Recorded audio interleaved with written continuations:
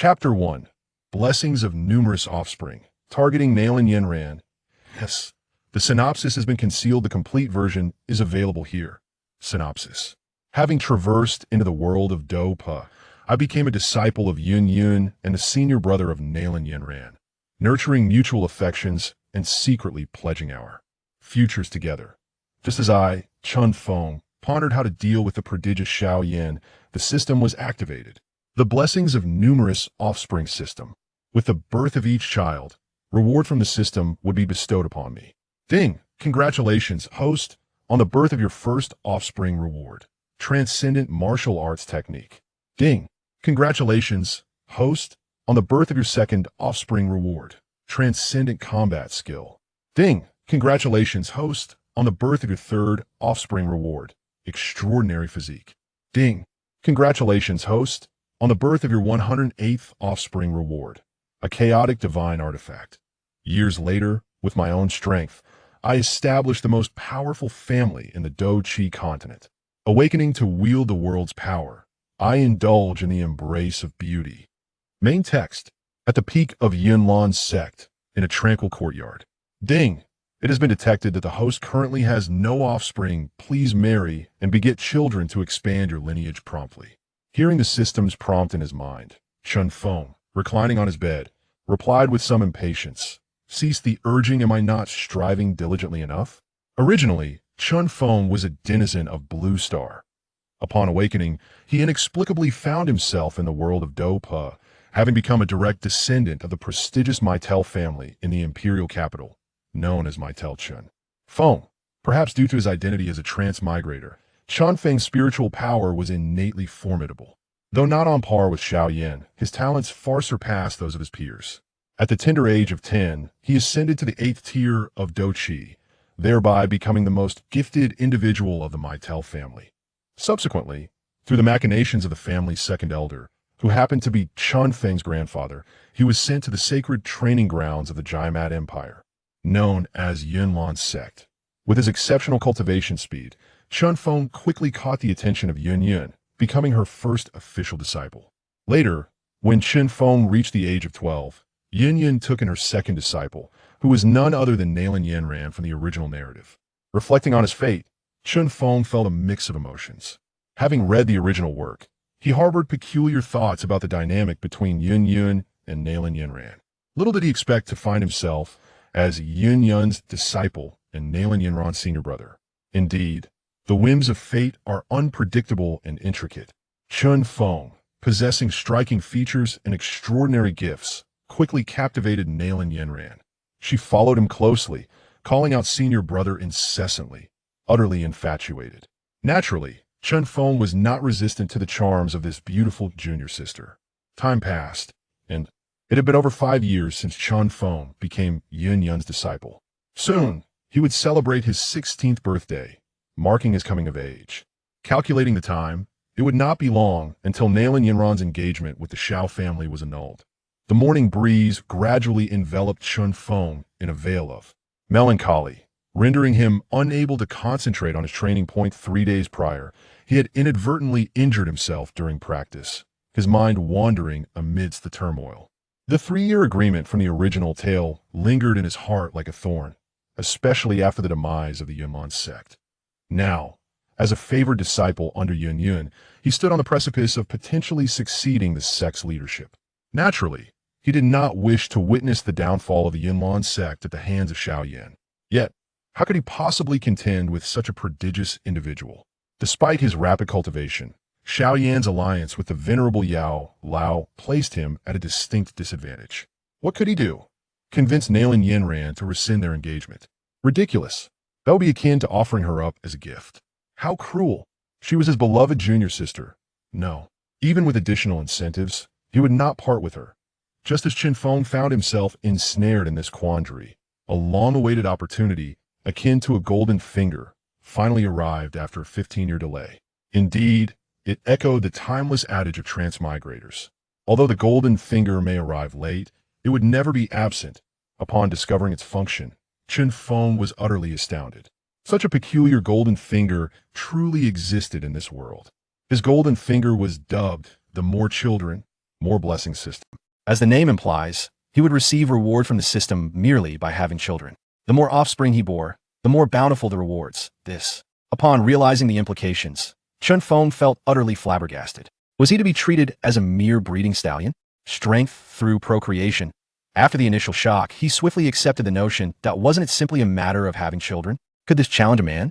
Thus, Chun Fong began to contemplate how to leverage his golden finger to gain strength. Naturally, he could not undertake the task of childbearing alone. However, as an admirer of beauty, he was not inclined to indiscriminately seek any woman for such a purpose. That would indeed reduce him to a mere breeding animal. Consequently, he set his sights on his beloved junior sister as his first target. After all, their mutual affection would facilitate the endeavor. Alas, I hope to successfully win over my junior sister today.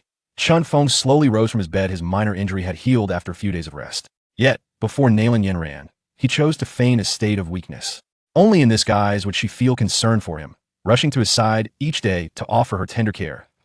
As if summoned by his thoughts, a figure clad in white suddenly graced the courtyard, prompting Chun Fong to recline back onto the bed and continue his charade of fragility. With the soft patter of footsteps drawing near, a graceful young maiden soon entered his chamber. Dressed in an elegant, flowing gown of pale moonlight, cinched at her slender waist with a delicate silver ribbon, she perfectly showcased her exquisite form. Occasionally, her exquisite curves are accentuated, hands as delicate as tender shoots, skin as smooth as refined fat, with brows like crescent moons and a playful smile that exudes an ethereal charm. The young maiden is undeniably beautiful, with jade pendants adorning her tender earlobes as they sway gently. They emit a crisp sound, revealing a touch of preciousness. Senior brother, how are you feeling today? The maiden, holding a finely crafted food box, approached Chun Fong with a look of concern. This maiden is none other than Chun Fong's junior sister, Nailin Yanran. I feel much better. Yes, she drew near. A faint, enchanting fragrance wafted into Chun Feng's nostrils, stirring an unusual sensation within him, causing him to smile absent-mindedly at Nailin Yanran. Senior brother, today I have prepared your favorite chicken soup. You must drink it all. Nailin Yanran playfully lifted the food box in her hand. Indeed, enjoying chicken soup is a delightful affair. It is my utmost favorite. And especially since it is made by you, my dear junior sister, I assure you not a single drop will go to waste. Chun Fong gazed at Nailin Yanran, a hint of indulgence in his tone. As Nailin Yanran opened the food box, an alluring aroma immediately filled the air, awakening one's appetite. Senior brother, this chicken soup is made from the renowned Yunkai chicken, a specialty of Yunlan Mountain that I procured from Steward Yi. I heard he has raised it for 2.5 years, making it exceptionally nutritious. Yes, she ladled the soup into a bowl. The memory of Steward Ye's reluctant expression brought a smile to her charming face.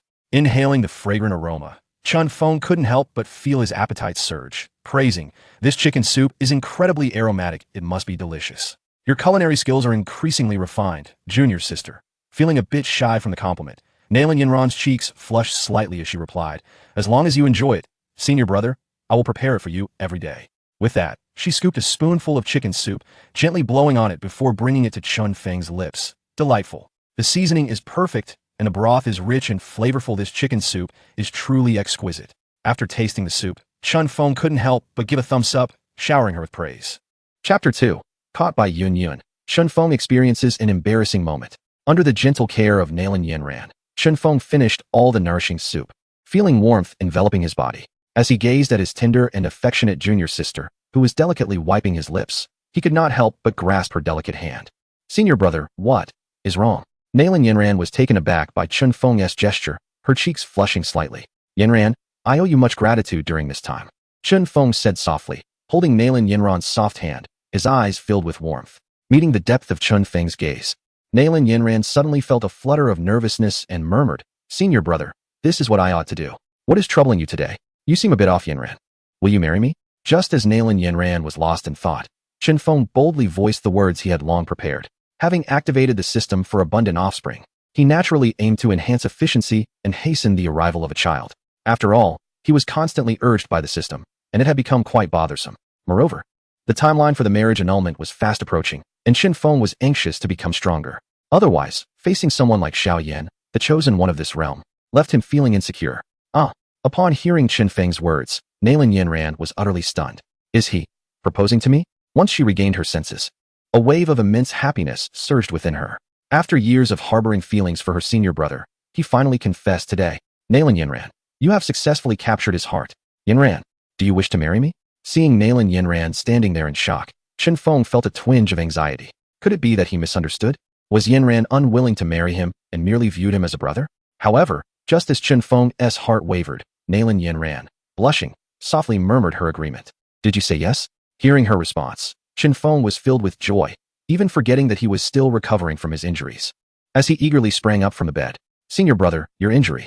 Nalan Yinran looked at the rising Chun Fong in surprise. "It's nothing serious." Chun Fong shook his head, his gaze fixed intently on Nalan Yinran.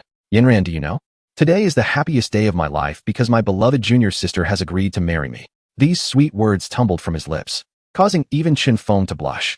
Yet Nalan Yinran was unaccustomed to such declarations, especially since she had long wished to marry him. Overcome with emotion, she softly replied, "Senior brother, I feel very happy too." Chun Fong offered a faint smile, realizing that indeed, his junior sister was quite easy to win over.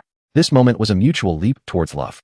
Holding her delicate hand, he could not resist leaning in for a kiss. Observing Chun Feng's actions, Nalan Yinran felt an intensified shyness within her heart, yet she offered no resistance, instead relishing an indescribable sweetness.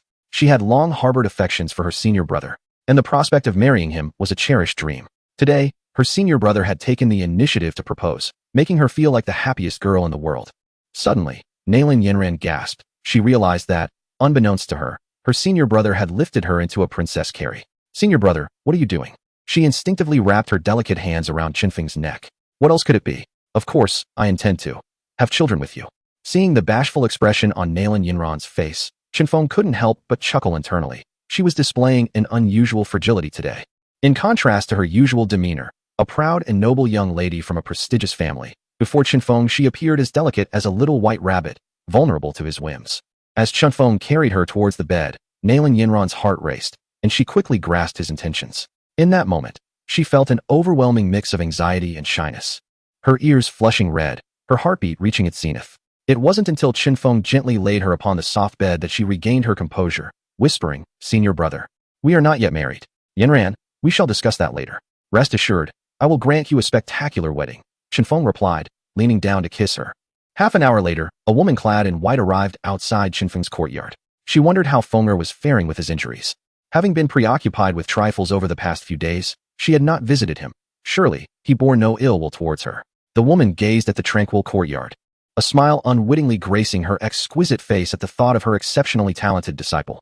Draped in a simple gown that accentuated her curvaceous figure, her hair styled in an elegant phoenix headdress, her beautiful visage radiated serenity. Yet it was imbued with an undeniable air of grace and nobility that could not be concealed by her modest attire. Indeed, the white-clad woman standing before the small courtyard was none other than Yun Yun, the esteemed leader of the Numerous Sect and Chun Feng's current mentor. Due to Chun Feng's extraordinary talent, Yun Yun had always favored him and had resolved to pass the position of sect leader to him in the future. Upon learning of his injury, despite her busy schedule, she had made a special effort to visit him today. What is that sound? As Yun Yun pushed open the courtyard door, her brows furrowed slightly. Could it be that Fenger had not yet recovered? No, wait, that voice, wasn't it Yinran's? Indeed, their senior siblings have always shared a profound bond. With Fenger now injured, it is certain she will come to provide care. Contemplating this, Yun Yun's face broke into a slight smile as she approached Chun Feng's abode and, extending her delicate hand, pushed the door open. "Fenger, your master has come to see." Yet, before she could finish her words, the sight that met her eyes caused her smile to freeze instantly. "Master!" Simultaneously, a heart-wrenching cry of despair echoed from within the room, marking Chun Feng's utter humiliation. Chapter 3. Yun Yun's Fury. Traitors, in broad daylight. How can you be so shameless? Moments later, a sharp rebuke suddenly echoed through the serene courtyard. At this moment, Yun Yun sat gracefully in the pavilion, casting an angry gaze upon the young man and woman before her. However, upon closer inspection, one could discern a faint blush on her cheeks, and her eyes occasionally flickered away when they met the kneeling figures of Chun Fong and Nalan Yinran. Meanwhile, Chun Fong and Nalan Yinran appeared quite disheveled, their hair tousled and their garments askew. Nalan Yinran's face bore an alluring flush, her eyes sparkling with a mixture of shyness and affection directed towards Chun Fong. "Disciple acknowledges the error of my ways. I implore my teacher for forgiveness." Chun Fong hastily spoke, recognizing his mentor's ire.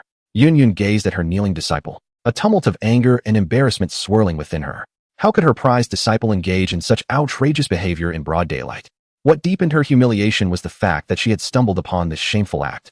The memory of the unsightly scene she had witnessed earlier still burned in her mind, leaving her face aflame with embarrassment.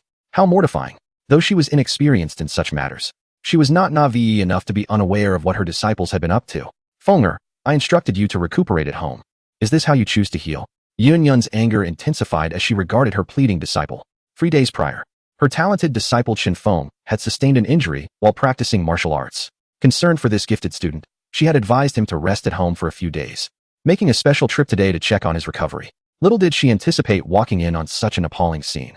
The shock of what she had witnessed left her momentarily speechless.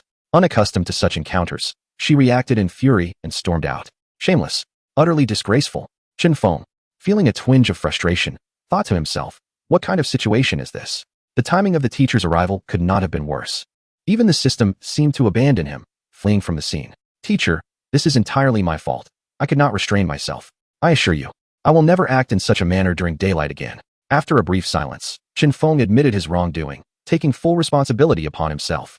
Given that his junior sister was willing to bear his child, he could not allow her to bear the brunt of this embarrassment.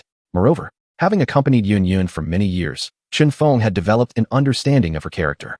Such a display of accountability would likely endear him to her, perhaps leading to a lighter reprimand.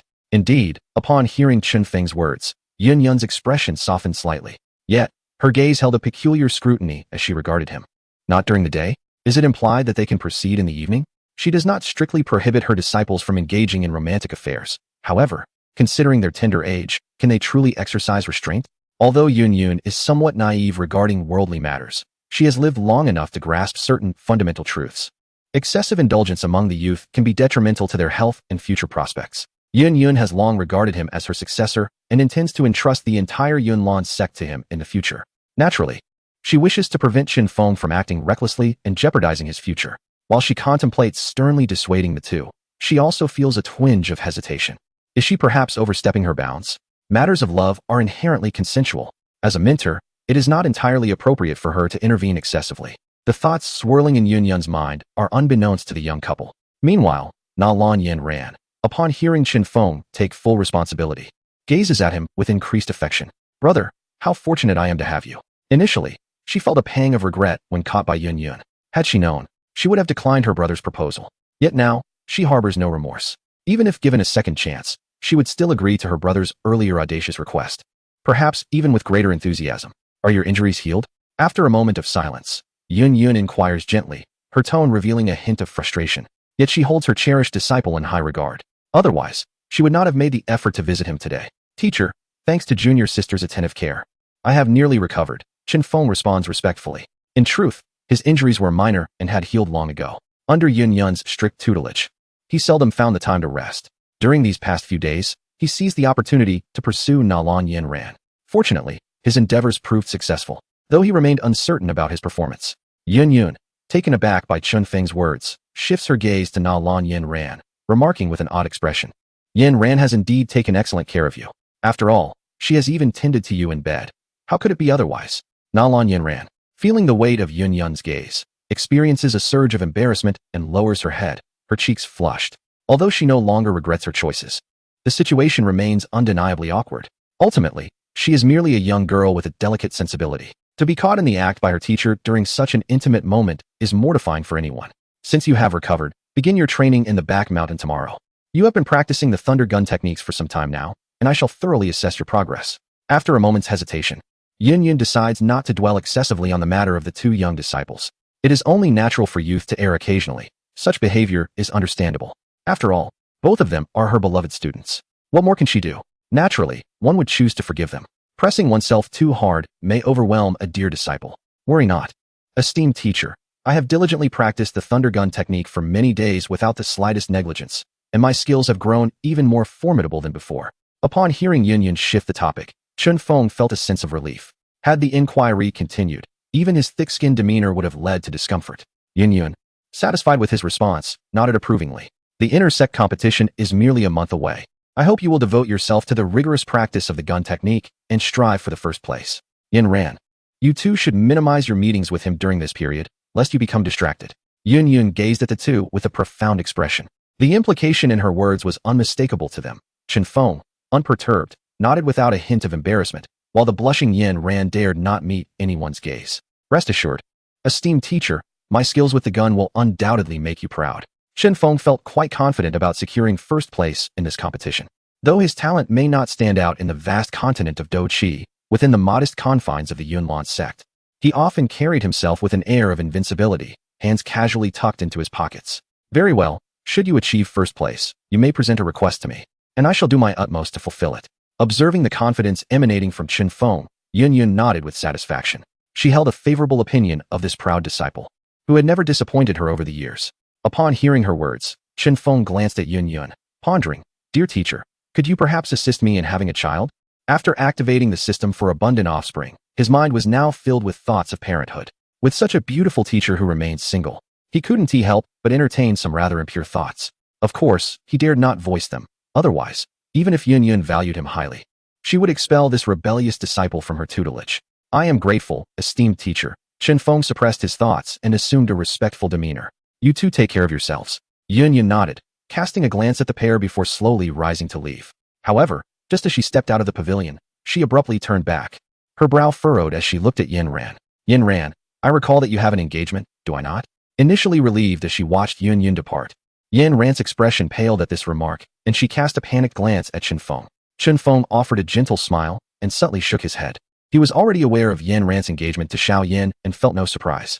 Yin-ran, finally exhaling, replied softly, "Yes, esteemed teacher. Since you and your senior brother share a deep connection, let us swiftly annul this engagement, and I shall personally officiate your wedding." Yun had long been aware of Yin-ran's marital matters. Upon discovering that her cherished disciple's fiancé is a good-for-nothing, Yun had contemplated calling off the engagement. However, she hesitated, fearing the impact on the reputation of Numerous Sect. But today, witnessing the disgraceful actions of the two, it appears that the dissolution of this betrothal is now inevitable. "I am grateful to my teacher," said her disciple, and upon hearing Yun's words, Nalan Yinran was filled with immense joy. Chapter 4. I am about to become a father. Senior brother, I apologize. After Yun departed, Nalan Yinran lowered her head, gazing apologetically at Chun Fong, as though she had committed a grave error. Within less than 6 months of becoming Yun's disciple, she had developed a secret affection for her senior brother. She vowed in her heart that she would marry no one but him. However, the binding marriage contract she bore weighed heavily on her mind. In contrast to her exceptionally gifted and handsome senior brother, her fiancé appeared as nothing more than a worthless burden. Any woman would naturally choose the charming and talented senior brother, and Nalan Yinran was no exception. In her quest to win her senior brother's heart, Nalan Yinran dared not reveal the existence of her marriage contract. What if her senior brother took offense? She had planned to discuss with her teacher the possibility of discreetly annulling the engagement, thus resolving the matter once and for all. Little did she expect that today her teacher would bring up the engagement in front of her senior brother. Fortunately, it seemed that he did not mind. Her senior brother was truly kind. "It's all right, this is not your fault." Observing the demure Nalan Yinran, Chun Fong remained unconcerned. Indeed, the blame could not rest on her shoulders. If anyone were to be held accountable, it would be the patriarch of the Nalan family for orchestrating such a betrothal. Moreover, if he truly cared, he would not have accepted the advances of another. What was merely a piece of paper? What significance did it hold? Even if he were already married, Chun Fong would not be perturbed. Let it be known that he had no intention of acting as a usurper. Their relationship was mutually beneficial, each fulfilling their own desires. "Senior brother, you need not worry. I will swiftly annul the engagement." Seeing that Chun Fong genuinely did not mind, Nalan Yinran felt a wave of relief wash over her and promptly assured him, fearful that he might harbor any grievances due to this matter. Upon hearing her words, Chun Fong pondered for a moment before responding. "Allow me to handle the annulment. It would not be prudent for you, as a young lady, to confront this matter alone." In the original narrative, Nalan Yinran's method of annulling the engagement was rather ostentatious, which had drawn considerable animosity from Xiao Yan. Chun Fong, despite possessing a system of his own, was not keen on provoking Xiao Yan, the child of destiny. Even with his newfound abilities, respect for Xiao Yan was due, as they both occupied the same realm of existence. In this context, Chun Fong felt it prudent to avoid any offense toward Xiao Yan. With his system granting him blessings through progeny, there existed no conflict between them. Engaging in rivalry would only impede his own growth. However, having taken Xiao Yan's betrothed, avoiding animosity with him proved to be a formidable challenge. Thus, Chun Fong resolved to adopt a gentler approach for the annulment, aiming to elicit minimal resentment. Consequently, he decided to represent Nalan Yinran and journey to the Xiao family in Wutan City to annul the engagement. While he could not guarantee that he would avoid attracting animosity, he was certain it would not escalate to the level of a 3-year agreement leading to extermination of clans. As Chun Fong observed Nalan Yinran's deep concern for herself, he felt an overwhelming sense of happiness. His senior brother treated her with such kindness. However, a flicker of anxiety lingered within her. What if that man refuses to annul the engagement? Fear not. When the time comes, I shall take action. Chun Fong reassured her with a gentle smile. Just wait for my good news. Yes, senior brother, you are truly wonderful. Gazing at the warm and jade-like Chun Fong before her, Nailin Yanran felt exceedingly fortunate to have such an exceptional and considerate man by her side. Overwhelmed with emotion, she nestled into Chun Feng's embrace. Junior sister, you have now become my woman. Your affairs are inherently my own. Chun Fong wrapped his arm around Nailin Yanran's slender waist, his tone imbued with a hint of dominance. Rest assured, no matter the circumstances or the time, I will stand steadfastly behind you, supporting you. In that moment, Nailin Yanran felt as if she were adrift in an ocean of love, enveloped entirely by happiness. Senior brother, love me once more. The following day, as dawn broke, Chun Fong reluctantly extricated himself from Nailin Yanran's cozy bed, aware of Yun Yun's stringent expectations. Arriving late would likely result in reprimand. Upon reaching the back mountain, he entered a small grove, where indeed, Yun Yun awaited him. Teacher, Chun Fong greeted respectfully as he approached her, clad in flowing white garments. Her long hair elegantly styled in a phoenix-like arrangement, Yun Yun exuded an unmistakable air of nobility. Her serene beauty resembled a pristine spring in a secluded mountain, inspiring both reverence and an undeniable sense of allure. Teacher, you are increasingly captivating. Struck by Yun Yun's exquisite beauty, Chun Fong couldn't help but admire her inwardly. Yun Yun cast a fleeting glance at Chun Fong and instructed, let us begin. Yes, teacher. With a mere thought, Chun Fong summoned a long spear from his spatial ring and began to wield it before her. He practiced the advanced mystical grade combat skill, the Thunderbolt Spear technique. In his hands, the spear transformed into a flurry of phantoms, swift as lightning, crackling with sound. The rapidity of his movements created explosive bursts of air. Please, teacher, offer your guidance. After a brief display, Chun Fong halted his performance and bowed before Yun Yun. Indeed, your spear technique has improved significantly since our last encounter. Following his demonstration, Yun Yun appeared quite pleased. Although her weapon of choice was not a spear, as a formidable combat emperor, she found it effortless to provide insight to a 9-star combatant. After offering a few simple words of praise, she permitted Chun Fong to depart from the back mountain. As time swiftly passed, 3 days had elapsed. Perhaps Yun Yun's previous words had taken effect. For 3 consecutive days, Nailin Yanran refrained from seeking out Chun Fong, intent on influencing his training. This left the newly exhilarated Chun Fong in a state of yearning he could scarcely resist. However, as Nailin Yanran resided in the female disciples' quarters, he found it inappropriate to approach her openly. Thus, he resolved to practice his spear technique instead. Reluctantly, Chun Fong retrieved his long spear, intending to hone his thunderous spear technique to divert his attention. Ding! Congratulations, host. You have successfully caused Nailin Yanran to conceive, and you have been awarded a system gift package. Ding! As this is the host's first instance of inducing pregnancy, the reward has been doubled, granting you an extraordinary gift package. Please continue your efforts. At that moment, a series of system notifications resonated within his mind. Normally, pregnancy would take half a month, but in this fantastical realm, accelerated occurrences were not uncommon. Though difficult to detect, the system could achieve this directly. He had struck gold.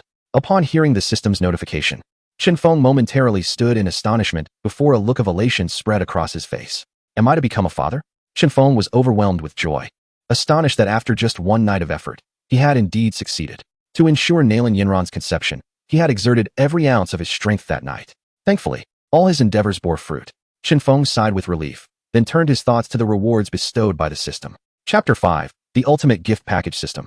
Open the Ultimate Gift Package, Chun Fong murmured, contemplating the rewards that awaited him. Ding! Congratulations, host, you have obtained a 9-star Do Zone experience card. Ding!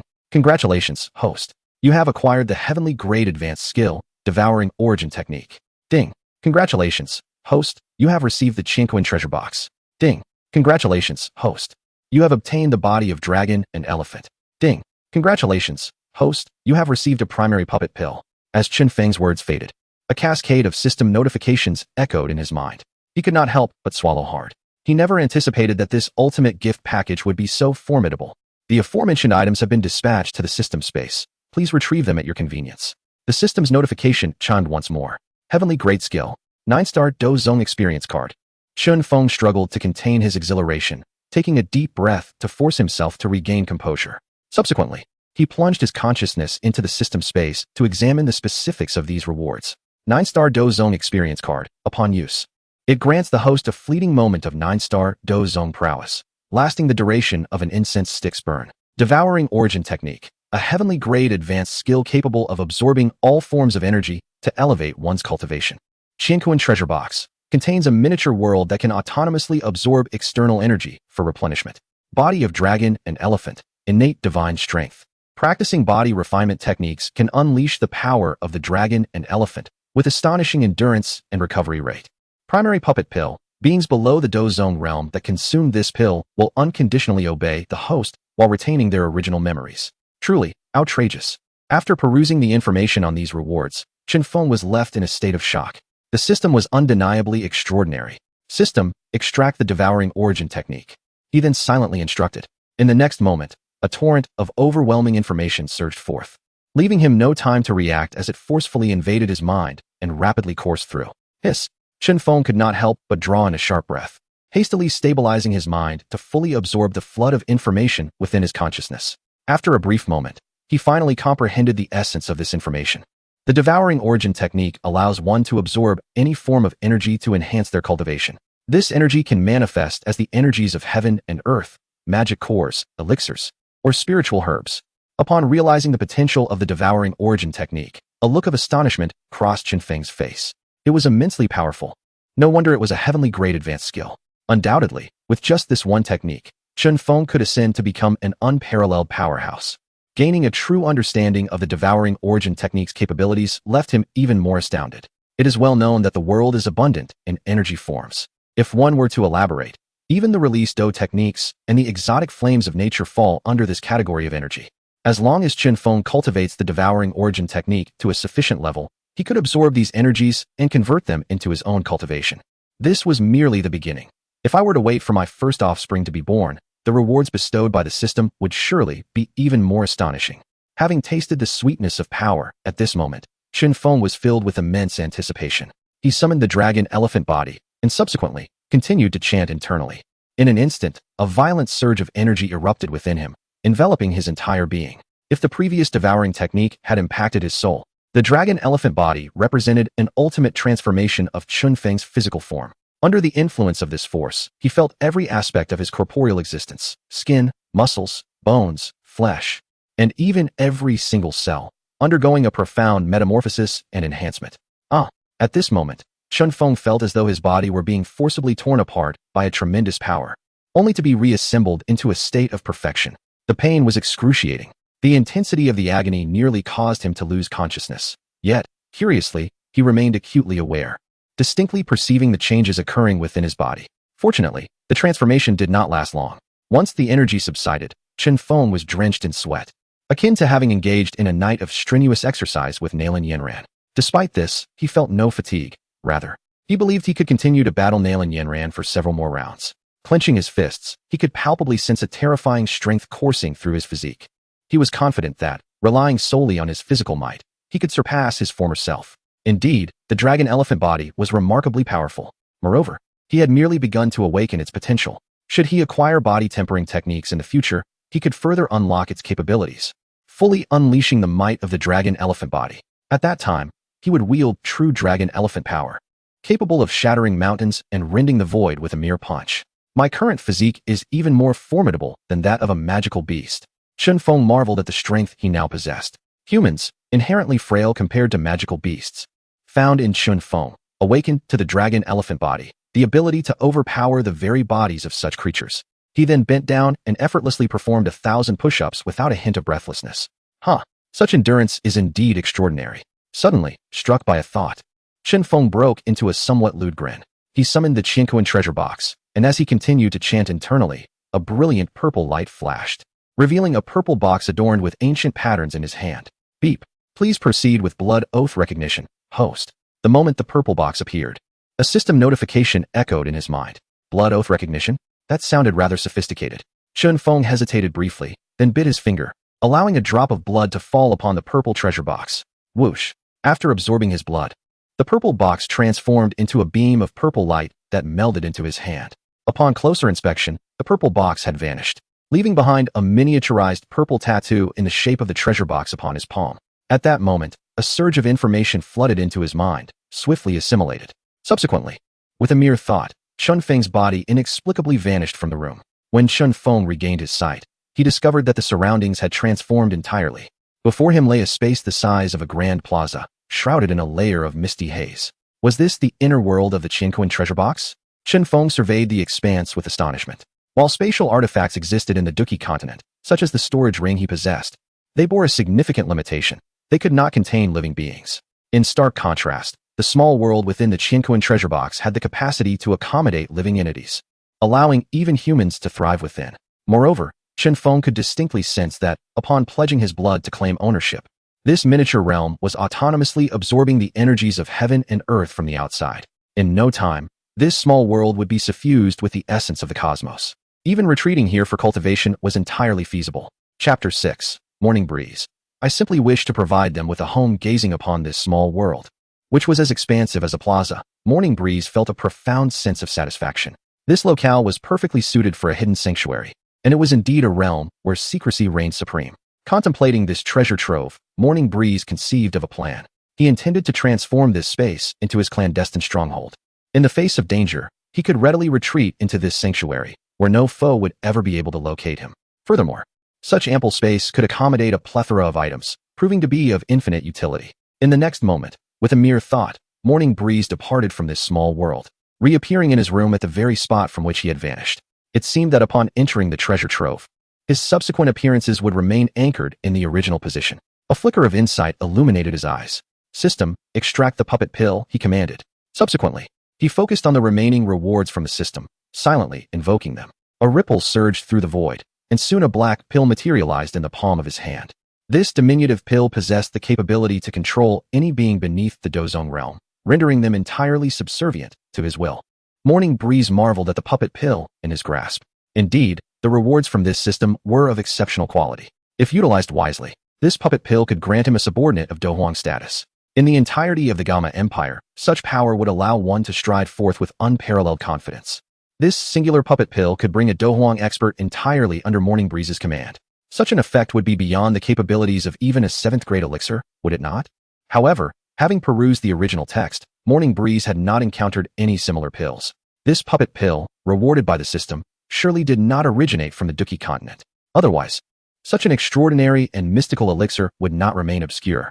He retrieved a delicate jade vial and carefully placed the puppet pill inside, subsequently discarding it into the small world within the treasure trove.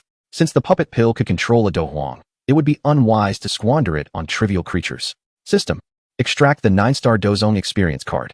Finally, Morning Breeze recalled the experience card among this round of rewards and silently invoked it. In an instant, a golden card floated before him in the void. He extended his hand to grasp the golden card. Could this card truly bestow upon him the fleeting power of a 9-star Dozong? Although he found it hard to believe, this was a reward from the system. There is a saying, what the system produces must be of the highest quality. The system is omnipotent. Thus, since the system claimed that this golden card possessed such capabilities, it must undoubtedly be true. Recognizing it as a consumable item, he resolved to employ it in a critical moment. With a decisive thought, he cast the golden card into the small world. In his heart, he had already resolved that he would not utilize this trump card until faced with the brink of death. At this point, the grand gift package had been completely claimed by Chun Fong. He felt a profound satisfaction with the rewards bestowed by the system. The swallowing heaven technique would enable him to swiftly elevate his cultivation. The 9-star Dozong experience card and the Qinquan treasure box provided him with life-saving capabilities. The dragon elephant body offered a formidable foundation for prosperity and offspring. Meanwhile, the puppet pill would grant Chun Fong his own faction. It is undeniable that these treasures were exceptional. Even a single item could incite a tremendous uproar. Remarkably, these rewards were merely a result of Chun Fong having made Nailin Yanran pregnant. Such bountiful rewards left him utterly captivated. Chun Fong felt a sense of anticipation for the second round of rewards. However, even now, he had yet to identify a suitable candidate for the second. Suddenly, the radiant visage of Yun Yun flashed through his mind. Could it be that his teacher? No, that was his esteemed mentor. How could he entertain such thoughts? Slap. Chun Fong sharply struck himself to dispel the inappropriate musings. If not his teacher, then it must be Sister Yafei. An alluring face suddenly appeared in his mind. Yafei, the granddaughter of the middle family patriarch, Middleton Shan. Both hailed from the same clan. Chun Fong, as the grandson of the second elder of the middle family, held a position of high esteem due to his extraordinary talent.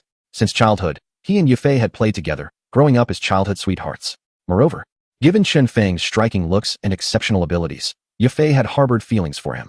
However, 3 years ago, She had been assigned to the distant city of Wutan to manage a branch of the middle auction house. Chun Fong remembered well how Yafei had come to visit him at the Yunlan sect just before her departure.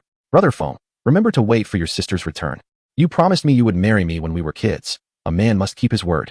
Yafei's enchanting words as she left lingered vividly in his mind. It had been 3 years since Yafei went to Wutan.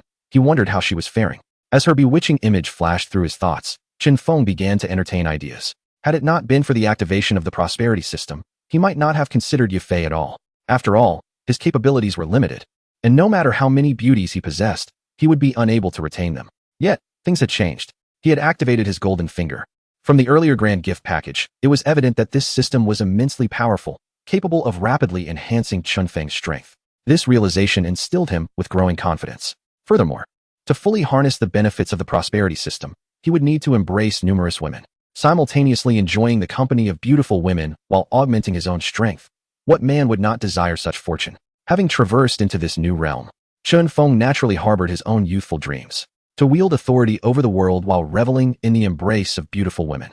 Undeniably, this is the aspiration cherished deeply in the hearts of every man. Naturally, the world is not devoid of steadfast, unwaveringly pure-hearted gentlemen. Yet, regrettably, Chun Fong has never perceived himself as such a noble man. Initially lacking the confidence, he could only suppress the ambitions that resided within him. Now, with the advent of a system, he is convinced that through diligent effort, he can undoubtedly realize this grand dream. I am not being fickle. I merely wish to provide a warm home for the beauties of the world, Chun Fong silently reassured himself. It seems that when the time comes to annul the engagement in Wutan City, he shall pay a visit to this sister, Yafei. After 3 years apart, he wonders if his childhood companion has had a change of heart. Recalling the words she spoke to him before her departure, a faint smile gradually graced Chun Feng's lips. A man of his word, he vowed that this journey to Wutan City would be the occasion upon which he fulfills the promise he made years ago. Chapter 7. Requesting a portrait, devouring the demon core the following day, atop the master peak of the Yunlan sect, in a refined courtyard. Fonger, why have you come to seek me so early? Please, come inside.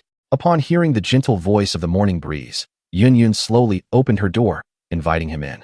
Clearly just risen from slumber, she draped a delicate pink nightgown over her form, which subtly concealed her fair skin. As he entered the room, Chun Fong was enveloped by a fragrant aroma, compelling him to take a deep breath. This scent was uniquely hers, an essence that was unmistakably Yun's. Taking a seat beside her, he couldn't help but observe his teacher. The loose-fitting nightgown fluttered slightly with her movements, accentuating her elongated and graceful neck, while a pure, unblemished amber necklace glimmered against her fair complexion. Chun Fong quickly found a seat, lowering his gaze, legs neatly together, attempting to appear well-behaved. Yet, internally, he scolded himself. Ever since activating the dragon elephant body, he felt as if he had been overtaken by base desires. The former version of himself would never have entertained such thoughts. This was his teacher. How could he entertain such notions? Fonger, you haven't answered me yet.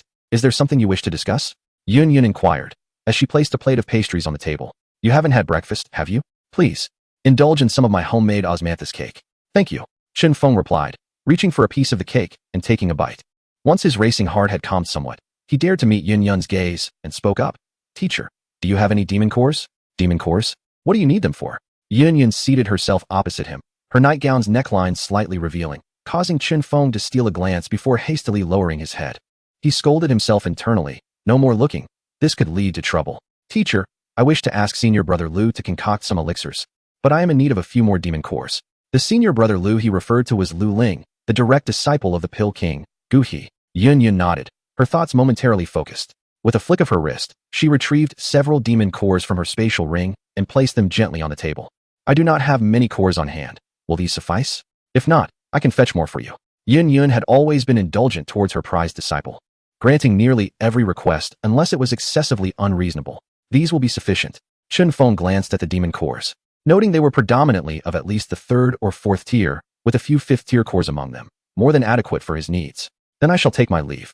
After a final glance, Chun Fong prepared to bid farewell. Hurry, have some more osmanthus cake. I cannot finish it all. Yun offered him another piece of cake, her arm lifting once again, causing her neckline to open slightly. Thank you, teacher. The morning breeze sent a shiver down Chun Feng's spine as he hastily accepted the osmanthus cake, diverting his gaze elsewhere.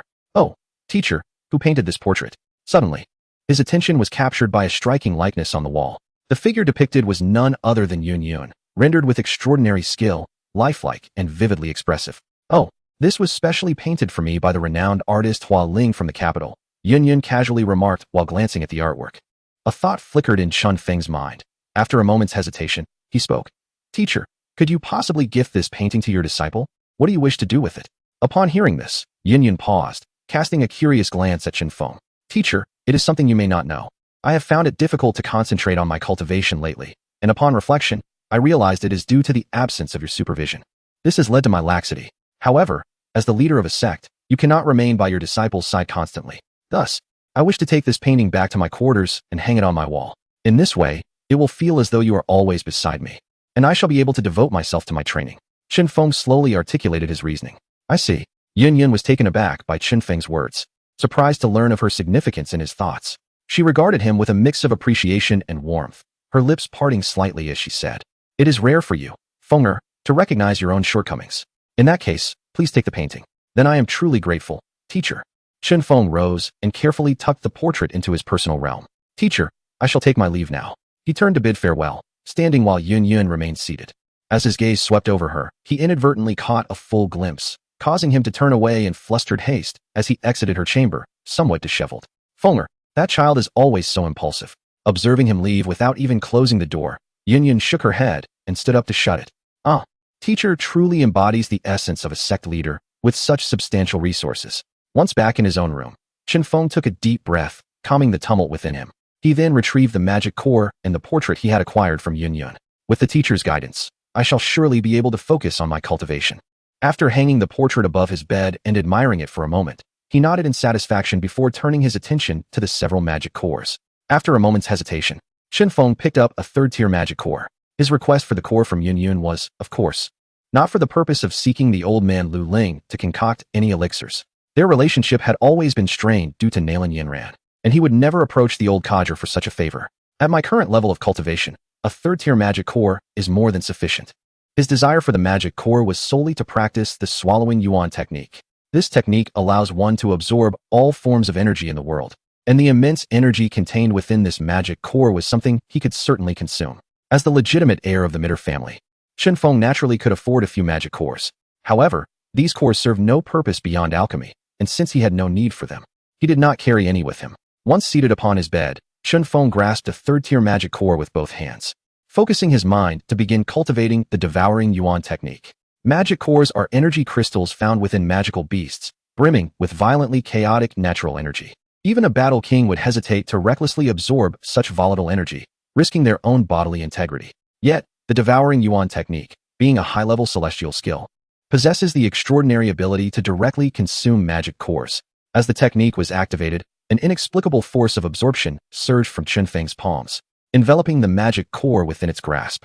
Soon, a pure essence of energy was drawn into Chun Feng's body by this devouring power. Sensing this force entering him, Chun Fong endeavored to maintain a steady breath, eagerly absorbing the energy. Chapter 8. Breakthrough to the Dome Master. In the chamber, Chun Fong sat cross-legged upon his bed, his palms pressed together, cradling a third-tier magic core between them. As he activated the devouring art, a powerful force emanated from his palms, voraciously absorbing the energy contained within the magic core, which was then transformed into battle aura that surged into Chun Fong's body. As time elapsed, the energy within the magic core was continuously devoured by Chun Fong. Although the energy was exceedingly chaotic, posing a risk of explosion if recklessly ingested, the devouring art tempered this energy, rendering it remarkably tranquil as it seamlessly flowed into Chun Fong, who effortlessly converted it into battle aura. This energy coursed through Chun Fong's limbs and vitals, ultimately settling within his dantian. Immersed in the practice of the devouring art, Chun Fong was completely oblivious to the existence of external distractions. This was characteristic of Chun Fong. Once he focused on a particular task, he would immerse himself wholeheartedly. His remarkable achievement of reaching the 9-star Do warrior realm by the age of 15 was not solely attributed to his extraordinary talent, but also to his unwavering diligence. In his previous life, he had obsessively farmed a dungeon for 3 days and nights, refusing to relent until he procured a coveted piece of equipment. As time passed, with Chun Fong continuously absorbing the energy from the magic core, he was unaware that night had fallen. Suddenly, a muffled sound reverberated within Chun Fong's body. In the next instant, his aura surged dramatically. Slowly opening his eyes, Chun Fong sensed his newfound cultivation level, a smile gradually forming at the corners of his mouth. To his astonishment, within the span of a single day, he had transcended from the 9-star Do warrior realm to the Do master realm. It is noteworthy that just half a month prior, he had only recently broken through to the 9-star Do warrior level and had been working to stabilize his cultivation. Yet, merely half a month later, he had achieved yet another breakthrough, ascending directly to the Do master realm. One cannot help but commend the devouring art, a high-tier celestial technique, for its unparalleled ability to enhance one's cultivation through energy absorption, akin to wielding a cheat. Rising to his feet, Chun Fong reveled in the overwhelming battle aura coursing through his body, his heart brimming with excitement. Is this the power that accompanies the Do master realm? Attaining the status of a Do master signifies that Chun Fong has surpassed the common ranks. While the Do master level may still be regarded as relatively low on the continent, it is undoubtedly a considerable advancement compared to the foundational Do warriors. Moreover, most importantly, Chun Fong had yet to reach the age of 16, granting him ample time for further endeavors. Possessing the multi-fortune system, as long as he exerted himself, his growth trajectory would undoubtedly accelerate in the future. Standing still, Chun Fong suddenly extended his right palm forward and then clenched it fiercely. In an instant, a silver battle aura erupted, manifesting upon his body's surface. Following its emergence, the battle aura retracted and gently adhered to the exterior of Chun Feng's garments, forming a protective layer reminiscent of battle aura defense. Perhaps due to the lightning attribute of his battle aura, this silvery energy shimmered with flashes of electricity. The aura of fighting spirit, a signature skill of formidable practitioners, stands as one of the most utilitarian techniques, significantly enhancing one's speed, strength, and defense while exhibiting remarkable combat support capabilities. Observing the silver aura enveloping him, Chun Fong felt a surge of joy within his heart. He then unleashed a series of punches into the air, emanating a fierce and commanding presence. After activating the dragon elephant body, Chun Feng's physical prowess experienced a substantial elevation. Even casual punches produced a sharp, whistling sound as the air was sliced through. After fervently striking several times, he paused. Yet an inexplicable sense of restlessness began to brew within him. Ever since he had activated the dragon elephant body, he felt an overwhelming surge of strength that seemed to have no outlet, causing his agitation to intensify. Moreover, his mind was persistently haunted by the memory of that night when Nalan Yinran had stayed over. Sighing, he wished fervently that she could visit once more. Since the last time Yin Yin had caught them in the act, Nalan Yinran had not returned to Chun Feng's side. As the eldest daughter of the Nalan family, she naturally possessed her own sense of decorum. The previous encounter had been driven by an emotional impulse, a moment of happiness that clouded her judgment, leading her to lose herself under Chun Feng's sweet words. However, when he invited her to come again, she remained steadfastly reluctant. It was evident that Nalan Yinran had taken Yun Yun's warning to heart, which had been issued after her previous discovery. Yun Yun had cautioned Nalan Yinran against frequent meetings between the two, and it was clear that Nalan Yinran, who typically heeded her teacher's advice, would not have approached Chun Fong had it not been for that moment of reckless abandon. At least, a return in the near future seemed improbable. As for that night's voluntary cooperation, it could merely be regarded as a fleeting indulgence, a final thrill. With these thoughts swirling in his mind, Chun Fong felt increasingly agitated. Such experiences, once tasted, are not easily forgotten. The craving becomes an insatiable yearning, difficult to extinguish. To demand that Chun Fong abstain now felt akin to asking for his very life. Suddenly, an idea struck him, and he turned his gaze to the portrait on his bedside. The image of Yun Yun was vividly lifelike, her radiant smile illuminating his surroundings. In that moment, Chun Fong felt his heart race even more. No, if this continues, I fear I may lose myself entirely. Shaking his head, Chun Fong resolutely forced himself to dismiss the memories of that day. He needed to regain his composure. Otherwise, he would find it impossible to concentrate on his cultivation. Gazing at the exquisite visage of Yun Yun in the portrait, a plan began to form in his mind. Perhaps I should practice the thunderous spear technique in my thoughts. This might distract me and quell my wandering thoughts. Consequently, Chun Fong commenced to mentally rehearse the movements of the thunderous spear technique, envisioning each strike with precision. The spear thrust forth, piercing directly. Whoosh. Moments later, Chun Fong exhaled deeply, a look of relief gracing his features. Indeed, this method proved effective. After practicing the thunder gun technique for half an hour, he had completely relaxed, his mind free from chaotic thoughts. Master, only with you by my side to supervise can I truly focus on my cultivation. He reflected as he cast a glance at the portrait before turning to exit the room. A person of meticulous cleanliness, after a day of training, he felt a distinct discomfort due to the lingering odors on his body, necessitating a bath. Shortly thereafter, Chun Fong returned to his chamber, clad in fresh attire. At this moment, he felt rejuvenated. The earlier restlessness within him dissipated. With such a state of being, his cultivation would undoubtedly yield remarkable results. Chun Fong placed the still partially absorbed magic core into the palm of his hand, settling down on the bed. swiftly re-entering his meditative state. Chapter 9 Teacher. I simply cannot contain myself any longer. As time swiftly passed, a week had elapsed. In the room, Chun Fong sat cross-legged upon the soft couch, firmly grasping a third-tier magic core, its threads of energy continuously being absorbed into his body. At this moment, the magic core in his hand had significantly diminished in size. This was the second third-tier magic core that Chun Fong had devoured. Bang! Just then, a muffled sound resonated from within Chun Fong, followed by a sudden surge of energy. He had astonishingly broken through to the rank of a 3-star Dome Master. Slowly, he opened his eyes, his dark pupils shimmering with excitement. At this rate, it would not be long before I ascend to the realm of a great Dome Master. In just 7 days, I have shattered 2 minor realms. Such a pace of cultivation, if known, would undoubtedly astonish many. Rising to his feet, Chun Fong cast a glance at the portrait of Yun Yun by his bedside, immediately feeling a surge of respect. Without his teacher's supervision, he would not have made such progress in his cultivation. Over these 7 days, under the watchful gaze of Yun Yun's portrait, the initial restlessness in his heart had dissipated, replaced by a singular focus on honing his spear techniques and practicing the swallowing yuan technique. Thus, Chun Fong would pay his respects to the portrait of Yun Yun several times each day, for without his teacher's meticulous guidance, he would not have achieved his current accomplishments. Fonger. At that moment, a voice resonated, startling him. Did I just hear my teacher's voice? Chun Fong opened his eyes and looked up at the portrait, murmuring to himself, could it be an auditory hallucination?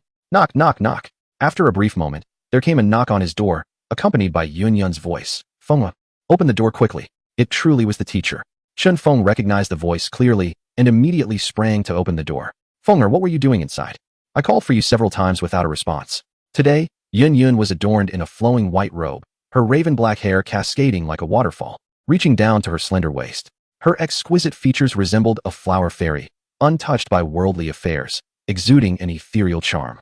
Her eyes sparkled with the serene grace of a gentle breeze. Teacher, I apologize. I was engrossed in my cultivation and failed to respond. I hope you can forgive me.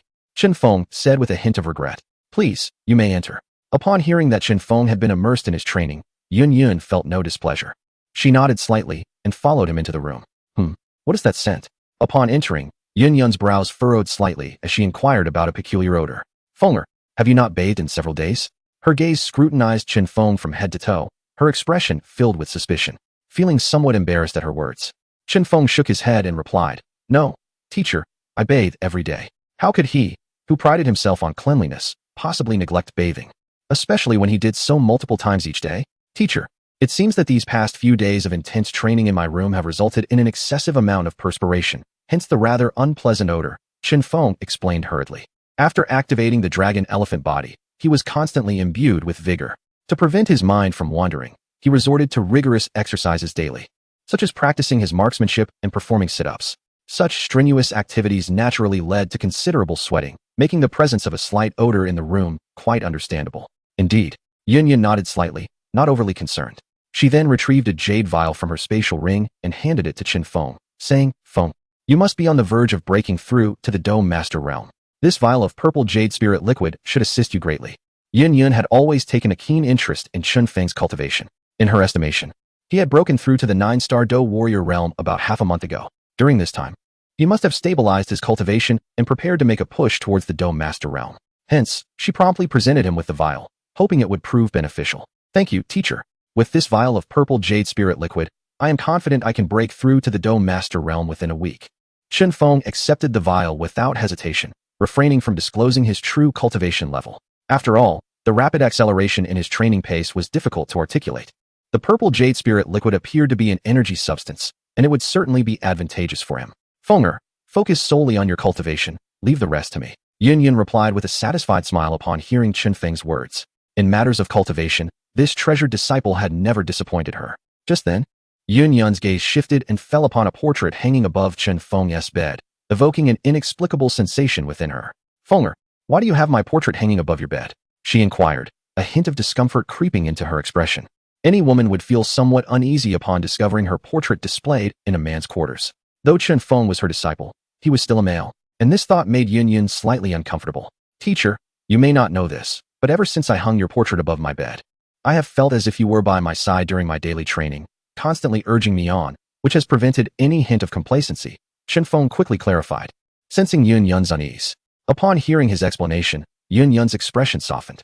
The portrait hanging above his bed could significantly aid Chun Feng's cultivation, which eased her previous discomfort. In fact, she felt a sense of pride as well. The influence of her portrait on Chun Fong was a testament to her esteemed position in his heart, affirming that her years of dedication had not been in vain. Very well, if you wish to hang it there, let it be. Just ensure that you do not damage my portrait. Yun chuckled lightly, and then walked over to Chun Feng's bedside to remove the portrait. The wind carried a gentle whisper, but what was this unsightly stain upon the surface? At that moment, Yun noticed a smudge upon the portrait. She retrieved a handkerchief and attempted to wipe it away, only to find it sticky to the touch. What could this be? A jolt of alarm surged through Chun Fong, who hurried over with a smile and said, "It must be sweat that splattered onto it. Teacher, allow me to clean it for you." Yun, not pondering further, handed the portrait directly to Chun Fong. "Very well, focus on your cultivation. Should you require anything, do not hesitate to seek me out," she said, turning to depart. Suddenly, Chun Fong spoke up. "Wait." Yun inquired, "Fonger, is there something else?" Chun Fong hesitated momentarily, then confessed, "Teacher, I can no longer restrain myself." Upon hearing this, Yun was left perplexed, her mind clouded. With her words now unleashed, Chun Fong boldly continued, "Teacher, could you possibly send my junior sister to visit me?" Upon hearing Chun Feng's request, Yun instantly comprehended the situation, falling silent as her cheeks flushed with a hint of crimson. Chapter 10. The Arrival of Nailin Yanran. Upon hearing Chun Feng's words, Yun, though not a woman of experience, was nonetheless an adult and quickly grasped the implications of his statement. A flush of crimson instantly adorned her cheeks, and her beautiful eyes glared at Chun Fong. How audacious of him to broach such a matter so bluntly. What audacity he possessed. As a woman, Yun felt a sense of offense rising within her. Just as she contemplated expressing her indignation, she swiftly restrained herself. Throughout her life, Yun had always been reasonable and understanding. Observing Chun Feng's troubled demeanor, which suggested he was genuinely struggling to endure, she began to reflect on her own actions. Had she truly been excessive in her conduct? Matters of intimacy between men and women were foreign to her, leaving her somewhat perplexed. Was it truly so enthralling to engage in such embarrassing acts? Yun found herself bewildered. Having lived so many years, she had never once desired the company of a man. Yet, she had navigated life just fine. Was it only by experiencing such matters firsthand that one could appreciate their allure? For the first time, a flicker of curiosity regarding the dynamics between men and women ignited within her heart. After a brief silence, Yun gazed at the downcast, silent Chun Fong and spoke softly, "Is it truly so unbearable?" At her words, Chun Fong felt a tinge of embarrassment, yet he mustered the courage to nod and replied, "It is indeed quite distressing. Could you possibly assist me?" How bold. Before he could finish his sentence, Yun's expression darkened with irritation. "Fonger, your audacity knows no bounds. Do you dare to tease me?" Upon hearing Chun Feng's words, Yun was genuinely incensed. "Assist you? In what manner?" A vivid recollection of the embarrassing scene she had encountered flashed through her mind, leaving her flustered. Although Chun Feng's earlier remarks had piqued her curiosity about intimate matters, the thought of actually engaging in such acts was daunting. Otherwise, she would not have remained chaste and solitary all these years. Her beautiful eyes fixed on Chun Fong. She thought that had he not been her beloved disciple, his teasing would have earned him a swift reprimand. The dignity of a Do Huang powerhouse and the leader of the Yunlan sect was not to be trampled upon. Seeing Yun's sudden shift in demeanor, Chun Fong was taken aback, but he quickly regained his composure and managed a wry smile. "That was not my intention. I harbor no desire to offend you."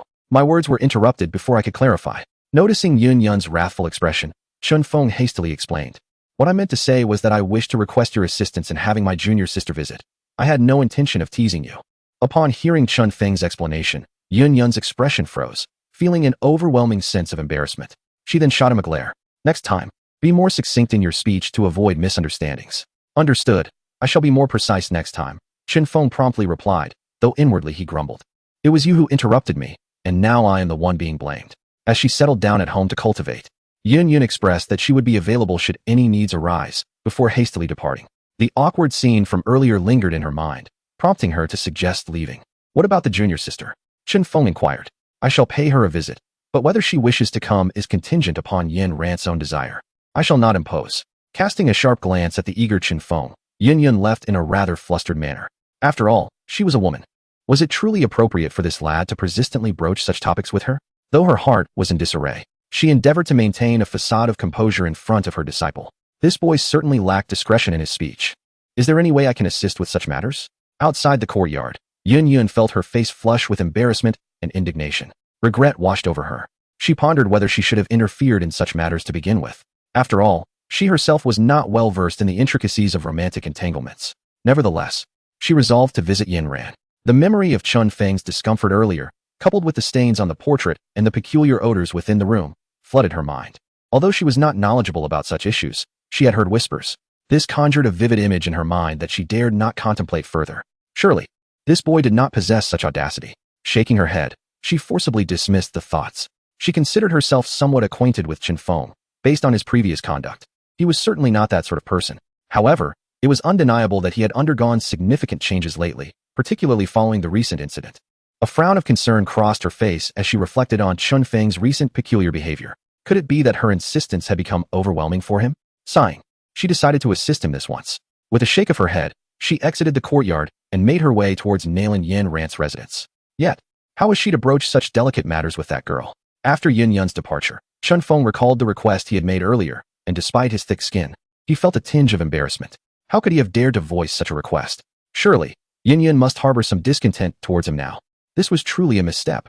Nevertheless, despite his regret, a flicker of anticipation stirred within him. To his astonishment, Yin Yun had acquiesced to his unreasonable demand.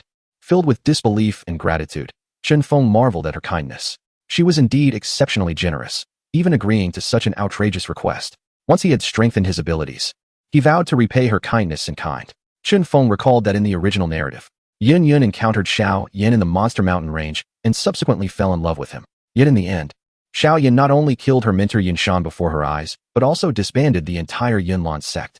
In the end, the two did not unite, leaving Yin Yun in a lifetime of solitude and despair. Given that he had traversed time, Chun Fong naturally resolved that Yin Yun would not repeat the same tragic fate. At the very least, he could ensure that she would no longer endure the pangs of loneliness. Her days would be filled with purpose, devoid of any sense of emptiness. After Yin Yun's departure, Chun Fong remained in his chamber, awaiting the arrival of Nalan Yanran. This time, he exhibited remarkable patience. As time passed, evening approached, and the sky darkened. Alas, it seemed Yanran would not come tonight. Just as disappointment settled in Chun Feng's heart, a figure clad in white abruptly pushed open the door, rushing towards him. Upon closer inspection, he realized it was none other than Nalan Yanran, whom he had not seen for several days. His heart leaped with joy. Yanran, have you finally come to your senses? Chapter 11. A refreshing clarity. What have you come to understand? Upon hearing Chun Feng's words, Nalan Yanran appeared somewhat perplexed, her expression soon shifting to one of concern as she gazed upon him. Senior brother, the teacher informed me that you were injured again. How severe is it? Why are you so careless? As she spoke, her eyes were filled with genuine worry for Chun Fong. Injured? At this remark, Chun Fong was momentarily taken aback, but he swiftly regained his composure. It seemed that the teacher, after all, felt too embarrassed to articulate the truth directly. Thus, she resorted to a ruse to bring Nalan Yanran to him. Yanran, I am indeed hurt, Chun Fong confessed, drawing her close with an affectionate embrace around her slim waist. Do you have any idea how much my heart aches from your absence? With a look of deep affection, he stared into Nalan Yanran's eyes, feigning sorrow. Senior brother, it was not my intention, she replied, her cheeks flushing a delicate shade of crimson as she buried her face in his embrace. In a hushed tone, she added, isn't the teacher against us meeting frequently? Nalan Yanran intended to voice more, yet found herself lifted into Chun Feng's arms in a princess carry, leaving her quite flustered. Senior brother, what are you doing? Aren't you injured? She exclaimed, noticing him carry her toward the bed. I do not care. You shall not leave tonight, Chun Fong declared with a hint of possessiveness. Senior brother, could it be that you are not injured at all? Nalan Yanran suddenly realized, observing his demeanor, which bore no resemblance to that of an injured person. If I hadn't said so, would you have come to see me? Chun Fong replied shamelessly. Since the teacher had used this as an excuse to deceive Nalan Yanran, he had no intention of revealing the truth. How can you act this way? Deceiving even the teacher? Nalan Yanran's arms encircled Chun Feng's neck, her expression tinged with discontent. If the teacher finds out, she will scold us. I only resorted to such measures because I missed you dearly, Chun Fong thought to himself, having not truly deceived the teacher. Having confessed his feelings directly in her presence earlier that day. Noticing Nalan Yanran's worried expression, he comforted her. Fear not, I promise not to act this way again.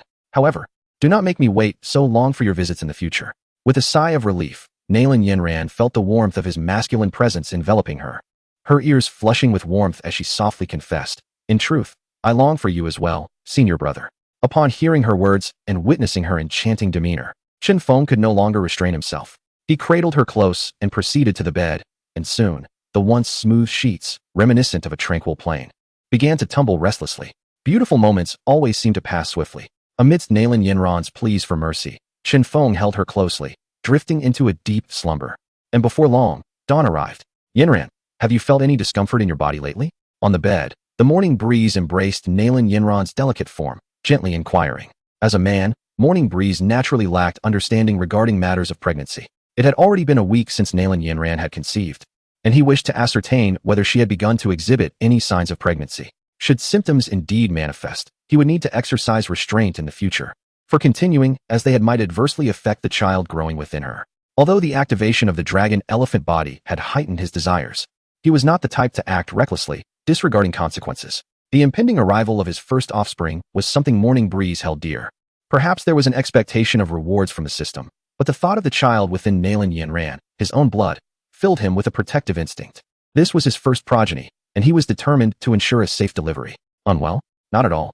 Nalan Yinran, perplexed by Morning Breeze's words, shook her head. A wave of relief washed over him. It was still early, and such symptoms would likely take time to appear. It seemed he could still enjoy a few more days of comfort. Yinran, if you feel any discomfort, you must inform me at once, he urged her. As a pregnant woman, there were many considerations to heed. A moment's carelessness could impact the fetus, and Morning Breeze did not wish for his first child to suffer due to negligence. That would be an irreparable sorrow for him. Senior brother, you need not worry about me. I will take good care of myself. Although she found his concern somewhat strange, Nalan Yinran recognized it was for her own benefit and nodded in agreement. She was but a young girl, lost in the intoxication of love, and there were matters she had yet to fully comprehend.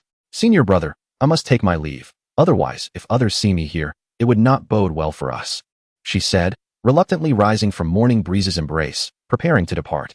They were not yet wed, and as the esteemed young lady of the Nalan family, it would tarnish her reputation to have spent the night in a man's home before marriage, inviting scandal upon her family. Oh dear, senior brother, I cannot stand. Please assist me. As she attempted to rise, Nalan Yinran felt an unsettling weakness envelop her.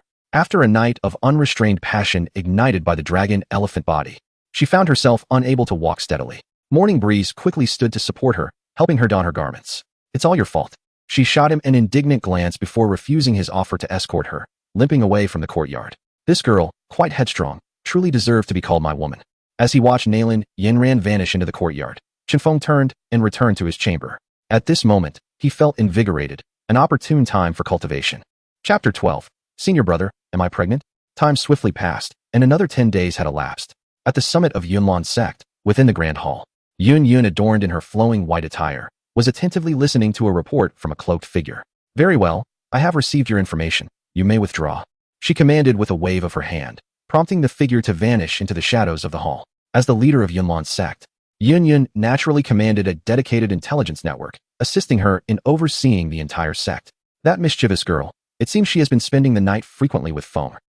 Upon hearing the report, Yun felt a twinge of concern. The youth, so lacking in restraint, was bound to encounter trouble sooner or later. Had it been anyone else, she would have paid little heed. Yet, these two young individuals were her cherished disciples, one of whom she had already envisioned as the future heir of Yunlan's sect. Yun was genuinely apprehensive for the future of the sect. Should she prevent their meetings, Fonger would undoubtedly suffer, unable to concentrate on his training. However, if their interactions persisted, would Fonger's frail constitution be able to endure? A sense of worry crept into Yun's mind. It seemed she would need to have a serious conversation with Fong. The warm sunlight streamed through the gaps in the window, casting delicate speckles of light that adorned the tidy room. Inside, a young boy sat cross-legged on the bed, hands clasped together, cradling a magical core between them. An inexplicable devouring force surged from his palms, drawing forth the tumultuous energies contained within the core. As these energies flowed into his body, the boy's youthful visage suddenly radiated with a lustrous glow akin to warm jade. Having tasted the sweetness of success, he did not relent. His eyes remained tightly shut, his fingers forming an unyielding seal, maintaining a state of utmost concentration, greedily absorbing the energy from the magical core. Strands of energy coursed through the boy's skin, seeping in through the pores, nurturing his bones and cleansing his meridians. Under the boy's insatiable demand, an increasing amount of energy was extracted from the magical core, gradually reducing it from the size of an egg to that of a mere yolk. Days passed in relentless cultivation, with the sunlight streaming through the window gradually diminishing and the sweltering temperature slowly waning. On the bed, the boy, with his eyes still closed, absorbed the final wisps of energy into his being, his eyelashes fluttering slightly. Moments later, his dark eyes suddenly opened wide. In the next instant, the aura surrounding the boy underwent a dramatic transformation. he had ascended to the rank of 5-star Do Master. Feeling the burgeoning Douqi within him, Chun Feng's handsome face broke into a gratifying smile. During this period, he had remained secluded, diligently practicing the swallowing yuan technique at home. Through his unwavering efforts, he had achieved 2 breakthroughs in a mere 10 days, elevating his cultivation to the realm of 5-star Do Master. A 5-star warrior not yet 16, should this news spread, it would undoubtedly astonish the entire Gamma Empire. I should take a bath first, as Yanran is likely to arrive soon. Chun Fong rose slowly. After activating the dragon elephant body, his vitality surged. Despite engaging in vigorous activities at night, he recovered swiftly, immersing himself wholeheartedly in his cultivation. Truly, he managed to balance both training and practice seamlessly. Although Chun Fong did not consider himself a master of time management, he nonetheless maintained a semblance of order in his daily life. As night fell, Nailin Yanran arrived as anticipated. Following an intimate encounter, she nestled in Chun Feng's embrace, and the two shared a tender moment. Yanran, do you feel any discomfort today? Chun Fong asked with his usual concern. Senior brother, I don't know why, but I lack appetite and feel a bit nauseous, Nailin Yanran replied, her brow furrowing slightly. At that moment, Chun Feng's heart tightened as he realized the signs of pregnancy had finally manifested. Yanran, from today onward, you must refrain from any strenuous activities. You need to eat well and stay hydrated. Only then can we ensure the safe arrival of our child. A child in my womb? Nailin Yanran was momentarily taken aback by Chun Feng's words. Senior brother, do you mean?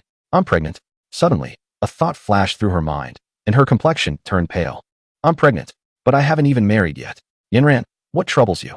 We are expecting a child. Are you not happy? Chun Fong observed the drastic change in her expression. Puzzled. No, senior brother, we have yet to wed. If I am with child, how will I explain this to my father and grandfather? Nailin Yanran shook her head, her greatest wish being to marry her senior brother and raise a child together. However, the reality of being pregnant before marriage weighed heavily on her. The Nailin family held strict rules, and being unmarried and with child would be a grave violation of their code. If her father and grandfather were to discover this, they would surely be enraged and accuse her of shaming the Nailin family's honor. Feeling anxious at the thought, Nailin Yanran's heart raced. It is not difficult to marry. If you desire, I can visit the Nailin family tomorrow and ask for your hand from Uncle Nailin. Chun Fong gently reassured her, holding her close. He understood that the sudden shift from girlhood to motherhood left Nailin Yanran feeling unsettled and insecure. His role now was to provide her with the comfort she needed. But, senior brother, do not forget that my engagement with the Shao family has not been annulled, Nailin Yanran replied, her heart still uncertain. The betrothal to the Shao family remained a thorn in her side. This marriage cannot be retracted, thus, she shall forever remain the fiancée of the useless scion of the Shao family. Should she wed another man, it would be an affront to reason and likely invite scorn from others.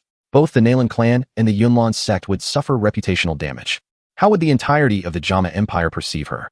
Moreover, if her senior brother were to marry her, it too would attract criticism. Contemplating this, Nailin Yanran's complexion grew increasingly pale. Yanran, have I not told you? You are my woman now, and no matter the circumstances or what may transpire, I shall always stand behind you. Sensing the unease of the woman in his embrace, Chun Fong enveloped her gently, offering a steadfast assurance. He sought to provide his beloved with the utmost sense of security. Since this troubles you, I shall set forth in the coming days to annul the engagement with the Shao family. Chun Fong pondered. Indeed, the matter of the annulment could no longer be delayed. Currently, Nailin Yanran's condition showed no signs of change. However, as time passed and her belly began to swell, it would undoubtedly place her in a most uncomfortable position. Though being unmarried and pregnant is not a grave issue in this world where strength reigns supreme, for someone as sensitive as Nailin Yanran, the prospect of showcasing a burgeoning belly before marriage would be exceedingly embarrassing. Naturally, Chun Fong wished to spare his beloved any discomfort or indignity. Hence, he resolved to ensure that their marital union was formalized before Nailin Yanran's condition became evident. Chapter 13. Yanran is pregnant. What? You intend to go to the Shao family to annul Yanran's engagement on her behalf? Upon hearing Chun Feng's intention at the Yunlan sect master peak, Yin Yin was somewhat taken aback. Indeed, master. Chun Fong nodded, having realized last night that Nailin Yanran was exhibiting symptoms of pregnancy. He felt that the matter of the annulment could no longer be postponed, thus he arrived at Yun Yan's place early this morning. This trip to Wutan City would likely take some time, so he naturally wanted to greet Yun Yan beforehand.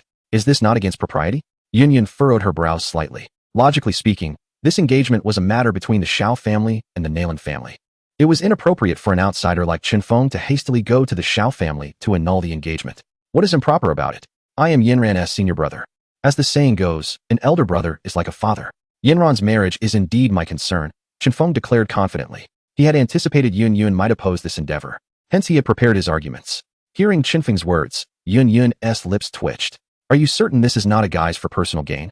Were it not for her knowledge of Chun Feng's relationship with Nalan Yanran, she might have been convinced. Reflecting on the scandalous actions they had taken, and now he intended to personally annul the engagement at the Shao family, Yun found it utterly absurd. You, a third party, boldly approached the family of the aggrieved to annul the engagement. Is this truly appropriate? If the Shao family were to uncover the truth, they might very well devour you alive, especially the young man from the Shao family who is engaged to Yanran. If he were to learn that the person coming to annul the engagement had already been involved with his fiancée, he would surely be infuriated beyond measure.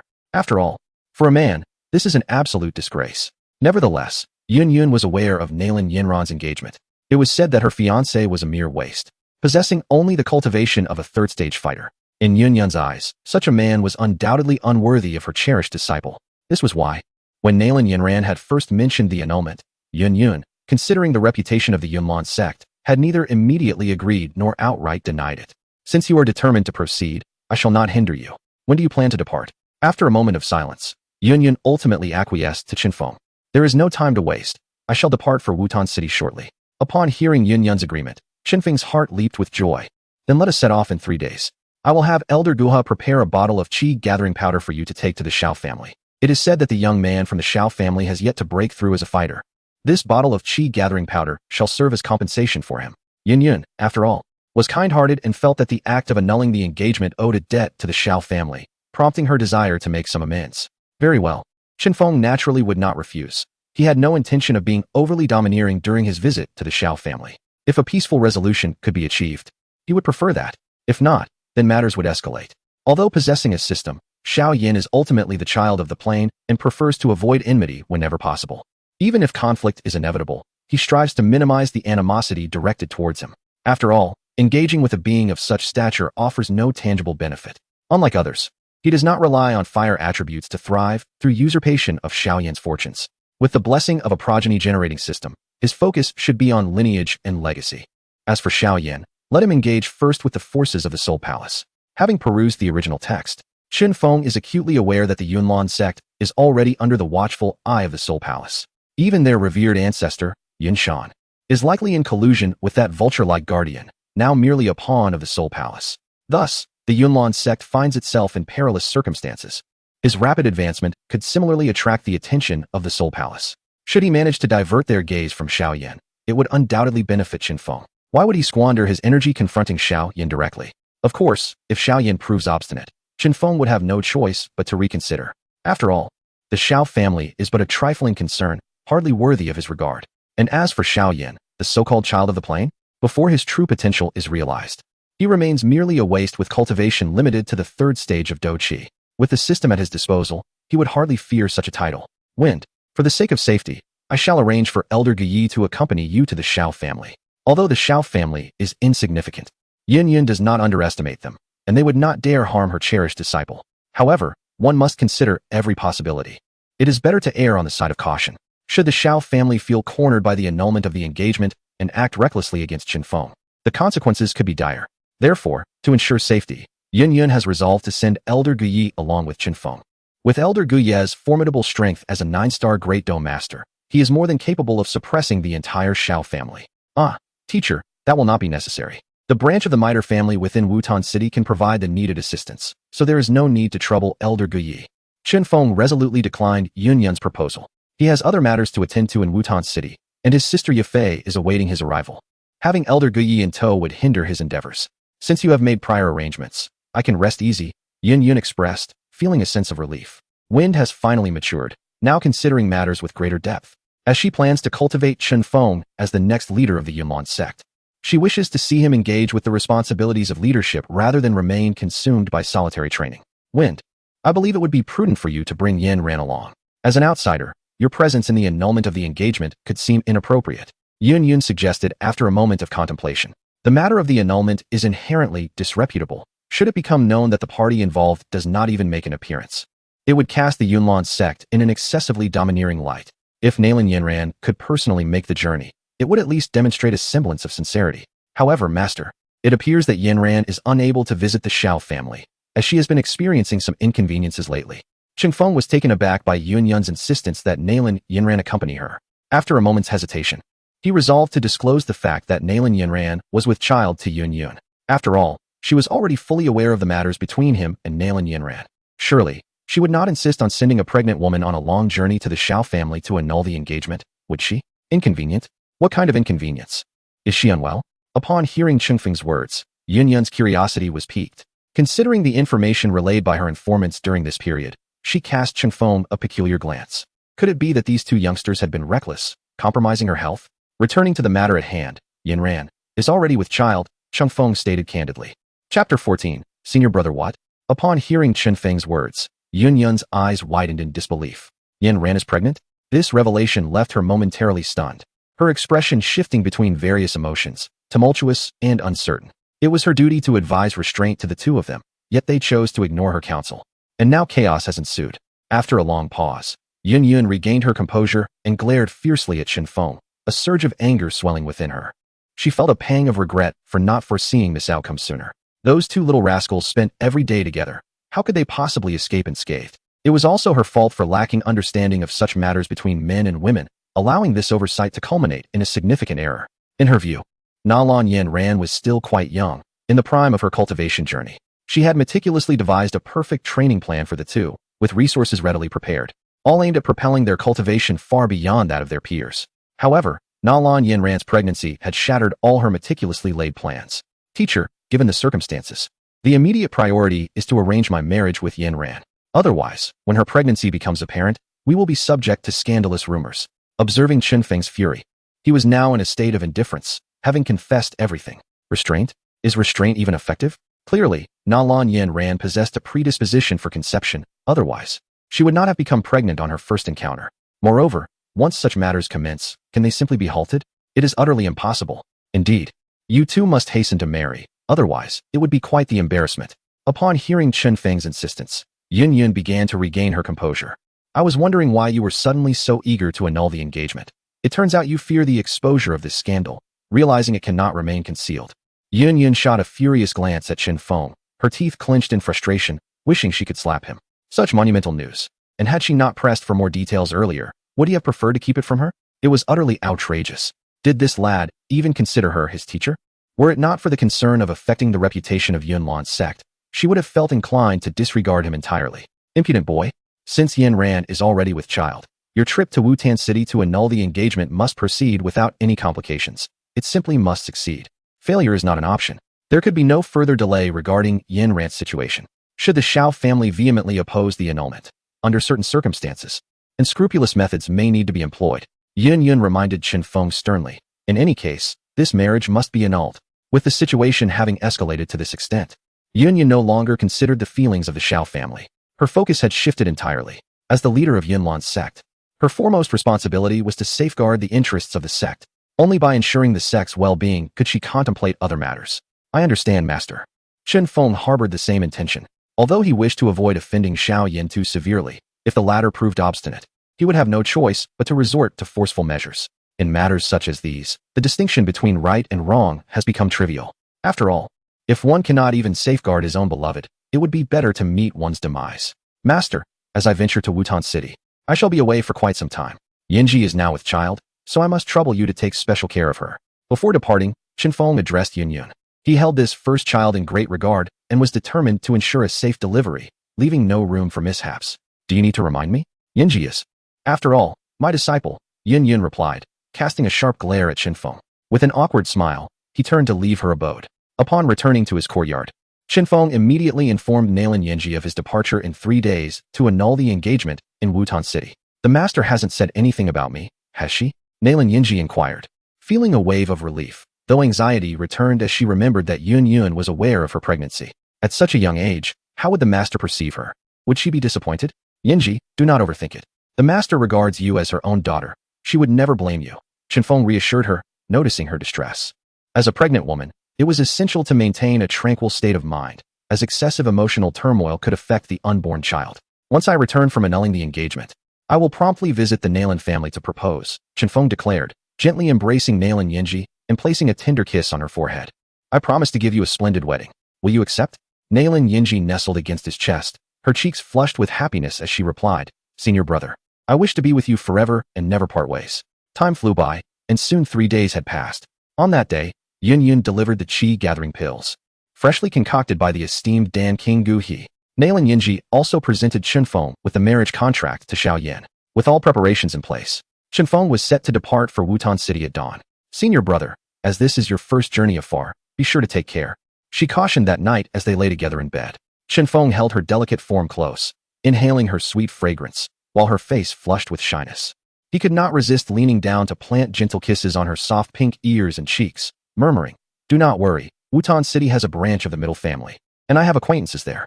Everything will be fine. You should rest at home and focus on nurturing the baby." Nalan Yinji felt a delightful shiver from his kisses, her cheeks aflame as she pressed closer to him, responding sweetly yet bashfully, "Senior brother, this trip to Wutan City will take a fortnight at least. Can you endure it?" After a moment of tender intimacy between the two, Nalan Yinran abruptly shattered the tranquility. Her cheeks flushed, and her eyes, reminiscent of autumn waters, gazed longingly at Chun Fong. "Yinran you."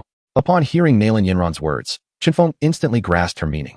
He beheld her eyes, brimming with tears like spring water, and nearly succumbed to the urge to embrace her. However, recalling the child she carried within her, he exerted great restraint. "I cannot indulge, for you are with child," he said with a heavy heart. Nalan Yinran, her face aglow with shyness, gazed at Chun Fong for a moment, her eyes shimmering, before suddenly exclaiming, "Senior brother, I." With that, she dove beneath the covers, remaining hidden for an extended time. Chapter 15. Journey to Wutan City. Senior brother, it is still early. Why not sleep a little longer? At dawn, Chun Fong rose with the morning breeze. Nalan Yinran, with her long, lustrous hair cascading down her shoulders, held a comb in her delicate hands as she approached him from behind, gently grooming his hair with a demeanor of sweet obedience and softness. "I won't sleep anymore. Let us set off early so I can return sooner to keep you company." A smile graced Chun Feng's face as he suddenly turned to embrace her slender waist, lifting her effortlessly to sit upon his lap. He gazed at her, and under his scrutiny, Nalan Yinran froze momentarily, a rosy hue blossoming on her fair cheeks as she shyly asked, "Senior brother, what are you doing?" "Nothing, just admiring you," Chun Fong replied, playfully pinching her tender cheek. "You must take good care of yourself while I am away. Eat well, drink well, and ensure you remain healthy and plump. Should I return to find you thinner, you shall face my stern punishment." Upon hearing his words, a pang of anxiety gripped Nalan Yinran, and she instinctively touched her own face. "Senior brother, am I too fat now?" "Not at all," Chun Fong reassured her. "What I meant is that being too thin feels uncomfortable." He placed his hand on her long, graceful thigh, feeling the softness and elasticity, truly perfect, a sensation that would never grow tiresome.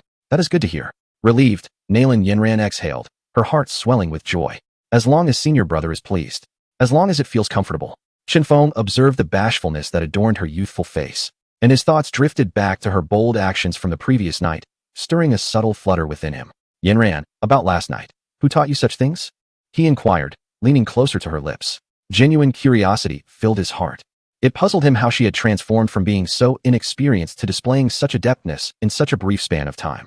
Nalan Yinran's ears turned crimson at his words. After a moment, she lowered her head, bashfully confessing, "Senior brother, I learned from a miscellaneous book given to me by Sister Hu." Under Chun Feng's scrutinizing gaze, Nalan Yinran felt a wave of apprehension wash over her. Fearing he might misunderstand, she hastily explained, "Senior brother, I merely wish to acquire some basic knowledge. After all, I know nothing and worry I might not care for our child properly." In truth, the book Sister Hu had given her was far from a miscellaneous collection. It was titled 72 Skills of the Boudoir. Sister Hu had promised that mastering these 72 skills would ensure that senior brother could never part from her. Contemplating this, Nalan Yinran felt a twinge of regret. In this regard, she found herself quite clumsy and somewhat restrained, having only mastered the technique from last night. Indeed, once senior brother departs, I shall dedicate myself to diligent study. Upon your return, I shall astonish you. Sister Hu. A frown creased Chun Feng's brow as he recalled a vague impression of Sister Hu, known for her remarkably liberal demeanor. In the beginning, this Sister Hu had taken the initiative to approach Chun Fong, expressing her desire to share a bed with him. However, she was resolutely rejected by Chun Fong, who held steadfast to his principles. He was a connoisseur of beauty and would not entertain any woman who did not meet the divine standard. In the future, steer clear of that woman. Do not let her lead you astray. Chun Fong admonished Nalan Yinran with a stern expression. Despite the pleasure he experienced the previous night, Chun Feng's heart remained fond of the innocent and naive junior sister. "Brother, do you not like her?" Nalan Yinran was taken aback by Chun Feng's words, as she distinctly remembered him appearing quite joyful the night before. After a moment of silence, Chun Fong replied, "Not at all." Nalan Yinran pouted. Her mood dampened as she remarked, "Very well, I shall stop my studies." Chun Feng's lips quivered, and although a pang of regret filled his heart, he ultimately kept his thoughts to himself. "Brother, I have prepared some chicken soup for you. Why not have a bit before you go?" Nalan Yinran dismounted from Chun Feng's side, having risen early to cook for him. "All right," Chun Fong replied, for he cherished the chicken soup made by Nalan Yinran, especially as he would be departing soon and would not have the pleasure of enjoying it for a while. Moreover, this cloud chicken was a specialty of the Numerous Sect, nourishing and exceptional. The warmth in his heart swelled at the thought of Nalan Yinran's early efforts on his behalf. Truly, she was a capable woman, worthy of his affection. "Brother, this journey is long. You must be cautious along the way," Nalan Yinran urged after he finished the soup. As Chun Fong exited the courtyard, she followed closely behind, reluctant to part. "Yes, the wind is strong outside. You should return. I have already informed my family to send my former personal maid to attend to you, so do not worry about me. Take good care of yourself," Chun Fong said, playfully pinching Nalan Yinran's delicate face as he threatened, "If I return to find you have lost weight, I shall punish you severely." Leaning closer, he whispered something that made Nalan Yinran's ears flush crimson. She playfully struck his chest, exclaiming, "Brother, you are truly wicked. Without a bit of mischief, where would the charm be?" Chun Fong replied with a cheeky grin. "All right, Yinran, do return now. I must take my leave." After some playful banter, Chun Fong turned to walk away. Nalan Yinran stood at the entrance of the courtyard, her eyes glistening with unshed tears, rendered speechless. Upon departing from the Numerous Sect, Chun Fong made his way directly to the central flying transport station of the imperial capital. Given the remote location of Wutan City, the journey from the imperial capital was quite lengthy. Thus, he was left with no choice but to travel via the avian creatures of the Imperial Flying Transport Office. In a vast square, he observed several large flying beasts, known as thick-winged birds, resting there. These creatures did not fall under the category of magical beasts, but were genuine birds, known for their gentle nature and ease of domestication by humans. However, due to their scarcity, only the Empire possessed the resources to establish such a flying transport fleet. These thick-winged birds, although their speed does not rival that of other formidable flying beasts, possess remarkable endurance. Once well fed, they can soar steadily for nearly 4 to 5 days. Furthermore, their capacity for burden bearing is exceptional. An adult thick-winged bird can effortlessly carry loads exceeding 5 to 6 times its own weight for extended flights. During the Imperial Wars, these birds would be requisitioned by the military, returning to civilian life only after hostilities ceased, which meant many of them had endured the ravages of fierce battles. Upon revealing his identity as a true disciple of the Numerous Sect, Chun Fong ascended onto a flying beast. With a resounding shriek, the aerial creature launched skyward under the command of its tamer, swiftly heading towards the direction of Wutan City. "Wutan City, I am on my way," Chun Fong murmured as he watched the grand imperial city recede into the distance. Recommendation: Fights break sphere. I can bestow intelligence upon all things. Below, there is a direct link to add it to your bookshelf. Synopsis: Lu Yun traverses the Douqi continent, acquiring the spirit-bestowing system. This system enables him to grant wisdom to all things, allowing creatures devoid of intelligence to attain awareness. Each being bestowed with intelligence by Lu Yun will comprehend cultivation methods, leading to their evolution. Moreover, with every successful bestowal, Lu Yun receives rewards. Thus, alongside Lu Yun's growth, many extraordinary phenomena began to emerge across the Douqi continent. Xiao Yin, damn, the grass by the roadside is so sharp that it pierced through my foot. Unbeknownst to him, this seemingly ordinary grass had already developed intelligence. It could not only move at will, but also refine its form into something akin to divine weaponry. Xiao Suner, what charm does Lu Yun possess that so many fierce beasts willingly follow him? Medusa, why does the blue lotus earth heart fire submit to him upon sight? As curiosity about Lu Yun grew among the onlookers, they were astounded to discover that a presence rivaling the 7-star Do Saint. The legendary 9 Xian Golden Thunder, typically manifested only when a Grandmaster Alchemist concocts a 9th-grade golden elixir, was obediently swirling at Lu Yun's feet. Even the ancient Bodhi tree, which had lived for millennia and once stood against Do Emperor power, trailed behind Lu Yun, adopting a demeanor akin to that of a subordinate.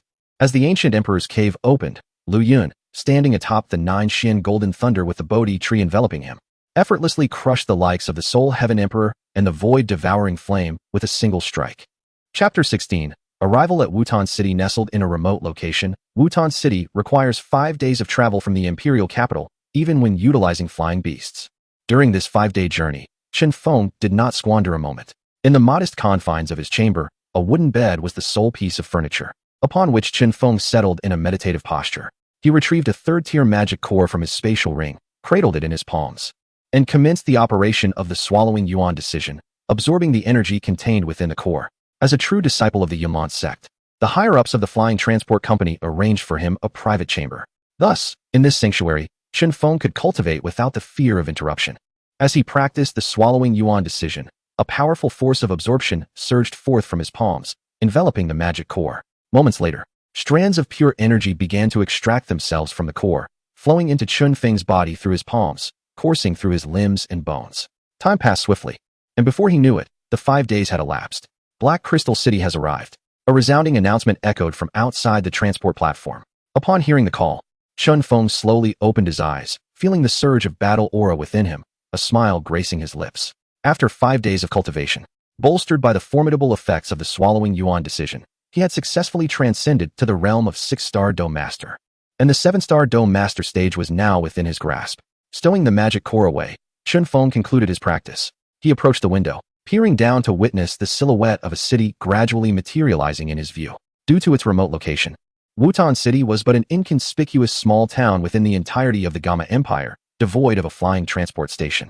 Hence, Chun Fong had to first arrive at the nearest major city, Black Crystal City, one of the largest in the northwestern region of the empire.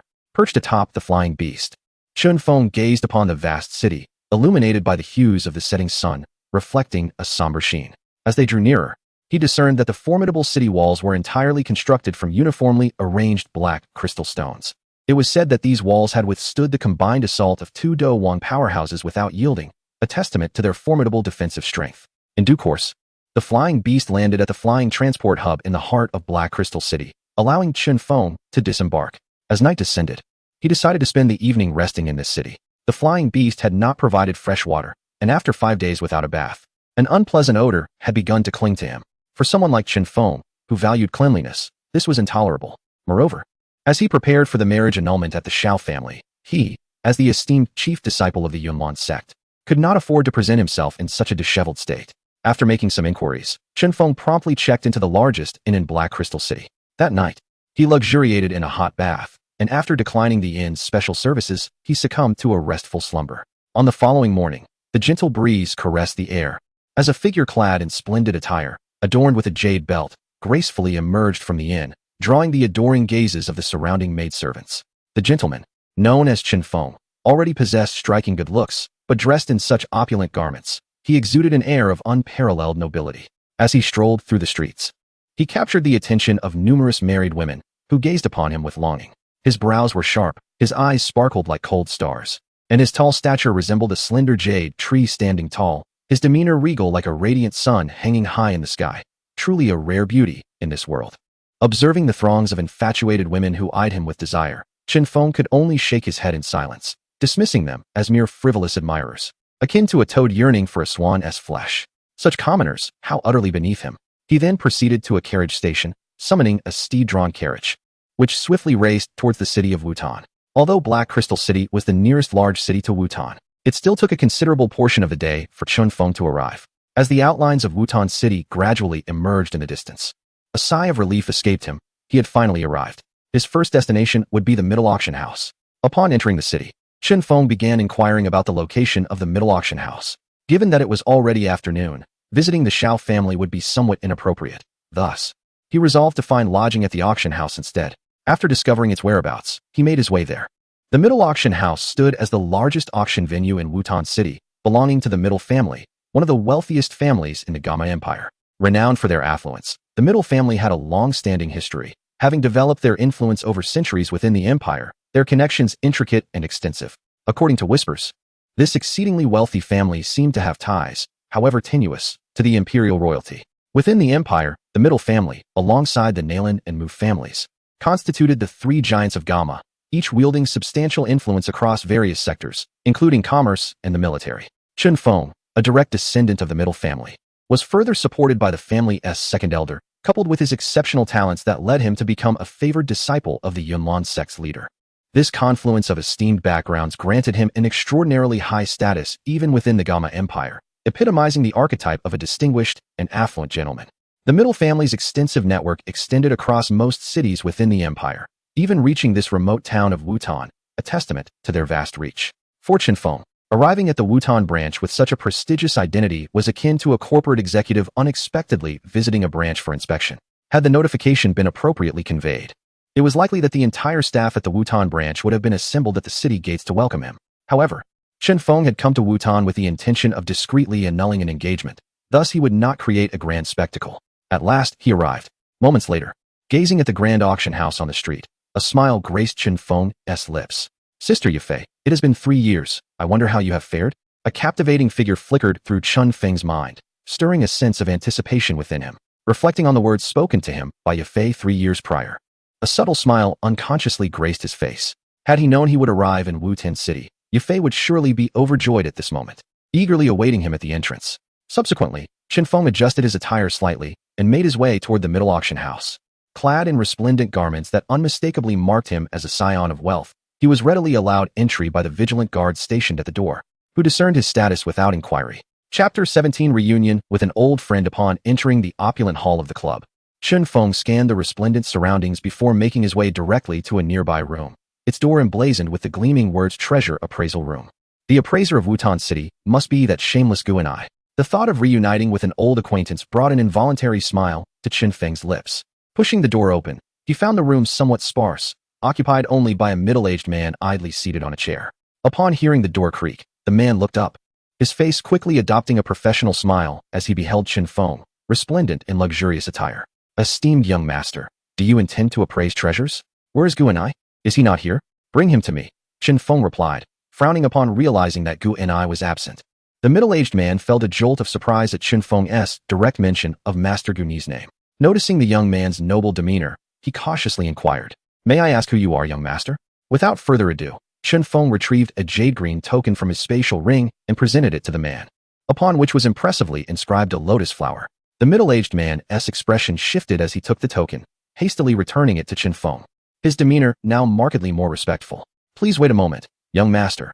I shall promptly inform Master Gu and I." With that, he hurriedly exited the appraisal room. The jade-green lotus token was a mark of status reserved for direct descendants of the Mitre family. As the man realized Chun Feng's identity, he felt a surge of trepidation, not daring to show any disrespect.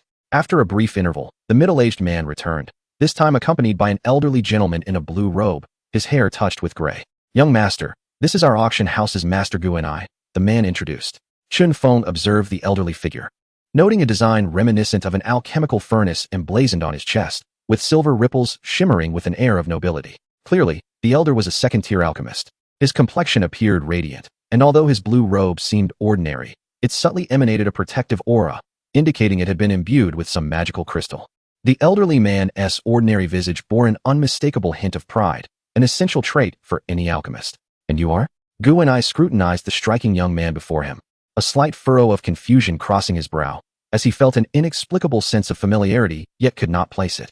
"Master Gu and I, it has been a long time. You no longer recognize me?" Chun Fong greeted, a warm smile gracing his features. Though merely a second-tier alchemist, Gu and I held considerable esteem within the Mitre family, having been recruited by the family's second elder, who happened to be Chun Fong himself, resulting in a long-standing acquaintance from Chun Feng's youth. "You are young Master Chun Fong," Gu and I exclaimed, a spark of recognition illuminating his mind as he recalled the familiar voice. "Master Guni, it has been years since we last met, and I trust you have been well." The morning breeze nodded, acknowledging his identity. "Young Master Chun Fong, it truly is you. What brings you to Wutan City?" Upon seeing Chun Fong nod, Guni's surprise deepened. It was indeed unexpected for someone of Chun Feng's stature to appear in this city. He scrutinized Chun Fong, noting the considerable changes in his appearance over the years, a newfound masculinity that momentarily masked his recognition. "Ah, I see. You have come to visit Miss Yafei, haven't you?" Guni soon conjectured, a suggestive smile gracing his face. Having known Chun Fong since childhood and having collaborated with Yafei for many years, he was well aware of the closeness between the two. Chun Fong had traversed great distances from the imperial capital to Wutan City, and it was hardly to pay a visit to this old man. That old rascal. Observing the smirk on Guni's face, Chun Fong inwardly scoffed. He was all too familiar with the character of this old fellow. Despite his outwardly dignified demeanor, in truth, he was quite the libertine. When Chun Fong was merely 10 years old, this old scoundrel had urged him to indulge in the pleasures of the brothels. Had Chun Fong not steadfastly upheld his principles and resolutely refused, he would have long since succumbed to excess, ruining his health. Reflecting on this, Chun Fong felt increasingly grateful. Had he not turned down this old rogue, he might have been lost in a life of debauchery, and now, even if he activated the system of abundant offspring and blessings, it would be a case of having the will but lacking the means. That is good to know. But where is Sister Yafei? Are you not going to take me to see her? Chun Fong rolled his eyes, recognizing the old man's unrefined nature, and thus dropped the pretense, his tone turning decidedly less courteous. Miss Yafei should be in the conference room at this moment. Follow me. Gunny was unperturbed by Chun Feng's change in demeanor. As they exited the appraisal room, he suddenly leaned in close to Chun Feng's ear and, with a mischievous grin, said, "Young Master Chun Fong, I happen to have some stimulating elixirs here. Would you care for a few?" Chun Fong paused, casting a disdainful glance at the old man, and replied with an air of dismissal, "Do you think I am like you? I have no need for such things." With the activation of the dragon elephant physique, Chun Fong spoke with confidence. It was known that whenever he was with Nailin Yanran, she was always the first to plead for mercy. Gunny was taken aback by Chun Feng's retort, his face flushing with embarrassment. Observing Chun Feng's self-assured demeanor, he couldn't help but lament, youth truly is a blessing. Recalling that he could barely endure a minute of indulgence when he partook in such substances, he regretted his past decisions, realizing that during his youth, he should not have succumbed to such temptations. If only I had known. Without a strong constitution, even in old age, drugs are of no use. By the way, prepare yourself. We shall visit the Xiao family tomorrow. Chun Fong suddenly instructed Gunny as they made their way. To the Xiao family? For what purpose? Gunny inquired. Puzzled. Just as Chun Fong was about to respond, his gaze was drawn to a corner of the hall. In the internal entrance of the mid-auction house, a previously tranquil atmosphere suddenly became agitated, as if an extraordinary figure had emerged from within. Chun Feng's gaze shifted, swiftly catching sight of vibrant red hues and the indistinct silhouette of a graceful form. As his eyes descended, he soon beheld a pair of striking red boots, their sharp heels clicking rhythmically against the polished bluestone floor, producing a melodious and delightful sound akin to a series of enchanting notes. As Chun Feng's gaze rose slightly, he was greeted by the sight of long, snow-white legs, undeniably captivating and arresting within his line of vision. How exquisitely white those legs are! Chun Fong couldn't help but exclaim inwardly. Chapter 18 must be conquered. Chun Feng's habit is to first observe a person's legs. Although he had yet to see the full figure, he had already silently given a perfect score based solely on those legs. As his gaze ascended, he was immediately captivated by a stunningly beautiful visage. He thought to himself, why do those alluring white legs seem so familiar? Upon recognizing the enchanting countenance that had once mesmerized him, Chun Fong was momentarily taken aback, then murmured softly. It is worth noting that in days gone by, he had gazed upon and touched this beauty more than once. As the crisp sound of footsteps drew nearer, the woman, subtly guarded by the throng, finally emerged. She was adorned in a vibrant red, form-fitting brocade gown, exquisitely crafted to perfectly accentuate her splendid curves. The gown revealed a tantalizing glimpse of her snow-white, dazzling legs and was cinched at her slender waist with a silver belt, emphasizing her delicate figure to perfection. This woman exuded an irresistible allure. Under the gaze of her elongated, peach blossom-like eyes, one would feel their heart race and breath quicken. To men, she was nothing short of a siren, akin to a temptress feline, stirring the hearts of countless men present. As she gracefully entered the hall, the woman in the resplendent red gown wore a slight, enchanting smile. It seemed that her charm earned her an abundance of admirers, with many greeting her with warm smiles. While some of these greetings were undoubtedly inspired by her beauty, it was clear that the majority stemmed from a deep-seated respect for her status. The woman, poised and graceful, skillfully engaged with the surrounding guests, her subtle smiles effectively deterring those eager to initiate unwelcome advances. Her enchanting, peach blossom-like eyes casually scanned the hall. Upon encountering those mesmerizing eyes that seemed to harbor a hint of temptation, every man involuntarily felt a slight gulp in his throat, as a fervent flame ignited deep within. As her captivating gaze swept across the hall, it abruptly froze upon catching sight of a youth clad in resplendent attire not far away. Her footsteps came to a sudden halt, eyes wide with disbelief. At that moment, the alluring woman became the focal point of everyone in the hall. Her unexpected reaction immediately redirected the attention of all the men present. Upon seeing the strikingly handsome youth, adorned in luxurious garments and radiating an air of nobility, they were momentarily taken aback. Whose illustrious son could this be? However, noticing the rare and unusual emotion reflected in the brocade woman's expression, a twinge of envy stirred within the hearts of the men present. Was it merely a handsome face that held their awe? What was so remarkable about that? In an instant, the air seemed to thicken with a palpable sense of sourness. Disregarding the envious and resentful gazes surrounding him, Chun Fong offered a gentle smile to the brocade-clad woman who was momentarily entranced by him. His expression warm. Sister Yafei, it has been a long time. Upon hearing that familiar voice, the woman in the splendid robe finally confirmed that she was not hallucinating. The youthful, handsome boy before her, who had shed his boyish innocence, was indeed the one she had yearned for over the past 3 years. With a light, crisp sound, the woman stepped forward with somewhat hurried steps towards Chun Fong. eventually halting before him. Her expression was one of excitement as she closely scrutinized the boy before her. It was then she realized that the lad who had only reached her chest in height 3 years prior was now able to meet her gaze equally. Chun Fong, my dear brother, it has been 3 years since we last met, and you have grown so much that even I can scarcely recognize you. As she beheld Chun Fong, Yafei struggled to contain her excitement, inhaling deeply before slightly raising her delicate face, her red lips parting just a fraction. Were it not for the presence of many onlookers, she would have already thrown herself into the boy's embrace. Throughout these 3 years, her heart had never ceased to yearn for Chun Fong, sending people to the imperial capital each month to inquire about his well-being. 3 years apart had only enhanced Yafei's allure and charm. Chun Fong, inhaling the faint fragrance emanating from her, could not help but marvel at how this enchanting woman was even more captivating than she had been 3 years ago. The beautiful woman in the resplendent robe was none other than his childhood companion from the Mythal family, the very reason for his visit to Wutan City. Yafei, my dear brother Chun Fong, this is not the place for conversation. Come with me. After 3 years of separation, Yafei had a multitude of words she wished to share with Chun Fong, yet considering the crowd, she extended her delicate hand, disregarding the envious glances from the men present, and took him away from the hall. The moment Yafei took the initiative to grasp Chun Feng's hand, the hall erupted in astonishment. Master Gunny, who is this pretty boy? I've never seen him before. At that moment, a rather familiar middle-aged man approached Gunny, his tone tinged with irritation as he inquired about Chun Feng's background. Jealousy etched across his face. Fool, you would do well to watch your tongue. If you offend this young man, your entire family shall face dire consequences, and no one will be able to protect you. Upon hearing this, Gunny's expression darkened, and he cast a cold glance at the middle-aged man before departing with an air of aloofness.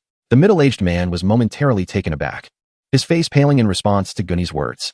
Witnessing Gunny's demeanor, the other men in the hall also shifted uneasily, their expressions betraying their surprise. It seemed that Master Gunny held this boy in high regard, suggesting he possessed an extraordinary identity. Yafei, could you please let go?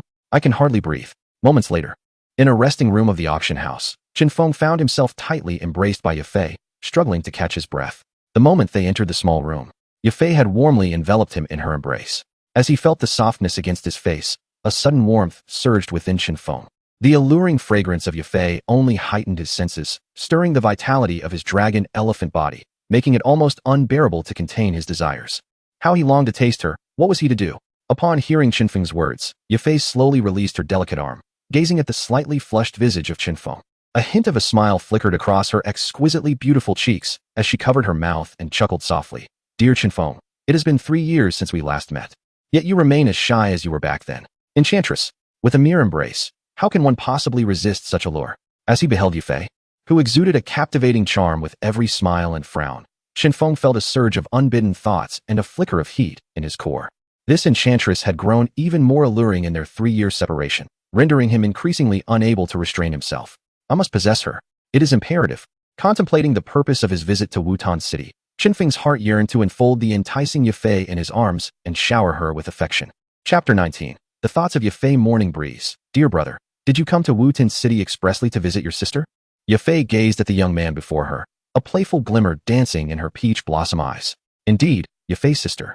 It has been 3 long years since you departed, and you have yet to return even once. How truly heartless you are. Morning Breeze feigned a wounded expression. Oh, it seems that I, as your sister, still hold some significance in your heart. Yafei chuckled softly, her heart fluttering with a hint of joy upon hearing his words. Sigh. Unlike you, sister, who has been endowed with exceptional talent since childhood and has garnered the family's attention. Yafei's smile faltered slightly as she regarded the remarkably handsome Morning Breeze, a tinge of envy surging within her as she contemplated his esteemed position within the family. With extraordinary gifts, Morning Breeze had been the family's foremost prodigy since his youth, and now he had become the cherished disciple of the sect master of Numerous Sect, destined for great achievements. And what of her? She remained confined to this small Wutan city, sacrificing her dignity for the sake of the auction house's development.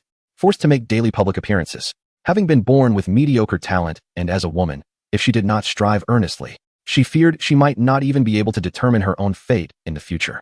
Shaking her head, Yafei allowed a gentle smile, reminiscent of spring waters, to grace her delicate cheeks once more as she fixed her gaze on Morning Breeze and said softly, Dear brother, I have heard that you have been favored by Yun Yun and are soon to be appointed as the young sect master. Allow me to extend my heartfelt congratulations in advance. Though she resided in Wutan City, she had kept a watchful eye on the happenings in the imperial capital and was, of course, somewhat informed about Morning Breeze's progress within the Yunlan sect over the years. Nothing is confirmed yet, But my master indeed shows me great affection, Morning Breeze replied with a smile and a slight nod. If one day you become the sect master of Yunlan, dear brother, I shall rely on you more than ever, Yafei said with a bright smile. Rest assured, Sister Yafei, with me standing behind you, no one will dare to bully you, Morning Breeze declared, his gaze fixed on the enchanting beauty before him, as if making a solemn vow. Upon hearing his words, a playful smile suddenly appeared on Yafei's charming face as she teasingly asked, "Oh, and how do you intend to protect me?" Gazing at Yafei's exquisite features, Morning Breeze replied with a smile, "As long as I draw breath, I shall ensure that no harm befalls you, Sister Yafei." Yafei felt a surge of emotion at his declaration. Indeed, in Morning Breeze's heart, she held a place of significance, yet a troubling thought crossed her mind. But, dear brother, if I were to marry, would you still stand by me? However, the incessant messages from her family filled her with discontent. Did those old men wish to treat her as mere merchandise to be bartered away? For 3 years, she had remained in this small Wu-Tent city, putting herself on display every day. What was her purpose? Was it not to achieve something substantial and prove her worth to those familial elders? Yet, these old men seemed blind to her efforts. Their only concern being alliances through marriage, treating her as a mere object to be traded. She even claims that her actions are for the benefit of the family. No, absolutely not. The thought of returning to her family only to be treated as a mere bargaining chip, destined to be wed to a scion of a prominent family, fills Yafei with profound resentment. She is determined to seize control of her own destiny. Although she, like Chun Fong, belongs to the direct lineage of the middle family, her innate lack of cultivation talent condemns her to a life devoid of strength. Moreover, it is a cruel twist of fate that she has been endowed with unparalleled beauty. Deep down, she understands that without formidable power, her beauty will only invite calamity. She would either become a plaything for the powerful, living a fate worse than death, or be reduced to a mere tool for familial alliances, marrying someone she does not love. Neither of these outcomes is acceptable to Yafei. Thus, she must strive to elevate her status within the family. Only by establishing a significant voice in the family will she gain the right to choose her own future. To this end, she has ventured thousands of miles to the remote city of Wutan, seeking to escape the family's scrutiny. Yafei believes that by gradually expanding the middle auction house in Wutan and proving her worth to the family, she will eventually earn their attention. One day, she will ascend to the upper echelons of the family and take full command of her fate. Even if marriage is inevitable, it shall be to someone she truly loves. Yafei brushed back a strand of hair from her forehead and fixed her gaze intently on Chun Fong before her. Brother Chun Fong, this time, you have come all this way to me. I shall not let you leave so easily. You must be weary from your long journey to Wutan. So please rest here for a while. I will prepare a feast for us tonight. It has been 3 years since we last met, and we must catch up properly. Her enchanting eyes sparkled playfully, as alluring as a fox spirit. Very well, Chun Fong nodded, captivated by the enchanting figure before him, contemplating how he might win her over. Perhaps tonight would present a splendid opportunity. A little indulgence in wine might lead to an unexpected turn of events. Yes, that idea seems rather enticing. Miss Yafei, Master Chun Fong has traveled a long way. Shouldn't you two reminisce a bit? As Yafei emerged from the lounge, Master Gunny's eyes glimmered with surprise, his tone teasing. Brother Chun Fong has journeyed from the capital and must be tired. Let him rest a while. With a hint of a smile, Yafei replied to Master Gunny, Master Gunny, please send someone to prepare a fine banquet for me this evening in my courtyard. It seems these two are preparing for an extensive conversation tonight. Very well, I shall send someone to the Windward Pavilion to order the finest delicacies. We cannot neglect Master Chun Fong on this long-awaited visit. Gunny chuckled inwardly, maintaining a composed exterior as he nodded in agreement. Master Gunny, might I inquire if you possess any of the coveted Rui powder? Would you be so kind as to lend me a vial? Just as Master Gunny was about to depart, Yafei's voice resonated once more. Ah, what is this Rui powder? Upon hearing Yafei's words, Master Gunny's expression abruptly stiffened. He turned around, awkwardly regarding Yafei before him, his demeanor laden with discomfort. Simultaneously, a flicker of confusion crossed his mind. What could Yafei possibly need the Rui powder for? This powder is a premier aphrodisiac, the very substance he had intended to offer to Chun Fong earlier. Over the years, Gunny had found it quite beneficial as well. What? Does Master Gunny not have any on him? Yafei gazed at the flustered Master Gunny with a knowing smile. After years of collaboration, she was well acquainted with his character. Ahem, I do have it. Master Gunny's face flushed with embarrassment as he hastily retrieved a jade vial from his spatial ring and handed it to Yafei, not forgetting to caution her. This Rui powder is exceptionally potent, so do not overindulge. Thank you for your sage advice, Master. Yafei nodded, accepting the jade vial before turning to leave. What could Miss Yafei possibly need Rui powder for? It is, after all, a substance meant for men.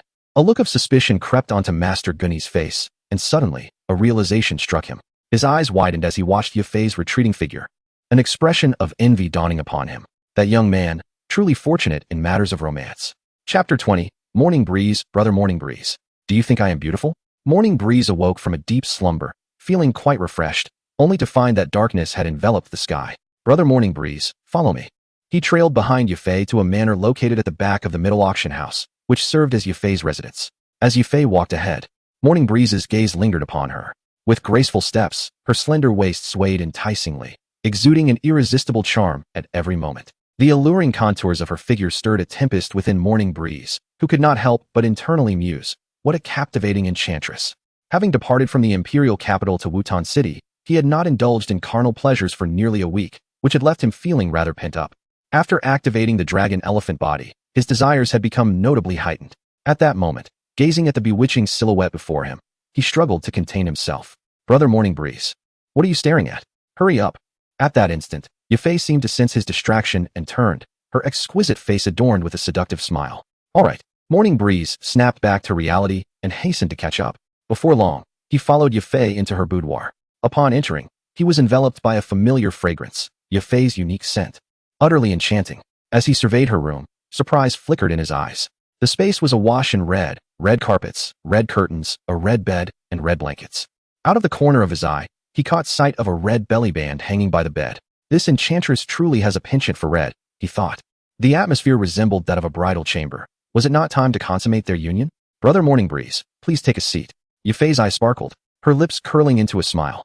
The room had already been set with a sumptuous feast, and Morning Breeze seated himself without hesitation. Brother Morning Breeze, this is a fine wine and delicacies I specifically ordered from the Windward Pavilion for you. I hope it suits your palate. Yufei gracefully lifted a wine jug and poured him a glass, filling the room with the rich aroma of wine. Morning Breeze raised his glass and drank deeply, exclaiming, indeed, this is exquisite wine. Watching this unfold, a glimmer of joy danced in Yufei's eyes. Casually brushing aside a lock of hair that fell across her forehead, she inquired with a hint of curiosity, Brother Morning Breeze, how long do you intend to stay in Wutan City this time? Approximately a week, he replied candidly, calculating his plans to conclude his marriage and secure Yufei's affection within that time frame. He deemed it essential for her to conceive before his departure.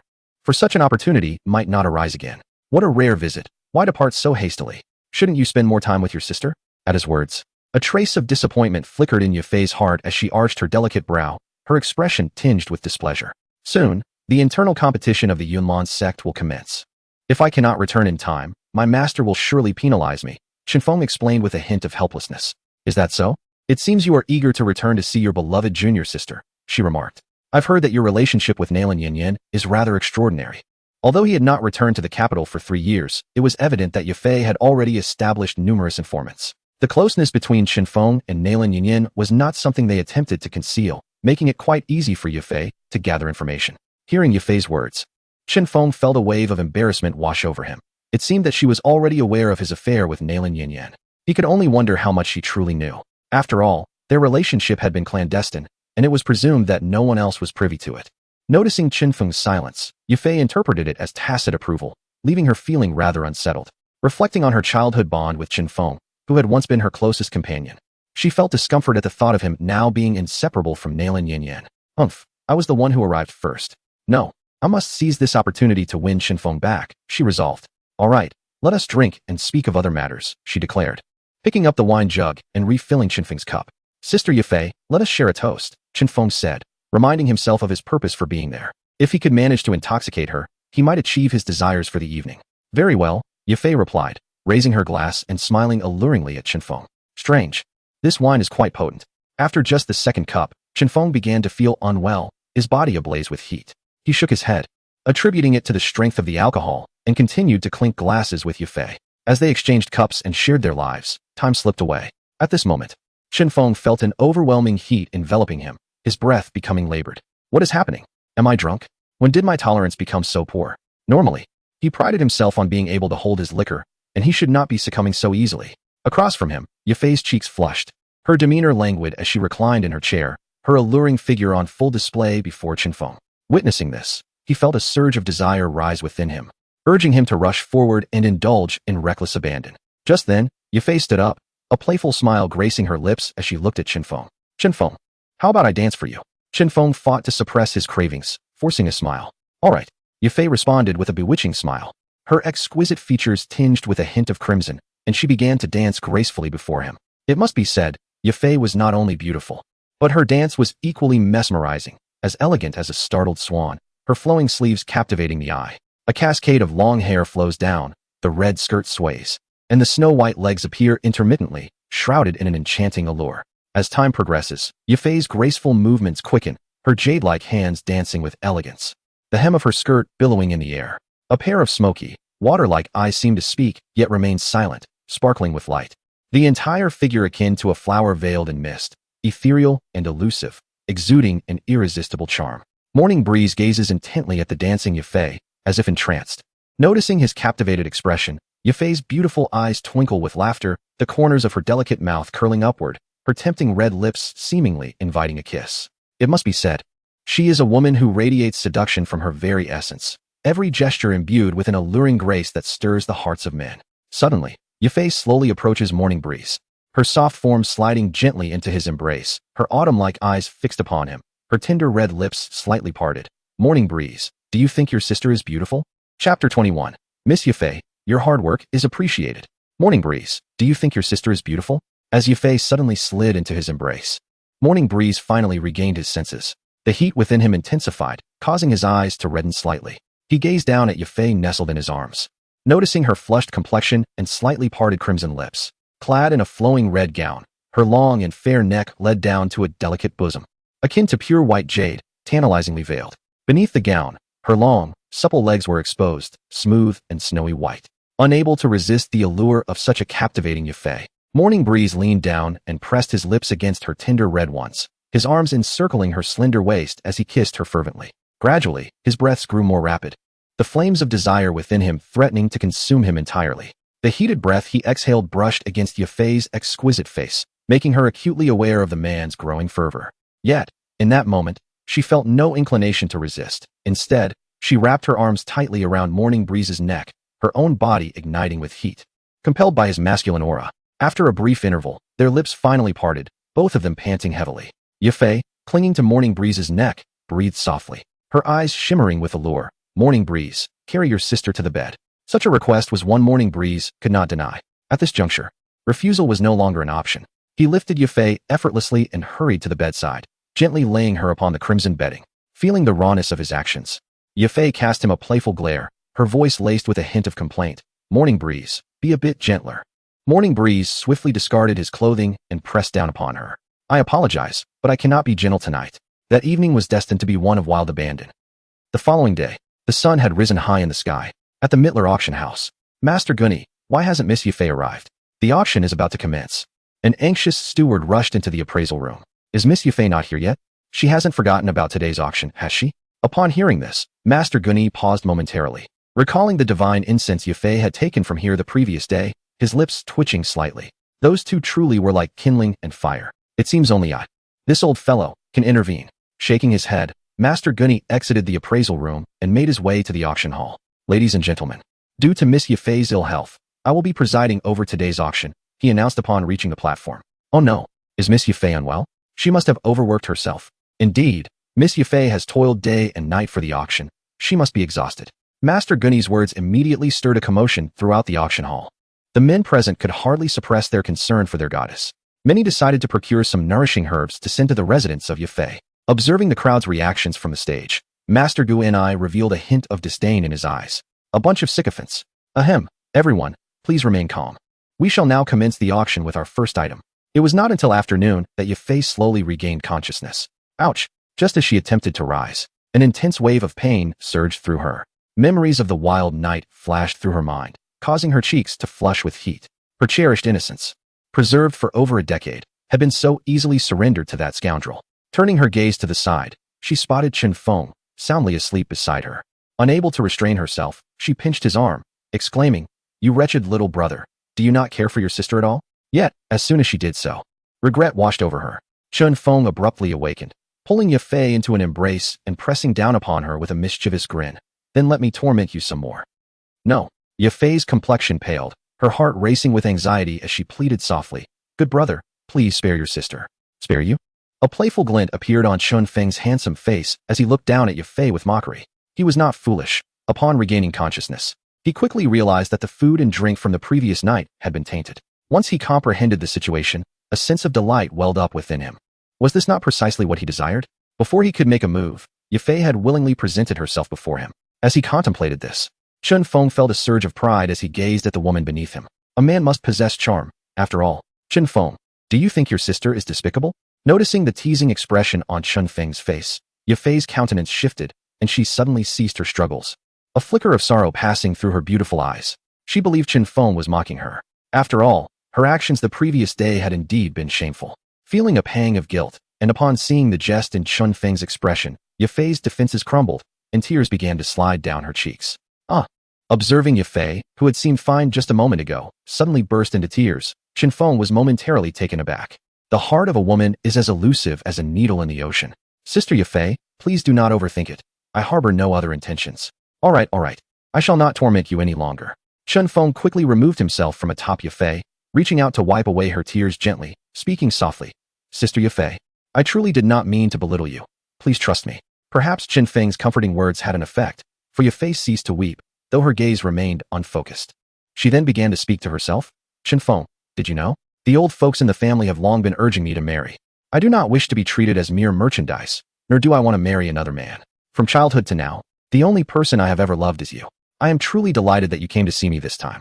I find myself contemplating that even if compelled to marry in the future, I wish to bestow my first experience upon you. Yafei tilted her head, her enchanting eyes gazing deeply into Chun Feng's, and softly declared, only in this way will my heart remain unburdened by regret. Upon meeting Yafei's autumn-like gaze and hearing her heartfelt words, Chun Fong was momentarily taken aback. He had not anticipated that this woman before him harbored such profound feelings for him. Mary?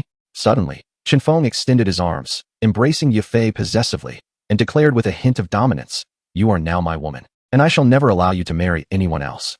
From this moment forth, you belong solely to me. Chun Fong fixed a fierce gaze upon Yafei in his arms. How absurd it was for her to entertain thoughts of marriage after surrendering her purity to him. It was nothing short of a foolish dream, as if she believed herself to be an innocent soul easily taken advantage of. Chapter 22. Yafei's ambition. What if the old men in the family insist on forcing me into marriage? Upon hearing this remark from Chun Fong, a flicker of light returned to Yafei's eyes. As astute as she was, she had never been a woman blinded by emotions. Her decision to bestow her first night upon Chun Fong, beyond their childhood bond, was also driven by her own aspirations. With the potential he had shown, he was destined to become a prominent figure in the Gamma Empire. By aligning herself with him now, even if she were to remain unrecognized in the future, she was confident that Chun Fong would not turn a blind eye to her struggles, especially after this night they shared. Though she had been born with modest talents, Yafei harbored her own ambitions. As a woman, she refused to resign herself to fate, unwilling to be treated as a mere pawn in political marriages like her sisters. From the moment she became aware, she vowed to seize power and take control of her own destiny. The thought of her family's stubborn elders persistently insisting that she marry Mujan to strengthen their ties filled her with resentment. Should she ever gain authority, she would certainly drive those familial parasites away. They dared. Whoever dared to touch my Chun Feng's woman, I would annihilate them. Chun Feng's tone was domineering as he listened to Yafei. At this moment, he possessed the confidence to back it up. In terms of status, he was a direct descendant of the middle family, with his grandfather being the second elder, wielding actual power within the family. Soon, he would ascend to the position of the young master of Numerous Sect, and barring any unforeseen circumstances, he was on track to become the next sect leader. Most importantly, he had acquired the blessing of many suns system, which would undoubtedly aid him in becoming an unparalleled powerhouse. With such advantages, he was resolute in his ability to protect his beloved. Chun Fong, with your words, I am content, Yafei said, unable to restrain herself from embracing him tightly, her heart swelling with emotion. While she was not fully aware of the confidence he held, as a woman, hearing such a promise from the man she cherished brought her immense satisfaction. At the very least, she knew he cared for her. Yafei felt a surge of emotion at Chun Feng's words. Is this your only satisfaction? Did I not fulfill you last night? She teased. In response, Chun Fong flipped over, pinning her beneath him once more. Sister Yafei, just how much medicine did you give me last night? He asked with a mischievous grin, playfully pinching her delicate chin before leaning in for a kiss. An hour later, Chun Fong held the weary Yafei in his embrace as they lay quietly in bed. I apologize, Sister Yafei, but I acted this way for caution's sake. He looked at her fatigued expression, feeling a pang of guilt in his heart. Once you successfully conceive, I shall undoubtedly make amends to you. In his heart, Chun Fong vowed, tightly embracing the delicate figure in his arms. As a surge of fighting spirit flowed from his palm to soothe Yafei's wounds. Chun Fong, my dear brother, Your visit to Wutan City must surely involve another matter, correct? Under Chun Fong's gentle consolation, Yafei gradually regained her composure, and the two lay on the bed, engaged in casual conversation. Given Yafei's astuteness, she would naturally not be swayed by Chun Feng's earlier fabrications. After traveling a great distance from the imperial capital solely to see her, if he had such intentions, what had he been doing for the past 3 years? As the lie was unveiled, Chun Fong felt a twinge of embarrassment. After a brief hesitation, he finally spoke. Indeed, my visit to Wutan City is for an urgent matter. Upon hearing this, Yafei shot him a skeptical glance, her curiosity piqued. What pressing matter? You must be aware of the Shao family in Wutan City, correct? Chun Fong had no intention of concealing the truth and replied candidly. The third young master of the Shao family is the betrothed fiancé of Nalan Yinran. The third young master of the Shao family, Xiao Yin, that renowned good-for-nothing in Wutan City? Yafei exclaimed in surprise. Nalan Yinran was famous in the imperial capital as a paragon of grace and talent. Who could have imagined she would be betrothed to such an inept fiancé? Nalan Yinran hailed from one of the 3 prominent families of the imperial capital, the Nalan clan. Gifted from a young age and possessing stunning beauty, she later became a direct disciple of the Numerous Sect's master. Such an exceptional figure as Nalan Yinran had long been regarded as a goddess in the imperial capital, attracting numerous suitors. Conversely, the third young master of the Shao family was rumored to be a mere waste, still at the 3rd stage of fighting spirit. No one would have anticipated an engagement between individuals of such disparate standings. After her initial astonishment, Yafei couldn't help but find the situation somewhat amusing. For someone as proud and lofty as Nalan Yinran, having a fiancé like Xiao Yin would undoubtedly be a blemish on her life. So, your purpose in coming to Wutan City is to assist Nalan Yinran in breaking off the engagement? Yafei, sharp-witted as ever, quickly deduced Chun Feng's intent given his close relationship with Nalan Yinran. Indeed, I have come to annul the engagement, Chun Fong thought to himself, silently praising Yafei for her astuteness, as she truly deserved her title of the Golden Empress in the original narrative. Why does she not come herself? Breaking off an engagement is hardly a matter of good reputation. Could it be that she is afraid? Upon hearing this, a flicker of discontent arose in Yafei's heart. For Chun Fong, who was an outsider to the engagement between Xiao Yin and Nalan Yinran, to take the initiative to annul the engagement could potentially incite controversy and tarnish his reputation. Furthermore, having learned of Nalan Yinran's existing engagement, Yafei felt a peculiar thought emerging within her. Were it not for this engagement, given Nalan Yinran's attributes, she and Chun Fong could indeed be considered a match made in heaven. Yet, now that she was aware of Nalan Yinran's betrothal, the situation had changed dramatically. In Yafei's eyes, Nalan Yinran no longer deserves her brother, Chun Fong. Chapter 23. Inviting the Shao family father and son to a banquet. Morning Wind's younger brother, Nalan Yinran, looked down upon Xiao Yin and wished to dissolve their engagement, yet feared the ensuing gossip. Could it be that by sending you, she would escape scrutiny? Yafei, with her beautiful eyes fixed upon Morning Wind, expressed her discontent. To her, Morning Wind was exceptionally gifted, of noble birth, and possessed boundless potential. He was, in every sense, flawless. However, should news of his visit to the Shao family to annul the engagement spread, it would undoubtedly tarnish his reputation, leaving him susceptible to whispers behind his back. Hence, her heart brimmed with dissatisfaction towards Nalan Yinran. Having offered her first night, she had already regarded Morning Wind as her own. The thought of her beloved possibly bearing a tarnished name left her unsettled. Yinran encountered a bit of trouble and is currently unable to come. Morning Wind naturally refrained from disclosing Nalan Yinran's pregnancy. What could possibly be more pressing than the annulment of an engagement? Clearly, she is overly concerned about her own reputation, unwilling to face the situation herself. Yafei, skeptical, perceived Morning Wind's words as mere defense of Nalan Yinran, stirring a tinge of jealousy within her. Morning Wind, dear brother, in your defense of Nalan Yinran, has she ever considered your feelings? Observing Yafei's protective demeanor, Morning Wind couldn't help but pinch her delicate face.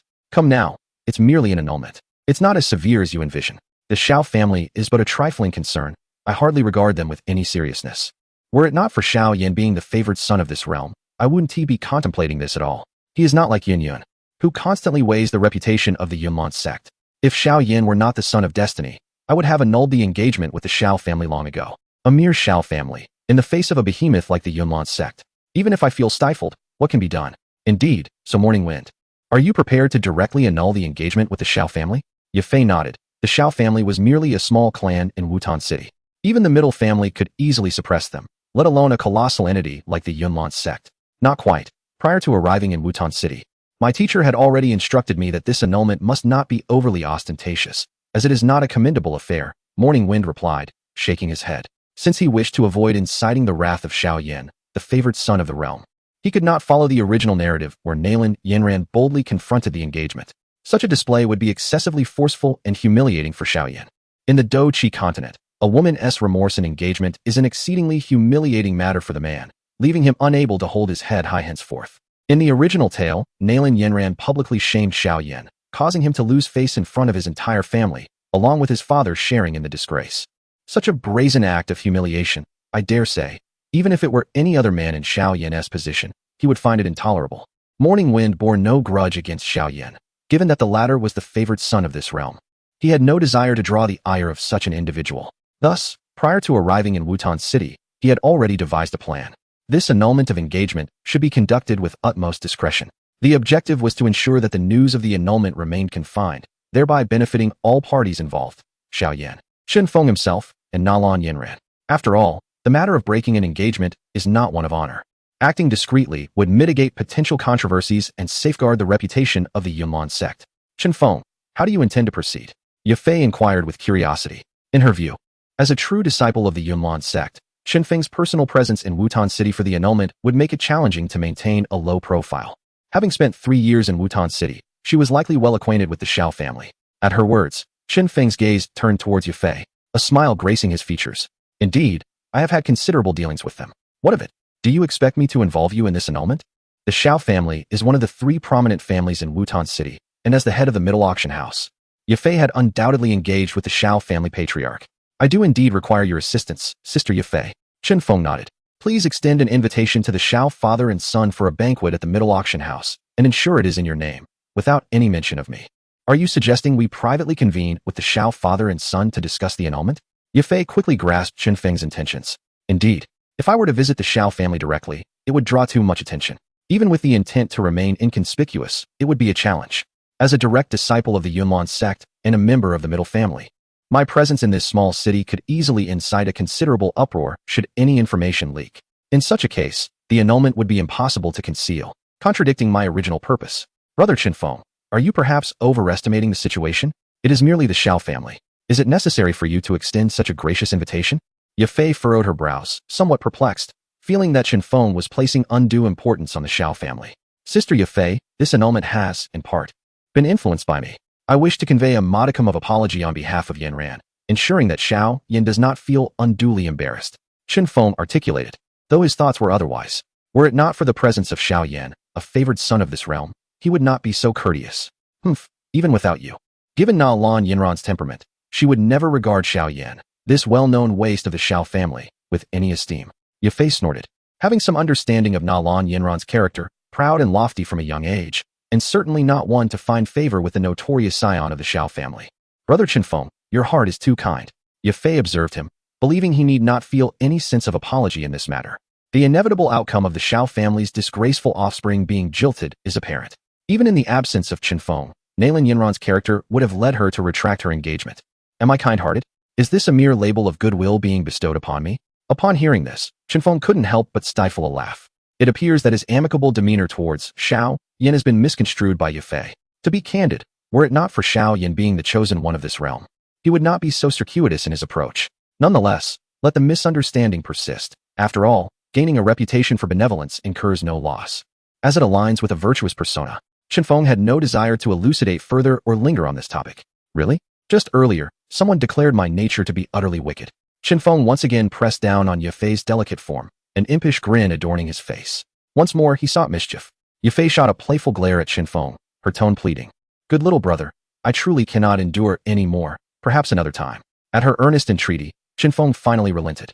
The pair lingered for a while, sharing a bath, and only emerged from the room as evening fell. Upon Yafei's return to the auction house's studio, she discovered the table laden with gifts. What is this? Upon inspection, she found these offerings to be various herbs intended for bodily nourishment, leaving her perplexed. Miss Yafei, these gifts are from some guests attending today's auction.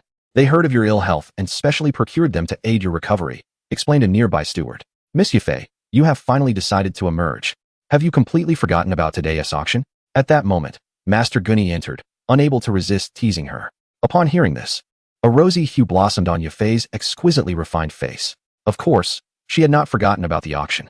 However, in her prior condition, she could barely stand, let alone muster the strength to preside over the event.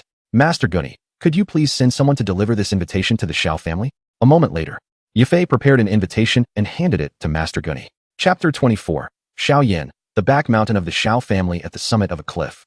A young boy lay upon the grass, chewing on a blade of green, his expression tinged with a sense of solitude. Alas, in merely a month's time, another assessment awaits.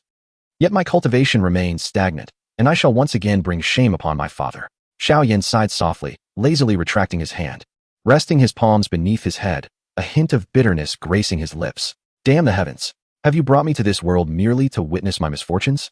Xiao Yin gazed at the sky, unable to contain his fury, his emotions ignited. After a few moments of roaring cries, his anger gradually subsided, his countenance returning to its usual melancholy. Regardless of his outrage, it could not restore the battle aura he had painstakingly cultivated. Brother Xiao Yin, I knew you would come to the back mountain again. Moments later, a light and melodious voice suddenly resonated beside him. Unbeknownst to him, a young girl had approached his side. Sooner, you've arrived. Upon seeing the girl before him, Xiao Yin mustered a strained smile. Yet the helplessness in his eyes was impossible to conceal. The girl was adorned in a purple dress, standing gracefully, the gentle breeze caressing her, causing her long, flowing hair to dance lightly, while the hem of her skirt fluttered, subtly revealing her exquisite curves. At this moment, the girl gazed at the despondent Xiao Yin with a touch of sympathy, remaining silent, akin to an untainted lotus in the mundane world. Brother Xiao Yin, you once told me that to let go is to be able to take hold. To release and to grasp freely is the hallmark of freedom. Have you truly forgotten? After a prolonged silence, the girl spoke, her dulcet voice evoking a peculiar sense of cleansing within the soul. Have freedom? I can only articulate such sentiments. Do I appear to embody that notion now? In response, Xiao Yin chuckled self-deprecatingly, his spirits dimmed. Faced with Xiao Yin's despondency, Sunera's delicate brows furrowed slightly as she earnestly replied, Brother Xiao Yin, although I am unaware of the specifics of your plight, I believe that you will rise again, reclaiming the glory and dignity that once belonged to you. At this point, the girl observed the still unresponsive Xiao Yin and shook her head gently. Brother Xiao Yin, when I ascended, I encountered Uncle Xiao. He seemed to be looking for you regarding something. Shall we descend promptly? Father seeks me? Upon hearing this, Xiao Yan's eyelids fluttered, and he nodded, rising to accompany Sunner down the mountain. Father, did you summon me for something? At the mountain's base, Xiao Yin approached a middle-aged man waiting for him, inquiring hurriedly. The man was clad in a resplendent gray robe, exuding an air of authority with his commanding stride, his thick brows adding to his presence. He was none other than the current patriarch of the Xiao family and Xiao Yan's father, the five-star Do master, Xiao Zhan. Yenner, are you still troubled by your cultivation? Gazing at Xiao Yan's youthful and delicate visage, Xiao Zhan let out a gentle sigh. As a father, he understood all too well that whenever Xiao Yan felt emotionally troubled, he would retreat to the mountains behind their home. Ah, father, what is there to worry about? It's still the same as ever, Xiao Yan replied, shaking his head, a bittersweet smile gracing his lips. Observing Xiao Yan's somewhat dispirited demeanor, Xiao Zhan felt a pang of sorrow in his heart and quickly shifted the topic. Never mind that for now. Yenner, tomorrow you shall accompany me to the Mytel auction house. To the Mytel auction house? To attend an auction? Xiao Yan inquired, a hint of confusion evident in his voice. The auction was held today. Are we going there for a feast tomorrow? Indeed, Xiao Zhan clarified. A banquet. Taken aback, Xiao Yan shook his head. Father, I think I shall pass. A sense of bewilderment coursed through him. Ever since his cultivation had faltered, he had seldom appeared in public gatherings. Why would his father suddenly wish to bring him to a banquet? This is different. You have been specifically invited. You must attend, Xiao Zhan insisted, equally perplexed. He had received an invitation from the esteemed Miss Yafei of the Mytel auction house, which explicitly requested Xiao Yan's presence. Why would Miss Yafei invite me personally? Who is she? Xiao Yan furrowed his brow. In this city of Wutan, who would return to extend an invitation to him, a person known to many as a failure? It is Miss Yafei from the Mytel auction house, Xiao Zhan revealed. Miss Yafei? Xiao Yan's confusion deepened upon hearing his father's words. Although he had never met her, he was aware of her reputation. She was a beauty renowned throughout Wutan City, and many men had succumbed to her allure. Interestingly, there was a certain connection between them, as both were well-known figures in Wutan City. However, while he was infamous, she was celebrated. Father, I seem to have no connection with Miss Yafei. Why would she suddenly wish to invite me? Xiao Yan looked at Xiao Zhan, perplexed. To be honest, I am equally puzzled. However, Miss Yafei holds considerable influence, and since she has requested your presence, it would be prudent for you to accompany me tomorrow, Xiao Zhan replied, shaking his head. Although he had interacted with Miss Yafei on numerous occasions in business, this was the first time she had extended such an invitation, leaving him uncertain of her intentions. Upon hearing this, Xiao Yan fell into silence, a troubled expression crossing his face. Ever since his cultivation had faltered, He had become the subject of whispers and pointed fingers whenever he appeared in public. Thus, he felt a strong aversion to attending such a crowded gathering, especially one hosted by someone he had never interacted with before. Alas, if you do not wish to go, then so be it, Xiao Zhan conceded. Seeing the dilemma etched upon Xiao Yan's face, Xiao Zhan let out a sudden sigh. He had no desire to coerce his son. At worst, he could simply apologize to Miss Yafei tomorrow. Shaking his head, Xiao Zhan turned to depart. Wait. At that moment, Xiao Yan spoke up. Father, please remember to call for me tomorrow. Upon hearing this, a trace of relief graced Xiao Zhan's expression, and he nodded at Xiao Yan before turning to leave. Chapter 25. The suspicion of Xiao Suner. How is it that Miss Yafei, with whom I have no prior acquaintance, has suddenly extended an invitation to me? Xiao Yan, still bewildered after Xiao Zhan's departure, pondered the intentions behind this unexpected invitation. Surely, it could not be to humiliate him, could it? Brother Xiao Yan, are you aware of the origins of this Miss Yafei? A faint smile graced Xiao Suner's exquisitely delicate face. Not at all. Could it be that you possess some knowledge in this regard, dear Sister Suna? Xiao Yan inquired, shaking his head in confusion as he gazed at her. Within the Jiamai Empire, there exist 3 prestigious families, and this Miss Yafei hails from the wealthiest among them. The middle family, Xiao Suner slowly elucidated, offering a gentle smile to Xiao Yan.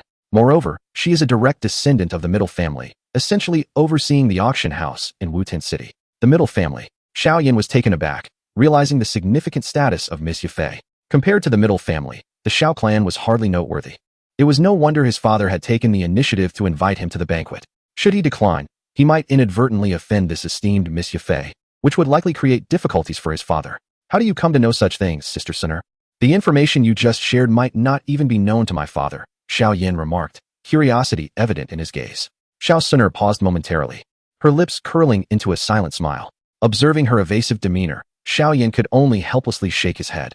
Though she bore the same surname, she was not connected to him by blood, and he had never met her parents. Whenever he inquired about them, his father would immediately fall silent, a smile fading from his face, clearly harboring reservations about them, perhaps even fear. In Xiao Yan's mind, Suner's identity was shrouded in mystery. No matter how subtly he probed, she would cleverly respond with silence, rendering his efforts futile. Well then, it is getting late. Sister Suner, you should return to rest, Xiao Yan suggested. Glancing at the twilight sky, with a resigned shake of his head, he refrained from further questioning and turned to leave. The young girl watched silently as Xiao Yan's figure receded, her expression tranquil, akin to a pure lotus untouched by the mundane world. After a prolonged silence, she finally spoke, her ethereal voice resonating with a cleansing charm that touched the soul. Uncleing, you may reveal yourself now. As her words fell, a dark figure detached itself mysteriously from behind a large tree, bowing respectfully to the girl who stood with her back turned. Miss, how may I assist you? The shadowy figure addressed Xiao Suner with utmost reverence. Uncle Ing, tomorrow, follow Brother Xiao Yan closely to protect him, and investigate what schemes this Miss Yafei may be harboring, the girl commanded in a calm voice that bore a hint of authority. Understood, miss. The shadow promptly responded, then vanished once more in a flicker. What could be your intention, summoning Brother Xiao Yan for no apparent reason? The young maiden paused for a moment, her brow slightly furrowed, and a hint of an intimidating chill graced her delicate visage. Regardless of your origins, it would be prudent not to harbor any ill intentions, otherwise. The following day, as the sun reached its zenith, the red, plush couch lay in disarray, a testament to last night's revelry. Morning breeze cradled the soft form of Yafei, who was lost in a deep slumber. Emerging from his embrace, Yafei gazed at the peacefully sleeping man, a sweet smile gracing her exquisite features. Without disturbing him, she quietly rose, refreshing herself with a wash. Once she was properly attired, Yafei approached the bedside and gently nudged the man. Morning breeze, it is quite late. You ought to awaken. The Xiao family should be arriving soon. Morning breeze blinked his drowsy eyes, glancing at the daylight outside, and replied in a somewhat muddled manner. Is it already this late? Remembering the banquet he was to host for the Xiao family later that day, he decided against lingering in bed, preparing himself for an adequate grooming session. As this was their first meeting, he, a true disciple from the Numerous Sect, could not afford to lose face. Prestige must be upheld. An imposing aura must be projected. Only then could he command the presence of the Xiao family. Yafei, aren't you going to wash up as well? He grinned mischievously at the already enchanting Yafei as he accepted the prepared robe from her hands. In response, Yafei rolled her eyes playfully, retorting, I have already washed. Is that so? Have you cleaned yourself thoroughly? Allow me to check, he said, and before she could react, he bent down and scooped her into a princess carry, striding confidently toward the adjacent bathroom. You rascal, put me down, Yafei protested, struggling to escape. But against Morning Breeze's robust strength, her resistance was futile. Very well, I shall do it myself. Acknowledging her inability to resist, Yafei acquiesced and willingly stepped into the bathroom. "Morning Breeze, may I assist you with your back?" she offered, to which he nodded in agreement. With a graceful motion, Yafei began to shed her garments, approaching his back. In the eyes of the public, she was a goddess, towering above, with countless men falling at her feet. Yet in Morning Breeze's presence, her divine demeanor dissipated, and she adopted a humble posture. In a world where strength reigns supreme, the weak must lower their dignity before the powerful, and a woman of lesser cultivation, especially, finds herself devoid of status. As the saying goes, survival in the cracks demands humility. Life under the rod necessitates submission. Such is the plight of Yafei today. To please her man, she exerted all her efforts to ensure Morning Breeze's comfort during the wash. After half an hour, they finally finished their bath. Morning Breeze, now properly dressed, stood before a mirror, adjusting his attire, while Yafei took it upon herself to tidy up the disordered room. Last night, they indulged in revelry until the early hours, leaving the entire room in disarray. Numerous areas bore evident traces of their merriment. This was not something Yafei felt comfortable entrusting to her maidservants. Although she typically exuded a poised demeanor, as a woman, she found it somewhat difficult to navigate such situations. "Let us go, considering the time. Xiao Zhan and the others should be arriving soon." After donning their attire, the two slowly exited the room. Meanwhile, Xiao Zhan and his son had also arrived outside Yafei's estate. Chapter 26. The first encounter with Xiao Yin young master Chun Fong. What could possibly compel you to invite the Xiao family to dine? Upon learning that Chun Fong had condescended to extend an invitation to the Xiao father and son, Master Gunny was perplexed and somewhat displeased. What was the Xiao family? Merely a small clan within the confines of Wutan City. For someone of Chun Feng's stature to specifically invite the Xiao family was utterly absurd. If one were to extend an invitation, it should rightfully be to oneself. After all, he was a second-tier alchemist, enjoying a respectable status within the middle family, far surpassing the trivial authority of the Xiao family head. On ordinary days, Xiao Zhan would greet him with deference. Seated in a gazebo within the elegant courtyard, Chun Fong had laid out a sumptuous feast of food and wine. Did he have some business for the Xiao family? Master Gunny, with an air of confidence, assured Chun Fong, "This shall be easily managed. There is no need for you to personally intervene or to go to such lengths to host them. I will merely greet the Xiao family. It would be their honor to serve you, young master." With an air of self-assurance, Gunny declared that in this modest Wutan city, none would dare to disregard his authority. As a second-tier alchemist, he was revered throughout the Jiama Empire and was welcomed as an esteemed guest wherever he roamed. "Master Gunny, you truly possess an impressive reputation. It seems you have not been remiss in wielding your influence," Chun Fong remarked with a hint of mockery, observing the imposing figure of Master Gunny. Upon hearing this, Gunny's expression stiffened momentarily before he forced a smile, replying, "Young master, you may not be aware, but I am indeed a second-tier alchemist. Naturally, they are obliged to show me a measure of respect within this small city. Let us do this. Do not trouble yourself, young master. Whatever you require from the Xiao family, I shall handle it for you, ensuring that it is executed flawlessly," Master Gunny vowed, patting his chest in assurance. In his estimation, the Xiao family was easily manageable. The mere thought of Chun Fong personally hosting the Xiao father and son irked him. He had never received such treatment himself. Why should they? Gazing at the loquacious Master Gunny, Chun Fong cast him a sidelong glance and inquired, "Are you instructing me on how to proceed?" Master Gunny was taken aback, stammering an awkward laugh. "I would never presume. When the Xiao family arrives, you must comport yourself accordingly. Do not indulge in any airs. If you jeopardize my affairs, I shall ensure you face the consequences," Chun Fong warned. The matter of the annulment had been meticulously planned, and he would not allow it to be disrupted by Master Gunny. Were it not for the old man's considerable reputation in Wutan City, which could lend an air of authority, he would not have invited him along. Moreover, Master Gunny was not only a second-tier alchemist, but also possessed formidable strength as a high-ranking Do Master, making him the most powerful individual in the local branch of Wutan City. The morning breeze carried a hint of concern for the impending divorce proposal. Chun Fong worried that Xiao Zhan, in a fit of rage, might act recklessly against him. However, with the old fellow Gunny by his side, he felt reassured about safeguarding his interests. When navigating the world, it is imperative to remain composed. Otherwise, one may easily stumble into misfortune. Possessing a promising future, he could not allow himself to falter in the small city of Wutan. "Rest assured, young Master Chun Fong, I shall never impede your affairs," Gunny Master exclaimed, noticing Chun Feng's stern demeanor and quickly offered a smile. Had it been any other direct descendant of the Maitel family, he would never have lowered himself in such a manner. After all, he was a second-tier alchemist with his own temperament. Yet, Chun Fong was different, blessed with extraordinary talent and esteemed as a true disciple of the Numerous Sect. He was not someone Gunny could confront directly. "By the way, do you still possess that valuable item you mentioned last time?" Chun Fong suddenly recalled and inquired of Gunny Master. "What valuable item?" Gunny Master was momentarily taken aback, but quickly regained his composure, casting a surprised glance at Chun Fong. What are you staring at? Do you have it or not? If you do, present it, Chun Fong urged, feeling somewhat uncomfortable under Gunny Master's gaze. Weren't you the one who said not to bother last time? Gunny Master chuckled inwardly, recalling Chun Feng's dismissive attitude during their previous encounter.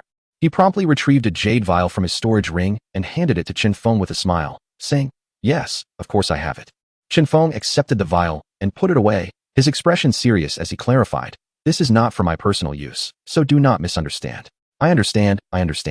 Gunny Master nodded repeatedly, internally marveling at Miss Yafei's prowess. In just 2 days, young Master Chun Fong could barely withstand the allure. Gunny Master chuckled to himself, reflecting on Chun Feng's initial arrogance. A woman like Miss Yafei was not someone he could easily manage. In this world, there are only overworked oxen, but never exhausted fields. Indeed, Chun Fong was not preparing this item for himself. It would be absurd, with his dragon phantom physique, if he could not handle a single Yafei. How could he hope for a bountiful future? Each day these past 2 days, it was Yafei who had been the one crying out in desperation. This item was meant for Xiao Yan. It would seem inappropriate to meet for the first time without offering a token of goodwill. Master Xiao, young Master Xiao? This way please. At that moment, the enchanting voice of Yafei resonated from a distance. Chun Fong quickly regained his focus and turned his gaze towards her. There she was, smiling as she approached, accompanied by 2 individuals, a middle-aged man and a youth who appeared to be of similar age to Chun Fong. Chun Feng's gaze settled on the young man clad in black at the back. The youth, dressed in dark attire and possessing a handsome countenance, lowered his head as he trailed behind the middle-aged man, exuding an air of dejection. Could this be Xiao Yan? After a brief moment of observation, Chun Fong immediately formed an assessment of this prodigy, concluding that he was not nearly as handsome, barely half the charm. As the 3 individuals approached, Chun Fong adjusted his attire slightly, sitting upright with a tranquil demeanor and a subtle smile adorning his face.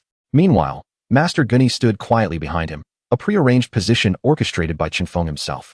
Although Gunny felt a tinge of grievance in his heart, he dutifully maintained his post. The essence of the situation was clear. One must exude an air of sophistication and strength to command the attention of the Xiao father and son. Thus, the initiative was firmly within Chun Feng's grasp. With Gunny, a second-tier alchemist, providing a backdrop, Chun Fong was undeniably the most striking figure present. This arrangement proved to be remarkably effective. As the middle-aged man trailing behind Yafei drew near the pavilion, he was instantly captivated by the sight of the composed Chun Fong, his pupils involuntarily constricting in response to the presence of this young man. Chapter 27. The Fury of Xiao Yan. Who is this young man? Even Master Gunny seems to hold him in great esteem. As Xiao Zhan gazed at the figure seated in the pavilion, a sense of astonishment washed over him, and he inwardly speculated about the identity of Chun Fong. Brother Chun Fong, these 2 are the clan leader of the Xiao family, Xiao Zhan, and young Master Xiao. Yafei said with a smile as she approached the pavilion. Clan leader Xiao, brother Xiao, please take a seat. Chun Fong did not rise, but simply offered a faint smile and a nod towards Xiao Zhan and Xiao Yan. Who is this? Xiao Zhan regarded Chun Fong with a mixture of surprise and suspicion. From Yafei's previous words, he had already discerned that the invitation extended to him and his son was not from Yafei, but rather from the young man before him. Oh, I forgot to introduce him, Yafei said, a hint of amusement gracing her lips as she spoke. This is a direct descendant of the Miter family, Miter Chun Fong. A direct descendant of the Miter family. Upon hearing Yafei's words, Xiao Zhan's heart surged with astonishment. The illustrious name of the Miter family was certainly well known to him. They were not a clan that the Xiao family could afford to provoke. Greetings, young Master Chun Fong. Xiao Zhan quickly made his respects. Yet he was puzzled as to why this esteemed young man would seek out him and his son. Yinner, why are you not greeting young Master Chun Fong? Xiao Zhan urged his son, who stood behind him. Upon hearing this, Xiao Yan was about to step forward when Chun Fong interjected. Clan leader Xiao, brother Xiao, there is no need for such formality. I have summoned you today for a matter of request. A matter of request? Xiao Zhan felt a flicker of uncertainty in his heart. What could this distinguished descendant of the Miter family possibly seek from the Xiao family? Please, young Master Chun Fong, speak freely. As long as it is within the capabilities of the Xiao family, we shall do our utmost, Xiao Zhan said, a smile gracing his features as he maintained a humble demeanor. Actually, I am here on the behest of my master to seek the resolution of a certain agreement with the Xiao family, Chun Fong stated candidly. Xiao Zhan was perplexed. May I inquire as to the affiliation of young Master Chun Feng's sect? At that moment, Yafei timely interjected. Brother Chun Fong is a direct disciple of the sect leader of the Yunlan sect. What? The Yunlan sect? Upon hearing Yafei's words, Xiao Zhan's expression shifted dramatically, his face betraying his shock. Even Xiao Yan, standing behind him, wore a look of astonishment. Though he had not ventured out for practical experience, Xiao Yan had perused materials concerning this sword sect. The city where the Xiao family resided was called Wutan City, which fell under the jurisdiction of the Jiama Empire. While Wutan City had gained prominence due to its proximity to the Monster Mountain Range, allowing it to rank among the empire's major cities, it was still merely at the lower echelons. The Xiao family held considerable influence in Wutan City, yet they were not the sole power. There were two other prominent families whose strength was comparable to that of the Xiao family. For decades, the three factions had engaged in a subtle contest for dominance, with no clear victor emerging. If the Xiao family was a tyrant of Wutan City, then the Numerous Sect, as spoken of by Xiao Yan, could be deemed the overlord of the entire Jiama Empire. It was no wonder that his father displayed such astonishment upon hearing the name of the Numerous Sect. It turns out that young Master Chun Fong is a highly esteemed disciple under the revered Master Yun Yun. No wonder his demeanor is so extraordinary. He hails from a prestigious lineage. As Xiao Zhan grasped this revelation, he lowered his posture further, yet his heart brimmed with increasing astonishment. Why would this distinguished disciple of the Yunlan sect seek out him and his son? Master Xiao, you flatter me. Pray, do you still remember my junior sister, Nalan Yinran? Observing Xiao Zhan's demeanor, Chun Fong revealed a hint of a smile, recognizing that he had successfully captivated his attention. He wasted no time and spoke directly. Nalan Yinran, the granddaughter of old Master Nalan? Upon hearing this, Xiao Zhan was momentarily taken aback. Then his face brightened with joy, evidently recalling past events. So, young Master Chun Fong is the senior brother of my niece Nalan. It has indeed been many years since I last saw her. I had heard that she was taken under the wing of Master Yun Yun, but I thought it merely a rumor. I never imagined it to be true. My niece possesses remarkable talent. Xiao Zhan exclaimed in admiration. Indeed, my junior sister is quite gifted and capable. She is bound to achieve greatness in the future. Chun Fong replied with a tranquil smile. Speaking of which, the matter I seek your assistance with today pertains to Nalan, and it was conveyed by my master. At this, Xiao Zhan's expression shifted slightly, and his smile faded. Master Yun Yun of the Yunlan sect is indeed a significant figure in the Gama Empire, and as a mere clan leader, he could not afford to offend her. Given her power and influence, what could possibly require the Xiao family as assistance? The mention of Nalan Yanran sparked a troubling thought in his mind. He could not suppress a twitch at the corners of his mouth, and his large hand trembled slightly, though the concealment of his sleeves masked it. He forcefully quelled the rising fury within him and spoke with a trembling voice. Young Master Chun Fong, please speak freely. Master Xiao, as you know, the Yunlan sect is strict, and my master holds high expectations for my junior sister. She is to be nurtured diligently until she becomes a formidable force, and thus, she must not engage with any men before that. Upon inquiring about my junior sister, my master learned of her betrothal to the Xiao family, hence, she wishes to request that you annul this engagement. Crash. Upon hearing this, Xiao Zhan could no longer contain himself and slammed his palm down onto the stone table, shattering it into pieces and sending the feast of exquisite food and wine sprawling across the floor. Witnessing this scene, Chun Feng's eyelids twitched, feeling a pang of regret for the wasted banquet. What a pity for this table of fine delicacies. The temperament of this clan leader is truly formidable. Are you implying that you have come on behalf of Nalan Yanran to dissolve the engagement? At that moment, Xiao Yan also reacted, his expression darkening as anger surged within him. Dissolve the engagement? How dare they?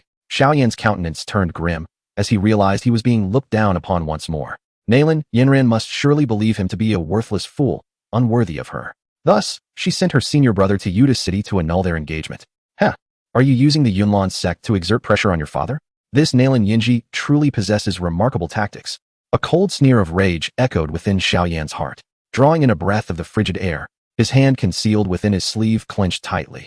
If only he were a formidable warrior at this moment, who would dare to trample upon him so? Regrettably, he was merely a waste at the third stage of Douqi. Observing the smiling Chun Fong before him, Xiao Yan was consumed by a torrent of indignation, yearning to unleash it. Yet, he understood that acting upon such impulses would only lead to his own humiliation.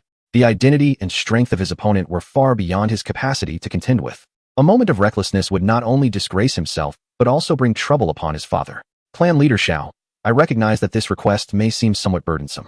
Yet I implore you to dissolve the engagement for the sake of my master. Chun Fong remarked softly, gazing at the somber-faced Xiao Zhan. The audacity is intolerable. Hearing this, Xiao Zhan clenched his fists, a faint blue Douqi gradually enveloping his body, ultimately coalescing into a spectral lion's head upon his visage. Xiao Clan's supreme technique, Mad Lion's Fury. Level, mid-level Xian rank. Witnessing Xiao Zhan's reaction, Chun Feng's expression shifted slightly, but before he could process it further, an even more formidable aura erupted from behind him. Xiao Zhan, how dare you? Master Gunny glared at the young warrior. His Douqi surging as an aura befitting a Pinnacle 9-star Dome Master pressed down upon Xiao Zhan. Clan leader Xiao, Do not act impulsively. Should you strike, the entire Xiao clan may well perish. The elegant Yafei warned, her expression changing. At her words, Xiao Zhan's body stiffened, and the Douqi surrounding him slowly receded until it vanished entirely. He slumped back into his chair, his countenance darkened, his voice hoarse as he muttered, Yunlin Sect.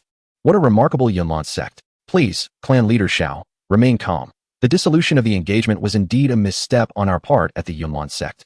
Observing Xiao Zhan's regained composure, Chun Fong sighed with relief and continued. Thus, my master specifically sent me with an item as a token of apology for brother Xiao. No sooner had Chun Feng's words fallen than Xiao Yan's subdued voice, laced with suppressed fury, rang out abruptly within the pavilion. There's no need, young master Chun Fong. You may take the item back. I shall never acquiesce to today's events. A profound silence enveloped the scene, all gazes swiftly shifting to Xiao Yan. Xiao Yan, how dare you? Master Gunny, standing behind Chun Fong, could no longer contain himself. A mere waste dared to bellow before young master Chun Fong. He was about to reprimand Xiao Yan when, stand down.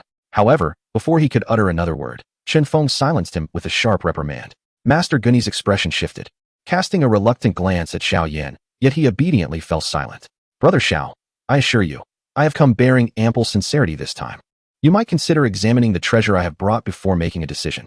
Observing the dark clouds shadowing Xiao Yan's handsome face, Chun Fong maintained a subtle smile. There is no need. Regardless of the treasure you present, I shall not consent to the dissolution of our engagement, Xiao Yan asserted firmly. He then grasped Xiao Zhan's arm and prepared to depart. Father, let us go? Wait, Chun Fong called out, addressing the father and son of the Xiao family who had already stepped out of the pavilion. What if the treasure I bring could resolve the issues within Xiaoxiong? Upon hearing this, Xiao Yan paused abruptly, coming to a sudden halt. Chapter 28. Xiao Yan agrees to break off the engagement. What did you say? Upon hearing Chun Feng's words, the Xiao family father and son immediately halted, turning to face him with expressions of disbelief. Young Master Chun Fong, are your words truly sincere? Xiao Zhan was the first to regain his composure, a flicker of excitement dancing across his face as he inquired. Beside him, Xiao Yan's eyes brimmed with fervent anticipation, yearning for Chun Feng's affirmation. 3 years had passed. A full 3 years. Heaven knows how he had endured this time. He had suffered countless scornful glances. No matter where he went, he would be the subject of ridicule and derision.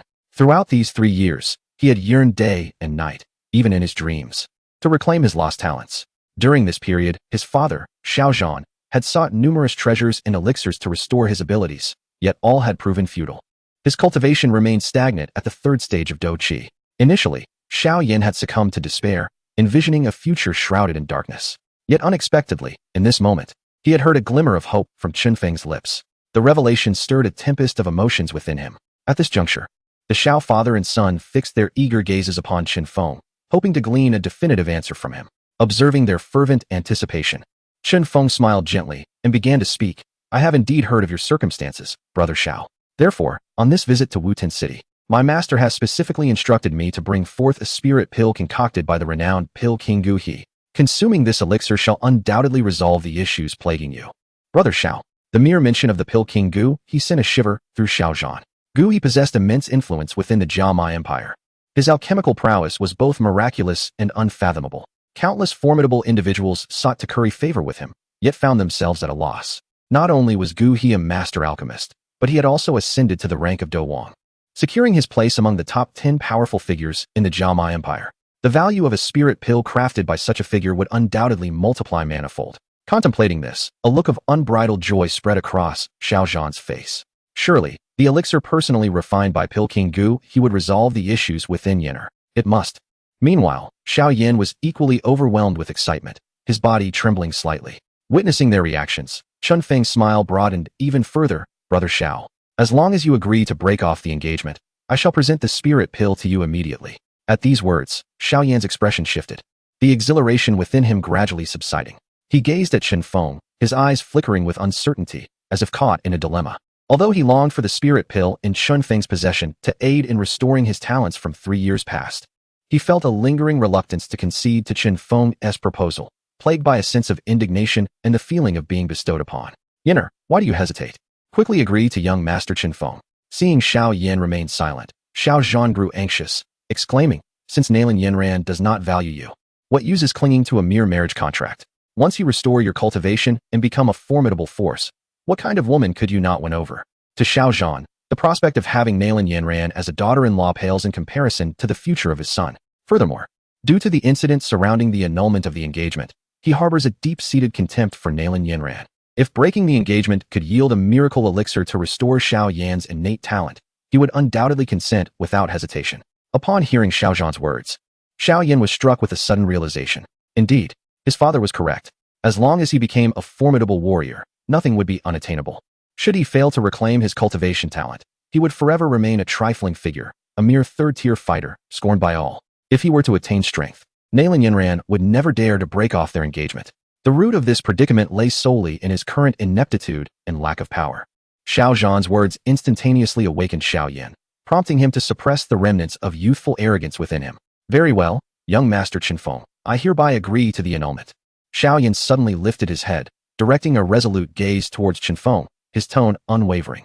The moment those words escaped his lips, his hands, concealed within his sleeves, clenched tightly. In the Douqi continent, a man facing an engagement annulled by a woman incurs immense humiliation. By agreeing to this annulment, he would carry this shame henceforth. Though his countenance remained relatively calm, his heart silently screamed in defiance. Nalan Yinran, Numerous Sect, await my vengeance. The disgrace of today shall be etched in my memory. 30 years east of the river, 30 years west. Do not underestimate the youth and poverty. Xiao Yan held a profound confidence in his innate talent. 3 years prior, he was already a fighter.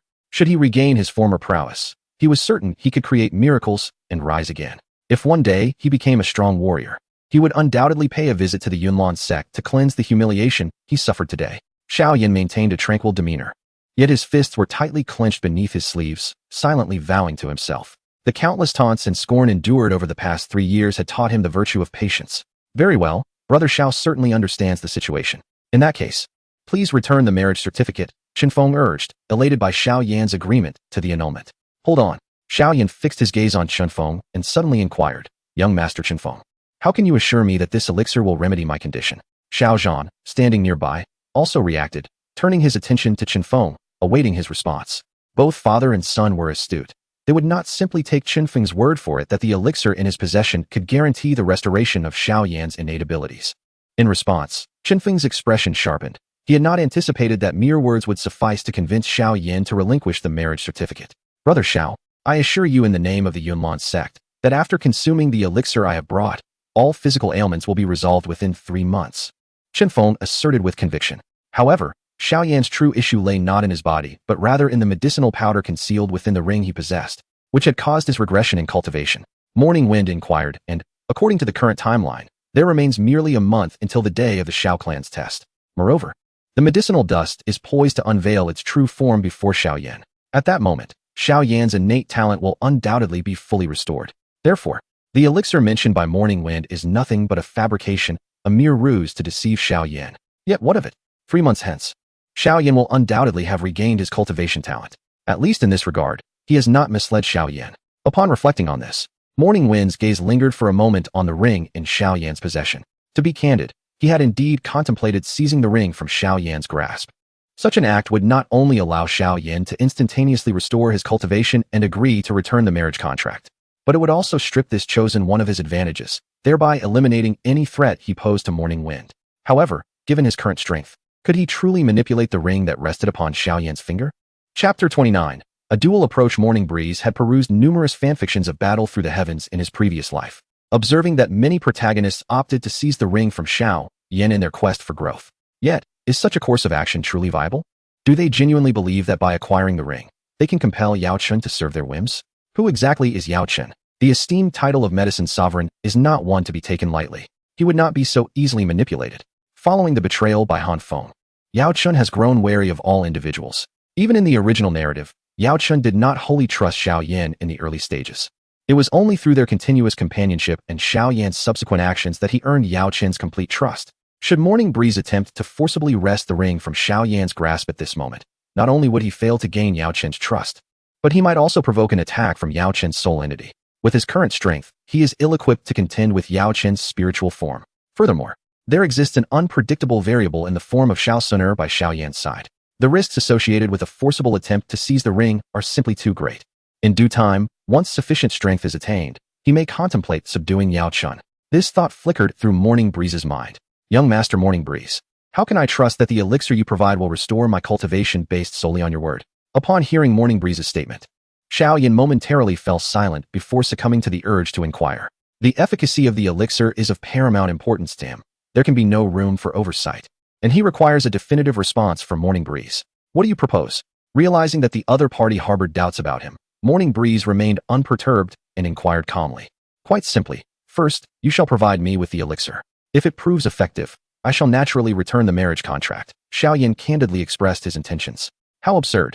What if you were to renege on your word? Morning Breeze scoffed at the suggestion. You doubt me, yet you expect me to trust you? It is utterly ludicrous. Do you truly believe that my amiable disposition permits you to take liberties?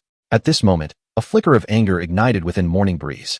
He had endeavored diligently to preserve Xiao Yan's dignity as the chosen one of this realm. Had Xiao Yan acquiesced, he would have promptly returned to Yunlan's sect to wed Nalan Yanran, thereby ensuring a harmonious separation. Such an outcome would be beneficial for all parties involved.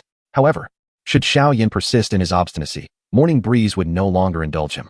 Nalan Yanran was already with child, and further delays were untenable. According to Yunyun's assertion, if necessary, he would no longer feel compelled to extend courtesies to Xiao Yan. Rest assured, young Master Morning Breeze, my Xiao family has always valued promises. Moreover, given the strength of my Xiao family, how could we dare deceive you? Observing the tense exchange between the two, Xiao Zhan swiftly intervened to mediate. If my intention were to coerce compliance, would I be engaged in idle chatter here? Morning Breeze cast a glance at the Xiao family duo, his tone indifferent. Patriarch Xiao, Brother Xiao, you should grasp this point. I have summoned you both here privately to preserve some semblance of dignity for your family. After all, should this matter be publicized, it would cast a shadow upon both your esteemed Xiao family and our Yunlan sect. Chun Fong slowly rose, his tone laced with an air of subtle intimidation. Brother Xiao, I come bearing sincerity, and I hope you do not misinterpret my intentions. This time, it is a gesture of goodwill. Next time, it may very well be a matter of force. Xiao Yan was not oblivious to the veiled threat in Chun Feng's words, and a surge of anger welled within him. Yet he quickly regained his composure. Engaging in conflict with Chun Feng would yield no benefit for him. It could even bring calamity upon his family. Moreover, Chun Feng's statement was irrefutable. In this world where strength reigns supreme, the feeble Xiao family had little dignity when confronted with the formidable Yunlan sect. The mere act of bringing spirit pills was already a sign of goodwill, indicating sincerity. Should he provoke a confrontation, not only would he forfeit the spirit pills, but he would also invite disaster upon his clan. With these thoughts, Xiao Yan's fury swiftly extinguished. Over the past 3 years, he had not mastered much, but he had learned the art of patience. At the same time, Xiao Zhan observed the anger etched on Chun Feng's face, and his heart skipped a beat. It dawned on him that, given Chun Feng's status, coercing the Xiao family into submission was not a formidable challenge. Both the middle family and the Yunlan sect were entities far beyond the Xiao family's reach. Should they provoke Chun Feng to the point of retaliation, it would spell great misfortune for the Xiao family. Yenner, you should acquiesce, Xiao Zhan said, gazing at his son, who was struggling with his emotions, and sighed softly. With Master Chun Feng's stature, he is unlikely to come merely to toy with us. Father, Xiao Yan hesitated, his expression complex. Xiao Zhan gently placed a hand on Xiao Yan's shoulder, speaking earnestly. Yenner, take a step back and consider. This engagement has already become a mere formality for you.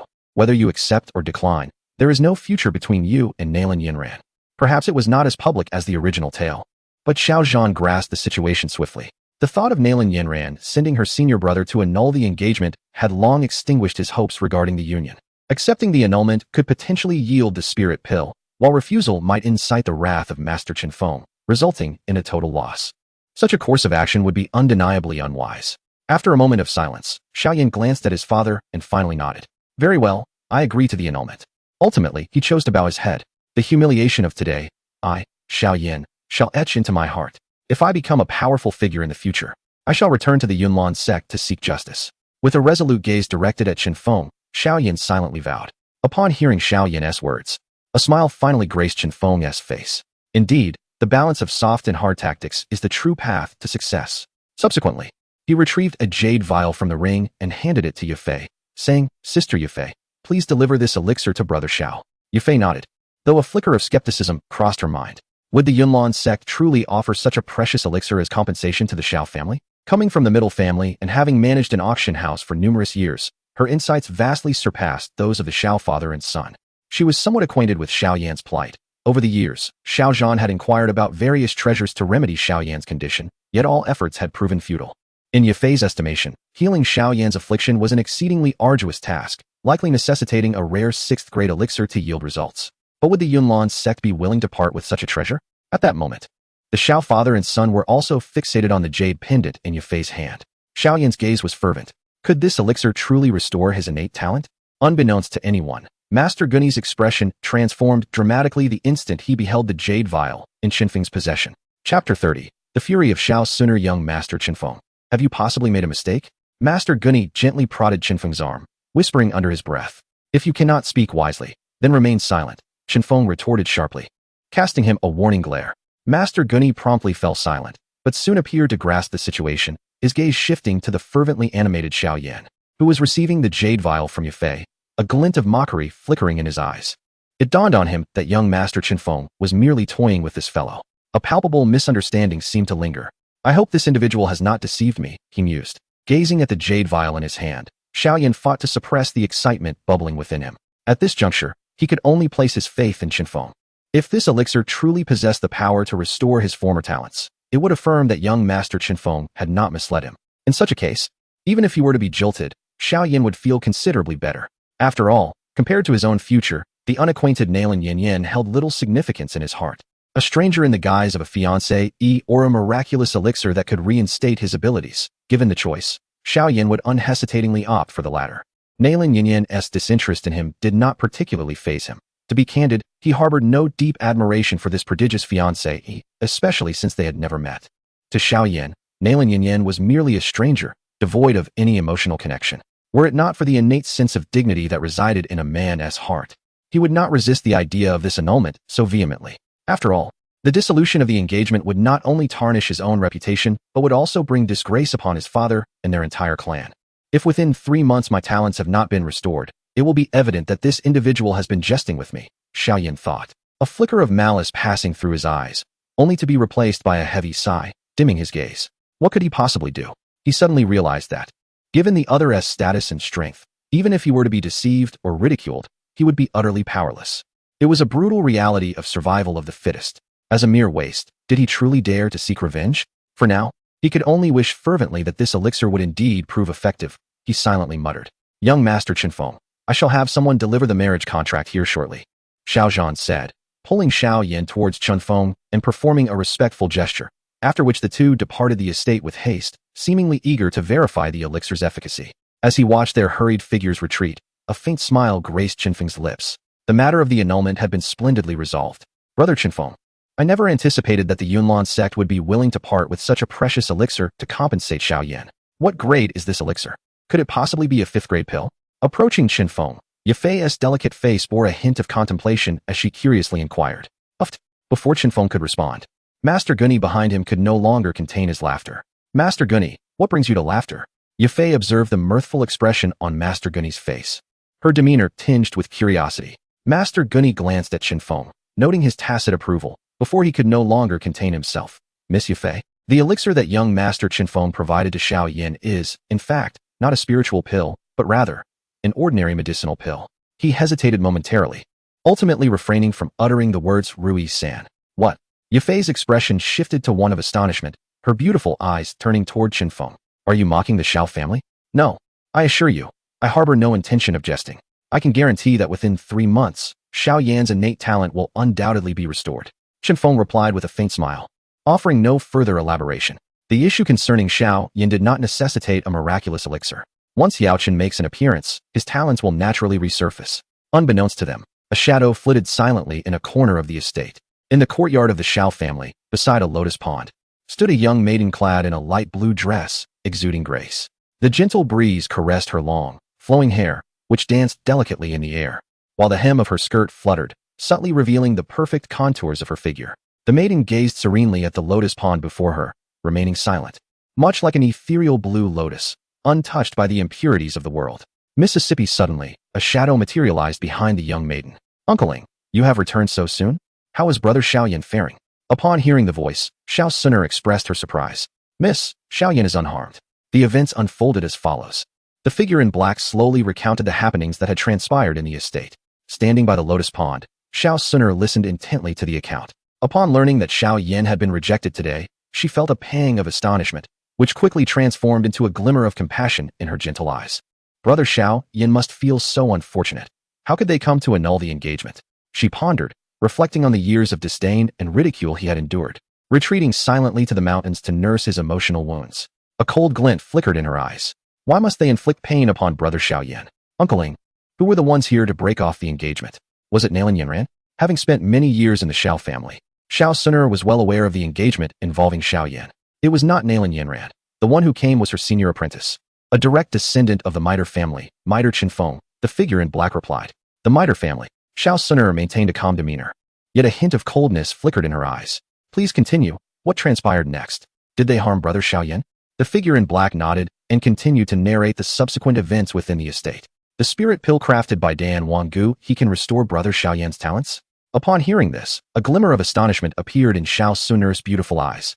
Over the years, she had dispatched shadowy figures to inquire within the clan about Xiaoyan's condition, hoping to discover a remedy. However, to her dismay, even the ancient clan could not provide a solution. Thus, upon hearing that the Yunlan sect had produced a spiritual pill that could potentially resolve Xiaoyan's ailment, Xiao Suner was taken aback.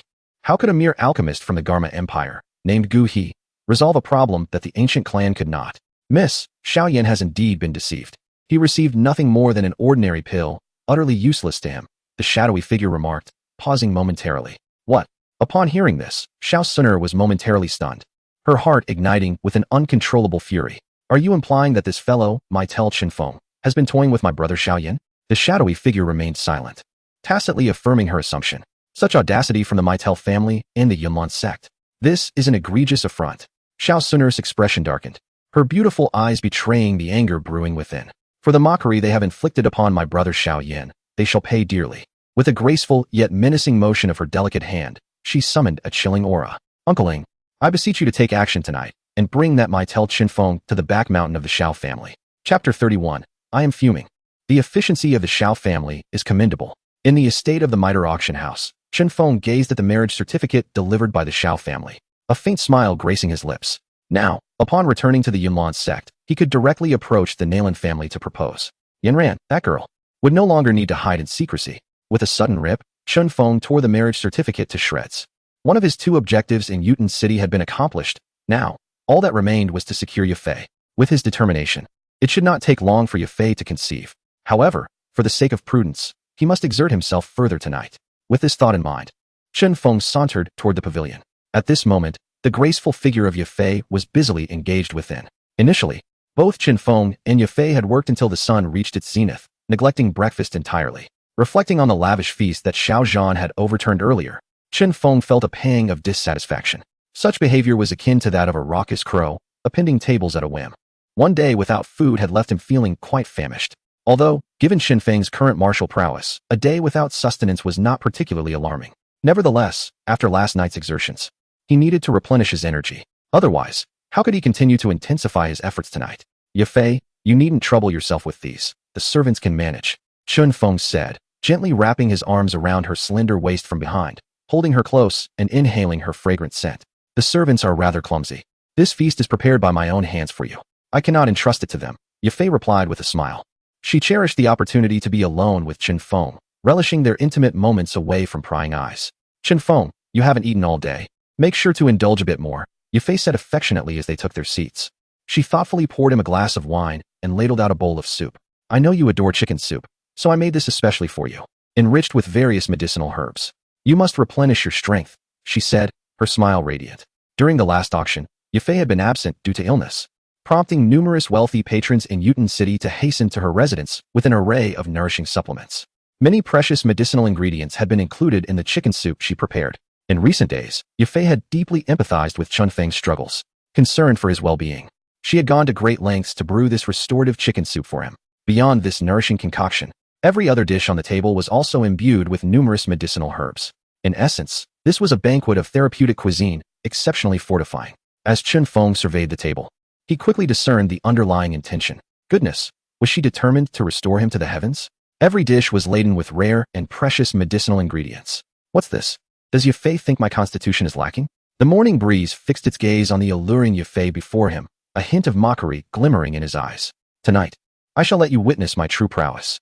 Upon hearing this, Yafei's charming face flushed slightly, and she shot him a playful glare, reproaching, Brother Chun Fong.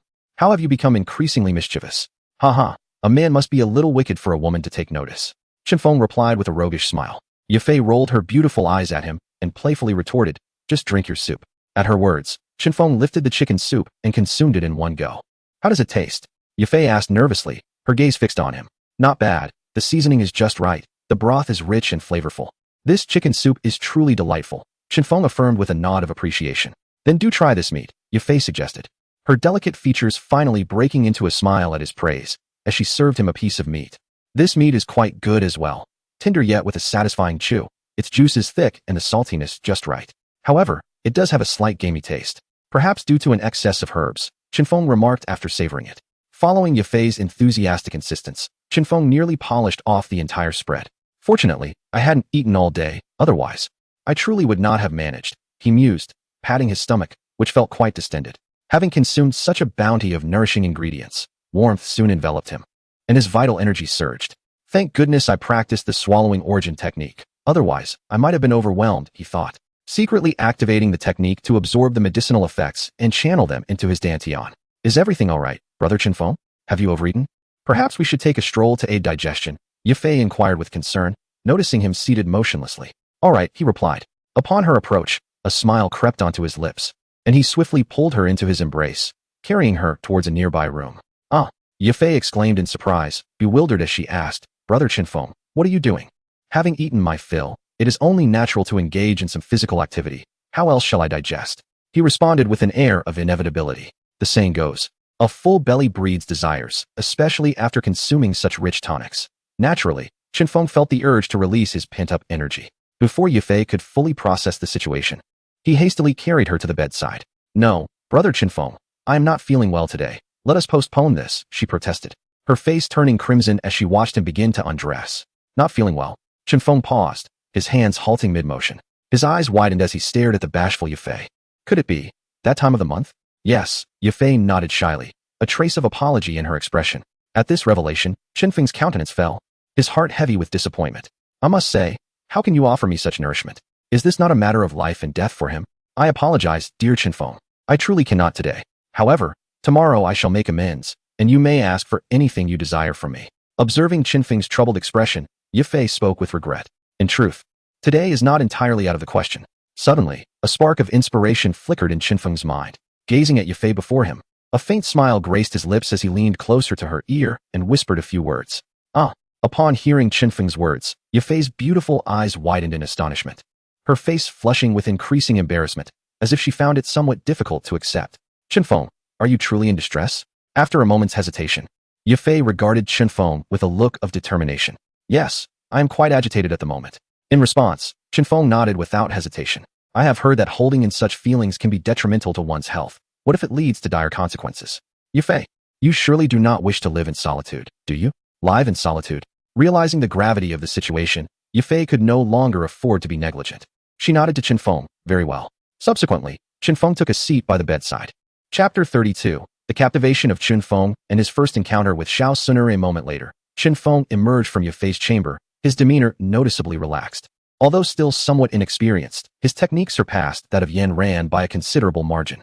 Reflecting on the exquisite experience he had just undergone, Chun Fong offered a candid assessment.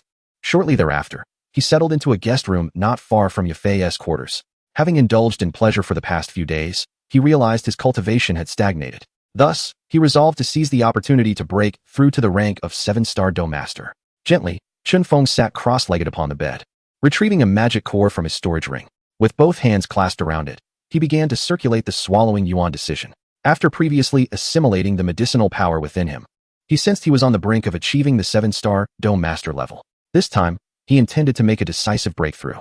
As he activated the swallowing yuan decision, a force of absorption emanated from his palms, enveloping the magic core entirely. Under the influence of this consuming power, strands of pure energy were drawn into Chun Feng's body, transforming into refined Douqi. While Chun Fong was engrossed in his cultivation, a mysterious shadow stealthily entered the room, merging seamlessly with the darkness, silent as a specter. What is this entity doing? Is it attempting to absorb the energy from the magic core? Observing Chun Fong as he practiced the swallowing yuan decision, a flicker of surprise crossed the shadow's eyes. Magic cores, also known as magic crystals or the embryonic form of spiritual pills in the Douqi continent, are energy nuclei found within magical beasts, teeming with violent natural energies. Even a Do Wong would hesitate to recklessly absorb such chaotic energies, fearing the risk of bodily explosion. Moreover, Even those with cultivation levels surpassing Do Wang would avoid directly absorbing the energy from a magic core due to its tumultuous nature, which could easily disrupt their Douqi. This cumbersome endeavor was clearly unwise. What kind of technique is this? It can directly consume the energy from the magic core? The shadow watched Chun Fong, who was immersed in his training, with a tumult of astonishment brewing within. In the Douqi continent, there exists a plethora of techniques, including some rare methods capable of utilizing the energy from magic cores. However, such techniques are likely classified as high-level Earth tier or even legendary Heaven tier. How could an inconsequential disciple of Yunlan sect possess such a high-level Earth tier technique? The shadow was filled with shock, its gaze fixed on the young man before it, greed flickering in its eyes. High-level Earth tier techniques are exceedingly precious, even among ancient clans, and certainly not something a mere Do Huang could claim. In the northwestern region of this continent, a Do Huang might be considered formidable, capable of wreaking havoc. Yet, in the presence of the ancient clans, such status holds little significance. If I could acquire the techniques possessed by this young man, my cultivation would undoubtedly ascend rapidly, elevating my standing within the clan. The shadow contemplated this, feeling a surge of excitement within. Subsequently, he gazed at Chun Fong, who was immersed in his cultivation, and quietly approached him. Chun Fong, fully absorbed in the operation of the swallowing yuan technique, suddenly sensed an unusual presence within his exceptionally keen soul. Who is it? The moment he opened his eyes and beheld the shadow that had appeared before him, Chun Fong was startled, fear gripping his heart, and he instinctively shouted. The shadow paid no heed to Chun Fong, and before he could react, struck him down with a single palm, rendering him unconscious. You can blame yourself for provoking my lady. I hope you can preserve your life. Reflecting on the cultivation technique Chun Fong had just practiced, the shadow felt a strong temptation and swiftly vanished from the room. Tap, tap, tap. Shortly after the shadow's disappearance, hurried footsteps echoed. Chun Fong, are you all right? A voice filled with concern, belonging to Ye Fei, resounded from outside, evidently awakened by Chun Feng's earlier shout. Creak. Seeing that no one responded within, Ye Fei, filled with anxiety, pushed open the door and entered. Where is he? Upon discovering Chun Feng's absence, Ye Fei's countenance shifted dramatically. Oh no, something has happened to Chun Fong. The memory of that shout ignited a sense of urgency in her heart, and her expression darkened. Who could it be? Who could it possibly be? Moments later, the entire Maitel auction house was thrown into disarray as people began searching throughout the city of Wutan for any trace of Chun Fong. In the dead of night, a full moon hung high in the sky, casting its luminous rays down upon the entire back mountain of the Shao family. Ugh, my head hurts. Unbeknownst to him, Chun Fong slowly regained consciousness, a sharp pain in his head leaving him somewhat dazed. Suddenly recalling the shadow, he jolted awake and surveyed his surroundings. Before him stood a stone wall entwined with vines, the space rather confined. Is this a cave? A torch flickered in front of him, illuminating the scene. Observing his surroundings, Chun Fong felt a mix of suspicion and uncertainty. Bound. A cave? Has someone kidnapped me? The ropes binding Chun Fong were made of an unknown material, and no matter how hard he struggled, he could not break free. Frowning, he thought of the shadow that had appeared in his room. Who could it be? The ability to knock him out in an instant left no doubt about the shadow's formidable strength. Undoubtedly, a powerful individual. However, the extent of that strength was beyond Chun Feng's comprehension. What a ridiculous powerhouse, ambushing a mere dome master like me. It is utterly outrageous. The throbbing pain at the back of his head fueled his anger. He glanced around the damp cave, clearly devoid of any inhabitants. It seems they have merely left me here for the time being. Though trapped, Chun Fong remained utterly unperturbed. The fact that his captors had not taken his life suggested they harbored some ulterior motive. With this in mind, he chose to patiently await their arrival. Entering the confines of his system space, Chun Fong beheld the 9-star Do Zong experience card, which instilled a sense of calm within him.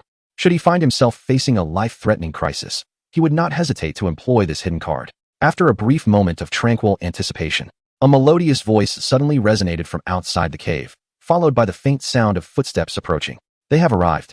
Upon hearing the commotion, Chun Fong immediately sharpened his focus, pondering if the mastermind behind this plot might be a woman. As the footsteps drew nearer, he caught a glimpse of the visitor illuminated by the flickering firelight. Before him appeared a slender figure adorned in a simple purple garment, lacking in ostentation, yet exuding an inherent nobility that seemed to resonate with the very heavens. Her long, dark tresses were loosely bound by a delicate lavender ribbon, cascading gracefully along her enchanting silhouette. When a gentle breeze swept through, her hair danced ethereally, embodying an otherworldly grace akin to that of a celestial being inadvertently fallen to earth, evoking an aura of unapproachable serenity. Chapter 33. The Revenge of Shao. Sooner the dim light of the fire enveloped the young girl, creating the illusion of a purple lotus blooming in the mundane world. Pure and exquisite, untouched by dust. As the girl in the purple attire approached, her features and figure became increasingly distinct, and a flash of astonishment crossed Chun Feng's eyes. What a beautiful maiden! It is astonishing that such extraordinary beauty exists in this small city of Wutan. The girl in purple, though still slightly immature in appearance, had already begun to reveal an enchanting allure. In the future, she would undoubtedly blossom into a breathtaking beauty. Why was such a stunning figure not mentioned in the original text? Chun Feng's gaze followed the girl in purple as she approached, speculating about her identity. It was evident that she was the mastermind behind the events unfolding before him. Yet, despite racking his brain, he could not recall any memories of this girl in purple, nor could he understand how he had offended her. At that moment, Chun Feng's expression sharpened, astonishment flickering across his face. As the girl drew nearer, he noticed a strange shadow lurking behind her, seemingly merging with the darkness. Had he not come close, he would have been oblivious to its presence. Upon seeing the shadow, Chun Feng's pupils constricted. He immediately recognized it as the figure that had infiltrated his room and knocked him unconscious. How could this shadow have entered his chamber so stealthily, employing such eerie techniques? Although he had not faced it directly, Chun Fong could sense that the shadow's power was extraordinarily formidable. He cast another glance at the girl in purple. This shadow, so powerful, appeared to be under her command, which left Chun Fong somewhat astonished. It seemed this girl in purple was of considerable significance. Yet, why had this extraordinary maiden set her sights on him? This girl in purple was none other than Xiao Suner, the proud daughter of the ancient clan. At this moment, as she gazed at the bound Chun Fong, memories of her brother Xiao Yan's earlier humiliation at his hands flickered through her mind, and a glint of coldness flashed in her beautiful eyes. How dare you humiliate my brother Xiao Yan in such a manner? I, Xiao Suner, shall not let you escape unpunished. Observing the chill emanating from her gaze, Chun Fong felt a shiver run down his spine. It was clear that this woman harbored significant animosity towards him. This only deepened his confusion, prompting him to scrutinize the girl in purple more closely, unable to refrain from speaking. I am Chun Fong of the middle family. May I inquire your esteemed name and how I might have offended you? Upon hearing this, Xiao Suner cast a glance at Chun Fong. Her voice light, yet tinged with a hint of indifference, resonating softly. A mere scion of the middle family is hardly worthy of knowing my name. At her words, Chun Fong felt a surge of irritation, his eyelids twitching. What an arrogant woman, despite having already surmised her noble background and distinguished identity. The blatant disdain she exhibited left him feeling quite displeased. Nevertheless, despite his displeasure, he did not outwardly exhibit it. From the calm and indifferent tone of the other party, Chun Fong discerned no hint of disdain. It seemed as if the individual was merely stating a fact, devoid of any boastful embellishments. To them, the middle family appeared to be nothing more than an inconsequential entity. This revelation left Chun Fong increasingly astonished. After all, the middle family was one of the three great families of the Gamma Empire. Who, within the Gamma Empire, would dare to underestimate the middle family? Unless, suddenly, an idea struck Chun Fong, and his gaze fixed intently on the girl in the purple attire before him, giving rise to a conjecture. Could it be that this girl in purple was Xiao Suner? As his thoughts began to flow, clarity flooded his mind. It had to be her. In this Wutan city, there could be no other girl of such extraordinary beauty and remarkable background, except for Xiao Suner, the prodigy of the ancient clan. Of course, what further solidified Chun Feng's suspicions was the ominous shadow lurking behind her. That shadow must be the strongest Do Huang of the ancient clan, Ling Ying, if he recalled correctly. In the original text, it was mentioned that Ling Ying practiced a technique that excelled in concealment, remaining in the shadows to protect Xiao Suner. What a disgrace. A dignified Do Huang strongman resorting to ambushing a mere Do Shi like myself. Chun Fong silently cursed, feeling a sharp pain still radiating from the back of his head. Upon realizing the identity of the girl in purple, Chun Fong began to grasp the reason for her aggression towards him. Undoubtedly, Xiao Suner was retaliating for Xiao Yan. It was evident that she was already aware of Xiao Yan's humiliation of being rejected today. Beyond that, Chun Fong could not fathom any other motive for Xiao Suner's actions against him. Xiao Suner coldly scrutinized Chun Fong for a while, seemingly deliberating on how to deal with him. Uncle Ling, cripple his cultivation, she said after a moment, her voice devoid of warmth. In Xiao Suner's eyes, the reason for Xiao Yan's disgrace was simply due to his low cultivation, leading to disdain from his fiancée, Nailin Yanran, and contempt from the likes of Chun Fong. Thus, she resolved to cripple Chun Feng's abilities, rendering him a complete waste. In doing so, Chun Feng's fate would mirror that of Xiao Yan, transformed from a once prominent figure into a subject of ridicule. Xiao Suner believed this to be the most fitting form of retribution, allowing him to experience the torment that her brother Xiao Yan had once endured. That would be justice. Upon hearing Xiao Suner's words, Chun Fong felt a jolt of anxiety surge within him. He stared at her, nearly bursting into expletives. This woman was willing to do anything for Xiao Yan. Simply because Xiao Yan had been insulted, she had dragged him here in the dead of night. In this moment, The malevolence of wishing to forsake one's own cultivation is truly despicable. At this instant, Chun Fong vowed to ensure that Xiao Suner would regret making such a decision. Yes, miss. As soon as Xiao Suner finished speaking, a shadow emerged slowly, unhesitatingly advancing towards Chun Fong. Wait, Chun Fong quickly interjected. Might you enlighten me as to why you wish to treat me in this manner? It would help me understand the situation. While speaking, Chun Feng's mind delved into the system space, prepared to activate the 9-star Dozong experience card at any moment. Upon hearing this, Xiao Suner regarded Chun Fong with a hint of surprise. His expression remained remarkably calm. This fellow possesses a certain audacity. Even in such dire circumstances, he does not plead for mercy. Naturally, Xiao Suner would choose not to reveal her identity. Although she holds the middle family in disdain, the Xiao family is a formidable entity that one cannot afford to offend. After all, she cannot inadvertently attract a great enemy for the Xiao family. Chapter 34. Activate the 9-star Dozong card.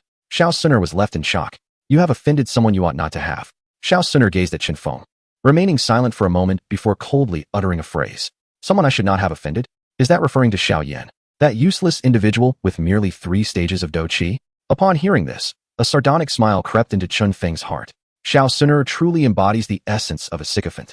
Xiao Yan endured some grievances during the day, and now, under the cover of night, she rushes to avenge him. Observing Xiao Suner's frigid demeanor, a flicker of anger ignited within Chun Fong. This is what you have compelled me to do. Initially, Chun Fong had intended to sever ties after the annulment and swiftly return to Yunlan's sect to marry Nailin Yanran. As for Xiao Yan, Chun Fong had no intention of pursuing him further. They would each go their separate ways, free from interference. However, now Xiao Suner had taken the initiative to strike at him for Xiao Yan's sake. She even aimed to cripple his cultivation. In the Douqi continent, a person without cultivation is rendered utterly powerless. Xiao Suner's actions are nothing short of malicious. Since it has come to this, I shall not hold back. A glint of cold light flickered in Chun Feng's eyes as he regarded the aloof Xiao Suner, sneering, I hope you will not regret today's events. Upon hearing this, Xiao Suner furrowed her delicate brows, a sense of ominous foreboding creeping into her heart. Could this person possibly have some hidden support? But soon, she dismissed the thought. What could a mere miter family possibly rely on? With the limited perspective of this individual, he could not fathom the terrifying nature of her background. If he were to comprehend it, he would likely be on his knees, begging for mercy in a state of panic. Nevertheless, she was not one to indulge in such trivialities. She had no interest in hearing Chun Fong plead for his life. Her beautiful eyes lingered on him for a moment, as if she were observing an insignificant insect. Uncle Ing, proceed, she said indifferently, losing all interest in Chun Fong, turning away to leave the cave. As she issued her command, the shadowy figure slowly advanced toward Chun Fong. At such a young age, he had already reached the rank of 6-star Dome Master.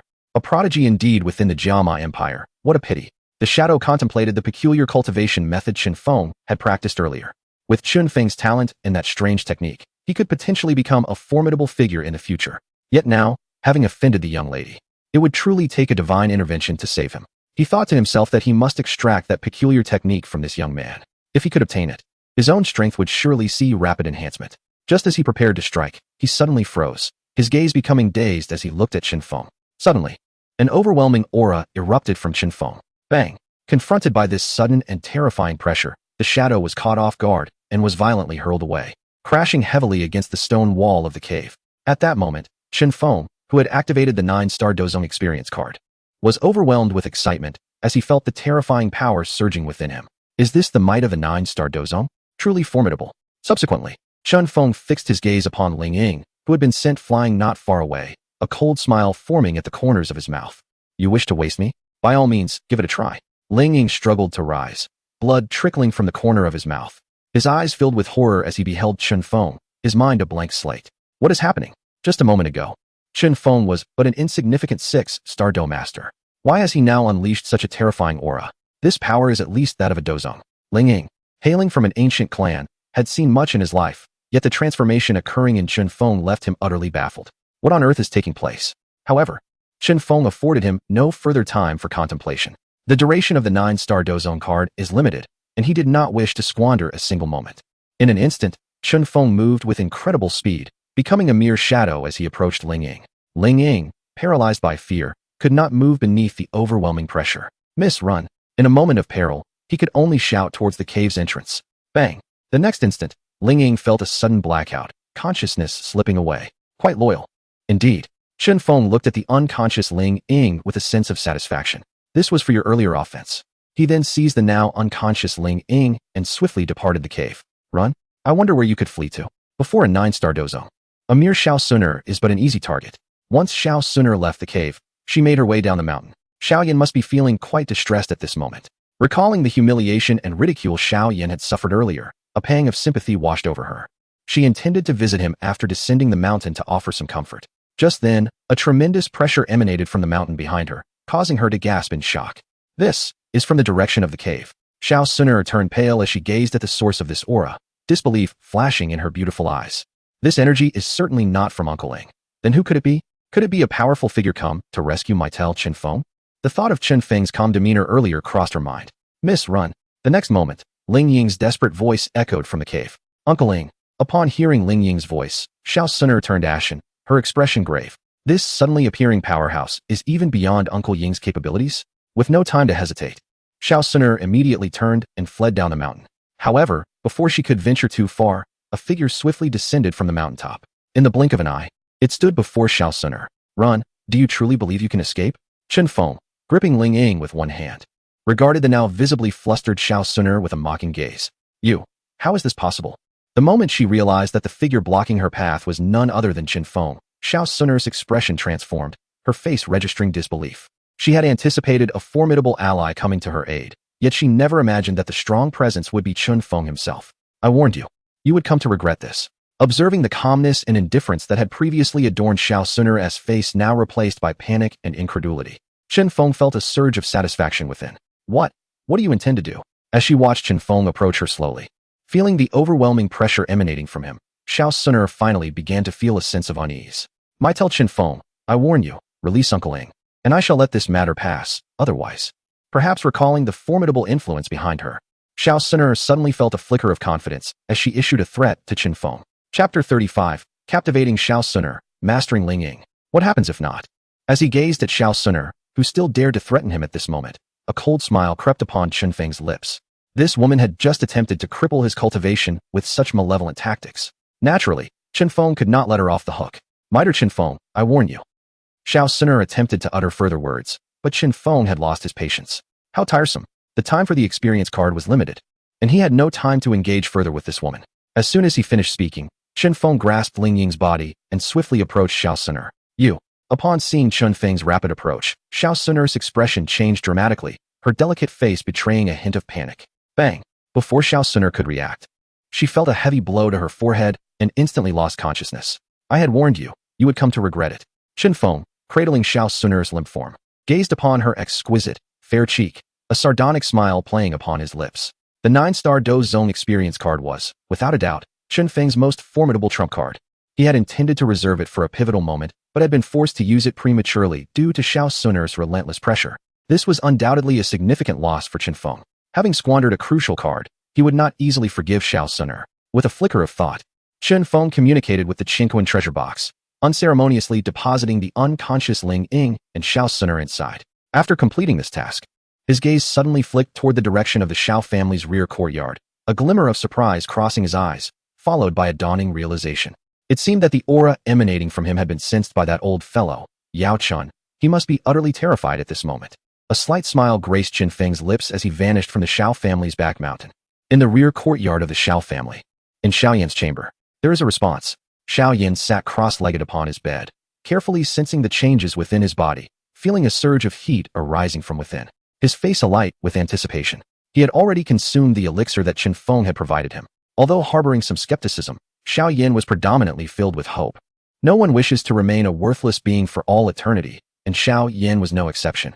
Gifted with a naturally powerful soul force and exceptional talent, his greatest desire was to become an unparalleled powerhouse. However, due to issues with his physique, his cultivation had stagnated at the 3rd stage of Douqi, which left Xiao Yan profoundly dissatisfied. The elixir brought by Chun Fong had ignited a glimmer of hope within him. Despite his doubts, he had unhesitatingly consumed the elixir upon his return. Shortly after Xiao Yan ingested the elixir, he finally began to feel a change within. An intense heat coursed through his body. This sensation of heat instantly exhilarated Xiao Yan. The presence of a response indicated that the elixir was indeed effective for his body. But why was the heat intensifying? As time passed, Xiao Yan gradually sensed something amiss. It felt as though a fiery blaze was igniting within his body, rendering him exceedingly hot. Gradually, he began to exhale heated breaths, his complexion turning a vivid crimson. This cannot continue. If it does, my body will surely explode. Ultimately, Xiaoyan could no longer bear it. He hurriedly dashed to a corner of the wall and swiftly unfastened his trousers. Unbeknownst to him, a fleeting glimmer of eerie light flickered in the ring he held, vanishing in an instant.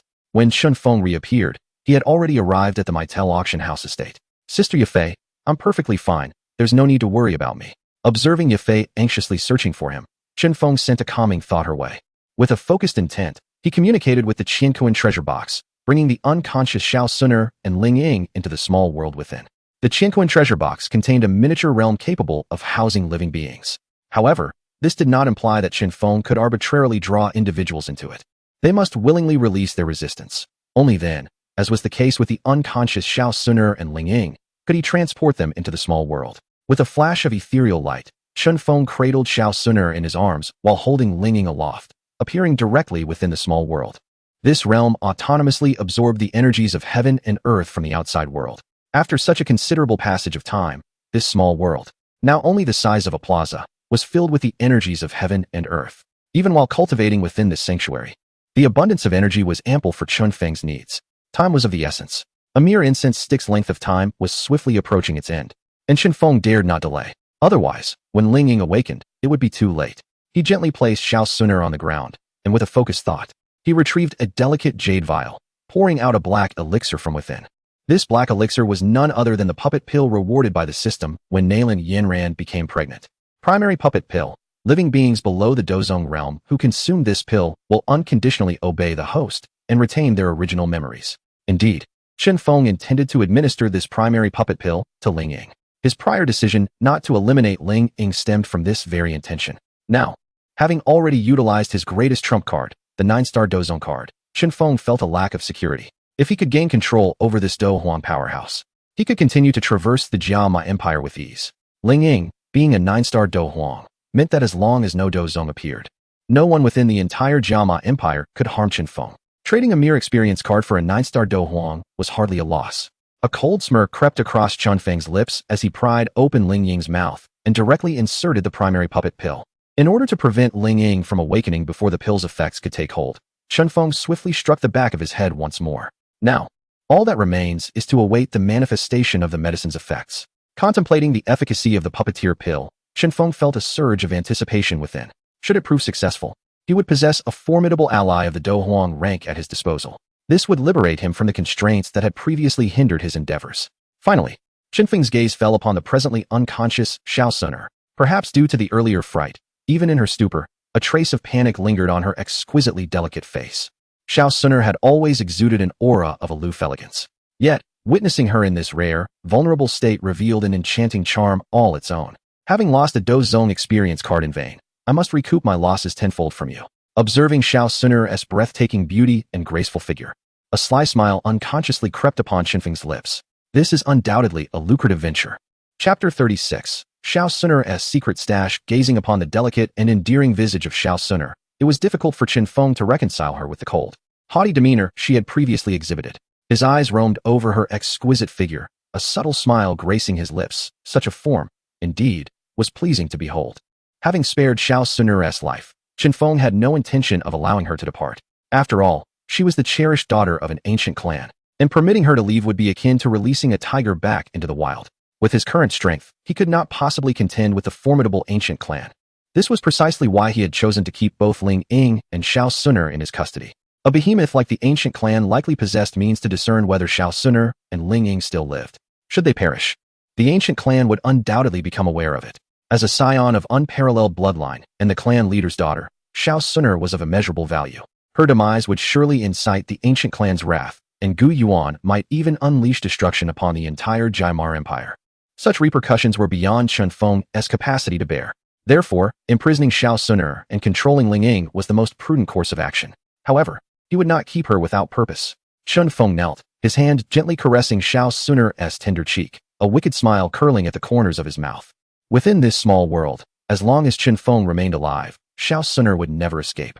In essence, she had fallen into his grasp, destined to become a caged canary, with Chun Fong as her master. As her owner, her duty would be to entertain him daily. Possessing the multiplicity system, Chun Fong understood that the swiftest path to strength lay in procreation. Yet, he was also a connoisseur of beauty, and ordinary women did not pique his interest. The stunningly beautiful Xiao Suner certainly stirred his heart. Since he had resolved to prevent her departure, it would be more advantageous for her to bear his children here. Each child born would yield a system reward. 1 child, 1 reward. 2 children, 2 rewards. 3. This approach could entirely compensate for his losses today. In fact, as soon as Xiao Suner bore him a child, Chun Fong would recoup his investment. Contemplating this, his gaze upon Xiao Suner intensified with fervor. Yet, despite his stirring desires, Chun Fong was not one to act impulsively. The matter of childbirth could wait. Although Ling Ying had ingested the puppet pill, Chun Fong was still unaware of the precise circumstances. Should she awaken mid-process, it would lead to an awkward situation. Recalling the moment he had been interrupted by Yun Yun, he still felt a chill run down his spine. That incident had nearly rendered him impotent and had left a lingering shadow over him. He would not repeat the same folly. Thus, Chun Fong resolved to admire Xiao Suner's enchanting form while patiently awaiting the effects of the puppet pill. As the esteemed daughter of an ancient clan, it is only natural to possess a wealth of exquisite treasures. Suddenly, Chun Feng's gaze shifted towards Xiao Suner's spatial ring, and he deftly removed it. At this moment, the time for the experience card had not yet elapsed, and with Chun Fong's prowess as a 9-star do zone, he effortlessly broke through the restrictions within. To his astonishment, it was indeed a high-grade spatial ring, befitting the remarkable talent of the ancient clan's noble daughter. In the Douqi continent, such spatial devices are not possessions that just anyone can acquire. Even Chun Fong, as a true disciple of the Numerous Sect and a direct descendant of the middle family, only possessed a basic spatial ring. The value of this basic ring pales in comparison to the high-grade ring in Xiao Suner's possession. Subsequently, Chun Fong delved into the ring with his spiritual energy to examine its contents. A moment later, he withdrew his consciousness, wearing a hint of excitement on his face. Xiao Suner truly lived up to her status as a daughter of the ancient clan. The cultivation resources within were extraordinarily lavish. Essentials such as techniques, combat skills, and medicinal pills were all present, and predominantly of high quality. Among them were Earth-level techniques, Earth-level combat skills, and high-tier medicinal pills. These treasures were indeed a boon for him. Chun Fong stowed the ring away with a smile, feeling that this time he had truly struck gold. The treasury of this ancient clan's young lady was indeed bountiful. Regarding techniques, he had already acquired the swallowing yuan decision, so he had no need for more. However, in terms of combat skills, he currently only possessed a high-level Xiantier Thundergun technique. This had been Chun Feng's weakness, but now, with the treasures from Xiao Suner's small treasury, he would be able to remedy this shortcoming. As for the other cultivation resources within, they would also serve him significantly. The swallowing yuan decision required energy entities to enhance his cultivation, and these resources were perfectly suited for his needs. As time passed, the incense burned down, and the duration of the 9-star Do Zong experience card finally came to an end. Chun Feng's cultivation level instantly reverted to that of a 6-star Do Sure. Feeling the powerful energy dissipating within him, he felt a twinge of reluctance. Yet, he was aware that this power did not truly belong to him. With the multitude of blessings system, he would soon reach the Do Zone realm as well. Suddenly, a glimmer of joy appeared on Chun Feng's face as he hurriedly sat down, channeling the Douqi within him. Boom! Before long, a muffled sound erupted within him, and his aura surged. He had broken through. Slowly opening his eyes, a smile graced his features. He had not anticipated that experiencing the power of the 9-star Do Zone would grant him insights, allowing him to break through to the 7-star Do Sure realm. This was indeed an unexpected gain. After an indeterminate amount of time, Xiao Suner, who had been lying unconscious on the ground, suddenly emitted a delicate moan before gradually regaining consciousness. "Miss Suner, you are awake?" As her beautiful eyes gently fluttered open, Xiao Suner was met with the sight of Chun Feng's mischievous grin. A flurry of memories rushed through her mind from before her unconsciousness, and her expression shifted dramatically as she swiftly sat up. "My tell Chun Fong, what do you intend to do?" First, she assessed her own condition, and upon confirming that her attire was intact, she let out a slight sigh of relief. However, the sight of Chun Fong brought forth a wave of anxiety, compelling her to retreat, distancing herself from him. "What do I want?" "Naturally, I have intentions towards you," Chun Fong replied with a hint of mockery in his voice, amused by the panic evident on Xiao Suner's delicate face as he gradually approached her. Feeling the pressure of Chun Feng's advancing presence, Xiao Suner steeled her resolve. A surge of fighting spirit coursed through her, and she unleashed a powerful strike aimed at Chun Fong. "A mere fighter's strength is no match for me." Observing Xiao Suner's desperate attack, Chun Fong merely scoffed. With a flicker of lightning in his palm, he countered with a forceful blow that struck her squarely in the chest, sending her flying. According to the timeline, Xiao Suner's prowess in the original narrative had yet to surpass that of a fighter. However, the strength she displayed at this moment had already reached the level of a 3-star fighter. indicating that she had concealed her true abilities. Yet, despite this revelation, she remained outmatched against the 7-star fighter, Chun Fong. Chapter 37. The humiliation of Xiao Suner. Xiao Suner was sent flying by a powerful blow, her delicate lips instantly spilling a trickle of crimson blood. Clumsily, she rose to her feet, her gaze fixed in disbelief upon Chun Fong, struggling to accept the reality of her defeat. Who was she? The esteemed young lady of the ancient clan, nurtured in luxury since childhood, where every member of her family catered to her every whim. Even the clan leader, Gu Yuan, and the elders showered her with affection, cradling her as if she were a fragile treasure, terrified she might be harmed. Upon arriving at the Xiao family, she was met with utmost reverence from the entire upper echelon. Yet now, she found herself struck down by a mere man. And within this insignificant realm of the Jamadi kingdom, how dare you harm me? Xiao Suner glared at Chun Fong, her eyes cold and piercing, as if she were a divine being judging a wretched demon.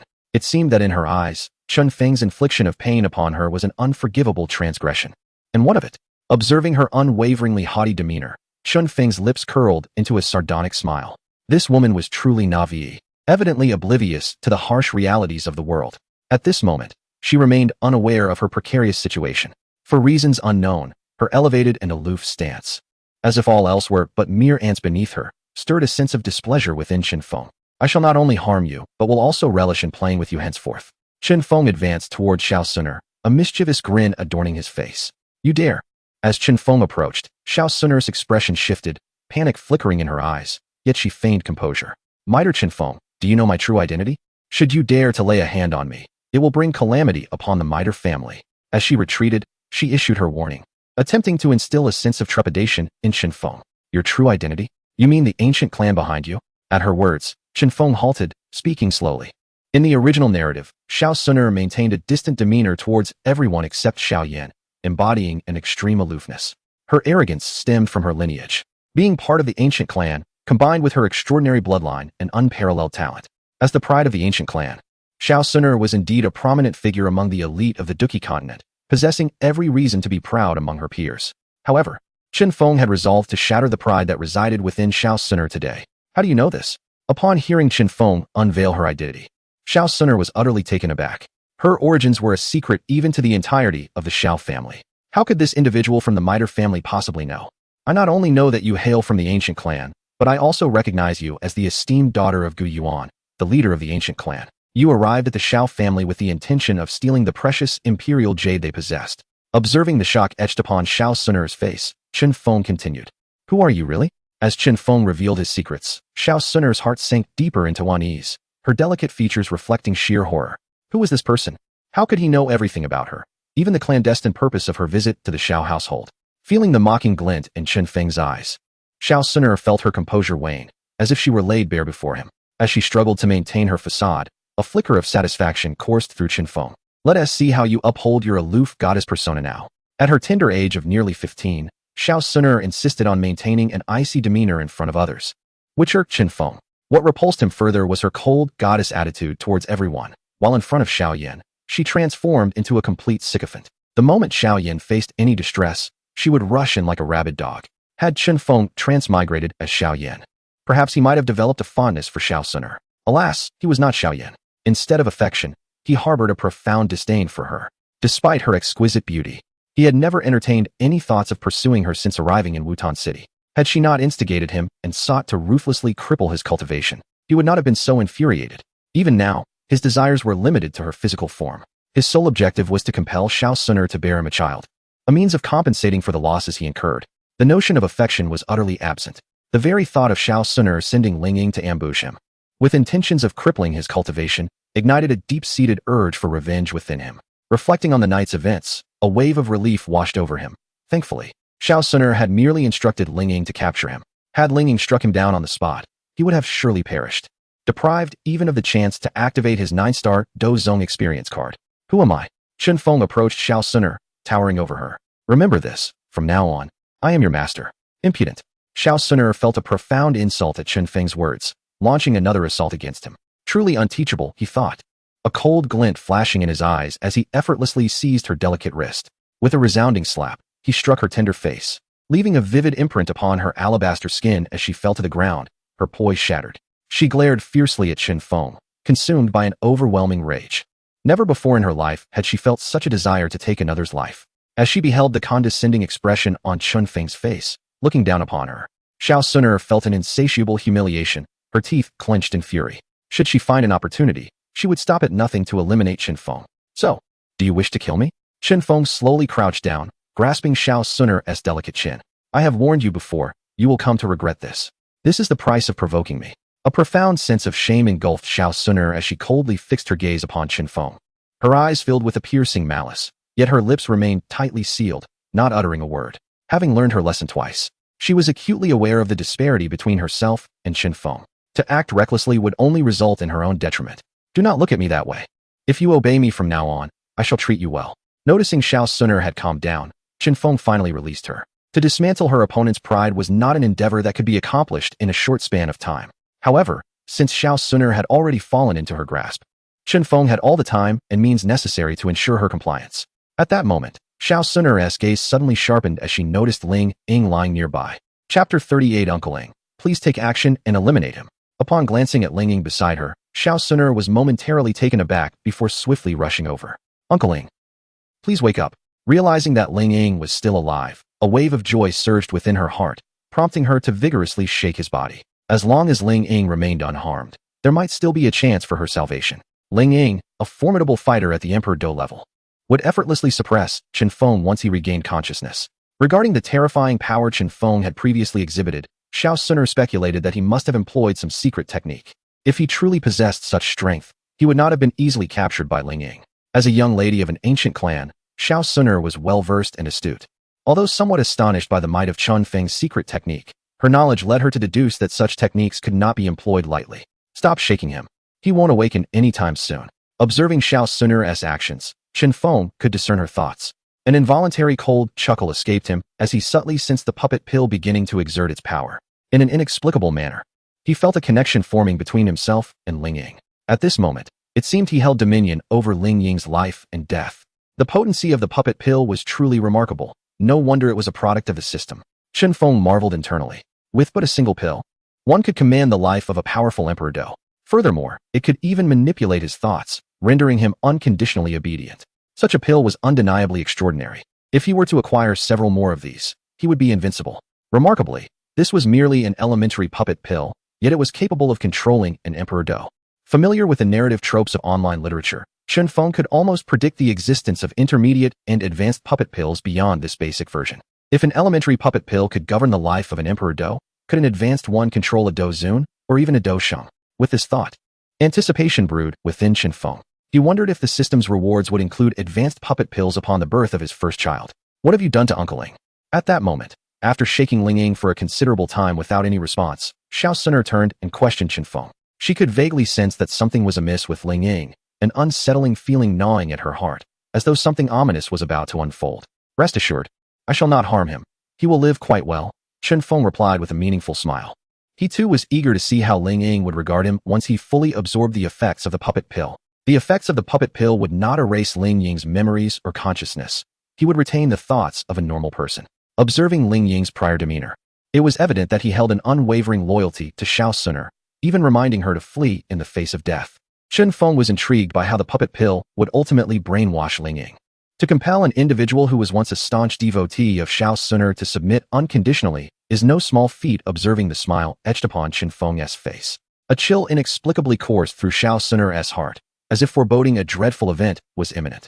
I cannot remain passive. Noticing that Chun Fong seemed disinclined to take further action, Xiao Suner began to survey her surroundings with a keen eye. What is this place? Yet, as she discerned the environment surrounding her, she was rendered utterly speechless, her exquisite countenance reflecting sheer astonishment. She had presumed that she had been brought to a clandestine location by Chun Fong. However, now faced with a diminutive world no larger than a plaza, enveloped by a dense white mist, she was completely at a loss. Is there such a place within Wutan City? What is this place truly? In an instant, Xiao Suner was beset by a profound sense of trepidation, anxiously scrutinizing the unfamiliar little world before her, seemingly in search of an escape route.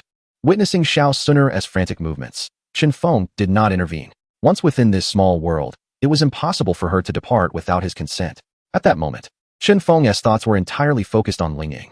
As the effects of the puppet pill continued to manifest, he sensed that the connection between them had become increasingly pronounced. It was evident that Ling Ying was now completely under the sway of the puppet pill. It would not be long before he awakened. Meanwhile, Xiao Suner had reached the periphery of the small world, only to be halted by the boundary of the white mist. No matter her relentless assaults, she could not disturb the misty barrier in the slightest. What on earth is this place? Where have you brought me? Moments later, in a state of despair, Xiao Suner dashed before Chun Fong, her voice rising in urgency, her delicate face tinged with hopelessness. She had come to the realization that this bizarre place felt akin to a prison. After searching for what felt like an eternity, she had not uncovered a single exit. This engendered a profound sense of despair within her. Could it be that this man truly intends to confine me here indefinitely? This is my world. I am the sovereign of this realm, and all that resides within is mine, including you. Observing Xiao Suner, whose spirit had entirely waned, a glimmer of amusement flickered in Chun Fong's eyes. You shall not succeed. You cannot imprison me here. Xiao Suner shook her head, unwilling to believe or accept Chun Feng's proclamation. Chun Fong offered a faint smile, disregarding her, his gaze shifting towards Ling Ying. At that moment, Ling Ying had opened his eyes and was slowly rising from the ground. Uncle Ling, the once distraught Xiao Suner, upon witnessing Ling Ying's awakening, was suddenly illuminated with joy as she rushed towards him. Uncle Ling, it's wonderful that you have awakened. In this mist-enshrouded prison-like world, it seemed that only Ling Ying's presence could provide her with a semblance of security. Mississippi. Upon awakening, Ling Ying's eyes remained somewhat dull, but gradually regained their luster as he heard Xiao Suner calling him. It seemed he recognized her, and with an expressionless demeanor, he uttered, Uncle Ling, it's truly wonderful that you are unharmed. A look of joy illuminated Xiao Suner's face, but then a thought crossed her mind, and a fleeting chill flickered across her delicate features. She turned to the onlooker, Chun Fong, and commanded Ling Ying, Uncle Ling, swiftly eliminate him. At her words, Ling Ying's gaze shifted to Chun Fong, and his previously tranquil eyes transformed into a visage of respect. Subsequently, under Xiao Suner's watchful gaze, Ling Ying rose slowly and proceeded directly toward Chun Fong. Once he is slain, we shall surely be free. Xiao Suner regarded Chun Fong, her beautiful eyes brimming with murderous intent, a cold smile gracing her lips. However, the subsequent actions of Ling Ying caused the smile at the corner of her mouth to freeze abruptly. Chapter 39, A Slap. Ling Ying approached Chun Fong, his gaze filled with reverence. To the astonishment of Xiao Suner, he unexpectedly knelt down. Ling Ying pays homage to the master. Witnessing this scene, Xiao Suner, who had initially sneered, believing Ling Ying would strike Chun Fong down, was left utterly dumbfounded. The smirk on her delicate face transformed instantaneously into shock and even horror as she incredulously observed this unfolding spectacle. Uncle Ling actually knelt before the scoundrel? Why? At that moment, a whirlwind of confusion, disbelief, and astonishment surged within Xiao Suner, rendering her speechless. Chun Fong, observing Ling Ying's behavior, was likewise taken aback. The puppet pill had indeed transformed Ling Ying so thoroughly. In Ling Ying's eyes, he perceived unmistakable awe, loyalty, and even fervor. It struck Chun Fong that even if he commanded Ling Ying to meet his demise at that moment, there would be no hesitation on his part. This elicited yet another wave of admiration within Chun Fong for the extraordinary capabilities of the puppet pill. Uncle Ling, what are you doing? At this juncture, Xiao Suner finally regained her composure, staring at Ling Ying, who knelt before Chun Fong with an expression of utmost respect. She could scarcely believe her eyes and exclaimed, Why are you kneeling before this scoundrel? You must kill him. He is no match for you. She remained oblivious to the peculiar shift in Ling Ying's demeanor, mistakenly assuming he was cowering in fear before Chun Fong. Regrettably, no matter how fervently she pleaded, Ling Ying remained on his knees, his face imbued with reverence for Chun Fong, as if he would not rise unless commanded. Chun Fong, displaying a slight smile, made no move to instruct Ling Ying to stand, watching with great interest as Xiao Suner lost her composure. Uncle Ling, why are you silent? What is wrong with you? Rise, do not kneel before him. Unable to endure Ling Ying's continued silence, Xiao Suner rushed forward, her voice rising in urgency. In that moment, all semblance of her previous indifference and nobility vanished, leaving her utterly flustered.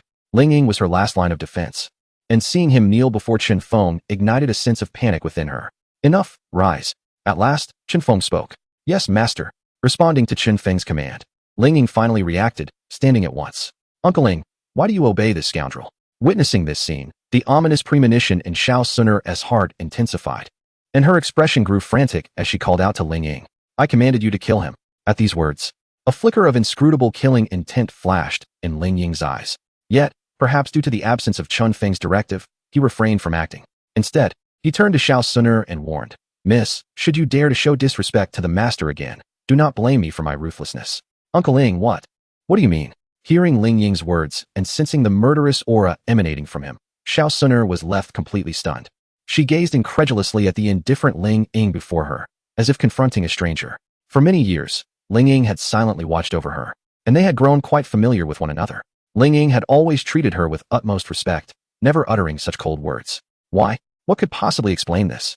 Xiao Sun'er's delicate form trembled slightly as she involuntarily took a few steps back. Disbelief etched across her features as she regarded Ling Ying. Uncle Ling actually intends to kill her? Uncle Ling, have you chosen to betray the ancient clan? After a moment, Xiao Sun'er managed to stabilize her emotions. Her beautiful eyes fixed intently on Ling Ying, her tone laced with a hint of coldness. Ling Ying's behavior led Xiao Sun'er to believe that he had indeed betrayed the ancient clan, aligning himself with Chun Fong. Only this could elucidate the shift in his demeanor. Ling Ying cast a glance at Xiao Sun'er, his tone suddenly shifting to one of respect. I pledge my loyalty solely to my master. Miss, the master is the greatest. You should consider submitting to him alongside me.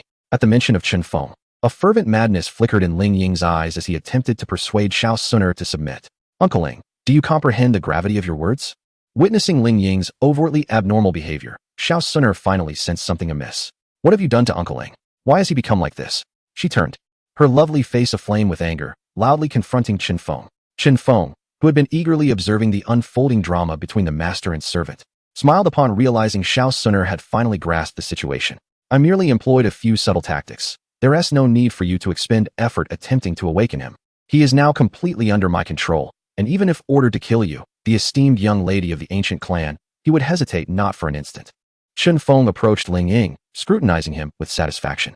A single disposable 9-star Dozong experience card had procured him a permanent enforcer of the 9-star Do Huang realm. This transaction seemed quite advantageous. With Ling Ying safeguarding him, he could nearly reign supreme in the Gamma Empire. I knew it was you behind this. Otherwise, Uncle Ling would never treat me this way. Upon hearing Chun Feng's words, fury surged across Xiao Sun'er's face, her expression seething as she glared at him, her silver teeth clenched, wishing to tear Chun Fong to shreds. However, the knowledge that Ling Ying had not truly succumbed to Chun Fong brought her some comfort. Yet, seeing Ling Ying reduced to this state by Chun Fong's machinations filled her heart with immense sorrow, and she could no longer restrain herself from berating Chun Fong. You despicable scoundrel, if you dare, release Uncle Ling. Do you not fear the retribution of the ancient clan? At her words, Chun Feng's countenance darkened as he addressed Ling Ying. Slap her. Yes, master. With that command, Ling Ying's figure flickered, charging directly toward Xiao Sun'er. Uncle Ling, no? I am slap. Upon seeing Ling Ying approaching, Xiao Sun'er's expression shifted dramatically, and she attempted to articulate her thoughts. Yet, before her words could fully escape her lips, a resounding slap marred her exquisitely beautiful face. Ing Shuyu.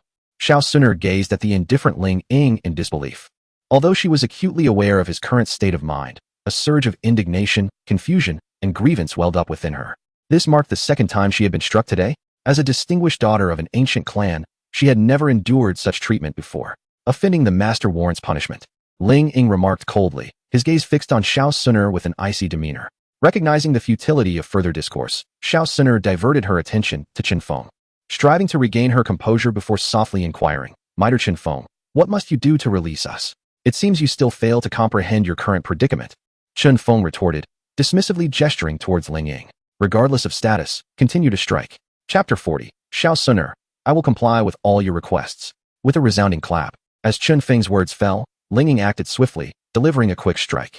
Before Xiao Sun'er could fully comprehend the situation, she felt the sting of a crimson handprint appear on her other cheek. At that moment, the once flawless and exquisitely beautiful visage of Xiao Sun'er was marred by two glaring red imprints, appearing shockingly conspicuous. After enduring 2 slaps, blood trickled from the corner of her mouth, her hair in disarray, presenting a woeful sight that starkly contrasted with her noble upbringing. Covering her face, the searing pain intertwined with humiliation and anger caused her eyes to glisten with unshed tears. As a daughter of an ancient clan, raised in luxury and accustomed to being adored, she had never before faced such indignity. Yet now, despite her feelings of humiliation and rage, she dared not act recklessly. The sting of those 2 slaps had finally opened her eyes to her reality, making her acutely aware of her precarious situation. Observing Ling Ying's indifferent demeanor, Xiao Sun'er felt no doubt that should she utter another insolent remark, he would not hesitate to strike again. As she cowered with fear, her expression fragile. A faint smile graced Chun Feng's lips. Indeed, this appearance was far more pleasing to the eye. Ling Ying, remove the restrictions on your spatial ring and present it to me, Chun Fong commanded, his gaze fixed on Ling Ying. He felt a flicker of anticipation. Surely, the belongings of a 9-star Do Huang would be substantial. Yes, master, Ling Ying replied without hesitation, promptly dispelling the restrictions on his spatial ring and respectfully handing it to Chun Fong. As Chun Fong accepted the ring and delved into its contents with his spiritual energy, a satisfied smile soon spread across his face. Although the treasures within Ling Ying's ring paled in comparison to those of the esteemed Xiao Suner, they still represented a significant fortune for Chun Fong. The resources for cultivation and various martial techniques were comprehensive and plentiful. With the treasures from both Xiao Suner and Ling Ying's rings, Chun Fong need not concern himself with cultivation resources until he reached the Dozong realm. This scoundrel has even taken my spatial ring, Xiao Suner thought bitterly upon witnessing Chun Feng's actions. That ring contained her entire fortune, filled with resources provided by her clan, now seized by this rogue. However, as she observed the greedy smile that crept across Chun Feng's face while he assessed Ling Ying's ring, a thought emerged in her mind. Brother Chun Fong, what must I do to secure my release? I will concede to any condition you propose. She hesitated before speaking, approaching Chun Fong with a demeanor markedly different from before, humble and submissive, fearful of inciting his wrath. Though inherently proud, Xiao Suner was not foolish. Having learned from her previous lessons, she had tempered her arrogance. Now, as one bound by circumstance, she found herself compelled to seek compromise. Oh, upon hearing those words, Chun Fong stowed away Ling Ying's spatial ring, regarding Xiao Suner with considerable interest. His gaze traversed her exquisite and graceful form, revealing a hint of mockery as he inquired, "Truly, are all requests to be met?" Following his words, Chun Fong reached out, brushing his hand against Xiao Suner's delicate face. What are you attempting to do?" Overwhelmed by Chun Feng's unabashed, predatory gaze, Xiao Suner felt as though she had been laid bare, her expression shifting in alarm. She trembled slightly, instinctively retreating a step to evade Chun Feng's unwelcome advance. "Is my intent not sufficiently clear?" Chun Feng mused, his heart stirred by the softness of her skin. It was undeniably smooth and inviting to the touch. "As long as you indulge me for a while. Once I am satisfied, I shall release you." "What do you say?" He chuckled. You are deluding yourself." Upon hearing Chun Feng's proposition, Xiao Suner's beautiful face flushed with anger, feeling gravely insulted. As a scion of an ancient clan, she held a position of high esteem and purity, and it was inconceivable for her to submit to such a shameless rogue. Her virtue was reserved solely for her beloved brother, Xiao Yan. "Humph, that is not for you to decide." Chun Fong sneered, confident that within his domain, she would never escape his grasp. "Brother Chun Fong, aside from this request, I am willing to grant you anything else. Be it celestial tier techniques or combat skills, I can procure them for you. My father dotes on me, and he would comply with any request you make." Although seething with anger internally, Xiao Suner endeavored to maintain her composure, pleading with Chun Fong. After receiving a couple of slaps, she understood that provoking him further would lead to her own detriment. Yet, despite her outward display of submission, she silently vowed that if she managed to escape this predicament, she would not let Chun Fong go unpunished. Today's ordeal filled Xiao Suner with profound humiliation, a stain upon her life that she felt compelled to erase. As long as she could leave this place alive, she was determined to make Chun Fong regret ever entering this world. As for the Meitel family, the Yunlan sect, even the entire Gamma Empire, anything associated with Chun Fong must be eradicated, vanishing from existence. Only then could the wounds inflicted upon her today begin to heal. "Humph, do you take me for a fool?" At that moment, Chun Fong suddenly struck, gripping Xiao Suner's fair neck with an icy resolve. "Release you? Am I to simply let you go? Should you escape and harbor thoughts of revenge, with the strength of your ancient clan, would I stand a chance at survival?" Chun Fong was well aware of Xiao Suner's intentions. Her current display of vulnerability was merely a tactic to deceive him. Regardless of the promised rewards, would he truly be able to claim them? Once Xiao Suner was free from his control, with her nature, she would never let him off the hook. Moreover, Chun Fong held little regard for celestial tier techniques or combat skills. As long as Xiao Suner bears a few children, what more could one possibly desire? It must be said that although Xiao Suner is a prodigious daughter of an ancient clan, she may have been overly sheltered in her youth, lacking exposure to the world's harsh realities, and thus views matters with excessive simplicity. Since Chun Fong has chosen to unveil the secrets of the miniature realm and the puppet elixir before her, she ought to comprehend that the former would never allow her to depart. It is unequivocally impossible, absolutely impossible. Brother Chun Fong, I would never act in such a manner. Upon witnessing Chun Feng's sudden change of demeanor and the revelation of his innermost thoughts, Xiao Suner's face turned pale, her heart engulfed in profound trepidation. "If you wish for me to trust you, the path is quite straightforward." Chun Fong grasped her delicate neck, drawing her closer, and whispered into her ear, "If you willingly submit to me, I might consider granting you your freedom." Chapter 41, Xiao Suner, Master. "My master, as long as you obediently submit to me, I shall naturally set you free." Feeling the masculine aura emanating from the morning breeze, Xiao Suner found herself in turmoil, instinctively shaking her head. No, I cannot." Brother Chun Fong, I beg you to propose another condition. Anything but this, I will agree to it, please. With her neck grasped by Chun Fong, Xiao Sun'er's delicate face flushed slightly, yet she continued to plead with difficulty, her beautiful eyes glistening with tears, appearing utterly pitiful. Gazing at Chun Fong before her, Xiao Sun'er was consumed by loathing and hatred, wishing she could rend him to pieces. To submit to Chun Fong was akin to wishing for her own demise. I have but this one condition. Fulfill it, and I shall release you. Chun Feng's hand caressed Xiao Sun'er's chin, a wicked smile gracing his lips.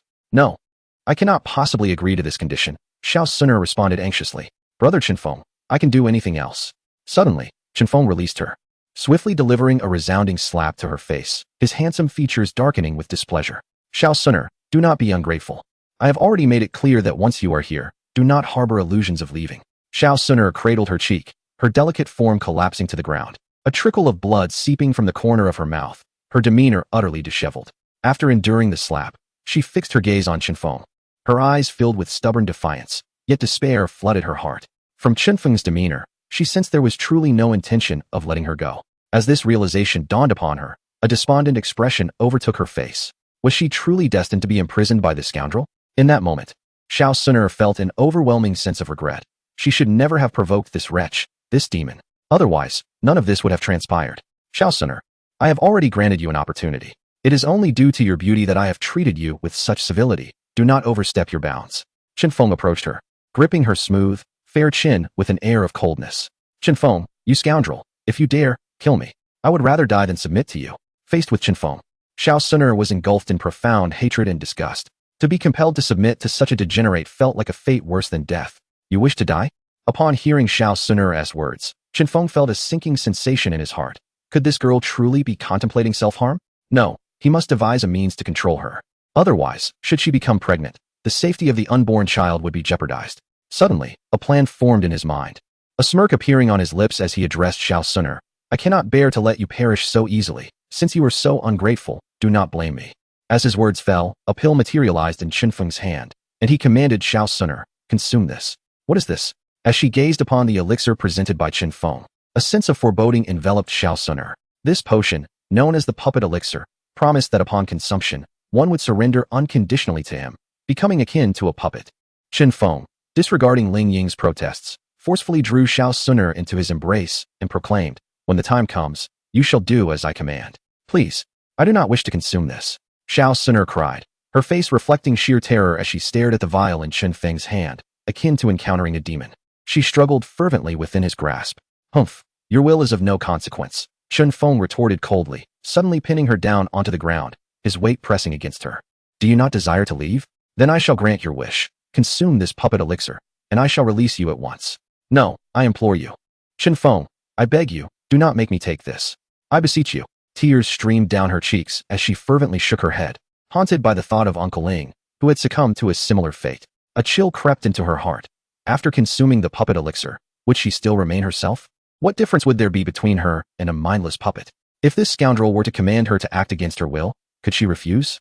The terrifying consequences of ingesting the elixir filled her with dread. Living in such a state would be tantamount to a fate worse than death. Noticing the fear etched on Xiao Sun'er's face, a smirk crept onto Chun Feng's lips. There was only one puppet elixir, already administered to Ling Ying. The substance in his hand was certainly not what it seemed.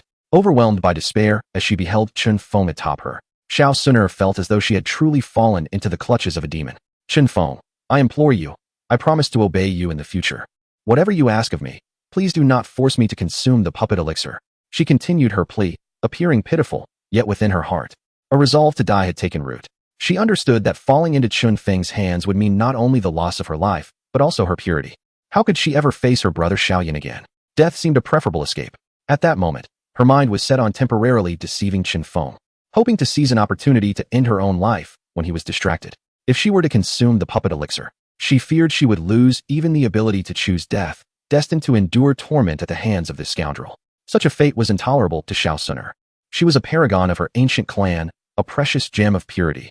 How could she allow herself to be toyed with by a rogue? Even in death, she would preserve her integrity. Unbeknownst to her, the desperation she had unwittingly revealed had already aroused Chun Feng's caution. To ensure the safety of the child within Xiao Sun'er, he must extinguish her desire for death. Very well, as long as you are obedient, I would never wish to force you to consume the puppet elixir. A fleeting smile graced Chun Feng's face as he pulled Xiao Suner up, enveloping her delicate form in his embrace. With a mischievous grin, he said, "Come now, my little Suner, utter the word master for me to hear." Forced into his arms, Xiao Suner felt a tremor of dismay within her. Instinctively, she sought to break free. Yet the fear of inciting Chun Feng's wrath compelled her to submit in humiliation. However, upon hearing his demand, a flicker of hesitation crossed her features. "Master? What does he take me for? A mere slave?" In an instant, fury surged within her, wishing she could rend Chun Fong limb from limb. Yet, she understood that she was no match for him. Given his temperament, a refusal would likely result in even greater indignities. With this thought, Xiao Suner inhaled deeply, the humiliation evident on her exquisite face as she softly uttered, "Master." Chapter 42. The Pitiful Little Slave Girl. Master. Upon hearing the address from Xiao Suner, Chun Fong felt an overwhelming sensation wash over him, a peculiar blend of sweetness and bitterness. This young lady, born of noble lineage and possessing an imperious demeanor, had ultimately succumbed to him. Yet, this level of submission had yet to fulfill Chun Feng's ambitions. Despite her apparent fearlessness towards death, Xiao Suner was now obediently yielding to him, which felt decidedly amiss. Observing the despondency and despair etched on her face, Chun Fong recognized that she still harbored suicidal tendencies. She must not perish. Chun Fong harbored aspirations of her bearing him a multitude of robust heirs. If Xiao Suner were to die, how could his dreams ever materialize? Furthermore, even if he had no desire for offspring, he could not allow her to meet her end. The ramifications of her demise would be grave. The ancient clan would undoubtedly sense her passing, as the daughter of the clan leader and a rare bearer of divine bloodline. Her death within the borders of the Jiamar Empire could incite the wrath of the entire ancient clan. Gu Yuan, the 9-star Do Saint, might very well obliterate the entire empire with a mere gesture. Such consequences were beyond Chun Feng's capacity to bear. Thus, from every conceivable angle, he could not permit Xiao Suner to die. He needed to extinguish her suicidal thoughts before they could take root.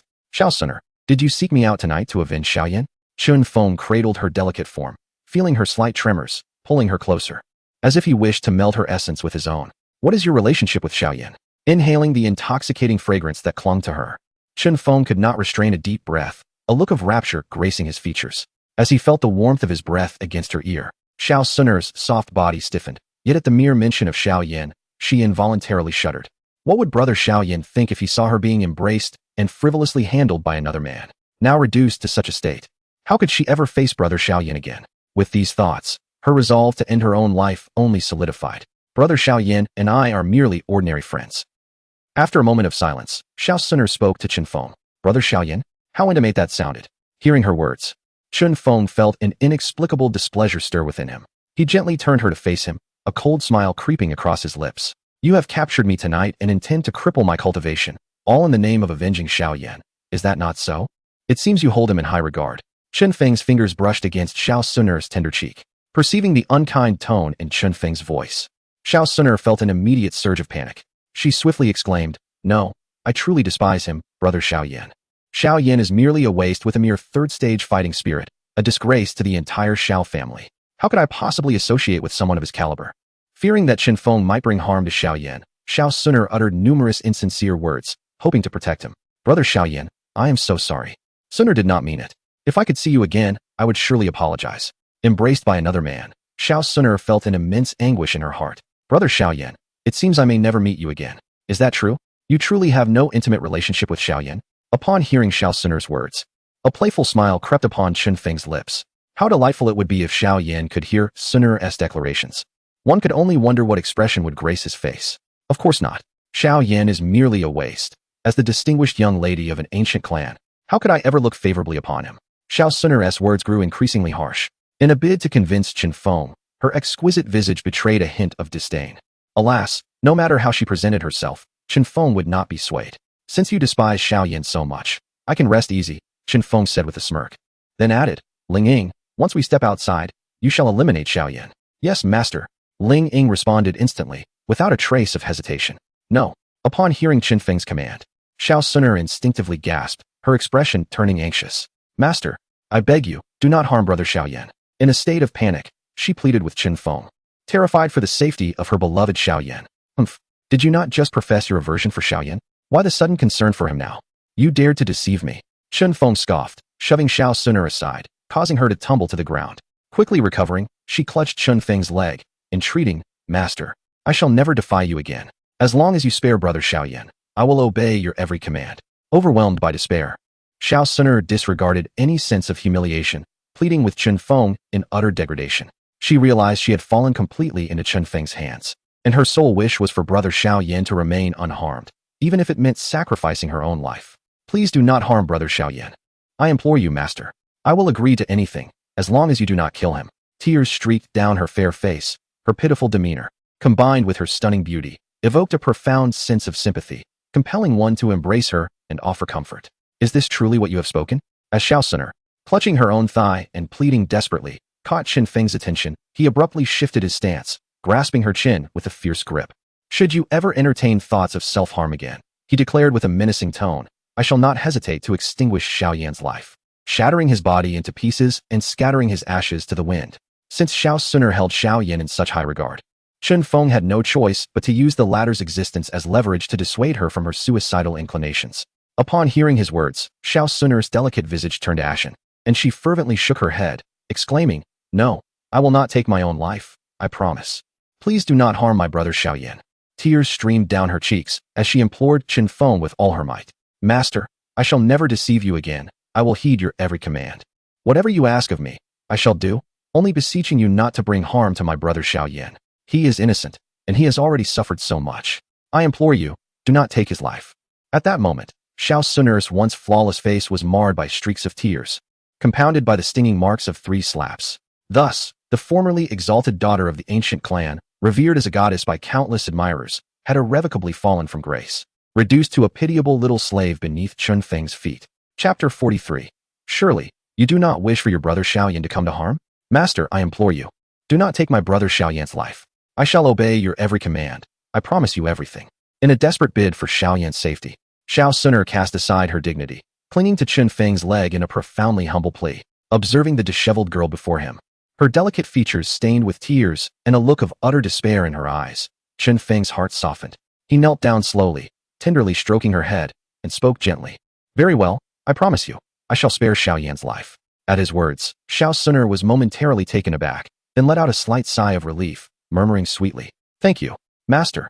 Chun Fong, grasping the hem of his garment, wiped away the tears from her face, a faint smile gracing his lips as he said, There, do not cry any longer. Your tears will only trouble me. If you remain obedient, perhaps, in a moment of goodwill, I might grant you your freedom. Seeing Xiao Suner in such a fragile state, Chun Fong felt an undeniable sense of affection, yearning to embrace her tenderly. Is it truly so? The once demonic Chun Fong was now kneeling, gently wiping her cheek with a softness that bewildered her. His tone was gentle, and his promise of release stirred something unexpected within Xiao Suner, causing her to gaze at him in a daze, her exquisite face tinged with a shade of crimson.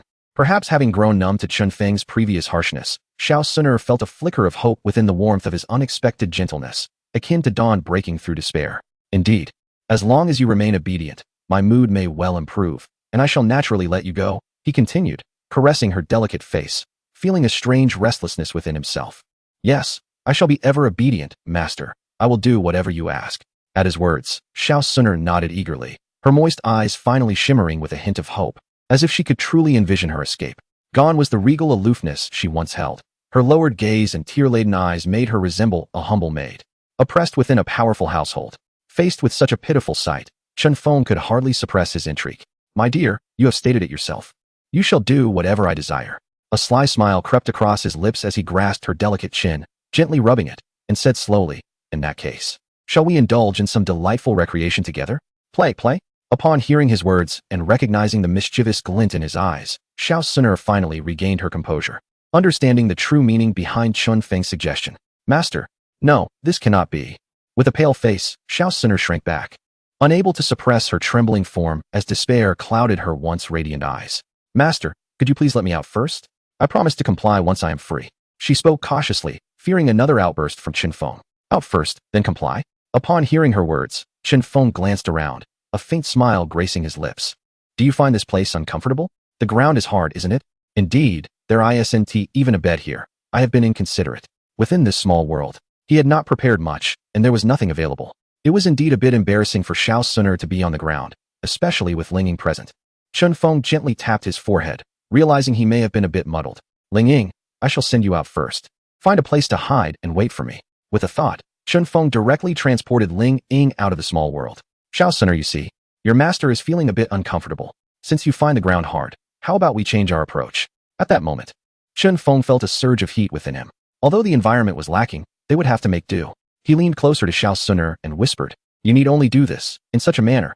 Xiao Suner's eyes widened in disbelief at his request, her delicate face reflecting shock as his words struck her profoundly. Could it truly be done this way?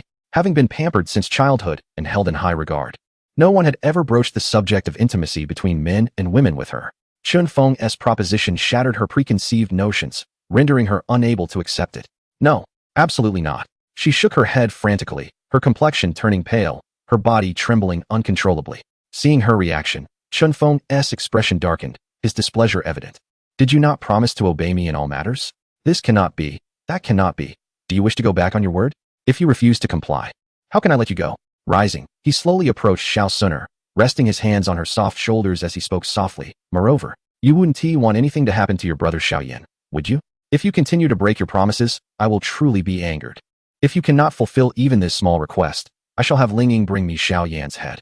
Chun Fong's words echoed in Xiao Suner's ears like a demonic whisper, rendering her even paler. "No, master, please do not harm brother Xiao Yan. I promise. I will do anything you ask. I will help you." Faced with Chun Fong's threat, Xiao Suner broke down, tears streaming from the corners of her eyes. It was as if she had reached a breaking point, and she forced a tragic smile as she acquiesced to Chun Fong's demands. "That's a good girl." At these words, a smile finally graced Chun Fong's face. Observing the despair etched upon Xiao Suner's face, an overwhelming sense of helplessness consumed her, leaving Chun Fong increasingly restless. He approached the kneeling Xiao Suner, bent down, and whispered softly in her ear, "My dear Suner, I entrust this to you." Upon hearing Chun Feng's words, a thunderous echo resonated within her mind. Taking a deep breath, a hint of a tragic smile graced her delicate visage. Moments later, a refreshing smile illuminated Chun Feng's face, as he felt a wave of clarity wash over him. Approaching the silent Xiao Suner, who lay prostrate on the ground, he gently placed his hand upon her fragrant shoulder and spoke tenderly, "My dear Suner, you have worked hard. Please rest well here. I shall step out for a while." With the fervor in his heart now quelled, Chun Fong contemplated visiting Sister Yafei, for she must have been quite worried after his absence throughout the night. Chapter 43. "Good Xianger, you have worked hard." Going out. Upon hearing Chun Feng's words, Xiao Xianger finally reacted and hurriedly pleaded, "Master, please take me out with you." Chun Fong was momentarily taken aback by her request, then smiled and replied, "Dear Xianger, it is not yet time for you to go out. If you behave well, I promise to take you out soon." Xiao Xianger, with a sorrowful expression, continued to implore, "Master, I have already done that for you. Can't you let me out?" Bending down, Chun Fong pinched Xiao Xianger's delicate chin with a mischievous grin and said, "Rest assured, I will take you out, but not now. You performed well just now. Keep up the good work. If I am pleased, I will definitely take you out. Master, please take me out first. Once I'm out, I promise to perform even better." Seeing that Chun Fong was unwilling to take her out, Xiao Xianger grew anxious and clutched his sleeve tightly. "My dear Xianger, are you not listening to your master?" Chun Feng's smile faded as Xiao Xianger persisted. "No, that's not it. I will be obedient. I just ask that you take me out next time." Sensing the change in Chun Feng's expression, Xiao Xianger instinctively felt a surge of panic and immediately released his sleeve. "We shall discuss it next time, depending on your performance." Chun Fong cast a cold glance at Xiao Xianger before his thoughts shifted, and he left the small world. "Master?"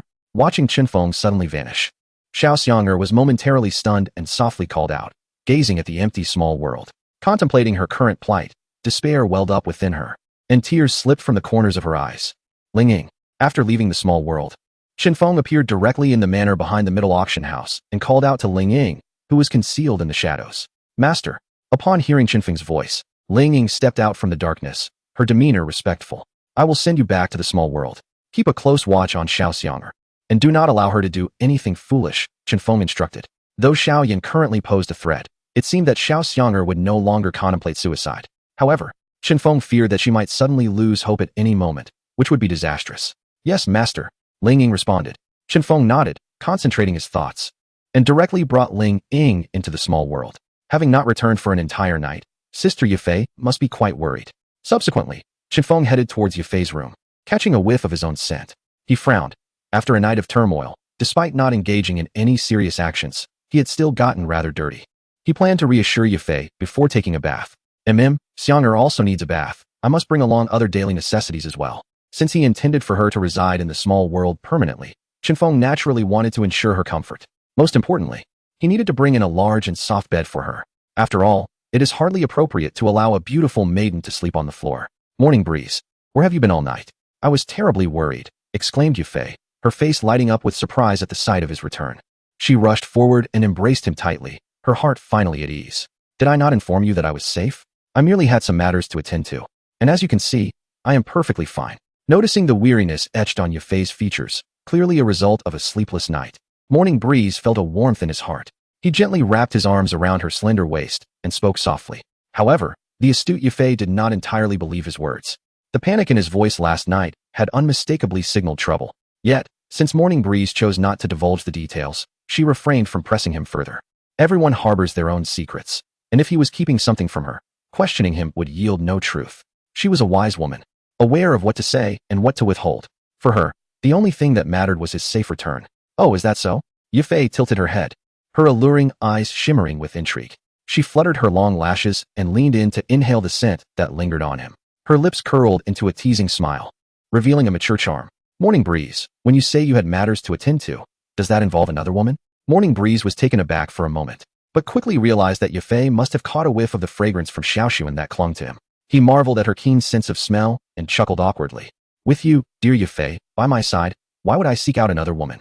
As he spoke, a playful smile crept onto his face, his gaze lingering on her. Today, Yufei was clad in a stunning red cheongsam that accentuated her curvaceous figure, igniting a flicker of heat within Morning Breeze, who had just been released from his earlier turmoil.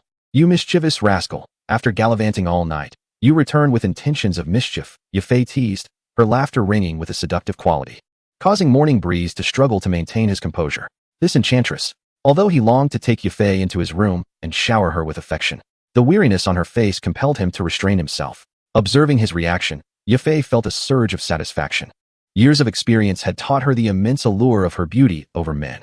Her lips curved into a subtle smile as her eyes danced over him, dismissing the scent of other women that lingered around him.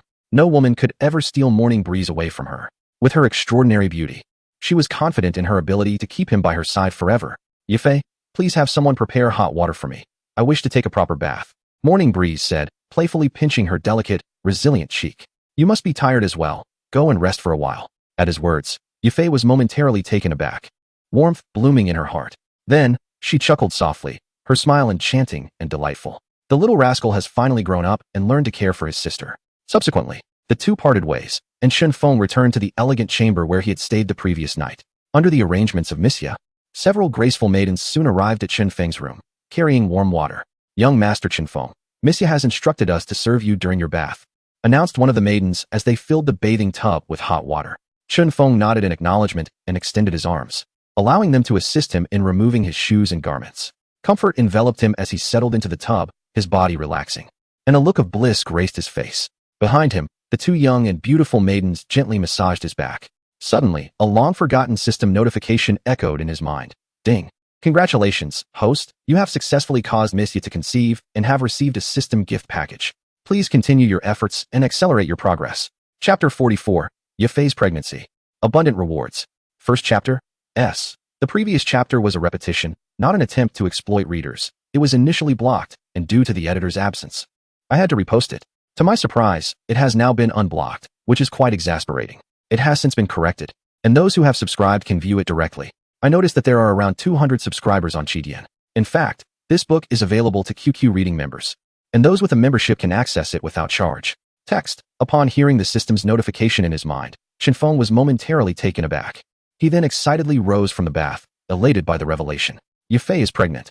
At that moment, Chun Fong felt a surge of exhilaration. His visit to Wutan City had two purposes: to annul his engagement with Xiao Yin and to ensure Yufei's pregnancy. Now, both objectives had been accomplished, filling his heart with joy. Suddenly, two maidservants gasped in surprise, having witnessed Chun Fong standing abruptly from the bath. They exchanged bewildered glances.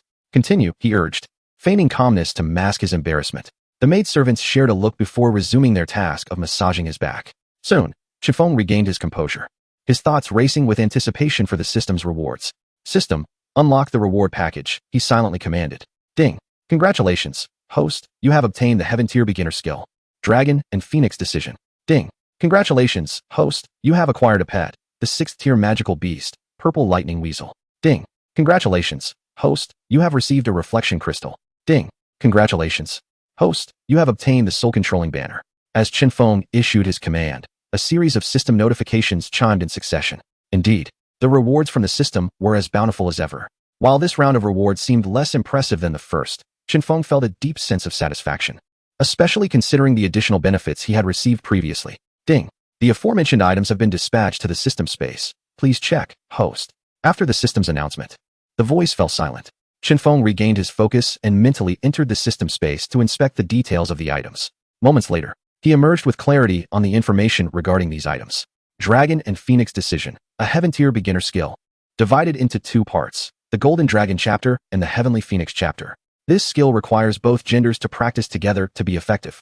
A smile crept across Chun Fong's face. The system understands me, rewarding me with a dual cultivation technique. As a seasoned practitioner, he immediately recognized what the Dragon and Phoenix Decision entailed. Such a dual cultivation method was undoubtedly appealing, given that cultivation can often be an exceedingly tedious endeavor. The prospect of collaborating with another made it wonderfully enticing. With a male and female partner, the task of cultivation would be far less burdensome. Furthermore, for someone like him, blessed with the system of abundance, the Dragon and Phoenix Decision was perfectly suited to his needs. The Purple Lightning Weasel is a 6th-tier magical beast with an astonishing speed, capable of unleashing thunderous attacks, its strength comparable to that of a 7 or 8-star Do Huang. This addition provides yet another formidable guardian of Do Huang caliber. A glimmer of excitement danced across Chun Feng's face. The prowess of the Purple Lightning Weasel is sufficient to rival high-tier Do Huangs, placing it among the elite in the Jiamat Empire. Coupled with Ling Ying, a 9-star Do Huang, Chun Feng will find himself nearly invincible within the Jiamat Empire. The Shadow Stone, when activated, allows for a 360-degree capture of the surroundings within a 100-meter radius. Chun Feng's expression turned peculiar as he pondered the utility of such an item. Could this seemingly useless object truly be considered a treasure? He was perplexed. Perhaps he should take the time to examine it further. There might be undiscovered purposes yet to be revealed. The soul-controlling banner possesses the ability to devour 3 souls, transforming them into soul slaves, which in turn can consume other souls to augment their power. Upon reading the information regarding the soul-controlling banner, Chun Feng's eyes sparkled with interest. This artifact seems to be quite valuable, capable of devouring souls and appearing to evolve continuously. It is a treasure endowed with growth potential. It is worth noting that on the Douqi continent, souls are plentiful. All right, you may leave now. Moments later, after being attended to by 2 maidservants, Chun Fong finally completed his bath. Yes, young Master Chun Fong. The maidservants responded respectfully before departing. System, extract the Dragon Phoenix technique. Once they had exited, Chun Fong eagerly anticipated the rewards. As soon as he uttered the command, profound information flooded his mind, revealing the contents of the Dragon Phoenix technique. The Tianfeng section of this technique could be taught to Yafei, Xiao Suner, and Yen Ran. After absorbing the information, a wicked smile crept across Chun Feng's lips. With the Dragon Phoenix technique, his future cultivation will be more diligent than ever before. However, there lies a disadvantage to the Dragon Phoenix technique. When practiced in pairs, the individual with the lower cultivation will experience a significantly accelerated advancement. Presently, Xiao Suner, Yafei, and Nailin Yinran's cultivation levels are inferior to Chun Feng's, placing him at a slight disadvantage. A minor setback is acceptable, Chun Feng mused, shaking his head. After all, they are all his women, so a little loss is inconsequential. His primary method of cultivation relies on the swallowing essence technique. Yet, in his heart, Chun Feng yearned to find a partner with a higher cultivation to practice alongside. Unfortunately, he found no suitable candidates at the moment. For reasons unknown, the exquisite visage of his teacher suddenly flashed through Chun Feng's mind. If only his teacher could cultivate this Tianfeng section. With a clear conscience, Chun Feng reassured himself that his intentions were solely for Yun Yun's benefit, with no ulterior motives. After all, the Tianfeng section is a heavenly grade technique. Should Yun Yun be able to cultivate it, her power would undoubtedly soar rapidly. He resolved to seek an opportunity for his teacher to give it a try, albeit with a hint of hesitation in his heart. Had Yun Yun known that this technique required the collaboration of 2 practitioners, she would most likely have declined. System, extract the recording crystal. Chun Feng continued addressing the system. In the next moment, a violet crystal appeared in Chun Feng's hand. Simultaneously, a surge of information flooded his mind, detailing the usage of the recording crystal. Moments later, a glimmer of understanding flickered in Chun Feng's eyes. The function of this recording crystal bore a resemblance to that of a video recorder from his previous life. It could capture the scenery within 100 meters, recording it in a complete 360-degree view without any blind spots. To view the recordings, one simply needed to activate the recording crystal, which would project the stored images. Furthermore, the recording crystal possessed ample space, allowing it to store numerous recordings simultaneously. It could be said that its utility was exceedingly convenient. However, upon grasping this information, Chun Fong furrowed his brow. It seemed that the recording crystal held little relevance for him. Chapter 45. Let's watch together, Shao Suner. With a commanding voice, Chun Fong issued directives to the system. In the next instant, a black magical banner materialized in his grasp. The banner, entirely cloaked in darkness, displayed eerie patterns and was shrouded in a faint, ominous mist, exuding a hint of malevolence. However, Chun Fong paid little heed to such notions.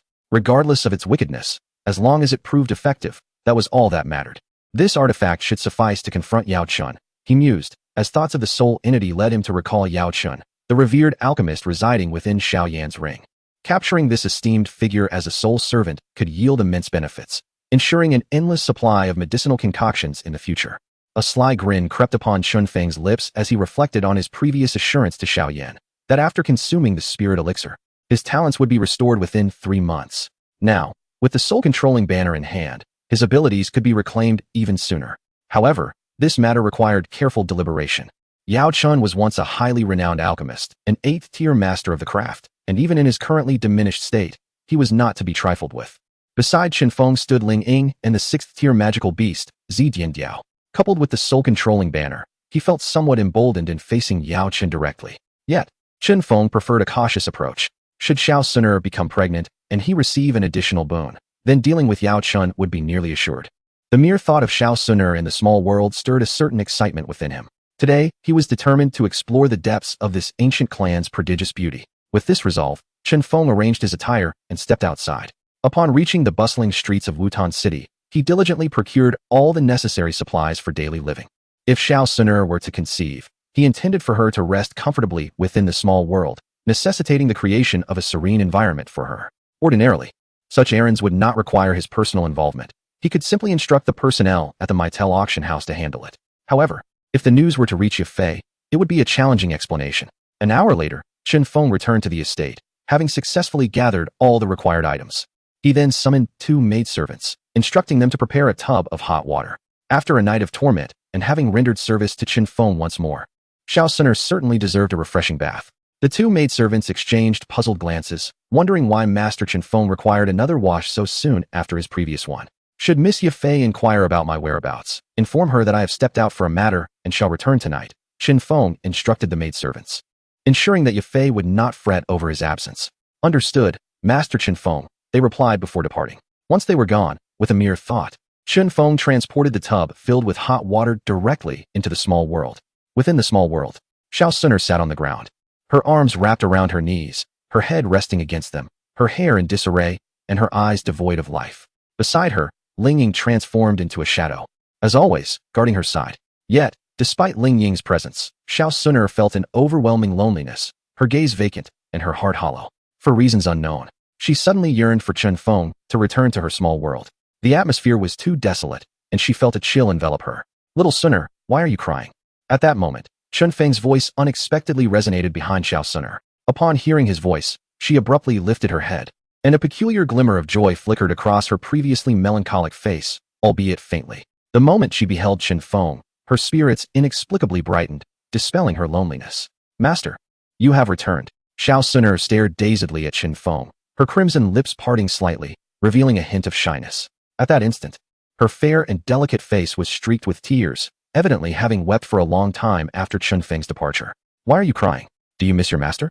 A gentle smile graced Chun Feng's face as he approached her side, tenderly wiping away the tear stains from her visage. Such a beautiful face. It would be a shame to ruin it with tears. Observing the slightly haggard and disheveled girl before him, Chun Fong felt a pang of sympathy. Subsequently, he effortlessly lifted Shao Suner's soft form into his arms. Master, what are you doing? Startled by his embrace, Shao Suner's expression turned timid. Look at how dirty you are. Your master will help you clean up.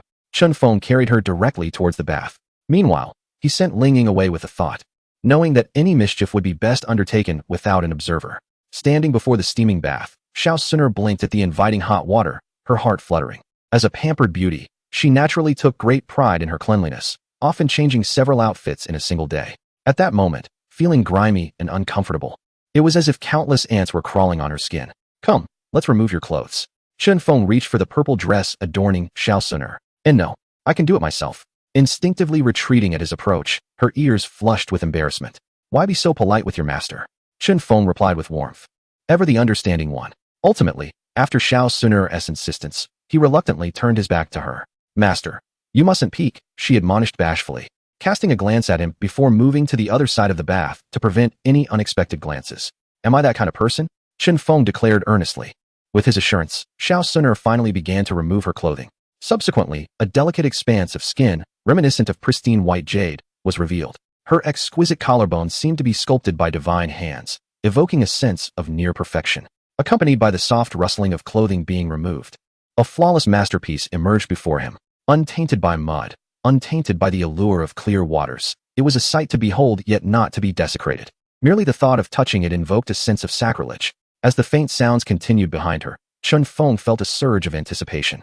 Suddenly, an idea struck him, and a wicked smile played upon his lips. With a flicker of intent, he retrieved a crystal recording stone and activated it. Such a beautiful scene deserved to be captured for future admiration.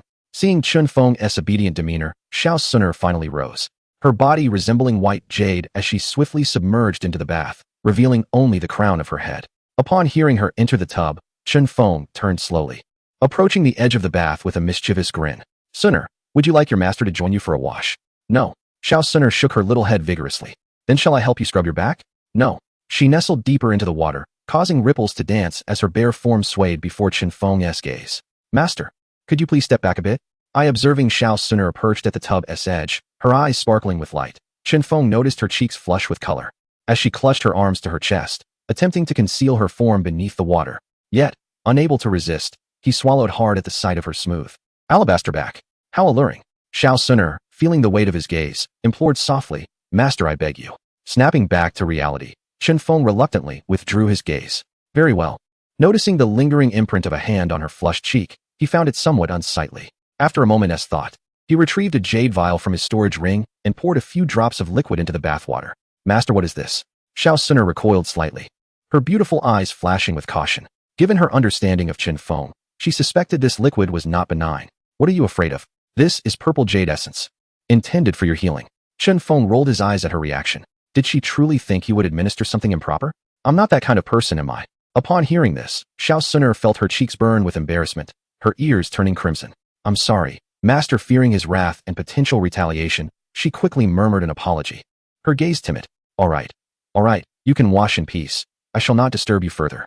Observing her distressed demeanor, Chun Fong waved his hand dismissively and walked a short distance away. Thank you, master. With relief flooding her heart upon realizing Chun Fong was not angry, Xiao Sun'er felt a weight lift from her shoulders. Perhaps it is due to the relentless treatment she has endured from Chun Fong during this period that, at this moment, she perceives a surprising sense of fondness for his displayed generosity and tenderness. Observing Chun Feng's retreating figure, Xiao Sun'er finds herself believing that he has treated her rather well. Suddenly, however, Chun Fong retrieves a large, soft bed from his spatial ring, placing a change of clothes atop it. Xiao Sun'er, after your bath, obediently lie on the bed and wait for me, he instructs, setting down the garments he prepared for her. He takes a moment to sit on the bed, appreciating its springiness with satisfaction. With a mischievous grin, he casts a glance at Xiao Sun'er before vanishing into the small world. As she gazes at the expansive bed left behind, a sense of foreboding creeps into Xiao Sun'er's heart, causing her expression to falter. Could it be that her master harbors? Flashes of embarrassing images invade her mind, and a faint blush graces her delicate, fair face. Yet her beautiful eyes reflect a deep melancholy. Is she destined to remain ensnared in her master's clutches? Master? She calls out into the void, her slender form curling in the water.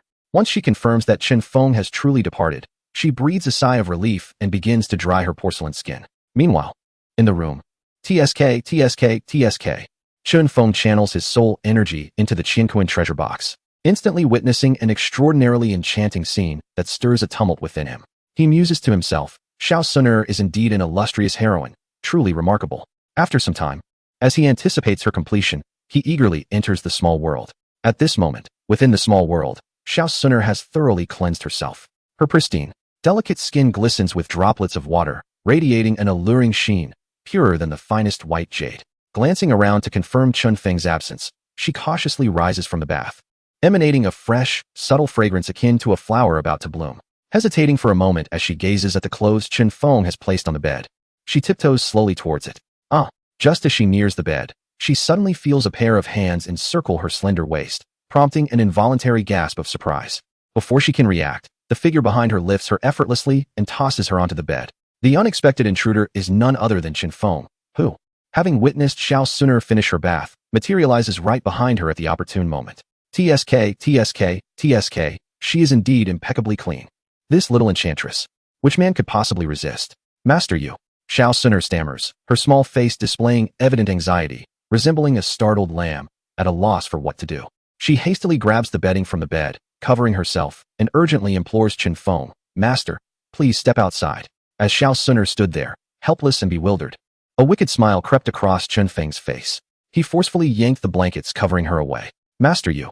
Xiao Suner's voice trembled with a hint of sobbing, her tone tinged with despair. Be good, Suner, you must be obedient. Master you. On the bed, Xiao Suner wore an expression of utter hopelessness, tears streaming down her cheeks uncontrollably. Struggling, she gazed at Chun Fong, her eyes filled with desperation, pleading for mercy. With a sharp slap, Chun Fong, growing impatient with her resistance, struck her across the face. Xiao Suner, you must understand your current position. Do not overstep your bounds. Observing her demeanor, Chun Feng's expression turned icy. He began to wonder if he had been too lenient with her, leading her to become somewhat arrogant due to his affection. Xiao Suner, covering her cheek, felt an overwhelming sense of humiliation. A bright red handprint marred her delicate face, a painful reminder of her plight. Staring blankly at Chun Fong, tears continued to cascade down her face, her heart consumed by despair. Could it be that she was destined for this calamity today? Master you. Xiao Suner gazed at Chun Fong with her beautiful eyes, feeling deeply wronged. Having sacrificed so much, why did her master still treat her this way? Her heart ached with despair and torment. After striking her, Chun Fong glanced at the mark on her cheek and felt a twinge of regret. He reached out to caress her face, his voice softening with concern. Oh, Suner, does it hurt? I was too harsh just now. If you obediently listen, how could I bear to hurt you? Thousands of words omitted. An hour later, Chun Fong donned his clothes with an air of ease, while Xiao Suner lay limply on the bed, her tender face marked by remnants of tears. Her vacant gaze fixed on the ceiling, she radiated an aura of hopelessness. All right, don't be upset anymore. You must be hungry. I brought you something delicious, Chun Fong said, feeling remorseful for his earlier actions. After all, it was her first time. Just kill me. Xiao Suner's face bore no expression, her eyes devoid of color, as if she had lost all attachment to life upon hearing Chun Feng's words. Her innocence was shattered. She could no longer face Xiao Yan. Moreover, due to her lost purity, she sensed her noble bloodline had diminished. Even if she were to leave here and return to her ancient clan, she would be but a wilted flower, stripped of her former status. The thought of facing her father filled her with further despair, extinguishing any motivation to continue living. How could the master ever bear to kill you? Chun Fong embraced Xiao Suner, quickly reassuring her, rest assured, this matter will forever remain unknown to Xiao Yan. Xiao Yan. Upon hearing the name Xiao Yan, Xiao Suner felt a sharp pang in her heart. In her current state, what face did she have left to meet him? Master, I implore you, in my life. Tears streamed down Xiao Suner's cheeks once more as she beseeched Chun Fong. She understood that in Chun Feng's hands, she would likely endure torment every single day henceforth. Such a life was unbearable. She longed for death, for liberation from her suffering. Witnessing Xiao Suner's fervent desire for death, Chun Fong furrowed his brow. This was a troubling sign. He felt a headache coming on. Now that Xiao Suner had lost her purity, threatening her with Xiao Yan was no longer effective. This posed a dilemma. Chun Fong found himself at a loss. It was evident that the pain of her loss had inflicted profound harm on Xiao Suner. Suner, please do not despair. What if I take you out for some fresh air? Chun Fong suggested gently. Out, would you truly allow me to leave? Upon hearing this, a glimmer of hope flickered in Xiao Suner's eyes, only to vanish moments later, replaced by despair once more. No, I do not wish to go out. Master, please just kill me. The thought of having lost her innocence, of her noble bloodline being destroyed, rendered her unable to confront either Xiao Yan or her father. In her heart, she felt a deep-seated fear of facing them. She felt unworthy of her affections for Xiao Yan, and guilt plagued her regarding her father's expectations over the years. Outside, she knew not where to turn. It was better to remain in this confined world, where she could evade the pain and worries that tormented her. Master, please, just end my life. Xiao Suner pondered. Even within this space, she would endure daily humiliation at Chun Fong's hands, living devoid of dignity. Death seemed a more merciful escape. Observing Xiao Suner's relentless determination, Chun Fong's patience began to wane. Initially, her sorrow had evoked his compassion, prompting him to console her. However, Xiao Suner's ungratefulness was becoming intolerable. He had shown her kindness, yet she remained obstinate in her quest for death. His patience had its limits. Xiao Suner, do you truly wish for death? A cold smile crept onto Chun Feng's face. Sensing the shift in Chun Feng's demeanor, Xiao Suner instinctively trembled. Yet, she soon regained her composure. If she was no longer afraid of death, she felt little fear of Chun Feng. As for Xiao Yan, they would meet again on the road to the afterlife. By then, she would perhaps once again be considered pure. A faint smile began to grace Xiao Suner's lips. Indeed, I do not wish to live any longer, Chun Feng. You may kill me. At her words, Chun Feng narrowed his eyes. Such audacity. She no longer even addressed him as master, daring to speak his name directly. Truly, she had become unruly. Are you ready to give up on life? Morning Breeze inquired. As he retrieved a crystal from beside him, Xiao Xuan gazed at the crystal with a hint of confusion. Morning Breeze infused a trace of his fighting spirit into the crystal, and in an instant, a dazzling light erupted from it. This mesmerizing spectacle immediately captivated Xiao Xuan's attention. The brilliance intensified, gradually coalescing into a vivid image suspended in the air. Familiar voices resonated from the void, and upon witnessing the scene, Xiao Xuan's expression turned to one of shock. How could she possibly be in this? A flush crept across her face, making it difficult for her to look on. Was that truly her within the image? Had she truly behaved in such a manner moments ago? Xiao Xuan could scarcely believe her own eyes. Beside her, Morning Breeze was equally astonished. This crystal even captured sound? What genius crafted such a remarkable artifact? It was utterly considerate. Xiao Xuan, do you find it beautiful? Morning Breeze asked, noticing her rapt attention. Master, please, stop. Realizing the situation, Xiao Xuan's face burned crimson. Her ears flushed as she implored Morning Breeze to cease. Why halt such a captivating display? One must savor the beauty of it, Morning Breeze replied, pulling Xiao Xuan into his embrace, compelling her to gaze at the unfolding scene. His tone then shifted, growing somewhat indifferent. Tell me, if your brother Xiao Yan were to witness this moment, what would his reaction be? At Morning Breeze's words, Xiao Xuan shuddered, a chilling wave of dread washing over her.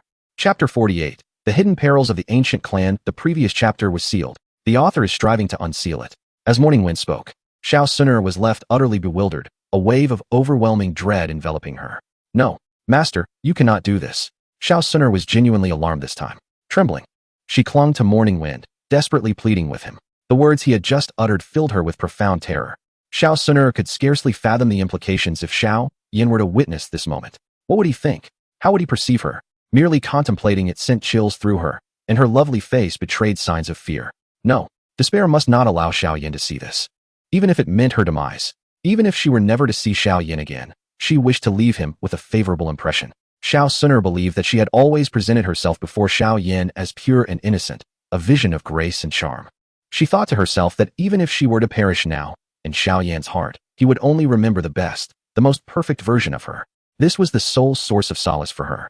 However, if this scene before her were to be witnessed by Xiao Yan, it would all be obliterated. What purity! What innocence! At this moment, even Xiao Suner felt unworthy. She gazed at the tormenting image before her, tears cascading down her cheeks, her heart steeped in despair. Her life, it seemed, was utterly ruined. So now you know fear? Observing Xiao Suner's desperate pleas, Morning Wind revealed a faint, mocking smile. Do I not have you under my control? Did you not wish for death? Very well, I shall grant you that. Once you are gone, I will present your lifeless body to Xiao Yan and allow him to savor this exquisite scene. What do you think? Morning Wind's words resonated in Xiao Suner's ears like the voice of a demon, plunging her into an icy abyss, leaving her devoid of warmth. No, I shall not die. I beg you, Master, please do not do this.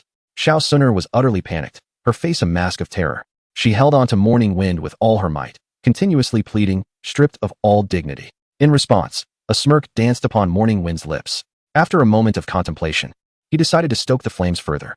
Not only that, should you dare to take your own life or disobey, I shall not only show this to Xiao Yan, but shall also deliver it to the ancient clan. I wonder how the members of the ancient clan would react upon witnessing such a scandalous spectacle of their esteemed young lady. Morning Wind leaned closer to Xiao Suner, a hint of mockery gracing his features as he spoke slowly. Upon hearing this, Xiao Suner's complexion turned ashen, her delicate form trembling uncontrollably. No, I beg you, please do not. The heartfelt pleas of Chun Fong pierced through Xiao Suner's heart like arrows. She felt waves of anguish, as though death were imminent, yet at this moment, the fear of dying consumed her, for the cost was far too great to bear. I shall not die, I will not perish, she cried, tears streaming down her face, her sobs echoing with despair. Observing her distress, Chun Fong sensed it was time to intervene.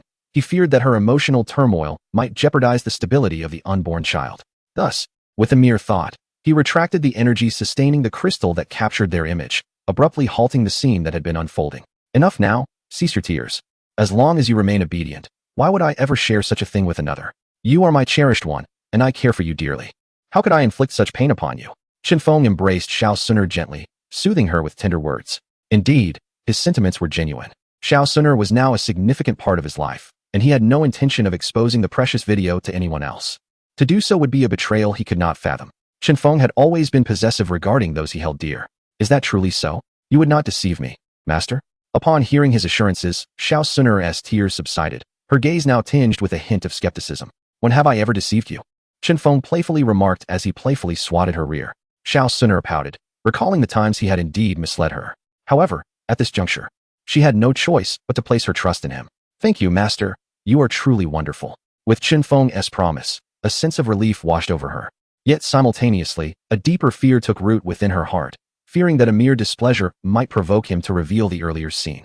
An hour later, Chun Fong exited the small world, finding Xiao Suner in a deep slumber, her face marked by exhaustion. Under the curious gaze of the maidservants, he summoned a bucket of warm water. For having perspired so profusely, a cleansing was in order. Ling, he called softly after his bath. Moments later, a shadow materialized, revealing Ling Ying's respectful form. Master, she greeted with reverence. Tell me, Ling Ying, since Xiao Suner arrived at the Xiao family, has she maintained contact with any members of the ancient clans? As he prepared to seclude Xiao Suner indefinitely within the small world, Chun Fong deemed it essential to consider the connections of the ancient clan she hailed from. Should the ancient clan discover the disappearance of Xiao Suner, they would undoubtedly exert their utmost efforts in the search. With the capabilities of the ancient clan, Chun Fong harbors uncertainty regarding whether they would be able to locate him. His current strength is insufficient to contend with the entirety of the ancient clan. Thus, Chun Fong can only endeavor to meticulously eliminate all potential dangers and prepare in advance.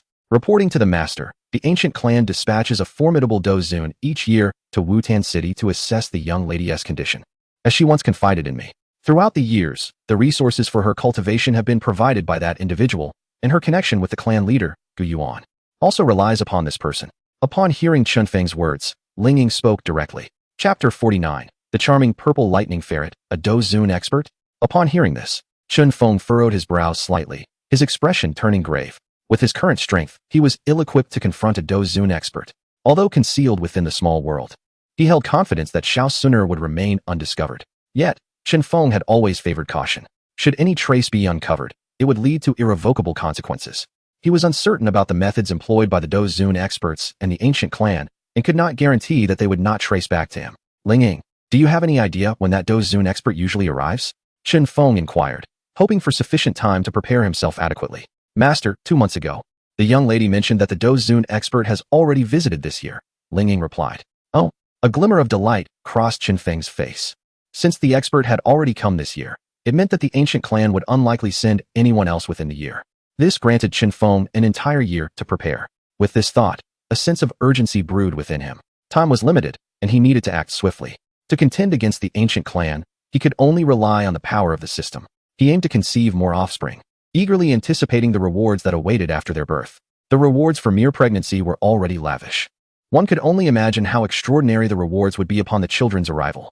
Motivated by this prospect, Chun Fong could not help but fantasize about bringing all the goddesses from the original narrative into his harem, the little healer from Qingshan Town, the azure scale from Shimo City, the enchanting Medusa from the Serpent Tribe, and more. Time was of the essence, and he needed to act promptly.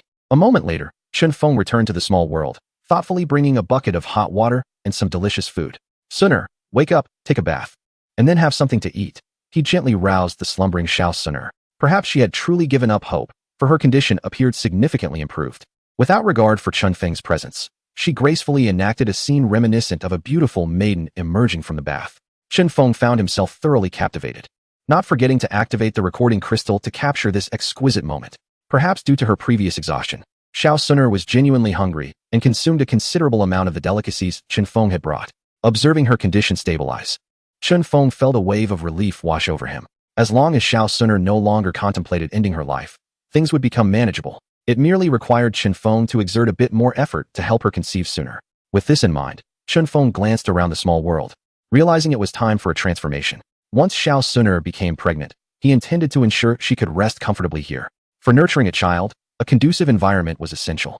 Currently, the small world was barren, its surroundings far from ideal. It is evident that this is not an ideal environment for nurturing a child.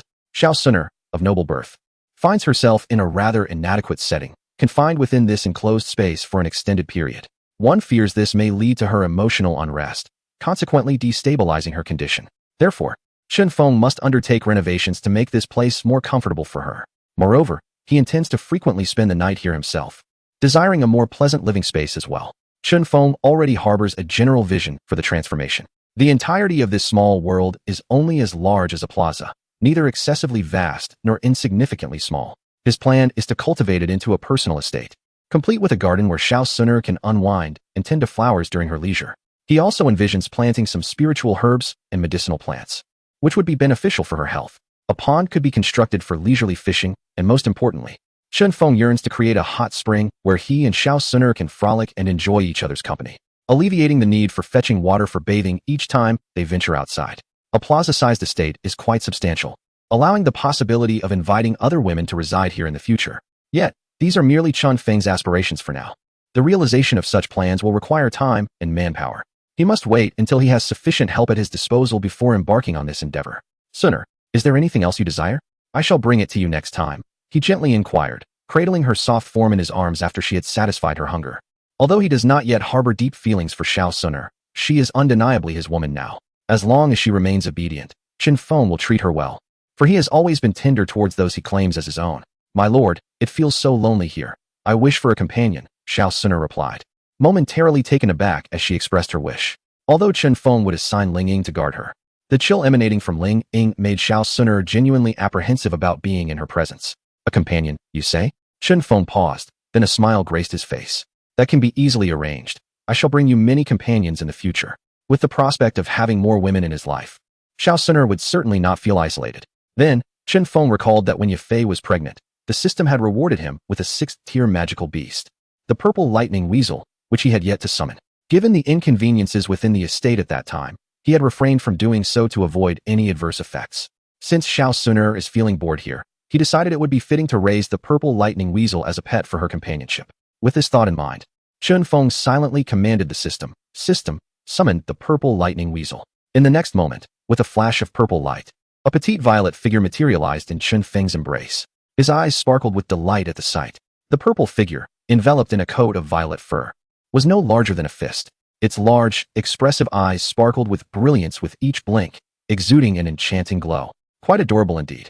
Chun Fong smiled, cradling the purple lightning ferret in his palm, gently kneading it, releasing a cascade of purple radiance. Master?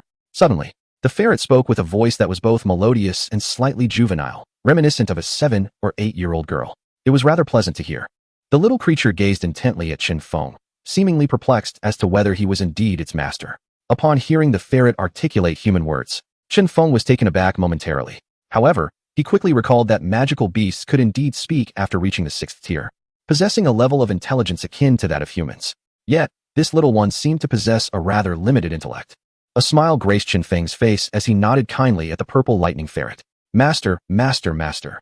In response to Chun Fong, the little creature appeared elated, rolling around in his hands, its enormous eyes wide open, incessantly calling out. Meanwhile, Xiao Suner looked at the purple lightning ferret in Chun Feng's hands, her beautiful eyes widening in astonishment. Yet, as she observed the little one's charming demeanor, a peculiar glimmer began to sparkle in her gaze. Chapter 50. It's all that old guy Gunnie's fault. Gazing at the violet lightning ferret in his hands, Chun Fong felt a twinge of surprise. He had not anticipated that the system would reward him with such an adorable companion. Moreover, judging by its voice, it appeared to be a female.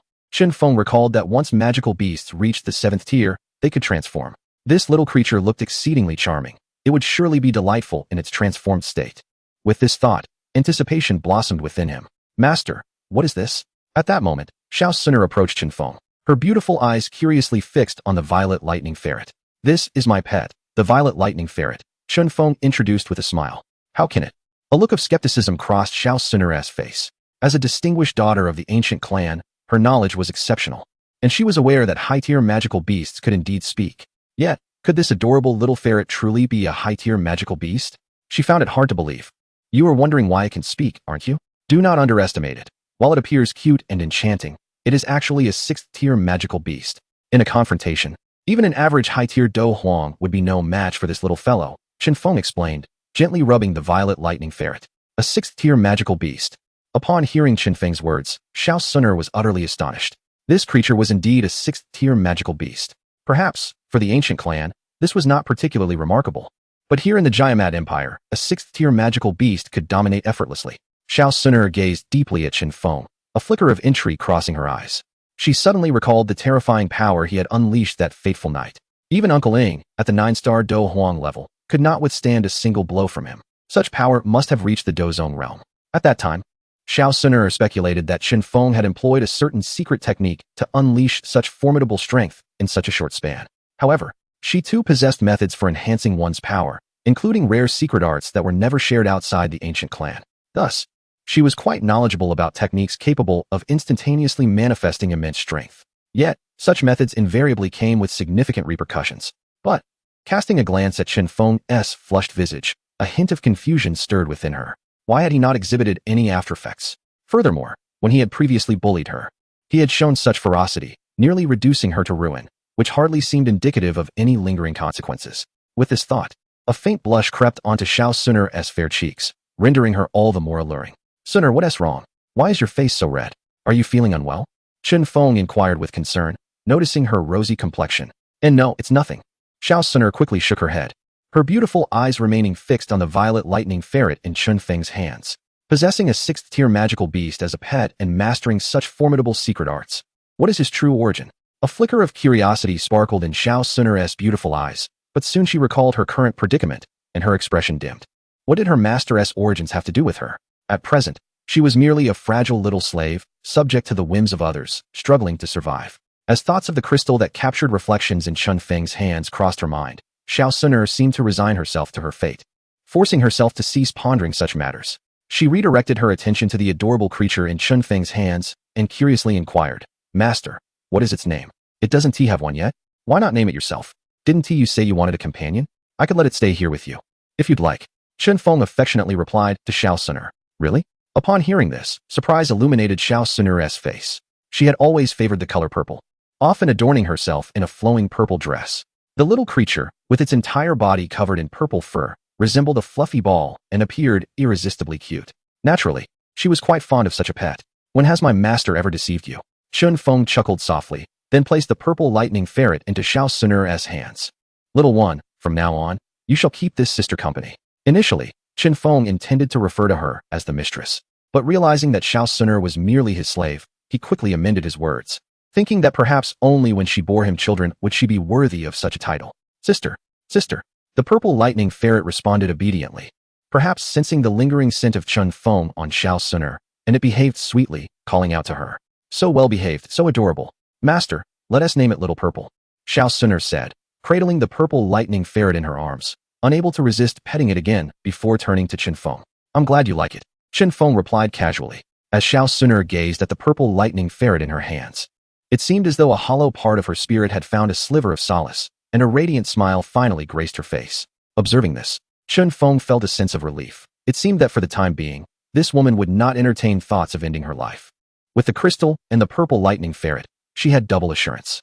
Chun Fong's intention in leaving the purple lightning ferret with her was not only to provide companionship, but also to keep a watchful eye on her. Should Xiao Suner ever contemplate despair, the ferret could intervene in time. Afterward, Chun Fong inquired if Xiao Suner required anything else, brought her some everyday necessities, and then departed from the small world. Where have you been wandering again? In the manner, Ye Fei had awakened and appeared significantly revitalized. She observed Chun Fong's return, inhaling the scent that lingered on him, her beautiful eyes narrowing, her ample bosom presenting an enticing silhouette. Brother Chun Fong, you've truly gone astray, confess honestly. Do you have someone else outside? Inhaling the lingering fragrance of Xiao Suner carried by the morning breeze, Ye Fei could not help but feel a twinge of jealousy. With her astute nature, she naturally suspected that Chun Fong had been unfaithful. She silently reproached him, wondering how he could possess such boundless energy. After just one day of her absence, he was so eager to seek the company of other women. It was not that Ye Fei could not tolerate the presence of rivals. Rather, she was displeased with Chun Feng's flirtatiousness. They had only arrived in Wuten City a few days prior, and with her by his side, it seemed utterly reprehensible for him to indulge in such escapades. Faced with Ye Fei's inquiries, Chun Fong felt a hint of embarrassment. Sister Ye Fei, please do not misconstrue the situation. It is not as you think. Was it that scoundrel Gu and I who instigated you? Just as he was about to clarify further, Yafei's expression suddenly shifted, her silver teeth clenched tightly. Chun Fong was taken aback, then nodded in acknowledgement. Indeed, had it not been for that old rascal's repeated temptations, I would not have erred. That Gu and I shall confront him. Before he could finish his sentence, Yafei stormed off in a fit of anger. Chapter 51. Enraptured by cultivation, unable to extricate oneself. With Master Gunny as the scapegoat, Chun Fong naturally faced no issues. Under Chun Fong's coaxing and persuasion, the two once again found themselves inseparable. With Yafei's relatives departed, Chun Fong felt no reservations. Yafei, unable to withstand the situation, suggested that perhaps he should seek companionship elsewhere. As night fell, Yafei lay feebly in Chun Feng's embrace, expressing her helplessness. She had fully submitted and accepted the reality of their circumstances. Should this happen again, her life might be at stake. Upon hearing her words, Chun Fong felt a sense of pride. Little one, can I not win you over? Yafei, I shall impart to you a method of cultivation, so that we may practice together henceforth. Subsequently, Chun Fong proposed that Yafei cultivate the Heavenly Phoenix technique. In the Douqi continent, one could only cultivate one technique. However, the Dragon and Phoenix technique was different. It merely served as an auxiliary method and bore no detrimental effects. Thus, while Chun Fong practiced the Swallowing Origin technique, he could also cultivate the Golden Dragon chapter. What kind of technique is this? How can it be so? Upon discovering the nature of the Heavenly Phoenix chapter, Yafei's face turned crimson with embarrassment. Such a technique was indeed scandalous. Can there truly exist such an indecorous method? Yet, Chun Fong paid little heed to its propriety. As long as it facilitated cultivation, that was sufficient. The ability to engage in mischief while cultivating was, to him, simply perfect. Yafei, this technique is no ordinary one. Allow me to first demonstrate its extraordinary qualities. Soon, the two became engrossed in their practice. Time flew by, and 2 days swiftly passed. Calculating the duration, Chun Fong had already spent a week in Wutan City. Perhaps aware of Chun Fong's impending departure, Yafei clung to him daily, eager to linger in his presence for as long as possible. Naturally, the majority of their time was dedicated to practicing the Dragon and Phoenix technique. It must be said that the Dragon and Phoenix technique truly deserved its status as a heavenly tier method. Although it served merely as an auxiliary, its effects were nonetheless remarkable. After just 2 days of practice, both had made notable advancements.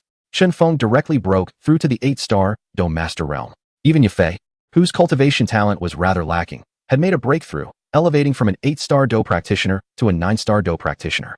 This transformation instantly filled her with elation. Astonished by the astonishing effects of the Dragon and Phoenix technique, she tirelessly urged Chun Fong to practice with her each night. Were it not for concerns about reputational repercussions, she would have insisted on training with him even during the day. Her mediocre talent had always been a thorn in Yafei's heart. Now that she possessed a method for rapid advancement, she was naturally overjoyed and completely immersed in her practice. Due to her obsession with cultivating the Phoenix technique, Yafei rarely visited the auction house. This compelled Master Gunny to provide her with cover daily, claiming that Miss Yafei was unwell and required several days of recuperation. Upon hearing that his goddess was unwell, several wealthy patrons in Wutan City sent copious nourishing supplements to Yafei's residence. These supplements, crafted with care by the compassionate Yafei into a nourishing tonic, were meant to restore Chun Fong's vitality.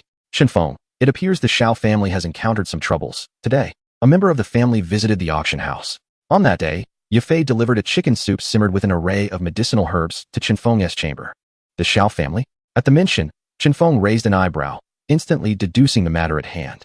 A prodigious young lady named Shao Suner had mysteriously vanished, and now the entire Shao clan was scouring the city in search of her.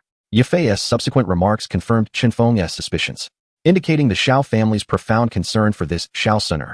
Chun Fong chuckled softly, unperturbed. Given the Shao family's strength, he had no reason to feel threatened. Moreover, they remained oblivious to the fact that Shao Suner had fallen into his grasp. In recent days, he had also engaged Shao Suner in cultivating the Celestial Phoenix technique. Whenever daylight permitted, he would feign training to distract Yafei, swiftly entering his small world to practice the Dragon and Phoenix arts with Shao Suner. Perhaps due to the frequency of their sessions, Shao Suner had grown desensitized, no longer resisting as she once had. At times, she even seemed to embrace the training, leading to commendable results. Meanwhile, Chun Feng's days unfolded like a blissful paradise. In stark contrast, the Shao family was akin to ants on a hot pan, frantically scurrying about. Suner, where have you gone? On the cliffs at the back of the Shao estate, Shao Yan stood, his handsome visage marred by worry and fatigue. Since Shao Suner's disappearance, he had not slept a wink. Over these past days, he had scoured the entirety of Wutan City, yet her whereabouts remained elusive. The thought of his pure and endearing sister, who would trail behind him calling Brother Yan, filled him with profound anxiety. What if something has happened to her? This thought gnawed at Shao Yan's heart. How could such a lovely and obedient sister encounter ill fortune? The mere contemplation of her potential misfortune was unbearable. In recent days, he had forsaken food and drink, driven to madness as he searched tirelessly throughout Wutan City. He even suspected that members of the other two prominent families might have abducted Xiao sooner, which led him to confront the Jialia family, only to be brutally expelled by Jialia Ao, leaving him bruised and battered. Yet, despite his injuries, Xiao Yan refused to relent. He felt as though he had lost something of utmost significance, obsessively seeking any trace of Xiao sooner. He implored his father to rally the Xiao family to join the search. However, even with the full might of the Xiao family mobilized, there was still no sign of Xiao sooner. Sooner, where on earth are you? Xiao Yan's heart ached with despair as he shouted into the abyss, seeking to release the pent-up frustration within. In this household, only his father and Sooner had ever treated him with kindness, never looking down upon him. Yet now, my dear sister Sun has encountered misfortune, and he finds himself utterly helpless. Contemplating this, Xiao Yan's visage was etched with anguish. He gazed upon the precipice before him, wishing he could leap into the abyss and find release from his torment. Heaven above, why do you conspire against me? Why must I be rendered a wretch? Xiao Yan cried out to the heavens, his heart torn and his expression twisted with despair. Yan. At that moment, a deep voice resonated behind Xiao Yan. It was none other than the patriarch of the Xiao clan, Xiao Zhan. Observing the unbearable suffering of Xiao Yan, Xiao Zhan exhaled deeply. What a cruel fate this is. Yan, you have truly endured much. Father, I. Upon hearing Xiao Zhan's voice, Xiao Yan slowly turned, his expression softening somewhat, yet still marked by despondency and defeat. Yan, you must forget about Sun, Xiao Zhan urged, noticing Xiao Yan's desolate demeanor. Chapter 52. Xiao Sooner is pregnant, father, I. Upon hearing Xiao Zhan's words, Xiao Yan was momentarily taken aback, hesitating to articulate his thoughts. We have done our utmost. Observing Xiao Yan's battered appearance, Xiao Zhan let out a sigh. Father, I suspect that beast, Galio, has abducted Sooner. Xiao Yan expressed his frustration. Enough, Yenner. Xiao Zhan's expression suddenly turned grave. Isn't there enough chaos already? In recent days, the Xiao family has offended numerous forces in their pursuit of Sooner. If this continues, how will the Xiao family maintain its standing in Wutan City? Seeing that Xiao Yan was about to protest further, Xiao Zhan felt a twinge of displeasure. The Galio family, being one of the three great families in Wutan City, possessed greater strength than the Xiao family. Without concrete evidence, how could the Xiao family dare to investigate the Galio family? Unless the two families were prepared for outright war, a cost that the Xiao family could not bear. Father, are we to simply abandon the search for Sooner? Xiao Yan asked, a hint of desperation in his voice. The thought of his sister enduring torment filled him with anguish, robbing him of sleep day and night. Yenner, Sooner should be safe. If my suspicions are correct, she has likely returned home. Xiao Zhan's expression grew distant, memories flooding back to the day Xiao Sooner was brought to the Xiao family. The power of those behind her was not something the Xiao family could contend with. He had long been aware of Sooner's extraordinary identity, which is why he had indulged her over the years, perhaps even out of a sense of trepidation. Now, with her sudden departure and lack of communication, Xiao Zhan surmised that she must have been taken back by her powerful allies. Returned? Returned where? Xiao Yan was momentarily stunned, gazing at Xiao Zhan with confusion. Yenner, you should understand that Sooner is not truly one of the Xiao family. She is backed by an immensely powerful force that we cannot provoke. I surmise that her sudden disappearance indicates she has returned to her family. Xiao Zhan sighed, harboring some dissatisfaction. After all these years with the Xiao family, she leaves without even a word. Is that so? But why did she? Xiao Yan was taken aback, beginning to believe Xiao Zhan's words, yet a sense of discomfort lingered in his heart. Why didn't Sooner say anything to me before she left? Did she have no words for me? Xiao Yan felt a profound sense of disappointment, questioning whether he had been overly sentimental. Perhaps, in Sooner's heart, he was indeed an inconsequential figure. Contemplating this, Xiao Yan's lips curled into a bitter smile. All right, Yenner, do not dwell on Sooner any longer. Observing Xiao Yan's despondent demeanor, Xiao Zhan felt a pang of sympathy for his son. How have you been feeling lately? Have the medicinal pills shown any effect? Recalling the elixir obtained from Morning Breeze last time, Xiao Zhan shifted the topic. No, aside from feeling a bit overheated the night I consumed it. There has been no further reaction, Xiao Yan replied, a hint of despair creeping into his voice as he mentioned the elixir. Father, do you think that young Master Morning Breeze is merely toying with us? It has been so many days without any response. Xiao Yan expressed his doubts. Logically, that should not be the case. He is a true disciple of the Cloud Mist Sect and a direct descendant of the middle family. Why would he bother to deceive the Xiao family? Xiao Zhan furrowed his brow in contemplation. If the elixir proved ineffective, they would have been outright played for fools. Though he cared little for the marriage contract with Nailin Yanran, the thought of being deceived was intolerable to him. Did not young Master Morning Breeze say that the elixir's effects would take around 3 months to manifest? Perhaps, in due time, the medicinal properties will take effect. and my talent will return. Xiaoyan still harbored a flicker of hope, clinging to the positive. If his talent could not be restored, he would be plunged into an abyss of despair. Let us hope so, Xiaozhan replied, nodding slightly and sighing. His son truly had a tumultuous fate. The winds atop the mountain are fierce. You should return when you can, he cautioned, observing Xiaoyan standing precariously at the cliff's edge. He feared that the lad might act impulsively and leap into the abyss. Within a small world, a shadow flitted swiftly, leaving behind afterimages that moved with ghostly speed. Moments later, the figure halted, revealing the countenance of Morning Breeze. Indeed, the earth-tier movement technique was formidable. Morning Breeze exhaled softly, a smile gracing his lips. During this period, aside from practicing the dragon and phoenix art with Xiao Suner and Yafei, he had not neglected his own training. Moreover, he had discovered an earth-tier movement technique from Xiao Suner's treasury. This technique, named as Shadows Follow, was precisely what Morning Breeze had been practicing. Mastering as Shadows Follow to its utmost could create countless phantoms, dancing like a throng of spirits, rendering it nearly impossible to discern the real from the illusion. With commendable talent, Morning Breeze had successfully attained the first level of As Shadows Follow within a few short days. Armed with this earth-tier movement technique, he felt confident that, with his 8-star Dome Master prowess, he could confront a great Dome Master directly. Xiao Suner's treasury was abundant with Do techniques, cultivation methods, and training resources. However, Morning Breeze did not succumb to greed. He selectively chose only a few techniques suited to his abilities for cultivation. Furthermore, as his Douqi attributed to the lightning element, he could not cultivate techniques of other attributes. Master, please take a moment to rest, Xiao Suner advised, approaching him with a cup of water as he paused his training. Under Morning Breeze's guidance, Xiao Suner had begun to embody the demeanor of a devoted servant. Exhausted from her training, she would obediently present a glass of water and gently wipe the sweat from Chun Feng's brow. During their bathing rituals, she would tenderly assist him in scrubbing his back. When practicing the dragon and phoenix technique, she would actively align herself with his movements. Observing Xiao Suner's transformation, Chun Fong felt a profound sense of satisfaction within. His expectations were modest. As long as Xiao Suner ceased her reckless pursuits of death, he was content. He had always been generous towards obedient women. Should Xiao Suner bear him a son and a daughter, he might consider granting her freedom once his own strength was formidable. Of course, it would also depend on her willingness to venture forth. Chun Fong took the cup of water and settled down at a nearby stone table. To ensure Xiao Suner's comfort, he had brought in numerous items from outside. Now, apart from the somewhat desolate atmosphere, the living arrangements were quite adequate. Suddenly, a notification echoed within Chun Feng's mind. Ding.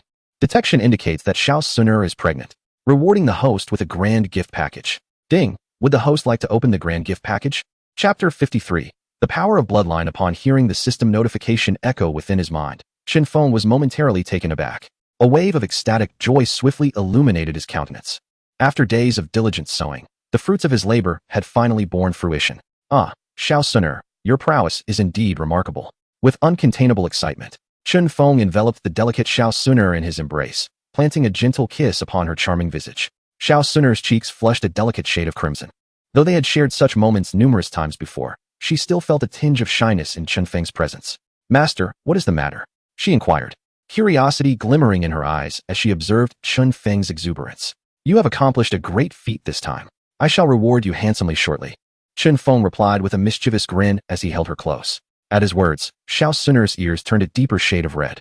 Fully aware of the nature of the reward he alluded to. Be good, go play with Xiao Zi for now, and I shall return to bestow upon you your reward. Chun Fong urged, gently redirecting her before turning his thoughts inward, murmuring to the system. Open the gift package. Ding. Congratulations, host, you have obtained the bloodline crystal. Ding. Congratulations.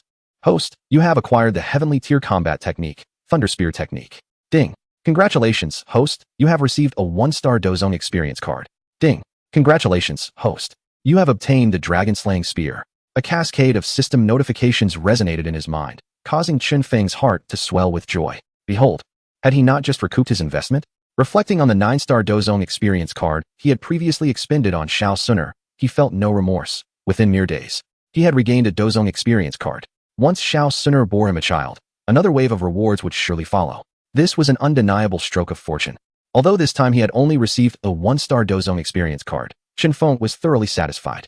With the Dozone realm at his disposal, he could traverse the Gamma Empire with unparalleled confidence. Armed with this experience card, who could dare to challenge him within the confines of the Gamma Empire?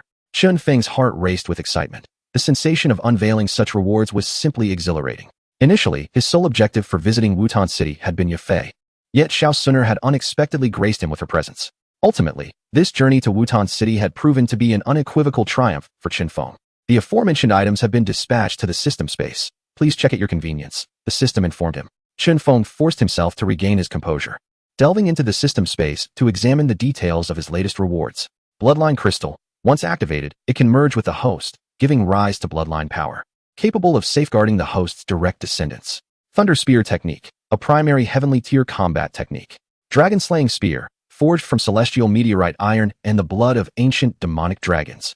After a brief moment of reviewing all the treasure's information, Chun Fong was overwhelmed with exhilaration. Among these items, the bloodline crystal sparked the most delight within him. The prospect of integrating it into his being to generate bloodline power, thus ensuring the protection of his lineage, had effectively alleviated his greatest concern. For he had long harbored the fear of whether his child would safely come into the world. However, with the emergence of the bloodline crystal, it can be said that it has directly alleviated Chun Feng's lingering concerns. System, extract the bloodline crystal, he intoned, and in the next moment, a crimson crystal materialized in his hand. Fuse.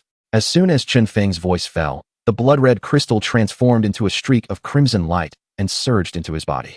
A wave of intense heat coursed through him, and he sensed an extraordinary power awakening within. A faint crimson mist emanated from his being, dissipating into the void. After a brief moment, Chun Feng's expression shifted subtly. He felt an almost imperceptible connection forming with someone, a presence that felt strikingly familiar. Was it Yanran's essence? Chun Fong paused, then enlightenment dawned upon him. To be precise, he had established a connection with the fetus within Nalan Yanran. The revelation brought a hint of astonishment to his face. This bloodline power was indeed formidable, despite the vast distance separating Wutan City from the Numerous Sect, and the considerable space between him and Nalan Yanran in the heart of the Gamma Empire. This power transcended distance, forging a bond in such a short span of time. Such a miraculous effect was truly astonishing. His gaze turned to Xiao Suner, who was playfully teasing the purple lightning weasel nearby. Yet she seemed oblivious to the presence of the bloodline power. Initially puzzled, he soon realized the truth. The fetus within Xiao Suner had yet to fully develop. Hence it could not be shielded by the bloodline power. With this thought in mind, Chun Fong probed further, only to discover that he had not established a connection with Yafei either. This confirmed his previous hypothesis. The bloodline power required the gradual formation of the fetus to take effect. Understanding this, Chun Feng's confusion dissipated, and he delved deeper into the other functions of the bloodline power. It appeared that this power necessitated the consumption of his own energy to activate. After a moment of contemplation, a look of deep thought crossed Chun Feng's features. While the bloodline power could protect his immediate lineage, it simultaneously drained his Douqi. The extent of Douqi consumed was directly proportional to the severity of the injury sustained by his direct bloodline. The heavier the damage, the greater the demand for bloodline power, resulting in a more substantial depletion of his Douqi. Realizing this, Chun Fong couldn't help but furrow his brow.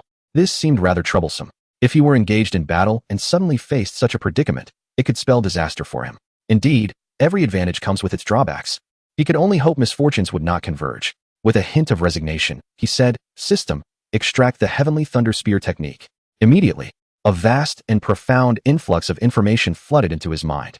Moments later, Chun Fong slowly opened his eyes, having fully assimilated the knowledge. Truly, as a heavenly ranked Do technique, with the Heavenly Thunder Spear technique, his spear skills would undoubtedly become exceedingly formidable. A hint of joy flickered across Chun Feng's face. He was naturally skilled in marksmanship, wielding a formidable thunderous gun technique. Even his mentor, Yun Yun, had frequently praised his remarkable prowess. This thunder gun technique seemed tailor-made for him. System, extract the Dragon Spiral Spear. Chun Fong continued to address the system. Suddenly, the void distorted, and a blood-red spear descended directly into Chun Feng's grasp. What a magnificent weapon! Chun Fong exclaimed, tightly clutching the blood-red spear, excitement illuminating his countenance. The spear was long and robust, entirely crimson, exuding an intense aura of ferocity. It was evident that this was a lethal instrument. For years, he had yearned for such a treasure, and now his wish had finally been fulfilled. With this dragon spiral spear in hand, his marksmanship would undoubtedly become even more formidable, and his strength would surge. Beside him, Xiao Suner gazed at the sudden appearance of the dragon spiral spear in Chun Feng's hands, taken aback. With her discerning eye, she could easily recognize that this spear was extraordinary. "Suner, what do you think of Master S spear?" Chun Fong inquired, gripping the dragon spiral spear. "It's impressively long. It appears quite fierce." Chapter 54. Taking action against the Medicine Elder S. Chapter 47 has been sealed again. I suspect you are plotting against me. If this continues, I shall inevitably lose my Main text: after demonstrating his formidable marksmanship to Xiao Suner, Chun Fong left the small world with an air of ease. Ling Ying, Chun Fong called into the air. The void twisted momentarily, revealing Ling Ying's figure before Chun Fong. What commands do you have, master? Chun Fong glanced at Ling Ying, feeling a twinge of envy at the latter's elusive abilities. I must find time to learn from him someday. Xiaoyan, you should be familiar with him, right? Chun Fong inquired. Xiaoyan. Upon hearing Chun Fong mention Xiaoyan, a flicker of surprise crossed Ling Ying's eyes, and he nodded. Having followed Xiao Suner for many years, Xiaoyan was undoubtedly the member of the Xiao family he knew best. Very well, there is something I need you to do. As he thought of the ring in Xiaoyan's possession, a cold smile crept onto Chun Feng's lips. It is time to take action against Yao Chun. From the moment he acquired the soul-controlling banner, Chun Fong had harbored this intention. However, considering Yao Chun's strength, Chun Fong felt a twinge of apprehension. Now, with a Dozong experience card in hand, and the formidable support of Ling Ying and the purple lightning mongoose, he felt emboldened. More importantly, he possessed the soul-controlling banner, which was particularly effective against spiritual entities. With so many trump cards at his disposal, he felt utterly unafraid.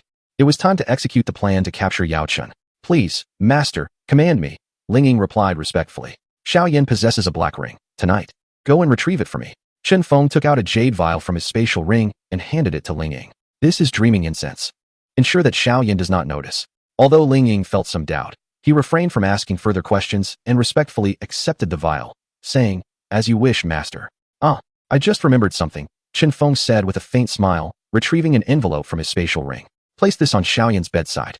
Thinking of the contents within the envelope, Chun Fong couldn't help but chuckle inwardly. Go now. After you have acquired the ring, meet me outside the city. Chun Fong waved his hand dismissively. Yes, master. Ling Ying nodded, then gradually faded from the room. Tonight shall determine everything. Chun Fong took out the soul-controlling banner, playing with it in his hands. Whether tonight's endeavor would succeed depended solely on this treasure. Time swiftly passed, and night fell. In the deep of the night, the bright moon hung high, casting a silvery glow over the entire Xiao family estate. On a bed, a young man sat cross-legged with his eyes closed, his hands forming peculiar seals before him. His chest rose and fell gently, creating a perfect cycle with each breath, while a faint white vapor flowed through his mouth and nose, nourishing his bones and flesh. As the young man meditated with his eyes closed, the ancient black ring on his finger emitted a faint, eerie glow before falling silent once more. With a deep breath, he exhaled a cloud of stale air and suddenly opened his eyes. A flicker of pale white light shimmering within their inky depths, a manifestation of the recently absorbed, yet not fully refined, that he had painstakingly cultivated was dissipating. What the hell? Frustrated, he sensed within himself, and a surge of anger washed over his face as he exclaimed sharply. His fists clenched tightly. He eventually let out a bitter smile and shook his head, weary in body and spirit as he rose from his bed, stretching his numb ankles and thighs. With merely 3 segments of, he lacked the capacity to disregard fatigue. Forget it. What's the point of cultivating anymore? I might as well sleep. Casting a glance at the darkening sky outside, he felt an overwhelming sense of gloom. After all, his training had proven fruitless, so he decided to surrender to slumber. As time passed, soft snores began to fill the room. At that moment, a shadow suddenly appeared outside his door. In his dreams, the young man seemed to catch a whiff of a peculiar fragrance, furrowing his brow before sinking deeper into sleep. The shadow approached his bedside, eyes fixated on the black ring in his hand. Why would the master desire to take the ring from Xiaoyan? Could it possess some hidden significance? Remembering Chun Feng's instructions, a glimmer of caution arose in his heart. Ling Ying glanced at the slumbering Xiaoyan before placing the envelope entrusted to him by Chun Fong on the bed and directly removed the black ring from his hand. Examining the ring, Ling Ying found nothing amiss and swiftly tucked it away before hastily departing the Xiao residence. Outside Wutan City, Chun Fong emerged in a secluded grove, cradling a purple lightning mink that shimmered with violet luminescence under the bright moonlight. In his quest to subdue Yao Chun, he had mobilized all his resources. The thought of Yao Chun's formidable strength made him feel a tinge of anxiety. This old man was renowned as a master alchemist, and although he had become but a wisp of a soul, his power could not be underestimated. However, glancing at the soul-controlling banner in his grasp, Chun Fong felt a slight reassurance. Regardless of the strength one possessed in life, once reduced to a spiritual entity, they would bow before his banner. Suddenly, Chun Fong lifted his gaze toward the city gate, having sensed Ling Ying approaching. It appeared that he had succeeded. His expression sharpened. The absence of a fierce battle indicated that Ling Ying had successfully acquired the ring from Xiaoyan. As he felt Ling Ying drawing nearer, a smile involuntarily crept across Chun Feng's lips. Yao Chun must have believed no one could discover his presence, allowing Ling Ying to take the ring without resistance. This old man had always been overly confident in his soul's power. Master. Moments later, Ling Ying stood before Chun Fong. Where's the ring? The morning breeze eagerly inquired of Ling Ying. Here, Ling Ying extended his hand, revealing a black ring that lay quietly within his grasp. Under the moonlight, it emitted a faint, ethereal glow, appearing rather ordinary at first glance. Who would have imagined that a formidable soul was concealed within? Xiao Yan had absorbed 3 years' worth of fighting spirit without the slightest inkling. Instead of reaching out to take the ring from Ling Ying, the morning breeze stepped back a few paces, maintaining a safe distance. Only after establishing this boundary did he call out to the ring, Yao Chun, how much longer will you remain hidden? Do I need to summon you? Ling Ying. Upon hearing the morning breeze's words, Ling Ying was instantly bewildered, casting a puzzled glance at the morning breeze before looking back at the black ring in his hand. Is my master addressing this ring? However, in the next moment, the confusion on Ling Ying's face swiftly transformed into astonishment. The black ring in his hand suddenly emitted a wisp of white light, followed by the emergence of a spectral, ancient voice. Witnessing this, Ling Ying's eyelids twitched, nearly causing him to hurl the ring from his grasp. Chapter 55. The Great Battle with Yao Chun, the Bone Spirit Cold Fire. The ethereal apparition that suddenly emerged was none other than the revered Yao Chun. Upon emerging from the ring, his gaze fixated intently on Chun Fong, and with a tone laced with hostility, he inquired, "Who exactly are you?" Observing Chun Fong, Yao Chun was engulfed by a sense of trepidation and unease. How could this individual be aware of his existence? Yao Chun recalled Chun Feng's identity distinctly. He had recognized this young man when Xiao Yan had visited the middle family's estate. A direct descendant of the middle family? A true disciple of the Numerous Sect? Prior to this, Yao Chun had dismissed Chun Feng's status as inconsequential, considering the insignificant factions within the Jayama Empire beneath his notice. Yet now, gazing at the smiling Chun Fong, a chill inexplicably coursed through Yao Chun's being. He had concealed himself within the ring for many years, and even Xiao Yan, who wore him closely, had never sensed his presence. How then was this young man able to discern him? Earlier, when Ling Ying had infiltrated Xiao Yan's quarters, Yao Chun had sensed her presence immediately. However, as her intentions were unclear and she posed no threat to Xiao Yan, he opted to remain passive. He was not unfamiliar with Ling Ying. Having hidden within the Xiao family for many years, he was well acquainted with her aura. His curiosity about her motives led him to allow her to proceed uninterrupted, enabling her to take the ring out. What he had not anticipated, however, was that Ling Ying would present the ring to Chun Fong. Even more astonishing was the revelation that this young man, Chun Fong, was aware of his existence. Many in the world knew of Yao Chun, but within the Jayama Empire, no one should have been able to recognize him, let alone ascertain his hiding place. As Yao Chun scrutinized Chun Fong, he also glanced at the purple lightning weasel in the young man's grasp, a flicker of wariness flashing through his murky eyes. With his formidable soul power, he could perceive that this seemingly adorable weasel was indeed powerful. Yao Chun's gaze shifted to Ling Ying, who was currently holding the ring, feeling perplexed. Wasn't she associated with Xiao Suner?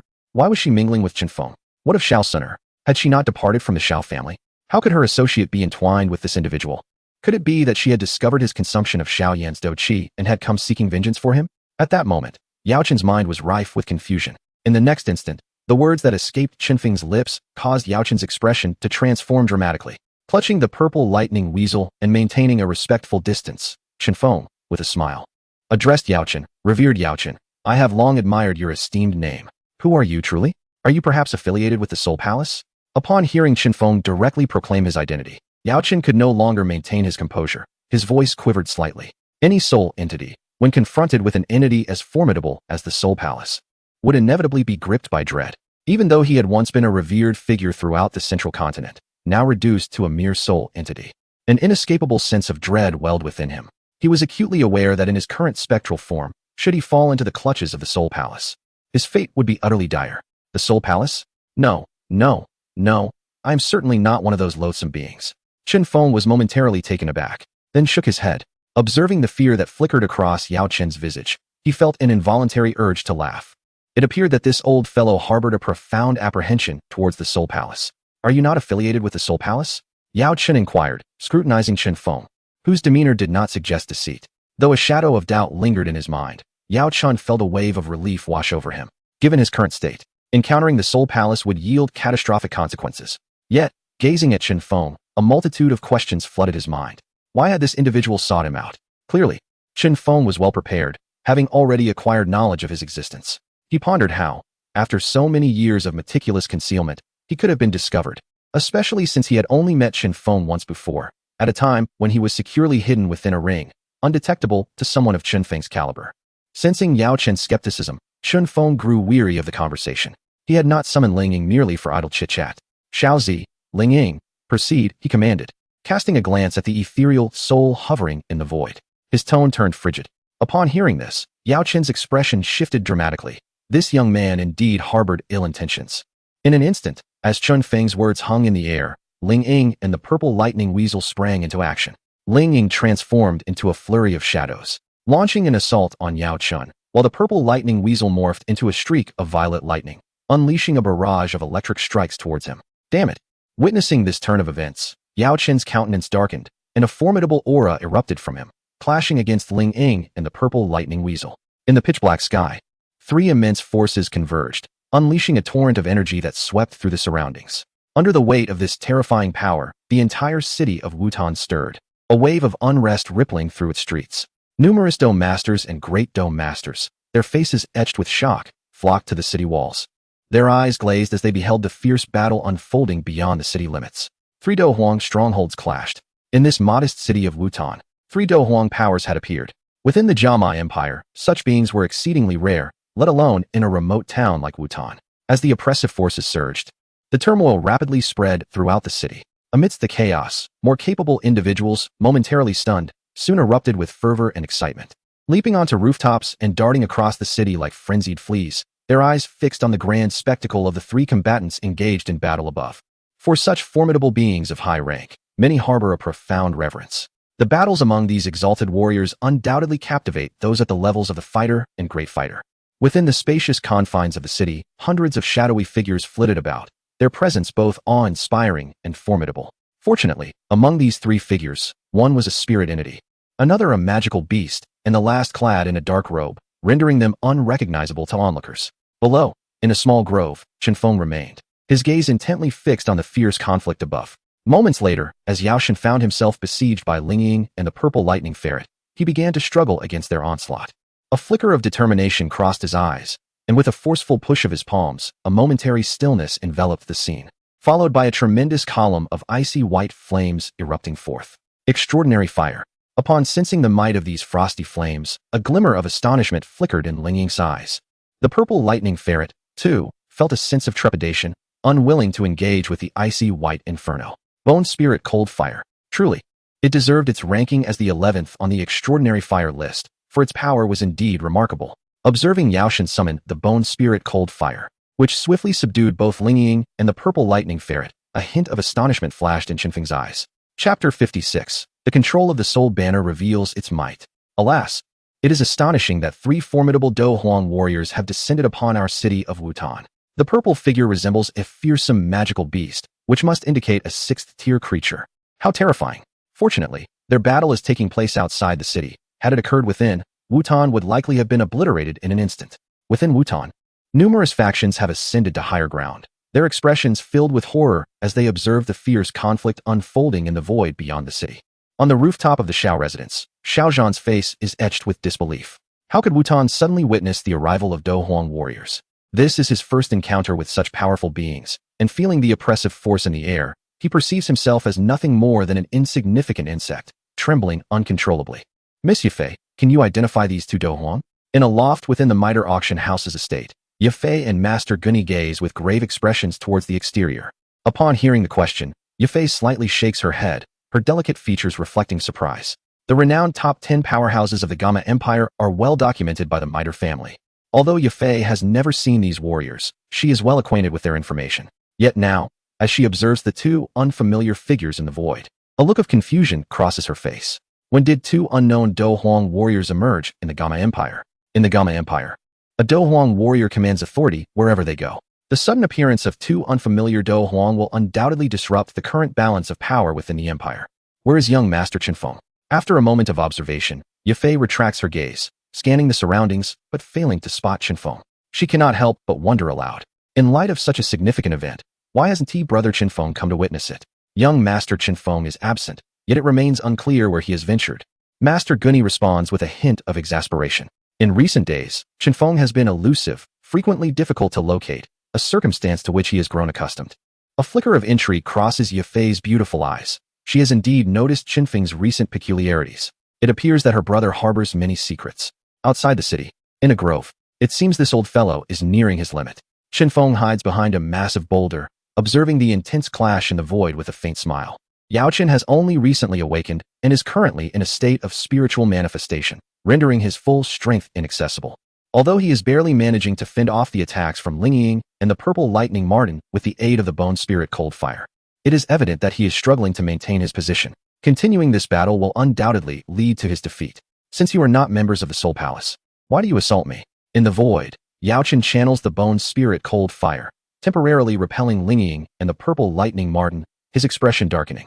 He is acutely aware of his precarious state and recognizes that prolonging this fight would be extremely disadvantageous. Thus, he prepares to negotiate. In his perspective, since the other party approached with a purpose, negotiation was certainly possible. At worst, he would have to endure some losses. Yao Chen felt a mix of helplessness and grievance. Here he was, the esteemed alchemist revered throughout Zhengzhou, reduced to compromising with two mere Do Huang ants. In the past, such individuals would not even have qualified for a mere audience with him. A mere Do Huang, kneeling before him in submission, would have gone unnoticed in his eyes. Yet now, he found himself yielding to the very existence of two Do Huang. Though he felt a tinge of humiliation, times had changed, and he could only bow his head in submission. Speak, what is your true intent? As long as it is not excessive, I shall acquiesce, Yao Chen stated. Enveloped in a chilling white flame, addressing Ling Ying with a tone of indifference. It was evident to him that since they recognized his status as the alchemist, they were likely seeking his skills in alchemy. This thought ignited a flicker of anger within him. Why resort to violence? Why couldn't they engage in a civil discussion? After expressing his thoughts, he awaited Ling Ying's response, completely disregarding the side figure of the purple lightning weasel. He had not yet fallen to the level of negotiating with the beast. However, the response he received was not one of negotiation. Instead, it was a fierce assault from Ling Ying and the purple lightning weasel. Without Chun Feng's command, they had no reason to heed Yao Chen's words. Seizing the moment when their attack paused, they launched a vigorous onslaught against him. Witnessing this scene, Yao Chen was taken aback. What was the matter with these two? Did they only know how to fight? Was there truly no opportunity for dialogue? Although this was unexpected, Yao Chen, being a seasoned veteran, quickly regained his composure and summoned the bone spirit cold fire to counter Ling Ying and the weasel. These two were indeed impervious to reason. While he defended himself, he lamented internally. The consumption of bone spirit cold fire was immense, and if this continued, he would be doomed. Suddenly, a thought struck Yao Chen's mind. What about that young man? He recalled that these two seemed to be following the orders of that boy. He distinctly heard the cloaked figure refer to him as master. With this realization, the white flames in Yao Chen's hands surged violently. After repelling Ling Ying and the weasel, he charged towards Chun Feng's direction. Capture the leader first. Once their master was in hand, they would surely hesitate. A glint of cold determination flashed in Yao Chen's eyes as he sensed Chun Feng's location and rushed towards him. This cunning old man. As Yao Chen hurtled towards him, Chun Fong was momentarily taken aback, but he quickly comprehended the other's intent. This was fortuitous. Grasping the soul-controlling banner, Chun Fong regarded the approaching Yao Chen with a subtle smirk. With a thought, he infused Douqi into the banner. As the fighting spirits surged into the soul-controlling banner, an eerie black mist emanated from its surface, causing it to tremble violently. What could this be? Observing the soul-controlling banner in Morning Breeze's grasp, Yao Chen furrowed his brow, sensing an ominous premonition. However, upon realizing that Morning Breeze was merely a dome master, he felt a sense of relief wash over him. After all, could a mere dome master truly pose a threat? Surely, he was overthinking the situation. With this thought, a cold smirk crept onto his face as he swiftly approached Morning Breeze, intending to capture him as leverage against Ling Ying. As Yao Chen drew nearer, a slight smile graced Morning Breeze's lips. Almost there go. With Morning Breeze's words, the soul-controlling banner in his hand transformed into a streak of black light, shrouded in dense black mist, hurtling towards Yao Chen. What? A surge of alarm coursed through Yao Chen as he beheld the approaching black light. Ah, what on earth is this? You dare claim you are not from the Hall of Souls? In the next moment, Yao Chen let out a piercing scream of terror. Chapter 57. The First Soul Slave. In the void, the ethereal soul emitted anguished cries. A thick shroud of black mist enveloped the figure of Yao Chen, with several chains forged from the mist binding his limbs tightly. This black mist appeared to exert a formidable restraint on the soul upon contact with Yao Chen. It was as if concentrated sulfuric acid had been poured onto him, releasing plumes of white smoke. Enveloped in the black mist, Yao Chen's expression contorted with agony. His features twisted in torment. Soul Palace, you wretches! I shall fight you to the bitter end. He bellowed, his eyes wide with bloodlust. In the next moment, a chilling white flame enveloped his entire being, causing the temperature around him to plummet. As the white flame ignited, the black mist released by the soul-controlling banner seemed to be suppressed. and the chains restraining Yao Chen's limbs were incinerated. Truly, this was a strange fire. Even my soul-controlling banner is rendered powerless against it. Witnessing this, Chun Fong furrowed his brow, realizing that this bone spirit cold fire appeared to counter his soul-controlling banner. He then bellowed at the onlooking Ling Ying and the purple lightning weasel. What are you two standing there for? Attack with all your might. At his command, Ling Ying hesitated briefly before launching an assault alongside the purple lightning weasel against Yao Chen's soul. Initially, he believed that Yao Chen, bound by the soul-controlling banner, could be handled by Chun Fong alone, which is why he had refrained from engaging. Although Yao Chen had freed himself from the soul-controlling banner's restraints, he was evidently drained of energy and, having already sustained injuries, was utterly unable to resist the onslaught from the duo. He was being relentlessly pressured and battered by both a man and a beast. Moreover, with Chun Fong manipulating the soul-controlling banner nearby, he remained on high alert. Any moment of carelessness could see him engulfed by the black mist and suffer severe injury. What is this black mist? Why is it so formidable? It is utterly bizarre. The moment it appeared, it suppressed that Do Huang expert. Truly, the might of a Do Huang is evident. What kind of flame is this? Just gazing upon it sends chills throughout my body. Upon the city walls, many powerful figures in Wutan City observed the fierce battle outside, their faces bearing expressions of astonishment. This battle had opened their eyes, revealing the vast chasm that lay between them and the Do Huang experts. Before such a powerful being, they felt as insignificant as ants, liable to be crushed at any moment. It seemed that the outcome would soon be determined. In the Mitre auction house, Yafei watched the besieged ethereal figure and spoke, her face etched with disbelief. Could it be that a Do Huang expert would fall here today? Such individuals were rarely seen in the Gamma Empire. Now, in this small Wutan city, not only had 3 Do Huang experts engaged in battle, but one might soon perish here. This reality left Yafei in a state of incredulity. After tonight, Wutan City would surely gain notoriety. As she gazed upon the battle unfolding in the void, Yafei murmured to herself. Indeed, the conflict in the skies above the grove was drawing to a close. The essence of Yaoshin grew increasingly transparent, as if on the verge of vanishing, battered and bruised. Confronted by the combined assault of Ling Ying and the purple lightning weasel, alongside the soul control banner's relentless advance, he found himself utterly powerless, despair welling up within him. It was unimaginable that Yaoshin, once a formidable force traversing the vast expanse of Zhongzhou, would meet his end in this obscure little town. His face was etched with reluctance. Yet as he beheld Ling Ying and the purple lightning weasel before him, a profound sense of helplessness enveloped his heart. Today, he was indeed facing inevitable doom. What a pity it was. He had delayed the young Xiao Yin for 3 years, intending to take him as his disciple. But now he could only harbor an unfulfilled debt. The image of Xiao Yin flickered in his mind, eliciting a deep sigh from within. Perhaps sensing that he was truly beyond salvation, Yaoshin found himself overwhelmed with reflections. It was time. Let us see how you will resist my soul control banner this time.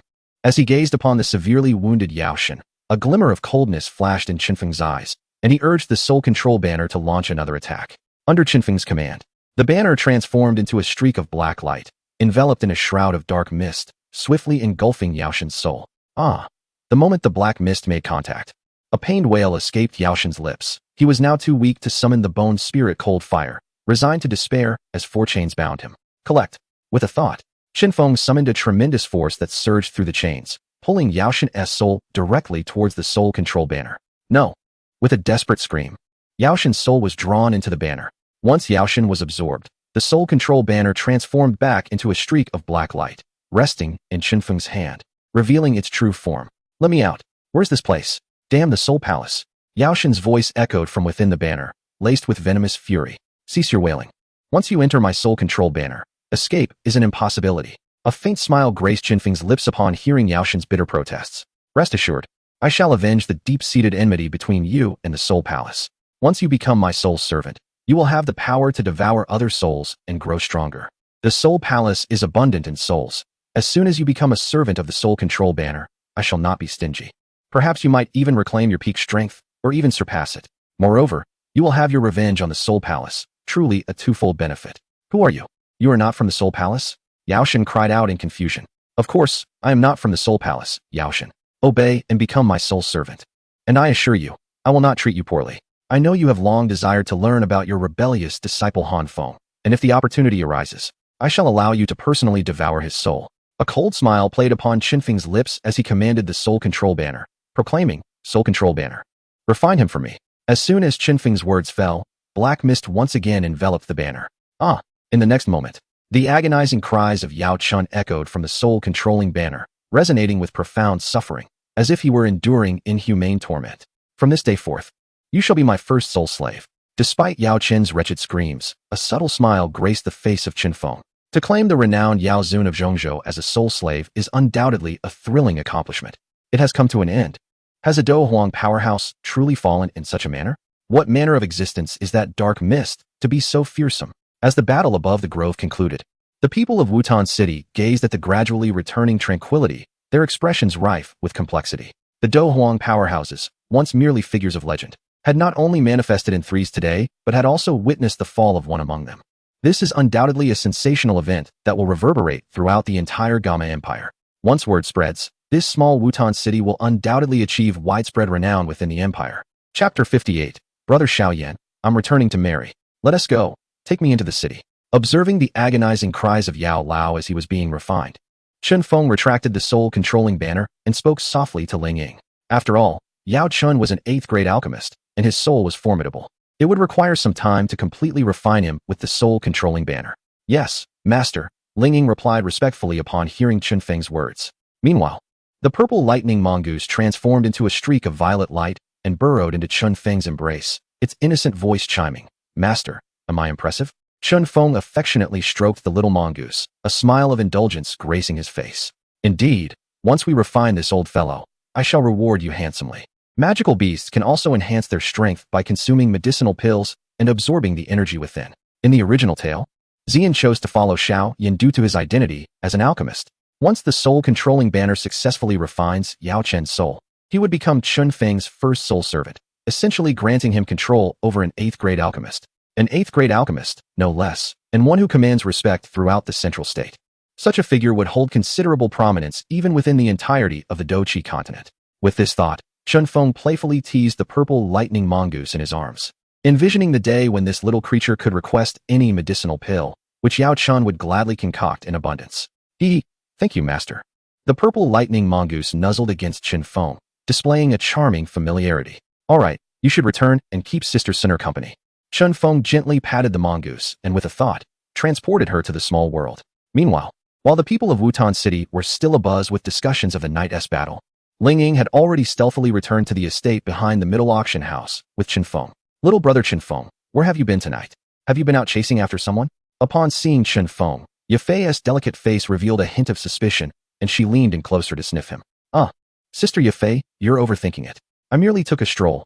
I was also watching the battle outside the city earlier, which is why I didn't return sooner. Chun Fong, unflinching in response to Yafei's actions, stood firm in his integrity, for he had been occupied with legitimate matters all night. There's no scent of any other woman. It seems you truly haven't been unfaithful. A flicker of surprise crossed Yafei's eyes, though she suspected Chun Fong harbored secrets. As long as he hadn't been disloyal, she preferred not to pry further. After all, men should possess some secrets and personal space. This was something Yafei managed quite well. As a woman, she only needed to understand Chun Feng's essence. As for everything else, it was beyond her control. If she pressed too hard, it could frighten Chun Fong away. With you, Sister Yafei, why would I need to seek affection elsewhere? Chun Fong gazed at the alluring beauty before him, unable to resist pulling her into his embrace. Yafei exuded a captivating charm, and under the gaze of her enchanting, elongated eyes, men might unknowingly succumb entirely. Chun Fong was no exception. In the early morning, as the gentle breeze stirred, Chun Fong unexpectedly embraced Yafei and carried her towards the room, causing her cheeks to flush with a hint of embarrassment. She was acutely aware of his mischievous intentions. No, I have matters to attend to tomorrow. The dawn was approaching, and an auction was scheduled for the following day, making Yafei reluctant as she struggled in Chun Feng's arms. Yafei, I will be departing in a few days. Chun Fong whispered softly in her ear, instantly halting her resistance. His objectives in Wutan City had been accomplished, and he had even encountered unexpected joys in the form of Xiao Suner and Yao Chun. With such abundant gains, and the impending inter-sect competition, he felt compelled to return to Yunlan's sect. Furthermore, with Na Lan Yin Ran's pregnancy advancing, he needed to hasten his proposal to the Na Lan family to formalize their union. Upon hearing that Chun Fong was soon to leave, a sense of reluctance welled up within Yafei. Very well, I shall let Gu and I handle the auction. With a resigned sigh, she allowed Chun Fong to carry her into the room. Yafei, let us admire the scenery tonight, he suggested. As they gazed through the window at the enchanting nightscape of Wutan City, the night was truly beautiful, adorned with countless stars resembling a shimmering river, and the moon hung in the sky, perfectly round. The following day, at the Xiao residence, the morning sun streamed through the window, warming the slumbering youth on the bed. After a prolonged rest, Xiaoyan slowly opened his eyes, rubbing them as he awoke from a deep slumber. A delightful fragrance filled the room, prompting him to sit up and inhale deeply, his mind conjuring the delicate image of Xiao Suner. She had always trailed beside him, leaving behind a subtle scent. Regrettably, the thought of Xiao Suner cast a shadow over his spirits. He wondered if he would ever see her again. Just then, his gaze fell upon an envelope on the bedside table, sparking his curiosity. This is a letter from Suner. Excitement illuminated his face as he observed the envelope addressed to dear brother Xiaoyan. In the Xiao family, aside from Xiao Suner, no one else would refer to him in such a manner. Realizing this was indeed a letter from her, he recalled the fragrance that lingered in the room. Understanding that she must have visited him the previous night, leaving behind her essence. Unable to resist, he inhaled the air once more, a smile gracing his lips as if she were right beside him. What could Suner have written in this letter? With anticipation, Xiaoyan carefully opened the envelope and began to read the contents. Dear brother Xiaoyan, by the time you read this letter, I will have already left the Xiao family. You must understand that I am not truly one of them. Suner has now returned to her family, and my father is presently arranging my wedding. Indeed, Suner is to be married. My fiancé treats me exceptionally well. He is handsome, comes from a distinguished lineage, and at a tender age has already attained the rank of a Douqi. Brother Xiaoyan, you must strive harder. Compared to my fiancé, you still have a considerable distance to cover. Upon reading this, Xiaoyan was struck with shock, his eyes widening in disbelief. A look of incredulity etched upon his face. Sister Suner is to become a bride. How could this be? Xiaoyan suddenly felt a sharp pain in his heart, as though he had lost something of utmost significance. Especially when he heard Suner praise her fiancé and encourage him to work harder, Xiaoyan felt utterly desolate, lost in a haze of despair. Chapter 59. Morning Breeze. Brother Morning Breeze, you must take good care of sister. Xiao Suner is getting married. Clutching the letter in his hand, Xiaoyan's mind was a blank canvas. Memories flashed through his mind, recalling the moments when Xiao Suner would joyfully trail behind him, calling out brother Xiaoyan. The image of her radiant and charming visage was vividly etched in his memory. Although he professed to regard her merely as a sister, deep down, Xiaoyan acknowledged the presence of some unwholesome thoughts regarding Xiao Suner. He had believed that her fondness for following him meant she harbored feelings for him as well, which brought him a measure of delight. After all, there was no blood relation between them. But now, gazing at the letter in his hand, Xiaoyan revealed a faint, bitter smile. There would be no future. Xiao Suner was returning to marry, and his opportunities had evaporated. Sitting despondently on his bed, his eyes devoid of life, he did not know how long he remained in that state. Eventually, a wry smile crept across his face as he continued to read the letter. Brother Xiaoyan, rest assured, I will return to see you in the future. Among the Xiao family, my relationship with you is the closest. Upon reaching this line, Xiaoyan's heart quivered. Indeed, Xiao Suner still held him dear. She would come back to visit him, which meant there was still hope. With renewed vigor, he continued reading. Brother Xiaoyan, I am preparing to marry my fiancée this year. In a few years, when we have children, I will bring them back to the Xiao family so that they may call you Uncle Xiao. I plan to have many children with my fiancée. Please take care of yourself. By the end of the letter, Xiaoyan's hands trembled slightly as he held it. This year, she was to be wed, and would bring children to see him. Uncle Xiao, with a sudden shift in expression, Xiaoyan's demeanor morphed into one of rage as he tore the letter into shreds. No, he roared in despair. The pain, it was unbearable. Xiaoyan felt a sharp ache pierce his heart, as if he had lost the love of his life. This cannot be. It isn't real. Collapsing onto the bed, his eyes vacant, he muttered to himself. He inhaled the lingering fragrance in the air, as if Xiao Suner were still by his side. Gradually, he succumbed to slumber. Brother Morning Breeze, when do you plan to depart? In the middle auction house manor, Yifei lay in Morning Breeze's embrace, her delicate hand gliding gently across his chest. Tomorrow, he replied. Having completed all matters in Wutan City, Morning Breeze had no desire to linger any longer. Moreover, he had not seen Nalan Yanran and his teacher, Yun Yun, for some time, and he yearned for their presence. Upon returning to the sect, he intended to inquire whether his teacher would be willing to practice the Heavenly Phoenix Tome. Though young, Yun Yun had already broken through to the Dou Emperor realm, showcasing her remarkable talent. In recent years, however, he has encountered a bottleneck, remaining stuck at the 3-star Douhuang stage for quite some time. The Tianfeng chapter, being a celestial level technique, possesses formidable auxiliary capabilities. Whether it involves dual cultivation or not, it matters little to Chun Fong. His primary intention is to assist his mentor in breaking through. Master, I trust you do not wish to remain at the 3-star Douhuang stage indefinitely. Imagining Yun Yun practicing the Tianfeng chapter, a faint smile involuntarily graced Chun Feng's lips. Why the haste? Wouldn't it be better to spend more time with me? Upon hearing this, Yifei felt a pang of reluctance in her heart.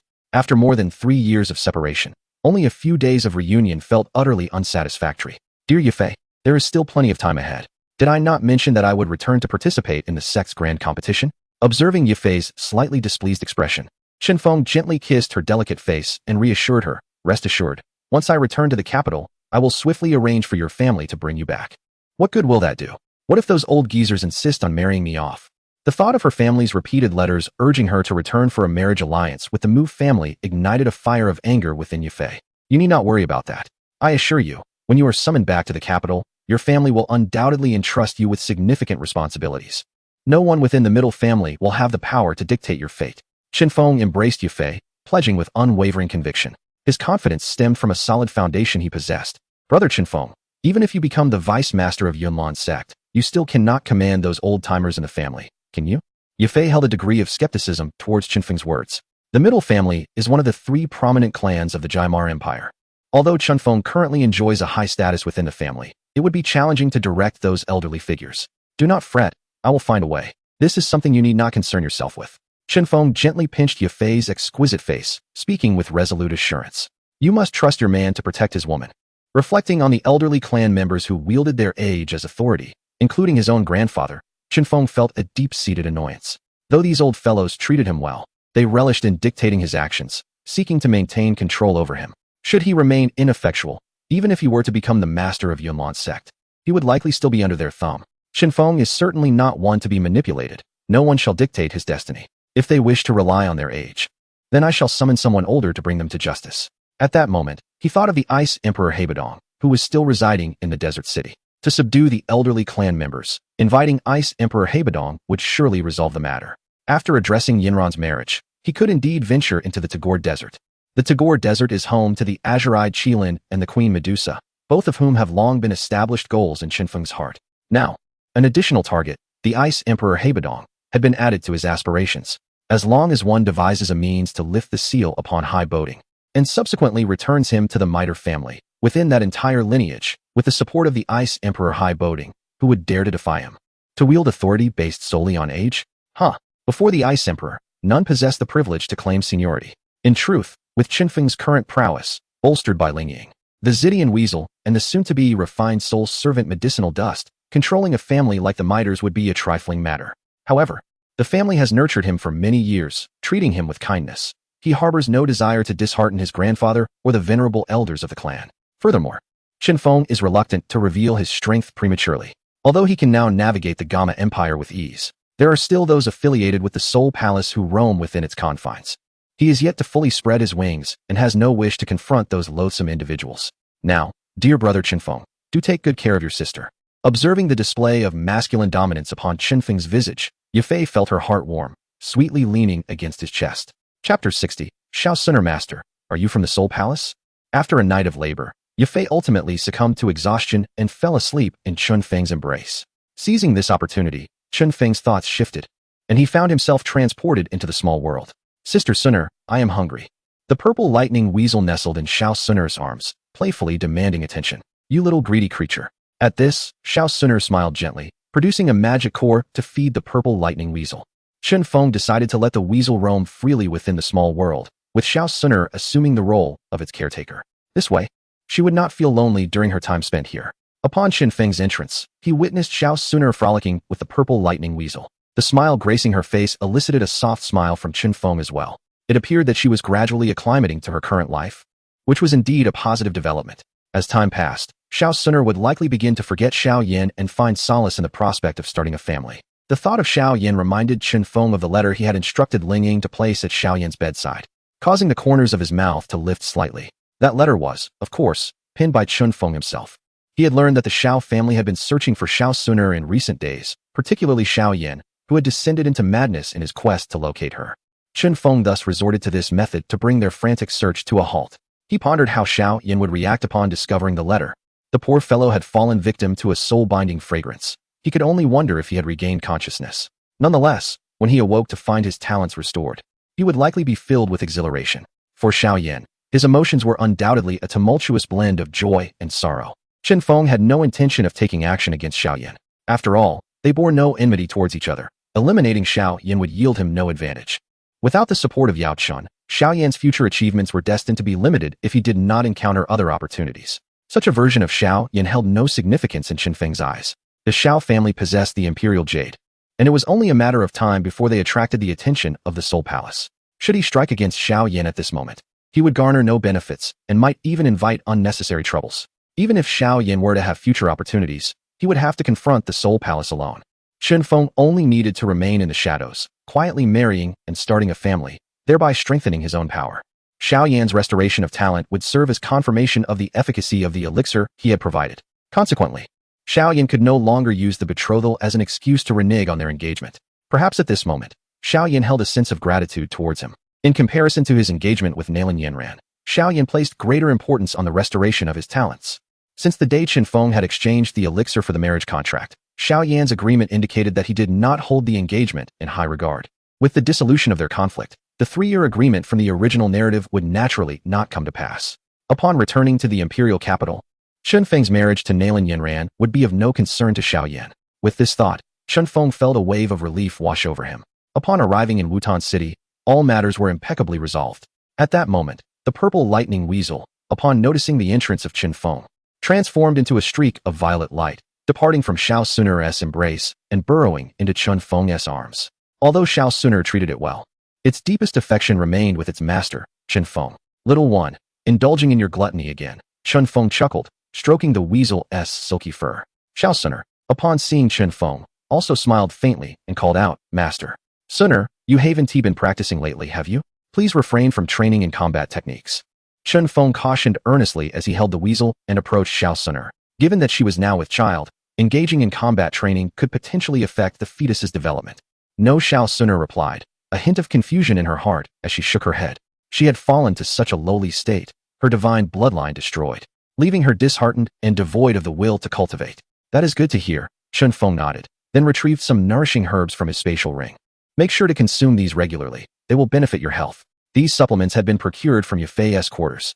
Recently, in order to remain close to Chun Fong, Yafei frequently feigned illness to avoid attending the auction. Upon learning of her condition, some wealthy admirers in Wutan City lavishly spent fortunes on a plethora of nourishing herbs, delivering them to Yafei's residence. Under her care, Chun Fong had also consumed a significant amount of these supplements. The remaining ones were brought to the small world for Xiao Suner's nourishment. Now that she was pregnant, it was essential for her to consume quality sustenance to ensure the proper development of the fetus. After exchanging a few words with Xiao Suner, Chun Fong felt a surge of thought and produced the soul control banner, eager to ascertain whether Yao Chun had been refined into a soul servant. Ah, let me out, let me out. As the soul control banner emerged, Yao Chun's anguished cries echoed forth, capturing Xiao Suner's attention. TSK, TSK, TSK. Truly deserving of the title of medicine sovereign, your life force is resilient. Even after a whole night, you have yet to be successfully refined. Chun Fong remarked with a cold smile at the banner in his hand. Chun Fong, you minion of the Soul Palace, your demise will come in due time.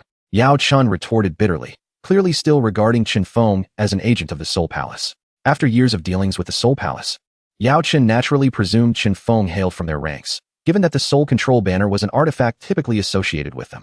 Let it be the Soul Palace then. I wonder how long you can maintain your bravado. Chun Fong chose not to clarify, finding it pointless. The Soul Palace. Master, are you one of them? Xiao Suner, overhearing their exchange, felt a jolt of shock. As a young lady of an ancient clan, she was, of course, aware of the existence of the Soul Palace. Her beautiful eyes widened in shock as she gazed at Chun Fong, realizing that he hailed from the terrifying force known as the Soul Palace. No wonder his methods were so ruthless. Xiao Suner was filled with regret, having initially entertained the thought of provoking this demon. Yes, I am indeed a member of the Soul Palace.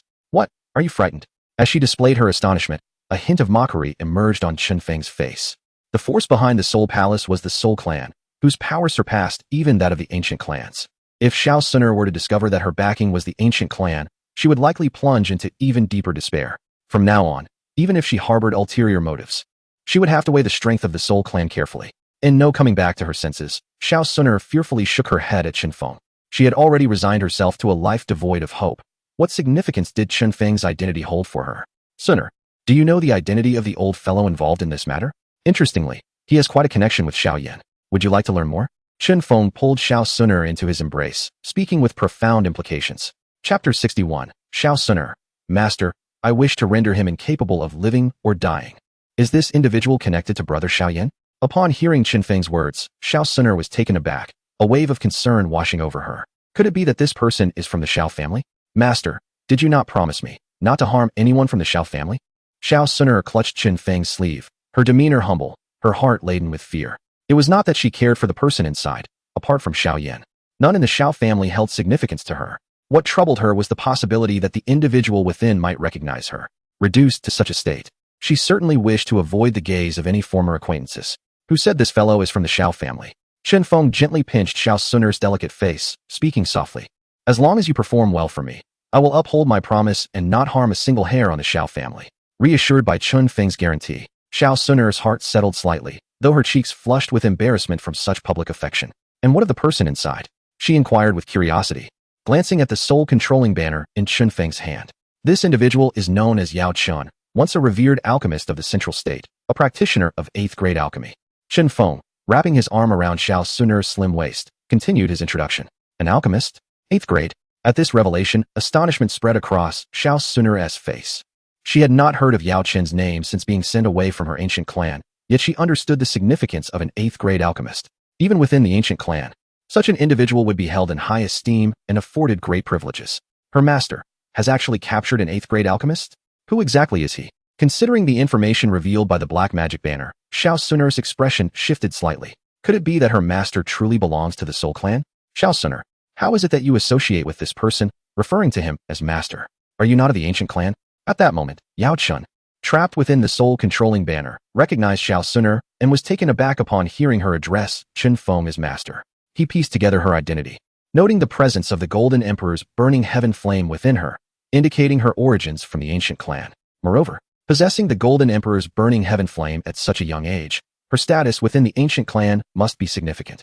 Given the strength of the ancient clan, how could Xiao Suner submit to someone from the Soul Palace? Furthermore, was she not fond of Xiao Yan?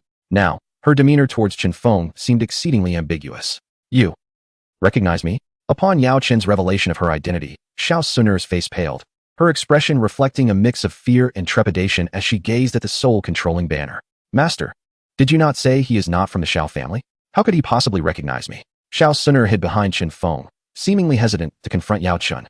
After becoming Chun Feng's female servant, she felt a pang of inferiority, no longer possessing the courage to meet her former acquaintances.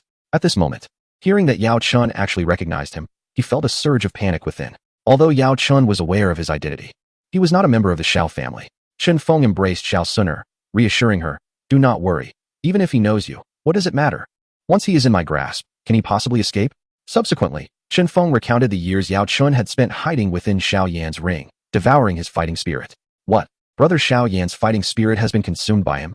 Upon hearing Chun Feng's words, Xiao Suner's expression shifted drastically as she gazed in disbelief at the soul-controlling banner in Chun Feng's hand. Remembering the grievances and suffering Xiao Yan had endured over the years, she furiously shouted at Yao Chun, so you are such a vile person, you deserve this fate. If it weren't for this so-called medicine sovereign, my brother Xiao Yan would still be a genius. How could he have been rejected in marriage? And I would not have provoked this devil of a master? The root of all their troubles lay with this so-called medicine sovereign. With this thought, Xiao Suner's heart brimmed with resentment towards Yao Chun. Sigh. Upon hearing Xiao Suner's words, Yao Chun within the soul-controlling banner fell silent for a moment, letting out a sigh. He indeed felt guilt over consuming Xiao Yan's fighting spirit. And in the face of Xiao Suner's wrath, he found himself unable to retort. I was left with no choice. Had I not fallen into misfortune, I would certainly have compensated Xiao Yan adequately. Thus, Yao Chun could only utter such a statement, which was, in truth, his heartfelt confession. Over the past 3 years, he had come to understand Xiao Yan's character, having undergone his trials. He had intended to reveal himself during this time and take Xiao Yan as his disciple, even preparing to impart all his alchemical knowledge to him. Unfortunately, now he found himself in Chun Feng's hands, unable to face Xiao Yan. Hearing Yao Chen's explanation, Xiao Suner scoffed. Humph, what significance do these words hold now? Reminded of the humiliation her brother Xiao Yan had suffered over the years, she could not bring herself to forgive this so-called medicine sovereign. Master, can you torment him thoroughly? I wish to see him in a state of despair, unable to live or die, suffering worse than death. A chilling undertone laced Xiao Suner's voice, radiating an icy coldness. Observing the flicker of hatred in her eyes, Chun Feng's gaze shifted. It seemed that Xiao Yan held significant importance in this woman's heart. One day, I shall mold you into my own form, he mused. No problem. Chun Fong reached out, gently grasping Xiao Suner's delicate chin, a sly smile playing on his lips. However, how will you repay me? The last time, you were unable to let go of that position. This time, I expect you to cooperate fully. Xiao Sun'er's animosity towards Yao Chun was solely for Xiao Yan's sake. Since she sought vengeance for him, she would naturally have to pay a price. Upon hearing Chun Feng's words, Xiao Sun'er was momentarily taken aback, her face soon flushing crimson. All right, master, I promise you. As long as you render this old man unable to live or die, I shall acquiesce to your every demand. Although a sense of shame enveloped her heart. Upon seeing the soul-controlling banner in Chun Feng's grasp, a glimmer of coldness flickered in Xiao Sun'er's eyes, compelling her to abandon all reservations. Though somewhat humiliating, her dignity had long been trampled beneath Chun Feng's feet. Before him, Xiao Sun'er had gradually succumbed to a state of numbness. During this period, Chun Feng's antics had become increasingly audacious. Initially, Xiao Sun'er had resisted, yet under the pressure of his intimidation, she slowly capitulated. Now, the prospect of adopting another posture was not entirely beyond her acceptance. Within the confines of the soul-controlling banner, Yao Chun had also overheard their exchange. Xiao Sun'er, I never imagined you would descend to such depths. Sensing her resentment towards him, a heaviness settled in his heart, prompting him to exclaim, silence. Xiao Sun'er's expression suddenly morphed into something fearsome as she angrily retorted, if it weren't for you, would I have become this way? All of this is your doing. You have harmed brother Xiao Yan, and in doing so, you have also harmed me. Chapter 62, Successful Refinement. Master, I have met you. Upon learning of Yao Chen's actions over the past few years, Xiao Sun'er exhibited a frenzied demeanor, casting all blame upon him. Not only did she attribute the suffering Xiao Yan endured to him, but she also lamented her own current plight. Had it not been for Xiao Yan's loss of talent, she would not have faced the humiliation of a broken engagement. Consequently, she would not have sought vengeance through Ling Ying, nor would she have captured Chun Fong under the cover of night, leading to such a dire outcome. All of this was laid at Yao Chen's feet. Indeed, one should never provoke a woman. Observing the hatred radiating from Xiao Sun'er, Chun Fong secretly clicked his tongue, vowing to keep her firmly in check henceforth. Such a woman, if driven to madness, could easily turn against him. Xiao Sun'er, you. Listening to her venomous words, Yao Chun, trapped within the soul-controlling banner, felt a pang of panic. Truly, a woman's heart can be the most venomous. All right, Sun'er, as long as you behave, I shall grant you any request. Chun Fong reassured her, embracing her to soothe her emotions, unhesitatingly acquiescing to her demands. For his beloved, Chun Fong had always been accommodating. He understood deeply that only when she was content could he find his own joy. You shall observe closely how I torment this old fool. A cold smile graced Chun Feng's lips as he gazed at the soul-controlling banner, then suddenly channeled his energy into it. Old fool, you speak too much. As his energy surged within, a dark mist enveloped the banner. Ah! The next moment, Yao Chen's anguished scream echoed from within. Hearing his cries, Xiao Sun'er felt a surge of satisfaction, as if avenging a deep-seated grudge, her entire being refreshed. Ah! Chun Fong, what do you truly desire? What demands must I fulfill to avoid such humiliation? Inside the banner, as Yao Chun endured excruciating pain accelerated by Chun Feng's energy, he called out, believing that Chun Fong had captured him with ulterior motives. If he complied with Chun Feng's wishes, perhaps he could escape this torment. No need for that. Once I refine you, you shall obediently comply. A slight smirk played on Chun Feng's lips as he continued to channel his energy. He would be departing from Wutan City the following day, and thus he was determined to thoroughly refine this old man. Ah, you wretched Soul Palace insect. Upon hearing Chun Feng's words, Yao Chun could no longer maintain his composure and unleashed a torrent of curses, abandoning his usual grace. The soul-controlling banner, designed specifically to subdue spiritual entities, was now being fully activated by Chun Fong, and even the proud and self-important Yao Chun could not withstand it any longer. Indeed, one can hardly deny the tenacity of this old fellow. Morning Breeze finds himself somewhat in awe of this old man, for even now, Yao Chun has yet to plead for mercy. This particular trait compels Morning Breeze to regard him with a newfound respect. In the original narrative, Yao Chun fell into the clutches of the Soul Palace, enduring countless torments, yet he never yielded. It is evident that this old man possesses an indomitable spirit. Fortunately, Morning Breeze has no intention of eliciting a plea for mercy. Once the soul-controlling banner has refined him, he will undoubtedly be compelled to obey. Master, what is this treasure? Listening to Yao Chen's anguished cries, Xiao Sun'er finds her animosity gradually diminishing. As she regains her composure, a sense of trepidation arises within her as she gazes at the soul-controlling banner in Morning Breeze's grasp. This object appears exceedingly sinister at this moment. As she hears Yao Chen's tortured wails, an involuntary chill courses through her. This item, known as the soul-controlling banner, is capable of ensnaring souls, subjecting them to a torturous refinement, rendering them unable to live or die. Morning Breeze, wrapping his arm around Xiao Sun'er's slender waist, smiles as he remarks, "By treating him in this manner, I have surely satisfied your desires." At his words, Xiao Sun'er shivers slightly, her gaze fixated on the soul-controlling banner with palpable fear. In this moment, she is increasingly convinced that Morning Breeze hails from the Soul Clan. Only those of the Soul Clan could possess such a malevolent artifact, specifically designed to target souls. Rest assured, as long as you remain obedient, my intentions will not turn against you, Morning Breeze reassures her, sensing her apprehension. However, should you dare betray me, do not blame me for my ruthlessness. Sun'er, I trust you do not wish to experience the suffering this old relic endures? Morning Breeze casts a knowing glance at Xiao Sun'er. No, please don't, she stammers, trembling slightly.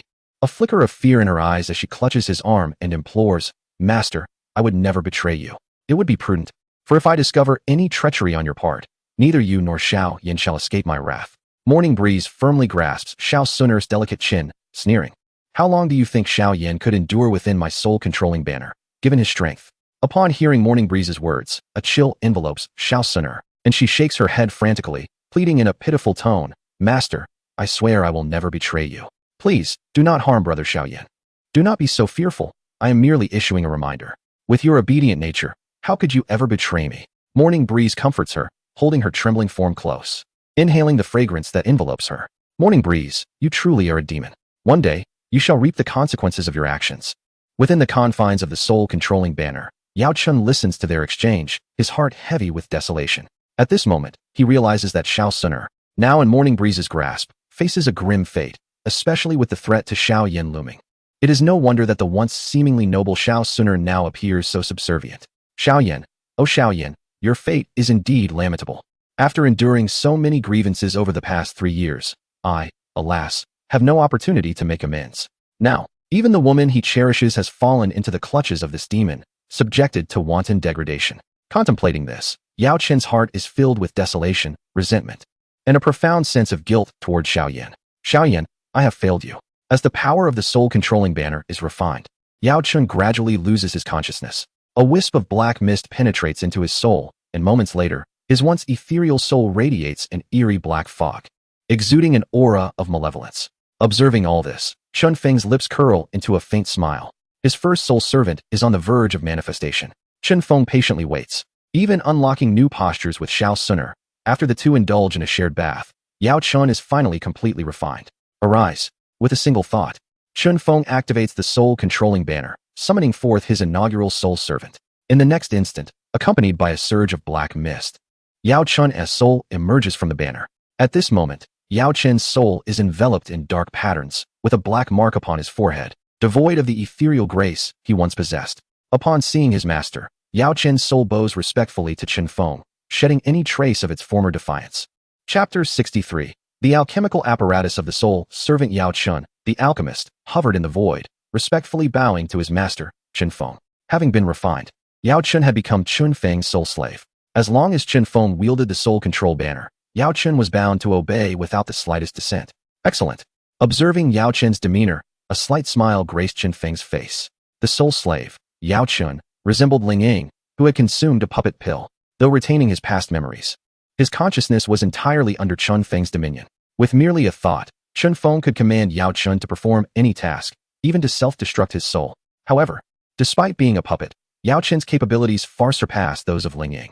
In terms of strength, although Yao Chen's soul had suffered significant damage, he could still summon the bone spirit cold fire, granting him the power to contend with high-ranking Dou emperors. Should he consume a rare treasure capable of restoring his soul, his prowess would increase dramatically. In the future, capturing other soul entities for Yao Chun to devour could not only restore him to peak power, but perhaps elevate him even further. Undoubtedly, Yao Chen's most valuable attribute was his status as an 8th-tier alchemist. An 8th-tier alchemist is a rare gem, even within the vast expanse of the Douqi continent. Now, having transformed Yao Chun into a soul slave, it was as if Chun Fong had gained control over an 8th-tier alchemist. With this thought, a subtle grin appeared on Chun Feng's lips. He had witnessed numerous fanfictions of Douqi, where protagonists often chose the path of alchemy. The road of an alchemist is fraught with challenges, filled with monotonous days of concocting potions or seeking out rare materials. It is a tedious and dreary existence. Yet here he was, effortlessly commanding an 8th-tier alchemist. To enhance his strength, all he needed to do was continuously marry and procreate. It was astonishingly simple. As Chun Fong reveled in his thoughts, Xiao Sun'er, who had just interacted with him, bore a faint blush on her cheeks. Upon witnessing the summoned Yao Chun and his respectful demeanor towards Chun Fong, a look of astonishment crossed her delicate features. Master, what is happening? Why does he? Xiao Suner was bewildered and shocked. Just moments ago, he had exuded an air of defiance, yet now he addressed Chun Fong with such reverence, devoid of any hostility. This familiar attitude triggered a memory in her mind. She suddenly recalled Ling Ying and the changes occurring in the alchemist before her. Was it not strikingly similar? With this realization, Xiao Suner understood. Chun Fong must have employed some arcane method to transform the alchemist in such a manner. Gazing at the deferential Yao Chun, a chill ran down her spine, and an overwhelming sense of dread surged within her. How terrifying! Such capabilities were simply unfathomable. Whether it be the enigmatic Ling Ying of the 9-star Do Emperor realm or the esteemed medicinal alchemist Yao Chun, both stand as formidable figures even amidst the vast expanse of the Douqi continent. Yao Chun, a revered 8th-tier alchemist, commands an unparalleled status. Yet, such illustrious individuals find themselves effortlessly subjugated by Chun Fong. Observing Chun Fong beside her, Xiao Suner felt an unsettling dread, her legs instinctively tightening. A hint of moisture betraying her anxiety. Surprised, are you? Chun Fong remarked, noting her astonishment. Any soul that enters my soul banner shall be forged into a puppet, compelled to heed my commands. Should you, Suner, find yourself within, upon your return, you would become a stranger to your kin, unhesitatingly executing orders, be it to slay Xiao Yan or betray the ancient clan, without a trace of resistance. At these words, Xiao Suner trembled, an icy chill enveloping her. Gazing at Chun Fong, she perceived a monstrous entity, her heart brimming with terror. If she were to perish, would her soul not escape his grasp? The thought was utterly horrifying. She could hardly fathom that had she indeed taken her own life in her despair, inciting Chun Feng's wrath, he might have transformed her very essence into a puppet. Would she then, in this moment, be poised to harm her beloved Xiao Yan? Resolute determination surged within her. No matter the cost, she could not defy Chun Fong, nor provoke his ire. Noticing her evident trepidation, Chun Fong swiftly enveloped her in a comforting embrace, gently reassuring her, "Do you not despise him? Allow me to transform this old fool into a puppet, and you may torment him as you wish. Oh, and remember, this old man is an 8th-tier alchemist. Let us refrain from feeding little purple magic cores, as they may induce indigestion. If little purple grows hungry, let this old fellow concoct elixirs to suit any palate you desire. Do not hesitate." Chun Fong cast a glance at the nearby purple lightning weasel, his expression cheerful. The energy within elixirs would undoubtedly be more readily absorbed than that of magic cores, thereby enhancing the weasel's prowess. Yao Chun's primary function should be to refine elixirs. Chun Fong had no intention of squandering his talents. Matters of conflict would be left to Ling Ying and the purple lightning weasel, while Yao Chun would dutifully serve as a mere tool for alchemical endeavors. Upon hearing Chun Feng's words, Xiao Suner's fear began to dissipate. She regarded Yao Chun before her, recalling his past actions, and a cold smirk surfaced on her lips. "Master, can any elixir be consumed?"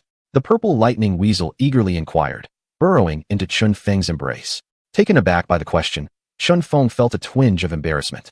Crafting elixirs necessitated materials, and despite having plundered Xiao Suner's modest treasury and Ling Ying's spatial ring, these two were not alchemists. Their possessions were largely comprised of ready-made elixirs and scrolls of techniques. Even if he wished to employ Yao Chun as a mere tool for alchemy, it was a challenge to produce results without the necessary ingredients. Subsequently, Chun Fong could only retrieve some celestial materials and earthly treasures from the spatial ring belonging to Xiao Suner and Ling Ying, handing them over to Yao Chun for the extraction of their energies, facilitating absorption by the purple lightning mink. In truth, what Chun Fong yearned for most was for Yao Chun to concoct the transformation pill. Once the purple lightning mink ingests the transformation pill, it would be able to assume a human form, thus providing Xiao Suner with companionship during her cultivation of the Tianfeng chapter, alleviating her solitude. Chun Fong was also eager to envision what the purple lightning mink would look like in human form. Being so adorable, it surely would not be unattractive after transformation. Reflecting on the transformation pill, Chun Feng's thoughts drifted to Medusa. At this point in time, Medusa still retained her serpentine appearance. Although Chun Fong harbored intentions towards Medusa, he found himself at a loss regarding how to approach this snake woman. Thus, an idea began to blossom in his mind, to present Medusa with a transformation pill in advance. Coincidentally, to lift the seal on Hai Buodong, an additional ingredient was required: the sand mandrake. This particular herb could only be found within the territory of the serpent people, and he could trade the transformation pill with Medusa in exchange for it. It appeared imperative to gather the necessary ingredients for the transformation pill without delay. Chapter 64, The Excitement of Xiao Yan Yao Chun. Please present the burning decision for my perusal. In the confines of the small world, Chun Fong suddenly recalled something and commanded Yao Chun. Although he was incapable of cultivating this particular technique, his curiosity about this infinitely evolving method was piqued. Of course, master. Upon hearing this, Yao Chun exhibited no hesitation and retrieved a black scroll from his storage ring.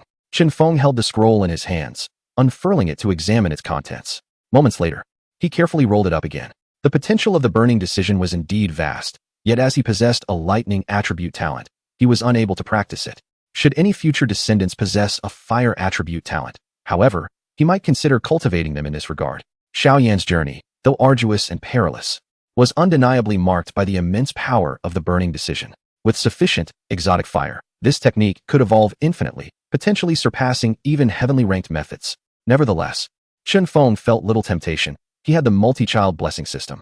As long as he diligently married and fathered offspring, he could swiftly enhance his own strength. Observing Yao Chun before him, Chun Fong suddenly realized that aside from his status as an 8th-tier alchemist, he offered limited advantages. What else did Yao Chun possess? Bone Spirit Cold Fire, the Black Demon Cauldron, and various techniques and combat skills. However, as Chun Fong was not an alchemist, he could not utilize the Bone Spirit Cold Fire or the Black Demon Cauldron. Once Yao Chun became a soul slave, as the master of the Soul Control Banner, Chun Fong could directly harness the power within Yao Chun. This meant that if Chun Fong wished to wield the Bone Spirit Cold Fire, he could do so with ease. As for the techniques and combat skills Yao Chun possessed, Yao Chun, present all the techniques and combat skills you have.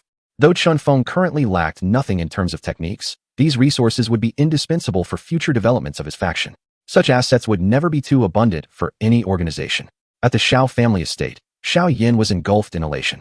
The reason for his exuberance was the return of Xiao Sin'er. Ultimately, she could not bear to part from him and chose not to marry someone else.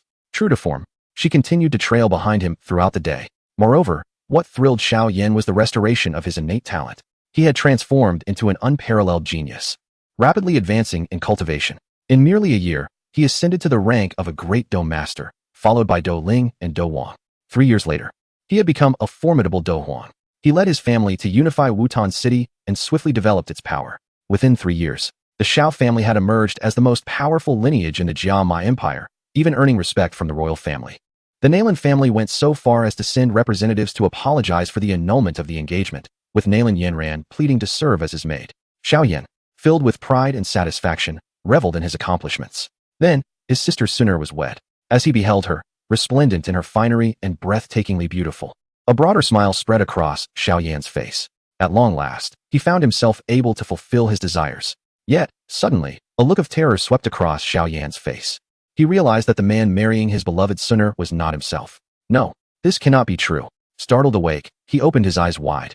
Remnants of panic etched on his features. It was merely a dream as he gazed around the familiar room. A sigh of relief escaped his lips. However, upon noticing the scattered scraps of paper strewn across the bed, his expression fell once more into despondency. Sin'er had truly left his side. The thought of her impending marriage to another man pierced his heart with anguish. What pained him even more was Sin'er's letter, in which she frequently mentioned that her fiancé surpassed him in strength. This wounded Xiao Yan deeply. The Sin'er of old would never have spoken this way. She would have offered gentle reassurances and encouragement. Ultimately, it was his own lack of strength that had led to this. Xiao Yan clenched his fists tightly, filled with frustration. If only he were a genius at this moment, Sin'er would never have departed from him. Absolutely not. With this thought, Xiao Yan performed a swift roll and sat cross-legged upon his bed, commencing his cultivation. He believed, one day, his talents would surely return, as long as he persevered. After sitting in silence for a considerable time, Xiao Yan took a deep breath, a visible stream of pale white energy flowing from his mouth and nose into his body, nourishing his bones. Moments later, his eyes shot open, a flash of white brilliance coursing through them. It had not vanished. My Douqi has not dissipated. Feeling the energy he had just absorbed still present within him, Xiao Yan trembled with excitement.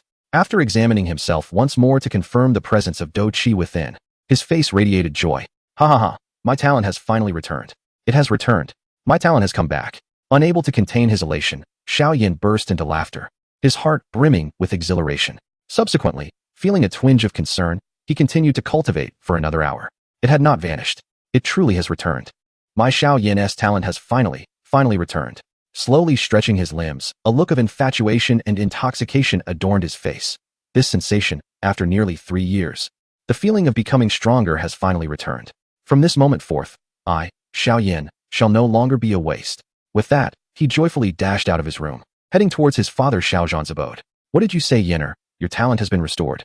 Upon hearing the good news delivered by Xiao Yan, Xiao Zhan displayed an expression of equal shock and excitement. It seems that the elixir given to you by young Master Chun Fong was indeed authentic. Within just a few days, it has allowed your talent to re-emerge. Naturally, Xiao Zhan immediately connected Xiao Yan's sudden resurgence of talent to Chun Fong's elixir. It must be the elixir's effect. Hearing this, Xiao Yan nodded affirmatively. After all, recently he had only consumed that miraculous elixir. Contemplating this, Xiao Yan felt a flicker of gratitude towards Chun Fong. In his heart, the marriage contract with Nailin Yanran paled in comparison to his own innate talent.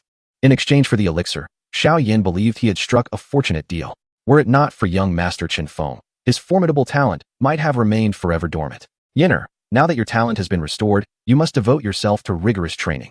Do not dwell on matters concerning Sunner. She hails from a distinguished lineage, one that our Xiao family cannot afford to provoke, Xiao Zhan said, gazing earnestly at his son, Xiao Yan. Upon hearing this, Xiao Yan was momentarily taken aback, and after a brief silence, he replied, "Father, I understand."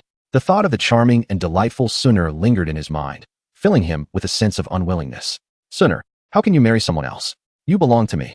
Xiao Yan unconsciously clenched his fists. He vowed within himself to become a formidable warrior, to stand before Xiao Sunner, and to defeat her fiancé. He wished to convey to Xiao Sunner that he was indeed the most exceptional of all. Chapter 65. Departure from Wutan City.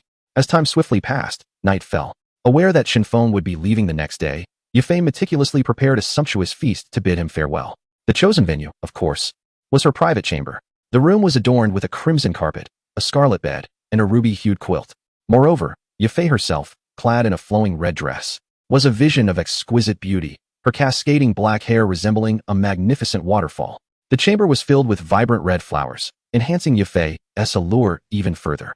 Draped in her crimson attire, her elegant neck led to a delicate bosom, as smooth and luminous as white jade, partially concealed yet tantalizingly visible, accentuating her slender waist that could barely be grasped. Her long, graceful legs were exposed, and even her dainty feet exuded a silent charm, inviting admiration.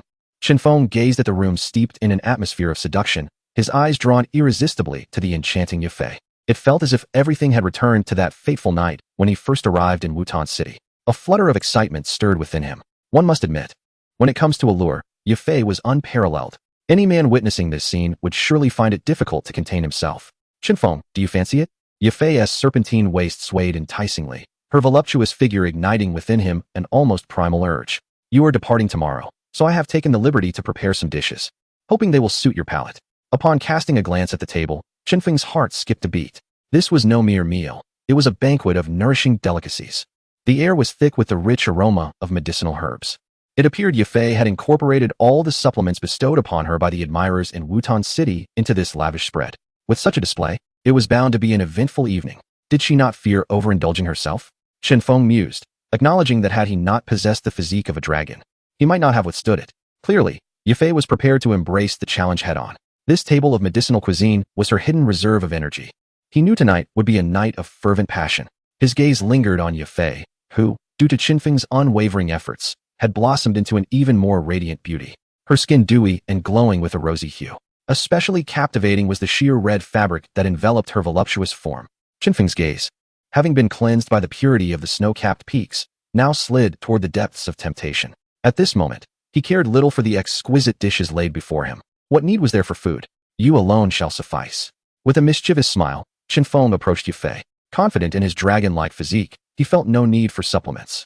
Even without them, he could unleash his prowess. "Ah, why the rush?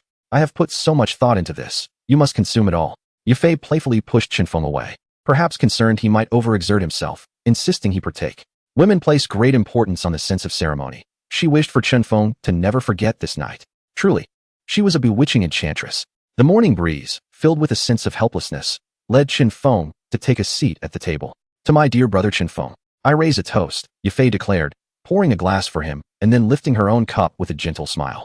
"Sister Yifei, if we are to drink, let us share a cup," Chun Fong replied with a grin. "As you wish," Yifei said, casting a flirtatious glance at him before gracefully settling onto his lap. Her voice soft and inviting. "Tonight, we shall drink until we are intoxicated." "Agreed. Until we are thoroughly inebriated." They proceeded to exchange cups, indulging in a stream of toasts, each drink flowing one after another. However, after just a few cups, Chun Fong began to sense something amiss. This wine. There is something wrong. He felt an unsettling restlessness stirring within him, clearly indicating that Yafei had infused something into the drink. Good heavens, this woman is reckless. With a blend of supplementation and potions, combined with his own unique physique, Chun Fong found himself growing increasingly concerned for Yafei's well-being.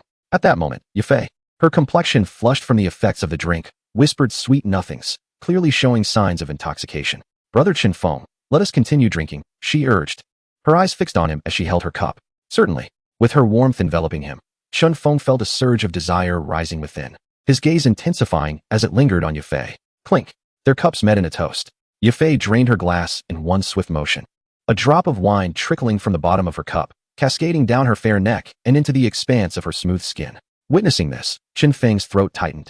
Suddenly, Yafei set her cup down, her delicate arms wrapping around his neck as her lips parted slightly, exuding a fragrant hint of wine. Brother Chun Fong, do I look beautiful? Ah, this familiar game. Testing his resolve? Who could withstand such a challenge? As he gazed at her smiling lips, alluring and slightly curved, as if inviting him to taste their sweetness, Chun Fong could no longer bear the temptation and pressed his lips against hers. They entwined like two octopuses, lost in a passionate embrace. Moments later, their lips slowly parted, and Chun Fong lifted Yafei's soft form, carrying her toward the bed, omitting 10,000 words. In the early morning, Yafei, utterly exhausted, finally succumbed to a deep slumber. Chun Fong glanced at the sky, quietly slipping out of bed without disturbing her. Ling Ying. He called into the air. Master, how may I serve you? Ling Ying materialized before him instantly. From now on, you shall remain at the Maitel auction house to ensure Yafei's safety, Chun Fong instructed. Although the strength of Wutan City should pose little threat to Yafei, he still felt a twinge of unease. Yafei had become his woman, and she was with child. Chun Fong could not bear to see her come to any harm. Moreover, the once tranquil city of Wutan has now been plunged into chaos, following the fierce battle of the three formidable Do Huang powerhouses that transpired that fateful night. Nearly the entire Gamma Empire has come to recognize the existence of this small city, Wutan. During this time, Master Gunny has reported that numerous factions have arrived in Wutan. Their intentions undoubtedly aimed at uncovering the origins of the three Do Huang experts. Chun Fong speculated that among these factions, many undoubtedly hail from the various major powers of the Gamma Empire. It is likely that even members of the royal family and the Yunlan sect have made their presence felt. The emergence of Do Huang powerhouses could significantly alter the dynamics within the Gamma Empire, especially with the simultaneous appearance of three such figures. The royal family, without a doubt, could not remain idle in the face of this development. At this moment, Wutan has become a veritable melting pot of intrigue and ambition. Within the confines of the middle auction house, only Master Gunny, the esteemed Do Shi, remains. Chun Fong harbored concerns that Yafei might struggle to manage the influx of these individuals, so he made the prudent decision to keep Ling Ying by her side as a discreet protector. As for himself, he was accompanied by the Zidian Weasel and Yao Chen. As long as he was not directly targeted by a Do Zone powerhouse, his life would be secure. Even if a Do Zone were to confront him, he possessed a Do Zone realm experience card. Thus, it could be said that his safety within the Gamma Empire was assured, and there was no cause for concern. Yes, Master. Upon receiving Chun Feng's directive, Ling Ying vanished without the slightest hesitation. It was time to return. Chun Fong cast a glance at Yafei's room, but refrained from making an appearance. The battle from the previous day had served as the most fitting farewell. Chapter 66. Morning Breeze. Brother, I await your proposal. At noon, Yafei's beautiful eyes fluttered briefly before she slowly opened them. She stretched her jade-like arms, only to find emptiness surrounding her. Startled, she sat upright, gazing at the vacant space beside her, her delicate face suddenly shifting in expression. Morning Breeze. Brother, has he already departed? With no sign of Morning Breeze within the room, Yafei's spirit instantly plummeted. That rascal.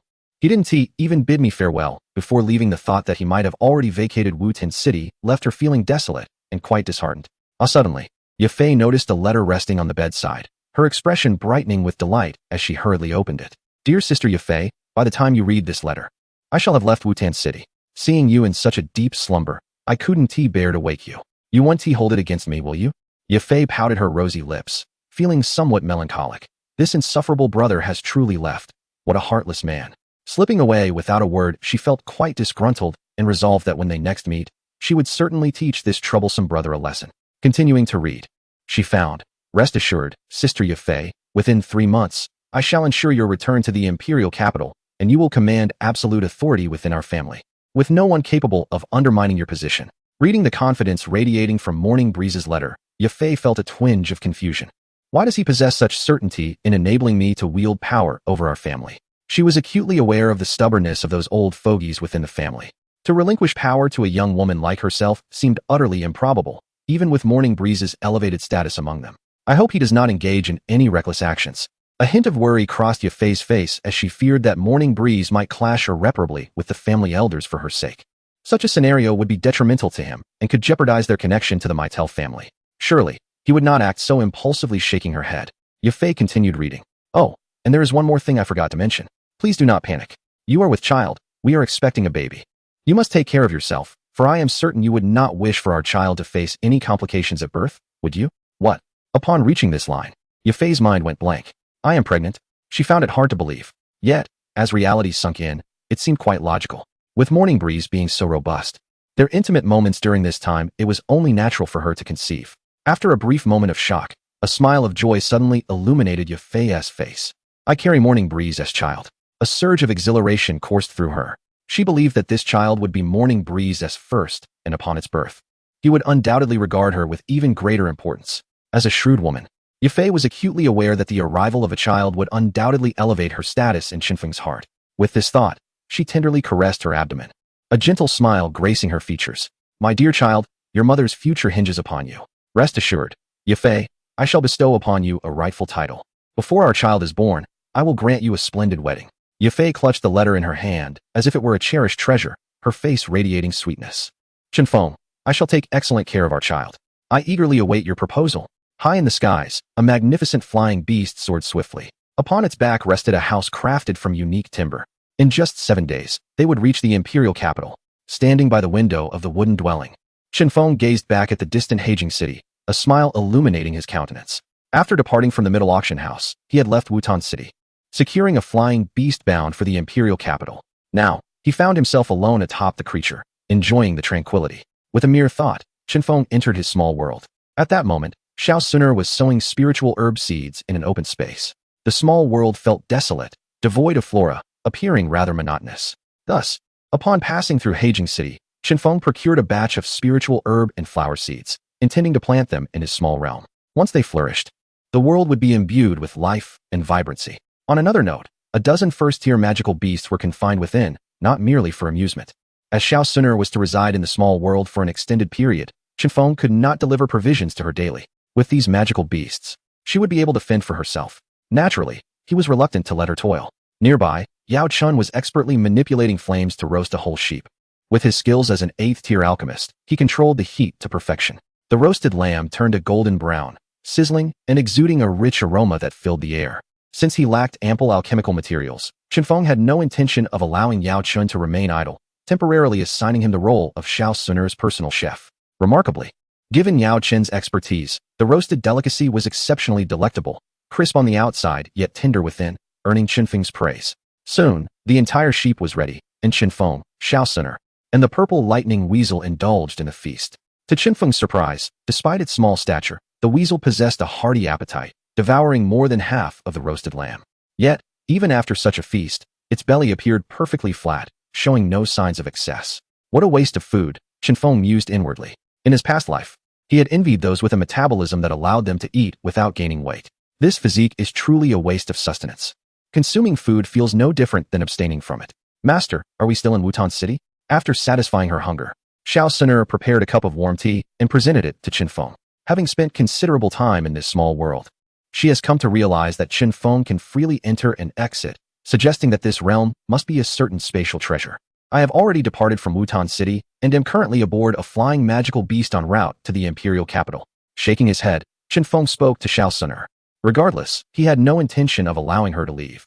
Thus, revealing some information seemed inconsequential. Furthermore, Xiao Suner was already aware of her identity as a disciple of the Numerous Sect, so there was no need for secrecy. A flying magical beast, you say? Then we must be in the air now. Master, could you take me outside to see? Upon hearing this, Xiao Suner hesitated for a moment before earnestly requesting Chun Fong. Having lingered in this small world for too long, she found herself feeling somewhat restless. Since they had already left Wutan City, she yearned to step outside for a breath of fresh air. Chapter 67. The ambition of Morning Breeze. Do you wish to go outside? Upon hearing this, Morning Breeze directed a scrutinizing gaze towards Xiao Suner. A flicker of doubt crossed his mind. Could this girl harbor ulterior motives? Faced with his penetrating gaze, Xiao Suner felt a twinge of fear. With a timid demeanor, she reassured. Master, please do not worry, I will not wander off. I merely wish to glimpse the world beyond. Very well. Given your commendable conduct of late, I shall grant you this reward. Considering that Xiao Suner's abilities would pose no threat, while aboard the flying magical beast, Morning Breeze readily acquiesced. Master, I too wish to go out. Beside them, the purple lightning ferret could not resist burrowing into Morning Breeze's embrace, playfully pleading. You little rascal, ever the glutton and the playful one. All right, I shall take you along as well. With a warm smile, Morning Breeze playfully pinched the fluffy ears of the ferret, and with a mere thought, he transported both Xiao Suner and the purple lightning ferret from their little world. When Morning Breeze reappeared, he had brought Xiao Suner and the purple lightning ferret into a wooden cabin atop the flying magical beast. Xiao Suner rushed to the window, her gaze drifting downward. As the beast soared swiftly through the skies, countless mountains and rivers unfurled before her eyes, instantly easing her spirits. Having been confined within the little world for an extended period, she had felt perpetually tense, suffocated by the oppressive atmosphere. Morning Breeze, mindful of this, had decided to allow her a breath of fresh air. The emotional state of a pregnant woman can indeed influence the healthy development of her unborn child. And with Xiao Suner now expecting, it was essential that she not remain in such a stifling environment for too long. Periodic excursions would benefit both her and the child's well-being. Yet, all of this depended on Xiao Suner's behavior. There are still 5 days until we reach Numerous Sect. If you enjoy this, you may remain outside for the next few days, Morning Breeze said gently, wrapping his arm around her slender waist as he approached her by the window. Thank you, master. Perhaps due to a fear of Morning Breeze's formidable nature, Xiao Suner cherished the tenderness he displayed and felt a deep gratitude towards him. As they soared further from the ground, her heart gradually lightened. Having departed from Wutan City, she reasoned that her brother Xiao Yan would no longer be in danger. With the prospect of being outside, she would not encounter Xiao Yan, and she feared how she might explain her current predicament should they meet. Master, may I pose a question? After a long silence, Xiao Suner, with a hint of hesitation, turned to Morning Breeze. Ask away. He replied with a gentle smile, appearing unperturbed. Are you truly of the Soul Clan? As soon as she asked, a wave of anxiety washed over her. Would he be angered by her inquiry? No. Morning Breeze shook his head and answered truthfully. Upon hearing the response from Chun Fong, for reasons unknown, Xiao Suner felt an inexplicable sense of relief, seemingly pleased that Chun Fong was not of the Soul Clan. So, master, you are. However, the peculiar abilities exhibited by Chun Fong, whether it be the puppet pill, the soul-controlling banner, or the secret techniques that could amplify one's power, filled Xiao Suner with doubt regarding his identity. He was certainly not merely a disciple of the Numerous Sect. The feats Chun Fong displayed were far beyond what a simple sect could provide. Are you probing into my background? Chun Fong suddenly grasped Xiao Suner's delicate chin, his gaze laced with scrutiny. And no. In response, Xiao Suner felt a tightening in her heart and hastily explained, Master, I am simply a bit curious. Curious? Chun Fong released his grip, casting his eyes towards the swiftly passing scenery outside, and slowly began to speak. Indeed, I am backed by a formidable force. However, it is not any of the ancient 8 clans you are aware of, nor is it a prominent power from the central continent. Yet one day, I shall establish a force that surpasses all others in the Douqi continent. Gazing at the mountains and rivers below, Chun Fong unabashedly declared his ambition. Observing his silhouette and listening to his words, Xiao Suner could not help but shudder. For reasons unknown, her intuition told her that Chun Fong spoke the truth.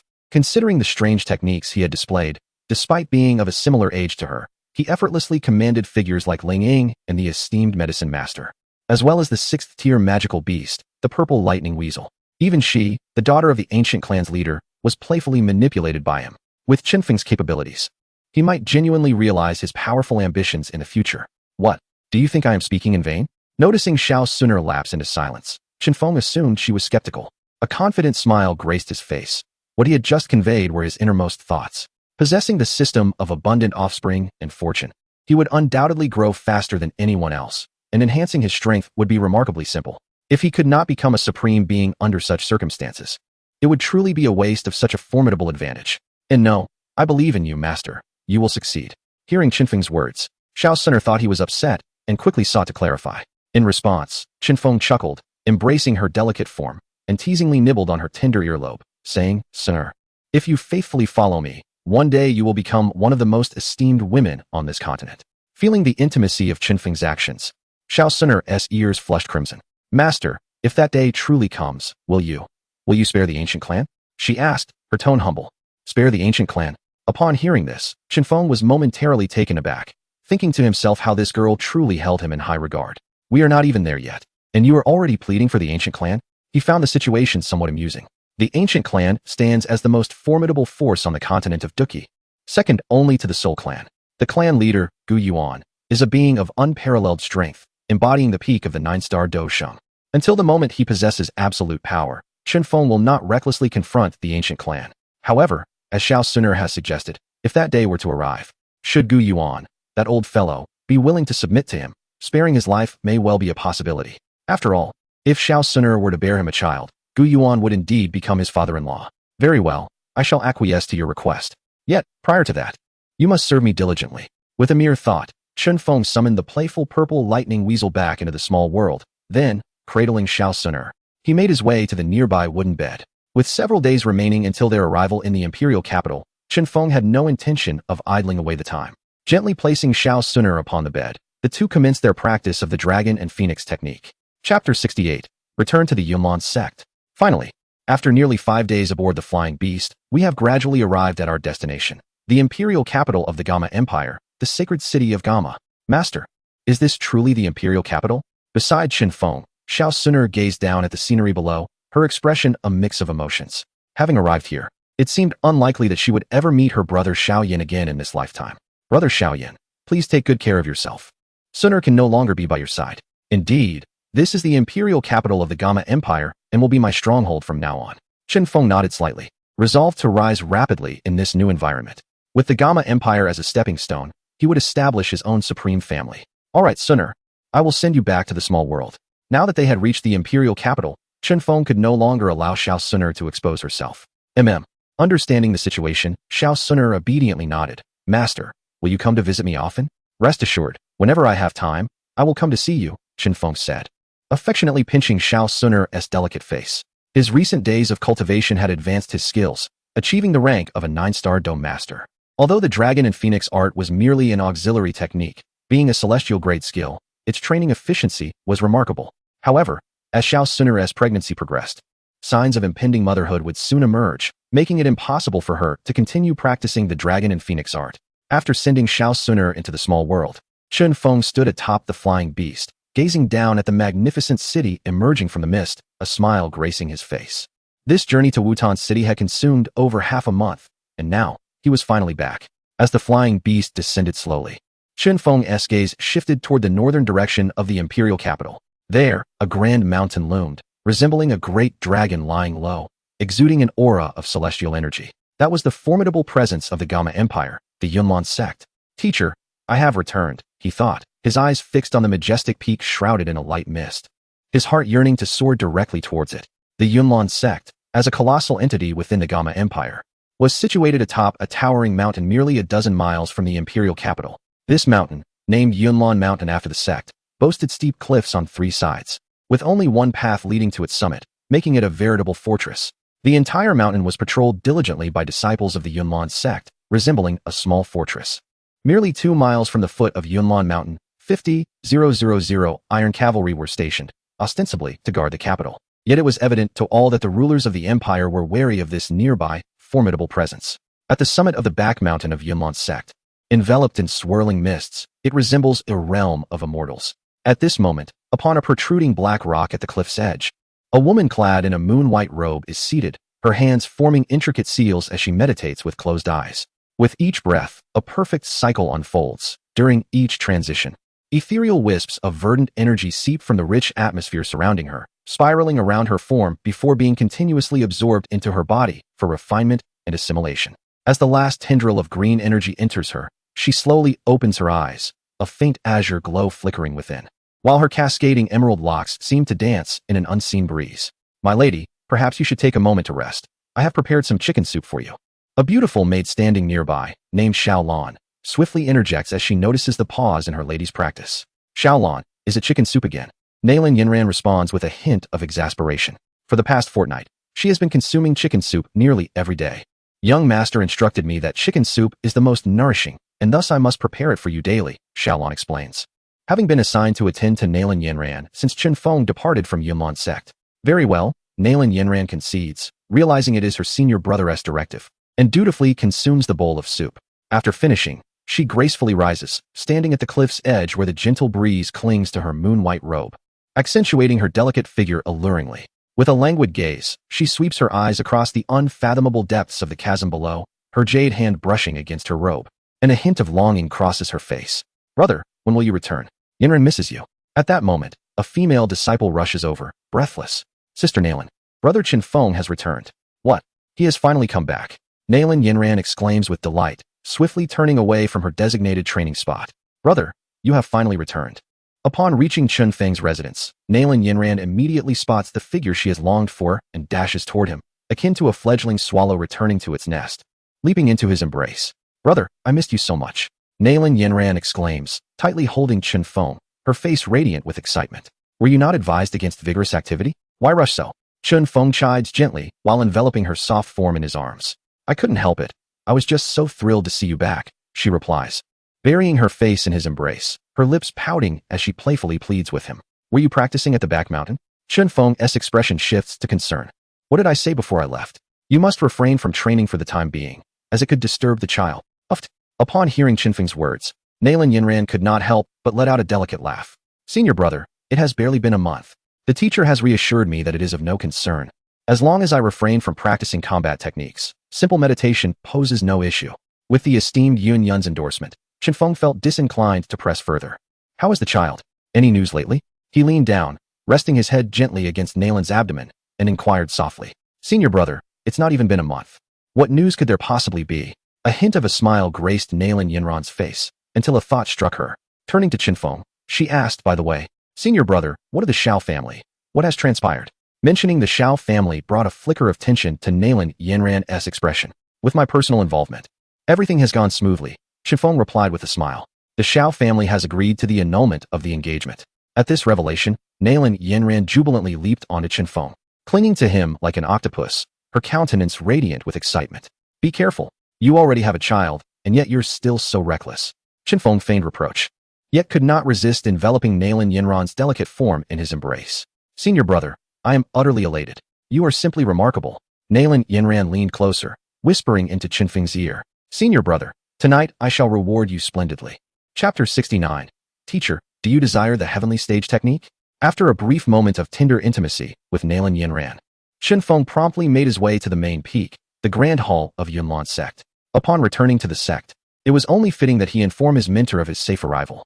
Upon learning of Chun Feng's return, Yun, who was in seclusion, immediately emerged. Fenger, what transpired at the time of the annulment? Yun, clad in elegant white garments, her long, ebony hair cascading like a waterfall down to her slender waist, possessed a stunning beauty akin to a celestial flower untouched by worldly affairs, radiating a captivating, ethereal charm. Teacher, all went smoothly. The Shao family has also agreed to the annulment.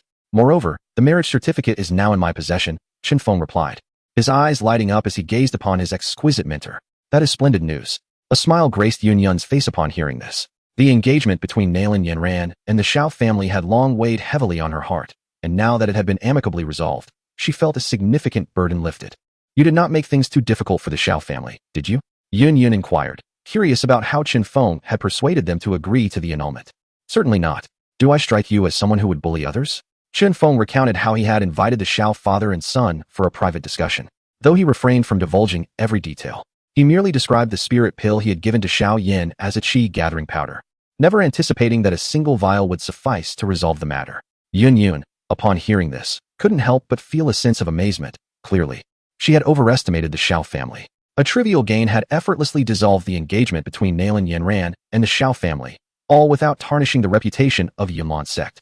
Naturally, Yun was exceedingly pleased with such an outcome. Fenger, you have done exceptionally well this time. Her gaze fell upon Chun Feng, admiration shining in her beautiful eyes. In her heart, she had already begun to cultivate Chun Feng as the next leader of Numerous Sect, and his adept handling of the situation brought her immense satisfaction. Yun gracefully approached Chun Feng, her delicate hand playfully pinching his handsome face. You have lost quite a bit of weight during your time away. It seems this journey was quite arduous for you. Speak now, what reward do you desire? I shall do my utmost to fulfill your wish. As Yun drew near, a fragrant aroma wafted into Chun Feng's senses. Gazing at his enchanting mentor, he found himself unable to suppress a swallow. My goodness, after some time apart, he felt his teacher had grown even more alluring. Teacher, could you possibly bear me a child? The words nearly escaped Chun Feng's lips upon hearing Yun's offer. However, despite his impure thoughts, even with 100-fold courage, he dared not voice such a proposition, lest he face dire consequences. Though Yun was indulgent and doting, should she discover him to be a rebellious disciple, he could very well find himself at the receiving end of her wrath. Teacher, could you assist me in proposing to the Nalan family? After a moment of contemplation, Chun Fong made this request. Currently, Nalan Yanran is pregnant.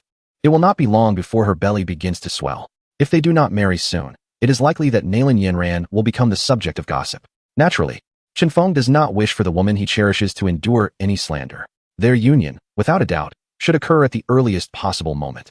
However, this time, the proposal to withdraw from the engagement with the Shao family was done in secrecy from the elder of the Nalan family. Upon receiving the news, the elder will likely be furiously enraged. Chun Fong also cannot guarantee that his attempt to propose will not result in being dismissed. Yet, with Yun, the esteemed leader of the Numerous Sect and a formidable Do Huang powerhouse, personally advocating for Chun Fong, even the Nalan family, no matter how furious, would likely give her some measure of respect. Now that the engagement with the Shao family has been rescinded, it is time for the two of you to expedite your marriage. Upon hearing this, Yun paused momentarily before nodding in agreement. Very well. I shall personally visit the Nalan family in due time to propose for you. Upon hearing Yun's words, a glimmer of joy appeared on Chun Feng's face. Thank you, teacher. Yun smiled gently, her eyes tenderly fixed on Chun Fong. You are my esteemed disciple. This time, not only will I assist you with your proposal, but I shall also personally organize a grand wedding for you. At this point, Yun's tone shifted slightly as she added, however, the most pressing matter at hand is the intersect tournament in a week's time. Once you secure the first place, I will have the time to attend to your marriage. Chun Fong, do you have confidence in achieving first place in this tournament? Yun's gaze turned towards him, her lips parting slightly. During your time in Wutan City, you did not neglect your cultivation, did you? Of course not.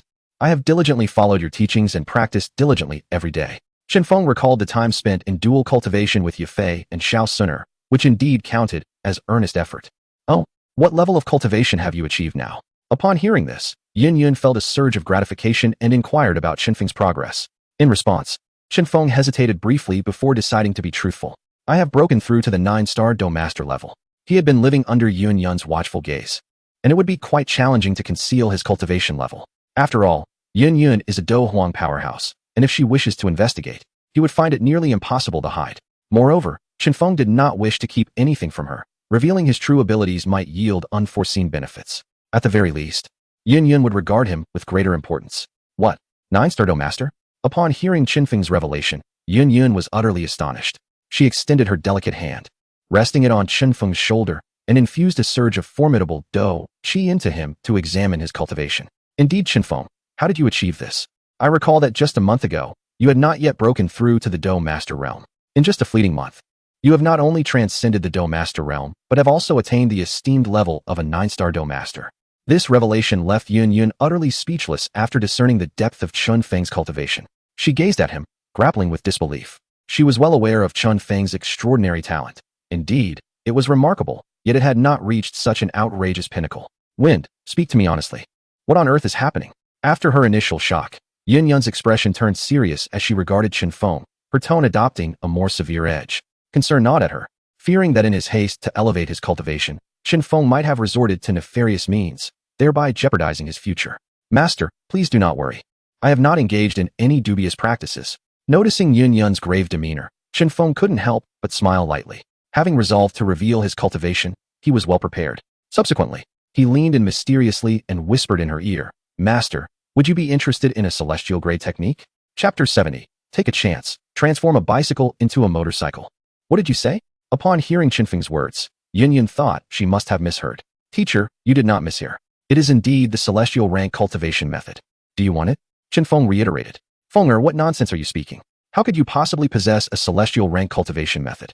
Upon receiving Chun Feng's confirmation, Yun felt a jolt of surprise. However, her exquisitely beautiful face soon revealed a look of skepticism. Clearly, she did not believe Chun Feng's words at all. A celestial rank cultivation method? That is a legendary technique. How could it possibly exist in this small realm of the Jama Empire? And how could Chun Fong have it? Are you trying to deceive your master?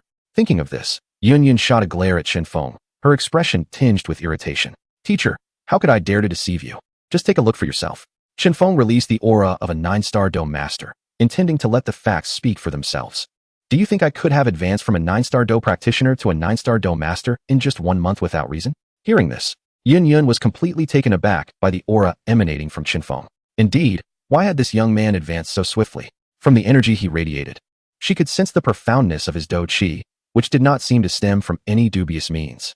Could it be that he truly had an opportunity and obtained the celestial rank cultivation method? How did you acquire the celestial rank cultivation method? Yun Yun gazed at Chun Fong with suspicion, clearly still unconvinced. I stumbled upon it while wandering in the back mountain last time and accidentally fell into a cave, from which I obtained a celestial rank cultivation method left behind by an ancient powerhouse, Chun Fong fabricated. He certainly could not say it was given to him by an elderly man with white hair. That would be too kitsch. The back mountain? Upon hearing Chun Feng's words, Yun Yun was even less inclined to believe him. She often roamed the back mountain of the Numerous Sect. How could she not have found the celestial rank cultivation method? Which cave did you find it in? Take me to see it now. Yun Yun regarded Chun Fong with a look of skepticism, utterly disbelieving his tale. Last time I got lost, and I can't quite recall the exact location now. Chun Fong replied awkwardly, trying to evade the situation. The back mountain is not that vast. How could you possibly get lost? Upon hearing Chun Feng's explanation, Yun Yun had already concluded that he was speaking nonsense. Teacher, you need not inquire so much. Just tell me whether you wish to cultivate this celestial rank cultivation method. I know you are currently stuck at the 3-star Do Emperor realm and have not advanced for quite some time. If you were to cultivate this celestial rank cultivation method, it might just help you break through. Teacher, you wouldn't want to remain at the 3-star Do Emperor level for a lifetime, would you? Chun Feng's tone carried a hint of temptation. He did not believe Yun Yun could resist the allure of the celestial rank cultivation method. Even if you obtain the celestial rank cultivation method, I would still be unable to cultivate it. Yun Yun possesses a talent of the wind attribute, while Chun Fong embodies the attribute of thunder. The fact that Chun Fong is capable of cultivation implies that Yun Yun is, in essence, unable to cultivate. However, esteemed teacher, you may not be aware that the celestial level technique I have acquired is truly exceptional, allowing for the cultivation of any attribute. Upon hearing this, Chun Fong spoke with an air of mystery. The thought of mastering the Dragon Phoenix technique filled him with delight, and an involuntary smile graced his lips. Any attribute can be cultivated? Could there truly exist such a wondrous technique in this world? Yun Yun, upon hearing Chun Feng's words, remained skeptical. Observing the sly smile that played at the corners of his mouth, she could not shake the feeling that he was up to something dubious. Could this young man truly be practicing some nefarious art? With this troubling thought, a sense of worry crept into Yun Yun's heart, and she urged, "You must show me that technique at once." Lately, she had sensed something unusual in Chun Feng's demeanor. Even the way he looked at her had changed. Previously, he had always been obedient and earnest in her presence. Reflecting on the remarkable leap in his cultivation, Yun Yun could not help but speculate whether it was due to his practice of some forbidden technique that had altered his character so drastically. Teacher, I must insist. After you view the technique, please do not punish me, Chun Fong said, suddenly gripped by fear. To be prudent, he hastily sought a guarantee of immunity from punishment. Indeed, this young man had dabbled in a forbidden art.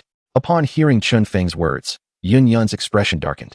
In her eyes, this was a clear sign of wrongdoing and guilt. Fonger, do you truly?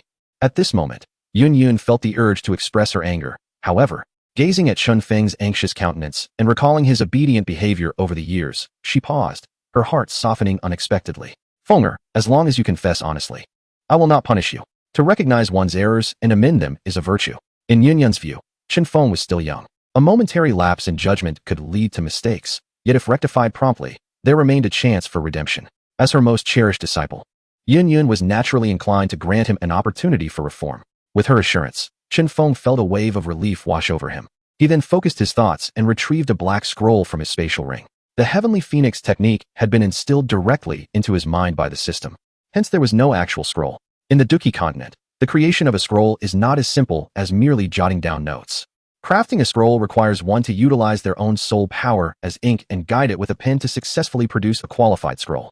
This black scroll was crafted by Yao Chen for him, containing the very essence of the Heavenly Phoenix technique.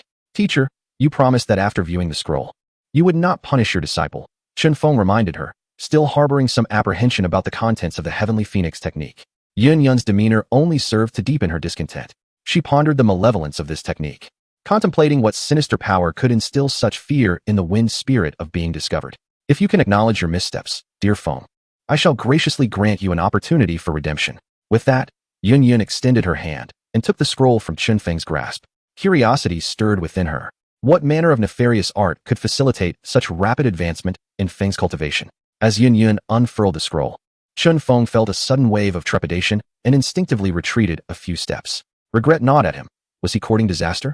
If Yun Yun were to unleash her wrath, it could spell his doom. Yet, a flicker of hope remained. What if he could present the Heavenly Phoenix text? Perhaps Yun, in her pursuit of greater power, might be persuaded to cultivate the Heavenly Phoenix techniques. The thought ignited a spark of ambition within him. Resolute, Chun Fong decided to take the plunge. Fortune favors the bold. After all, the bond between him and Yun spanned many years of master and disciple. Even if she were truly incensed, surely she wouldn't go so far as to end his life. Chapter 71. The Traitor. How dare you be so unruly? Gazing at the black scroll in Yun's hands, Chun Fong felt an undeniable sense of tension. In truth, he had no desire for self-destruction. His predicament was compounded by the fact that both Nailin Yanran and Xiao Suner were with child. He possessed the Dragon and Phoenix Decision, a heavenly tier technique, yet lacked a partner for dual cultivation. In his desperation, he reluctantly turned his attention to his own mentor.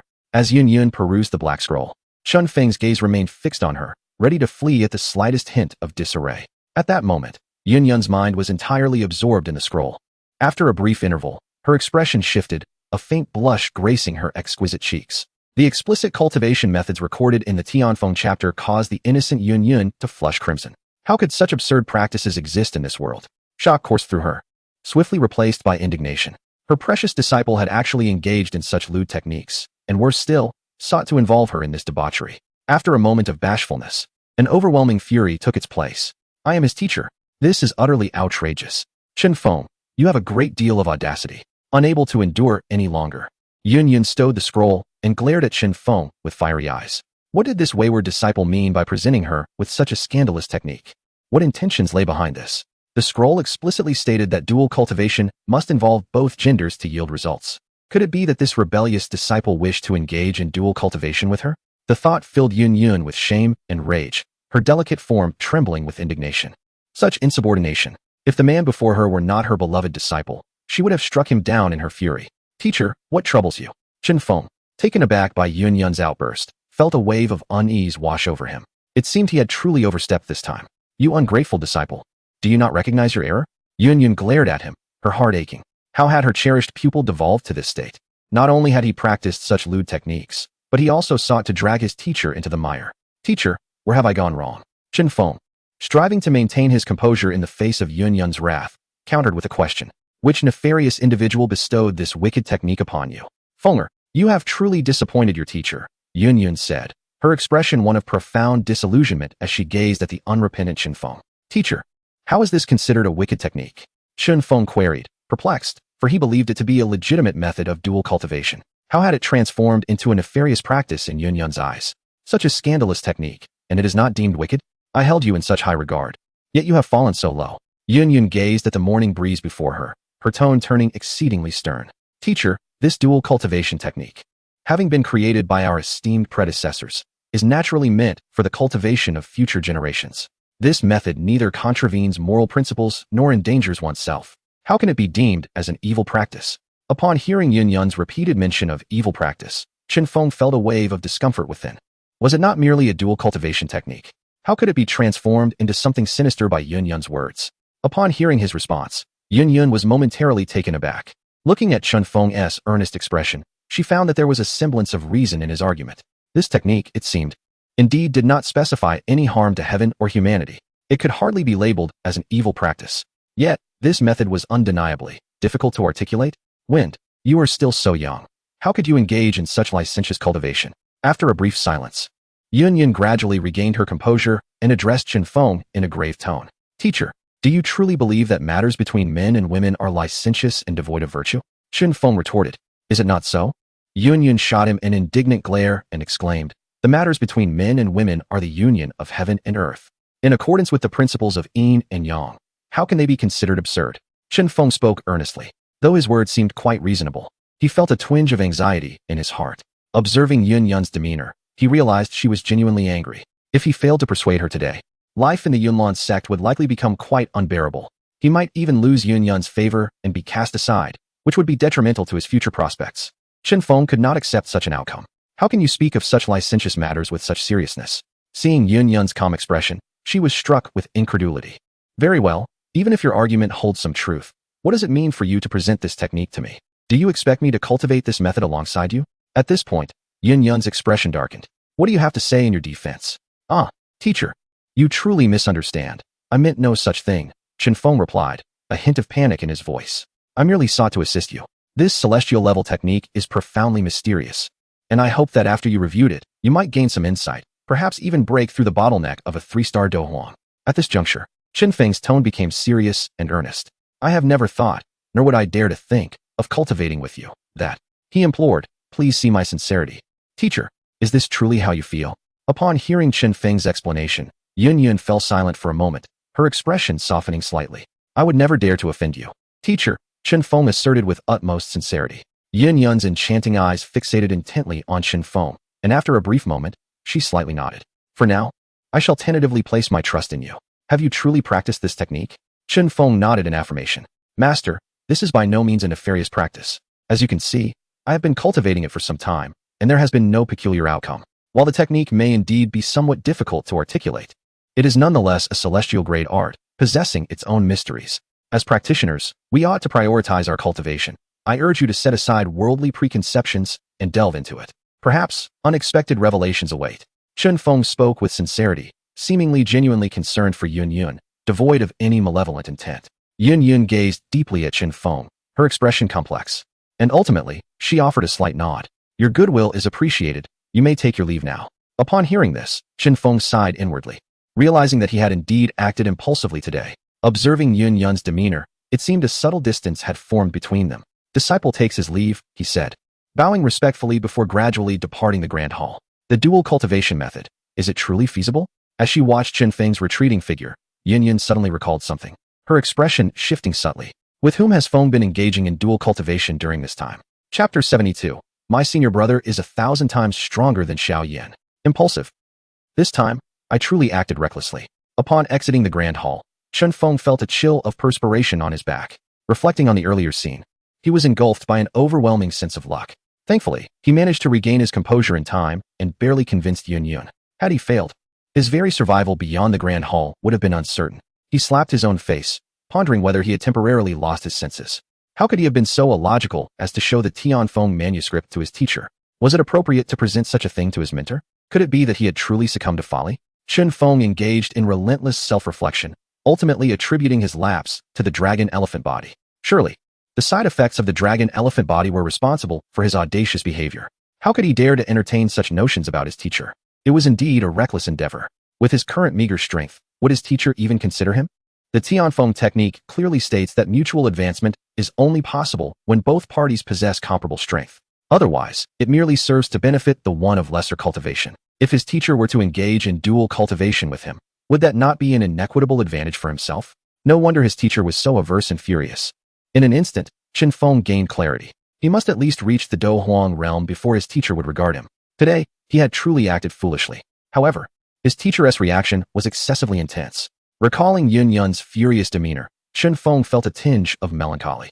Truth be told, it was the first time he had witnessed such ire from Yun Yun, and it genuinely astonished him. Was it really necessary? He could not fathom why it was such a big deal. After all, it was merely a dual cultivation technique. Wasn't it the case that the little dragon girl and Yanghua, despite being master and disciple, managed to cultivate together? They not only became a couple, but also had children. Chun Fong deemed his teacher's mindset overly rigid. Once his strength blossomed, he would need to enlighten her. With this thought, Chun Fong glanced back at the grand hall, shaking his head and letting out a resigned sigh. He vowed that one day, he would persuade his teacher. Senior brother, did the teacher truly promise to come to my home to propose? Upon returning to his residence, when Chun Fong relayed Yun Yun's commitment, Nalan Yinran immediately displayed signs of elation. The Nalan family had already opposed the annulment with the Xiao family. This time, having discreetly called off the engagement, Nalan Yinran still hesitated to inform her family. However, with Yun Yun's backing, she instantly felt emboldened. After all, even if the elder Nalan expressed anger over the annulment, he would not dare to punish Nalan Yinran harshly, considering the standing of the head of the Yunlan sect. Can there be any doubt when my teacher herself made the promise? Chun Fong teased, pinching Nalan Yinran's delicate nose with a smile. Yet, despite his light-hearted words, he felt a flutter of anxiety in his heart. Surely, his teacher would not go back on her word due to the unpleasantness of the evening, would she? It is unlikely. It should not be so. The teacher's heart is vast, and she should not be so petty. So, my senior brother, when do you plan to come to my home to propose? Nalan Yinyan tightly embraced Chun Fong and shyly inquired. Regarding their marriage, she was even more anxious than Chun Fong. After all, she was currently with child. If this matter were to be delayed further, it might become impossible to face others. The teacher had already stated that after the inter-sect competition, they would promptly proceed to the Nalan family to propose. Yin Yin, tomorrow I will help you pack your things and send you home. I must formally propose to your family. You ought to inform Uncle Nalan in advance, right? Although Chun Fong and Nalan shared a close relationship, and the Nalan family was somewhat aware, they could never have anticipated that Chun Fong would have made Nalan Yin Yin pregnant. Since he intended to propose to the Nalan family, it was essential to notify them beforehand. Otherwise, it would be exceedingly abrupt. Nalan Yin Yin nodded in agreement. Given her condition, it was naturally impossible for her to participate in any inter-sect competition. Senior brother, should I discuss the matter of the annulment with my father? Contemplating her father and grandfather's stance on the annulment, Nalan Yin Yin felt a pang of guilt. In the past, whenever she suggested annulling the engagement, her grandfather and the elders had always opposed it. If she were to secretly annul it this time, she would undoubtedly face reprimand upon her return. Upon hearing this, Chun Fong found himself wanting to laugh and playfully pinched Nalan Yin Yin's delicate face. Yin Yin, what are you thinking? If you do not inform them that you have annulled the engagement with the Xiao family, do you think they will accept my proposal? Chun Fong perceived that Nalan Yin Yin before him was somewhat immature. After all, she was still young and had not considered the implications thoroughly. Very well. I shall tell them upon my return. Nalan Yin Yin pouted slightly, feeling a sense of grievance. She would surely be scolded upon her return. Fear not. You are the eldest daughter of the Nalan family. Uncle Nalan will at most scold you a few times. He cannot truly do anything to you. Chun Fong embraced Nalan Yin Yin, reassuring her. Rest assured, I will prove that your judgment is sound. Your future husband is far superior to Xiao Yan. Soon, Uncle Nalan and the others will come to understand this, and at that time, they will undoubtedly realize that your choice was not mistaken. Hearing Chun Feng's words, Nalan Yin Yin felt a warmth in her heart and nodded. Senior brother, you are 1,000 times better than Xiao Yan. Oh, in what way am I superior? Chun Fong teased, lifting Nalan Yin Yin's chin with his finger. In every way, you possess better talent, higher cultivation, and are more handsome than he. Nalan Yin Yin raised her small face proudly and declared. Although she had never met Xiao Yan, in comparison to Chun Fong, his mere third stage of fighting energy was hardly commendable. Meanwhile, Chun Fong was strikingly handsome, with exceptional talent, and within the Yunlan sect, countless senior and junior sisters pursued him. To be able to fall in love with the morning breeze fills Nalan Yinran's heart with an enduring sense of pride. Little did she expect that in your eyes, she is deemed so exceptional. A smile graced the face of the morning breeze. Being praised by his beloved brought him immense joy. Indeed, in my eyes, my senior brother is the most outstanding. Nalan Yinran tilted her delicate face, her gaze towards the morning breeze revealing a hint of admiration. Since entering the sect, she had secretly harbored feelings for him, and the thought of soon marrying the one she adored filled her with boundless happiness. Yinran, your senior brother will surely bring you joy, he said, cradling her lovely face in his hands before leaning in for a kiss. On a different note, I must confess that my mood today has been somewhat dismal. This manuscript has faced allegations, and the editor has outlined numerous points for me to amend, leaving the author quite frustrated after investing considerable time in revisions. I shall endeavor to increase my output, so do follow closely. It might vanish unexpectedly one day. As this book operates on a subscription model, I cannot access the data in the back end. Thus, the reader's comments are what truly reassure the author, as it signifies that someone is indeed reading. I hope for your continued engagement in commenting. As promised, there will be 4 updates tomorrow. Chapter 73, The Mark of Poison Yin Yin. Have you gathered everything? Allow me to escort you down the mountain. At dawn the following day, Morning Breeze accompanied Nalan Yin Yin as they descended towards the base of the Yunlan sect. The Yunlan sect was situated at a considerable distance from the imperial capital, and Morning Breeze, wary of allowing Nalan Yin Yin to journey alone, guided her along a narrow path down the mountain. The shaded trail in the early morning was adorned with white frost, exuding a somewhat chilly ambience. Brother, do you feel confident about securing the first place in this grand competition? Nalan Yin Yin, draped in the outer garment that Morning Breeze had removed, felt a warmth envelop her. What? Do you doubt my abilities? Morning Breeze replied with a confident smile, bolstered by his status as a 9-star dome master. Among the younger generation of the Yunlan sect, he was undoubtedly an invincible force. Claiming the first place in this competition was hardly an exaggeration. Of course, I have faith in you.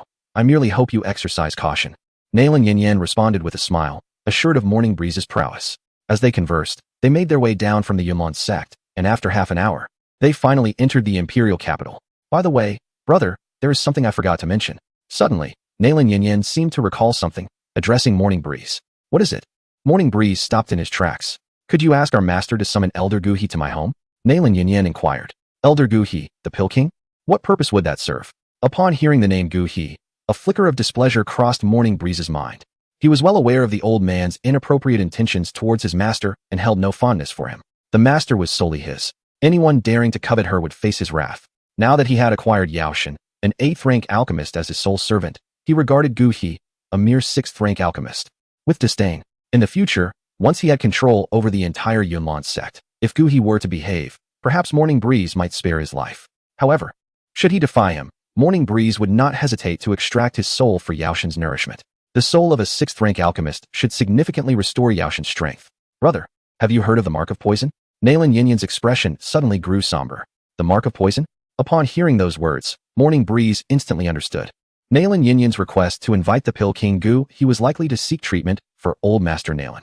Although the Nalan family had concealed the Old Master's poisoning for years, Morning Breeze, having read the original story, was well aware of Nalan Jia's predicament. Several years prior, the Elder had battled against an exceedingly venomous 5th-rank magical beast, the Iron Mark Poison Beast. Though he ultimately vanquished it, he unfortunately fell victim to a terrifying toxin known as the Mark of Poison, which had been injected into his body. This toxin is exceedingly potent, as recorded. It has been known to lethally afflict 6th-tier magical beasts with its branded poison, were it not for its exceedingly rare occurrence. Many formidable individuals across the continent would undoubtedly be rendered pale with terror at the mere mention of such a toxin. Over the years, relying on his formidable fighting spirit, Elder Nalan has managed to suppress the toxin. However, as his age advances, the resurgence of the toxin has become increasingly formidable. It seems that Elder Nalan has realized this and is on the verge of being unable to contain the internal poison. Hence his urgency in requesting Dan Wang Guhi to attend to him. Nalan Jia is the backbone of the Nalan family. Should he falter, Nalan Yinran would face imminent collapse, risking her position among the 3 great families. Senior brother, my grandfather has been afflicted by the branded poison, and even the president of the Alchemist Guild is at a loss. Our hopes now rest solely on Dan Wang Guhi. Nalan Yinran spoke, her expression somewhat dejected. The current status of the Nalan family is entirely upheld by Nalan Jia. Should anything happen to him, the entire Nalan family may very well crumble. The branded poison is not something even Guhi might be able to resolve. At these words, Chun Fong furrowed his brow. The horror of the branded poison is such that Guhi too would be powerless to eliminate it. This toxin, true to its name, is deeply seared into one's bones and even marrow, rendering any elixir nearly futile for its expulsion. The only method to eradicate it would be to control a flame, entering Elder Nalan's body and using high temperatures to expel the branded poison. However, this necessitates a crucial condition. The flame must be a unique fire. Guhi lacks such a flame. Even if he were to visit the Nalan family, it would yield no results. Perhaps we are left with no choice but to resort to desperate measures. If even Elder Guhi cannot provide a remedy, then my grandfather. Nalan Yinran sighed, her heart heavy with concern for Elder Nalan. Yinran, do not fret about the poison afflicting your grandfather. Leave this matter to me. Observing Nalan Yinran's worried demeanor, a confident smile suddenly appeared on Chun Feng's face. Though Guhi lacks unique fire, Chun Feng possesses it. Presently, Yao Chun has become his sole servant, and the abilities he commands can likewise be wielded by Chun Feng. In essence, Chun Feng can directly manipulate the bone spirit cold fire to treat Nalan Jia. This presents itself as an extraordinary opportunity. A smirk danced at the corners of Chun Feng's lips. Having secretly withdrawn from the Shao family's marriage arrangement behind Elder Nalan's back, he is certain the Elder will be profoundly displeased. While there is support from Yun Yun behind him, Elder Nalan is known for his stubbornness. Whether he would agree to this marriage remains uncertain. However, if Chun Feng could successfully alleviate the branded poison from the Elder's body, it would undoubtedly enhance his standing. He could win the goodwill of the entire Nalan family. Moreover, saving Nalan Jia would also bode well for the Miter family, as Elder Nalan, being the helm of the Nalan family, has maintained a notably amicable relationship with the Miter family throughout his years of leadership. Should he fall, the collaborative endeavors between the Nalan family and the Middle family would likely come to a standstill, resulting in considerable loss. Brother, how fortunate I am to have you. Upon hearing Chun Feng's assurance, a smile graced Nalan Yinran's face as she nestled in his embrace, feeling warmth envelop her heart. She assumed Chun Feng would seek Guhi to approach Nalan Yinran, unaware that he intended to take matters into his own hands. Very well, Yinran. I shall escort you no further, Chun Feng remarked, gazing at the opulent residence of the Nalan family in the distance. Until Nalan Yinran had disclosed the matter of the annulment to her family, he deemed it inappropriate to accompany her back, lest others gossip. Yes, brother. I shall await your proposal, Nalan Yinran said, glancing around. Noticing no one was paying attention, she quickly leaned in and kissed Chun Feng on the cheek, then hastily made her way towards the Nalan residence. Take care, Chun Feng called after her, observing her flustered demeanor. I understand, brother. You may return now, she replied. And after watching Nalan Yinran enter the estate, Chun Feng smiled and turned to walk in the opposite direction. Chapter 74. You truly possess remarkable skills. After traversing several streets, Chun Fong soon arrived before an imposing estate. At the entrance, the characters Maitel were flamboyantly inscribed. Gazing at the familiar facade, Chun Fong smiled lightly and proceeded directly towards the grand entrance. Young Master Chun Fong. The guards at the door immediately greeted him with respect upon his arrival. Chun Fong nodded slightly and walked through the gate. It had been a while since he last saw the old master. Since he intended to wed Nalan Yanran, it was only natural for him to return to inform his grandfather. Moreover, matters concerning Yafei could only be resolved with the old master's assistance. In no time, Chun Fong found himself in the central courtyard of the Maitel residence. Young master has returned. Quick, informed the second elder. The servants in the courtyard hurriedly ushered him inside. My dear grandson has returned. Chun Fong did not wait long before he encountered his grandfather. Grandson pays his respects to grandfather. Upon seeing the elderly gentleman clad in ornate robes at the entrance of the courtyard, a smile graced Chun Feng's face as he promptly bowed respectfully. This venerable figure, with hair grizzled and adorned in splendid garments, was none other than Chun Feng's grandfather, Maitel Huayuan, the second elder of the Maitel family. My boy, you have indeed returned. How wonderful. It has been far too long since you last visited. The old man approached Chun Fong, patting his shoulder with his wrinkled hand, a broad smile illuminating his face. Evidently, the return of Chun Fong brought immense joy to the heart of the second elder. It is the fault of the grandson. I shall make it a point to visit grandfather more often. As Chun Fong looked at the affectionate elder before him, warmth flooded his heart. Were it not for the ardent support of this venerable man, even with his exceptional talents, he would not have achieved his current standing. As the second elder of the Maitel family, he may have been as obstinate as other clan elders, yet Chun Fong had to acknowledge that this elder's affection was sincere. His reluctance to seize power within the Maitel family stemmed from a desire to spare this dear old man any distress. Despite his many shortcomings, he was still Chun Feng's grandfather. The young man truly wished to shield him from sorrow. My boy, you've grown quite a bit, even taller than grandfather. The elder beamed with delight as he looked at his beloved grandson. In just a year, it will be your coming-of-age ceremony, and I shall ensure it is a grand affair. Thank you, grandfather. Let us speak further inside. Chun Fong gently urged the second elder towards the interior of the house. Dear boy, I hear that Yunlan Sect is to hold a grand competition soon. How is it that you have time to return home? At such a crucial moment, you ought to devote your time to training, so you can secure first place in the competition and bring honor to me. Once inside, the grandfather and grandson took their seats, and the elder addressed Chun Fong earnestly. Grandfather, rest assured, my victory in the upcoming sect competition is already assured.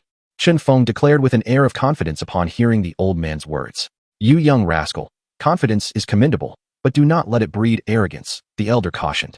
Unable to suppress his concern, the Yunlan sect boasts a plethora of talented individuals, and while he recognized his precious grandson's exceptional abilities, a twinge of worry lingered. Grandfather, you need not fret. When the results are revealed, you shall see, Chun Fong replied, eager to shift the conversation away from his concealed prowess. I have returned for a matter of importance to discuss with you. What is it? The elder inquired. Grandfather, I plan to marry Nalan Yanran in half a month's time, Chun Fong stated, revealing his intentions directly. What? Marry Nalan Yanran? The young lady from the Nalan family? The elder was taken aback by Chun Feng's announcement. Indeed. Chun Fong nodded affirmatively. After the inter-sect competition, my master has agreed to assist me in proposing to the Nalan family. We shall wed directly after half a month. Isn't that a bit hasty? The elder was momentarily at a loss, considering the closeness of Chun Fong and Nalan Yanran's relationship, which he had been aware of but had not taken too seriously. He held a liberal view of young love and did not intend to interfere, recognizing that Nalan Yanran, as the eldest daughter of the Nalan family, was indeed a suitable match for Chun Fong. Their union would greatly benefit the relationship between both families. However, the prospect of marriage in merely half a month was unexpected and rather sudden, especially given their youth. Neither had yet reached adulthood. Grandfather, to be candid, Yanran is already with child. Chun Fong hesitated, yet decided against concealing the truth from his grandfather. What? The elder's eyes widened in shock. After a moment's pause, a smile formed on his face. You young lad, you certainly move swiftly.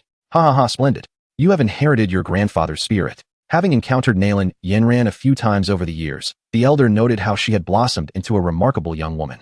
Her talents shone brightly as she was a direct disciple of the Yunlan sect's leader. Countless young elites from the imperial capital had pursued her, and now she found herself in a delicate condition due to his grandson's actions. A sense of pride swelled in the elder's heart, knowing that the precious flower nurtured by the Nalan family had found itself intertwined with his beloved grandson. Grandfather, please keep this matter to yourself to avoid any gossip, Chun Fong remarked, observing the elder's playful demeanor with exasperation. Rest assured, my dear grandson, your grandfather is quite adept at keeping secrets. The old man, brimming with joy, remarked, "You need only to pursue your courtship with confidence. I shall ensure your wedding is splendidly arranged." Chun Fong nodded appreciatively and then added, "Grandfather, there is another matter on which I seek your assistance. Speak freely, my boy. There is no need for formality. Whatever I am able to do, I shall certainly oblige." The old man gazed at Chun Fong with a tender affection. "Could you possibly devise a way to have Sister Yufei reassigned back to the capital?" Chun Fong inquired. "Yufei?" The old man paused, slightly taken aback. "What reason do you have for wanting her back? Did you visit her during your trip to Wutan City?" At this, the old man's expression turned somewhat peculiar. "You rascal, you haven't become entangled with Yufei, have you?" Chun Fong, ever bold and forthright, replied without hesitation, "Indeed. Sister Yufei is expecting my child." "What? Yufei is with child by you?" The old man looked at Chun Fong in utter disbelief. "You young man truly possess remarkable abilities." After a moment of stunned silence, the old man regained his composure, gazing at Chun Fong, momentarily at a loss for words. Chapter 75, Grandfather, do you wish to become the head of the family? What are your intentions by requesting that Yufei be brought back? After a moment of silence, the old man expressed his exasperation. Learning that Chun Fong had successfully dealt with Nalan Yinran brought him some comfort and pride. However, at that moment, he found himself in a predicament. This reckless lad had even gotten Yufei pregnant. Truly remarkable, indeed. "Naturally, I intend to marry her," Chun Fong replied matter-of-factly. Since Yufei is carrying his child, he must grant her a proper status. After all, Yufei is not like Xiao Suner. Chun Fong and Yufei had grown up together. Their bond akin to childhood sweethearts, imbued with profound affection. As for Xiao Suner, Chun Fong had no immediate plans to offer her a title. Given her unique status, he would never reveal it before confronting the ancient clans. If she were to follow him with assurance as he matured, he might consider granting her a title in the future. "You truly are something. What will happen to Nalan Yinran if you marry Yufei?" Upon hearing Chun Feng's words, the old man was immediately infuriated, his beard bristling with indignation. "Of course, I must marry her," Chun Fong replied, somewhat incredulously. After all, he had already compromised Yufei. Could he possibly not marry her? "Fine, you certainly are something." The old man was both exasperated and amused by Chun Feng's unabashed demeanor. How could this lad remain so composed while discussing such matters? "I am curious to see how you will explain this to the Nalan family." The old man glared at Chun Fong, unwilling to deal with this mess. In the continent of combat, the strong are revered. As a powerful individual, having many wives and concubines is certainly acceptable. However, the Nalan family's strength is not inferior to that of the Meitel family. As one of the three great families of the imperial capital, Chun Feng's standing is comparable to that of Nalan Yinran. Given the old man's temperament, it is unlikely he would let Chun Fong off easily for such actions. "Grandfather, have you become timid? Just a moment ago, you praised me for possessing your qualities." Chun Fong remained unperturbed, thinking that he could simply reveal a fraction of his strength to compel the old man to acquiesce. In the original text, this old gentleman was a typical opportunist. As long as he demonstrated sufficient power, the Nalan patriarch would not dare to disrespect him. "I take back my previous words. You are indeed surpassing your predecessors, and I, your grandfather, humbly concede." Hearing this, the old man rolled his eyes at his shameless grandson, his anger bubbling within. "Grandfather, you did say you would assist me in any endeavor," Chun Fong reminded him. "Did I ever say that?" The old man shot him a glare before slowly sitting down. "Do you know that the head of the family has already decided to arrange Yufei's marriage to Mu Zhan of the Mu family? Now that Yufei is with child due to you, I am at a loss as to how to report this to the family head." Upon hearing this, Chun Feng's expression darkened as he replied, "Grandfather, what more do you wish to say? Yufei is already my woman. No one shall lay a hand on her." "Calm down, young man." Observing Chun Feng's grim demeanor, the elder furrowed his brow. All right, let me contemplate a solution. At worst, I might have to concede some benefits to them." After a moment of silence, the elder spoke with a hint of resignation. He could not bear to see his granddaughter-in-law heavy with child, wed to another. Moreover, the Mu family would undoubtedly refuse, for they would not stoop to reclaiming the discarded shoes of his grandson, being one of the three great families. However, that rascal Mu Zhan has always been infatuated with Yufei. Should he learn of this affair, the relationship between the two families would likely be irreparably damaged. "Thank you, grandfather." Upon hearing the elder's words, Chun Feng's expression softened, warmth filling his heart. The elder truly cared for him. But don't rejoice too soon. Whether you can pass the scrutiny of that old coot, the family head, remains uncertain. The mention of the family head cast a shadow over the elder's countenance. Once a formidable contender for the position of family head, he had ultimately fallen to the current patriarch, resigning himself to the role of the second elder. Their rivalry, fueled by past grievances, had bred a constant undercurrent of animosity between them. This incident, if seized upon by the patriarch, could lead to significant repercussions, even if they succeeded. Chun Fong was acutely aware of the internal dynamics within the middle family and understood the elder's predicament. The elder's urgency in sending him to the Numerous Sect was, in truth, a means of safeguarding him. Remaining within the family might not pose a direct threat to his life, yet he would surely face oppression from other factions. With this thought, Chun Fong narrowed his eyes, a glint of coldness flashing within. The current state of the middle family was akin to a disorganized mass, mired in stagnation and internal strife. To preserve their status as one of the three great families, they resorted to marrying off women to forge alliances, merely surviving. In the original narrative, had it not been for the timely return of Haibuodong, the middle family would have been inevitably consumed. Since the disappearance of the venerable elder, the Ice Emperor Haibuodong, the middle family has found itself in an exceedingly precarious position. Founded primarily on commerce, the family had amassed immense wealth over the years, claiming to be the richest in the entire Gamma Empire. Yet, despite such vast riches, there was not a single formidable warrior to safeguard the family. The family head, Middle Tingshan, ranked among the 10 strongest in the Gamma Empire, barely entered the realm of the Douqi. Without the backing of their immense wealth and the lingering influence of Ice Emperor Haibuodong, the middle family would not even qualify to be counted among the three great families of the imperial capital. As the saying goes, an innocent man bears the burden of great wealth. The middle family now resembled a sumptuous feast, particularly coveted by the royal powers, who had long coveted their riches. Before the Ice Emperor Haibuodong vanished, none dared to covet the power of the middle family under his protection. However, with his disappearance, the middle family lost its formidable support and became a target for various factions, especially the royal family, who, in alliance with the Mu clan, sought to undermine the middle family's military influence. Were it not for the lingering concern that the Ice Emperor might still be alive, they would have likely already taken decisive action against the middle family. Numerous cities have begun to marginalize the middle family, obstructing the establishment of their auction house branches. Consequently, the middle family has been compelled to set its sights on more remote cities. Even the modest Yutan city has become a stronghold for their auction house. What is the worth of all this wealth if, in the end, it merely serves to benefit others? A hint of scorn graced Chun Feng's lips.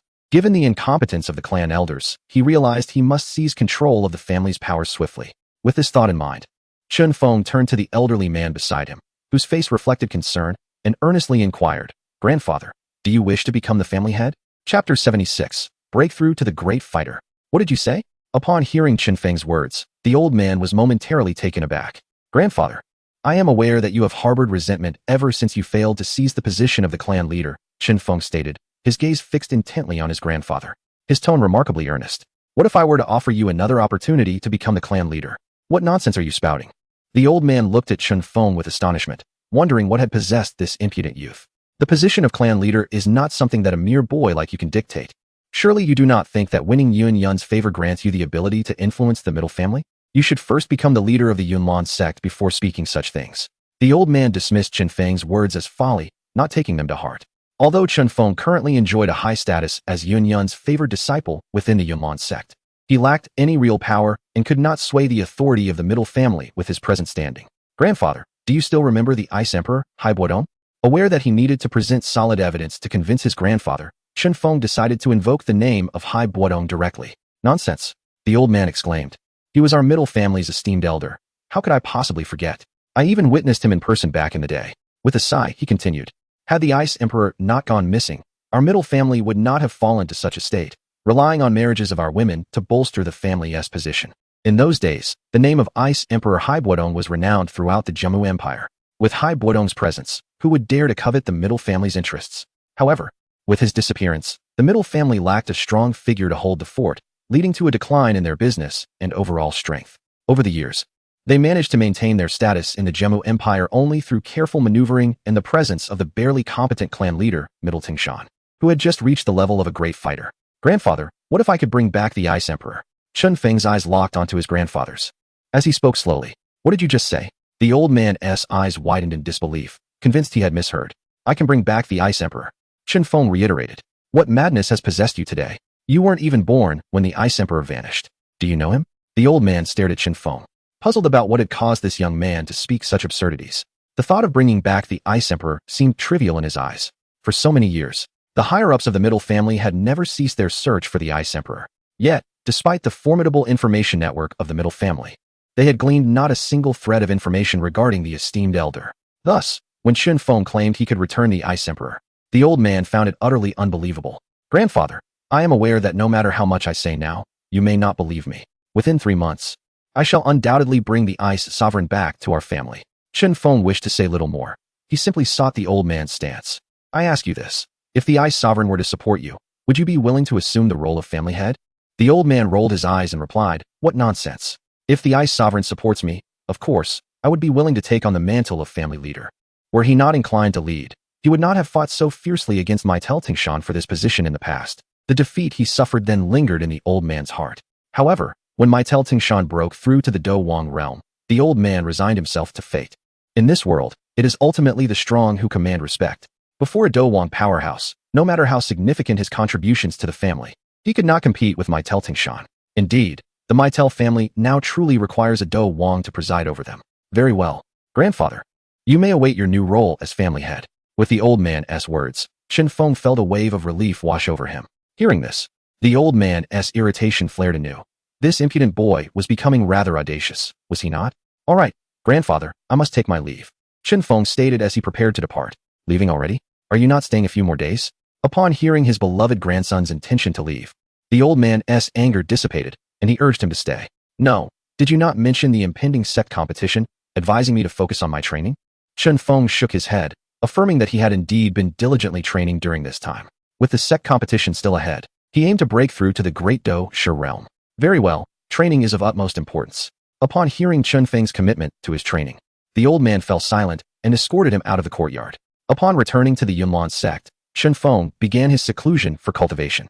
Time flew by, and before he knew it, the day before the sect competition had arrived. In his chamber, Chun Fong gripped a fourth-tier magic core tightly, fervently channeling the swallowing yuan technique to absorb its energy. At some point, a silver diamond-shaped crystal, no larger than a thumb, began to slowly hover in the center of the swirling energy, remaining motionless. A soft glow emanated from it, indicating the fragility of this nascent entity. With a sense of wonder, Chun Fong gazed at the silver diamond crystal, which stood as if in the eye of a storm. In that moment, he could distinctly feel a wave of euphoria emanating from the depths of his soul. This small object is the crucial element required to become a great Do Shi. Those of considerable strength often refer to it as the Do Jing. In the eyes of many powerful beings, it is only after acquiring the Do Jing that one truly steps into the realm of Do Qi cultivation. This diminutive gem is the crystallization of all Do Qi within a person's body, containing an astonishing amount of energy. Sensing the convergence of this Do Jing, Chun Fong suddenly opened his eyes, a glimmer of brilliance flashing within his dark pupils. At last, I have transcended to the rank of Grand Fighter. Sensing the unparalleled surge of power coursing within me, a satisfied smile graced Chun Feng's lips as he slowly clenched his fist. A rich silver radiance swiftly enveloped the surface of his knuckles, while an underlying azure glow began to emerge, revealing its sharpness. With his feet slightly apart, Chun Fong forcefully stamped the ground, his body seemingly shifting through dimensions, instantaneously appearing in the courtyard outside. His gaze fell upon a nearby slab of azure stone, and with his fist infused with a formidable and suffocating energy, he struck down with great force. A thunderous sound erupted as shards of stone flew in every direction. Tilting his head slightly, Chun Fong observed his fist, which had penetrated directly through the stone, and chuckled softly as he gradually withdrew his arm, leaving behind a hollow indentation and several deep fissures upon the stone's surface.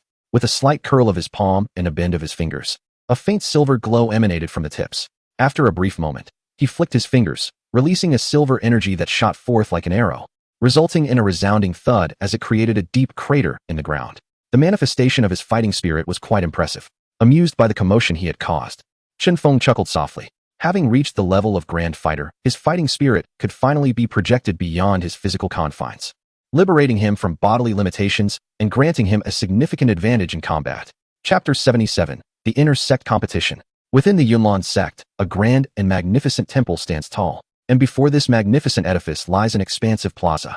In the center of the plaza, there are 9 enormous stone platforms, crafted from the finest obsidian, capable of withstanding the onslaught of a Do Wang powerhouse. At this moment, the entire plaza is teeming with a crowd, the air filled with a cacophony of voices, creating an atmosphere of unparalleled excitement.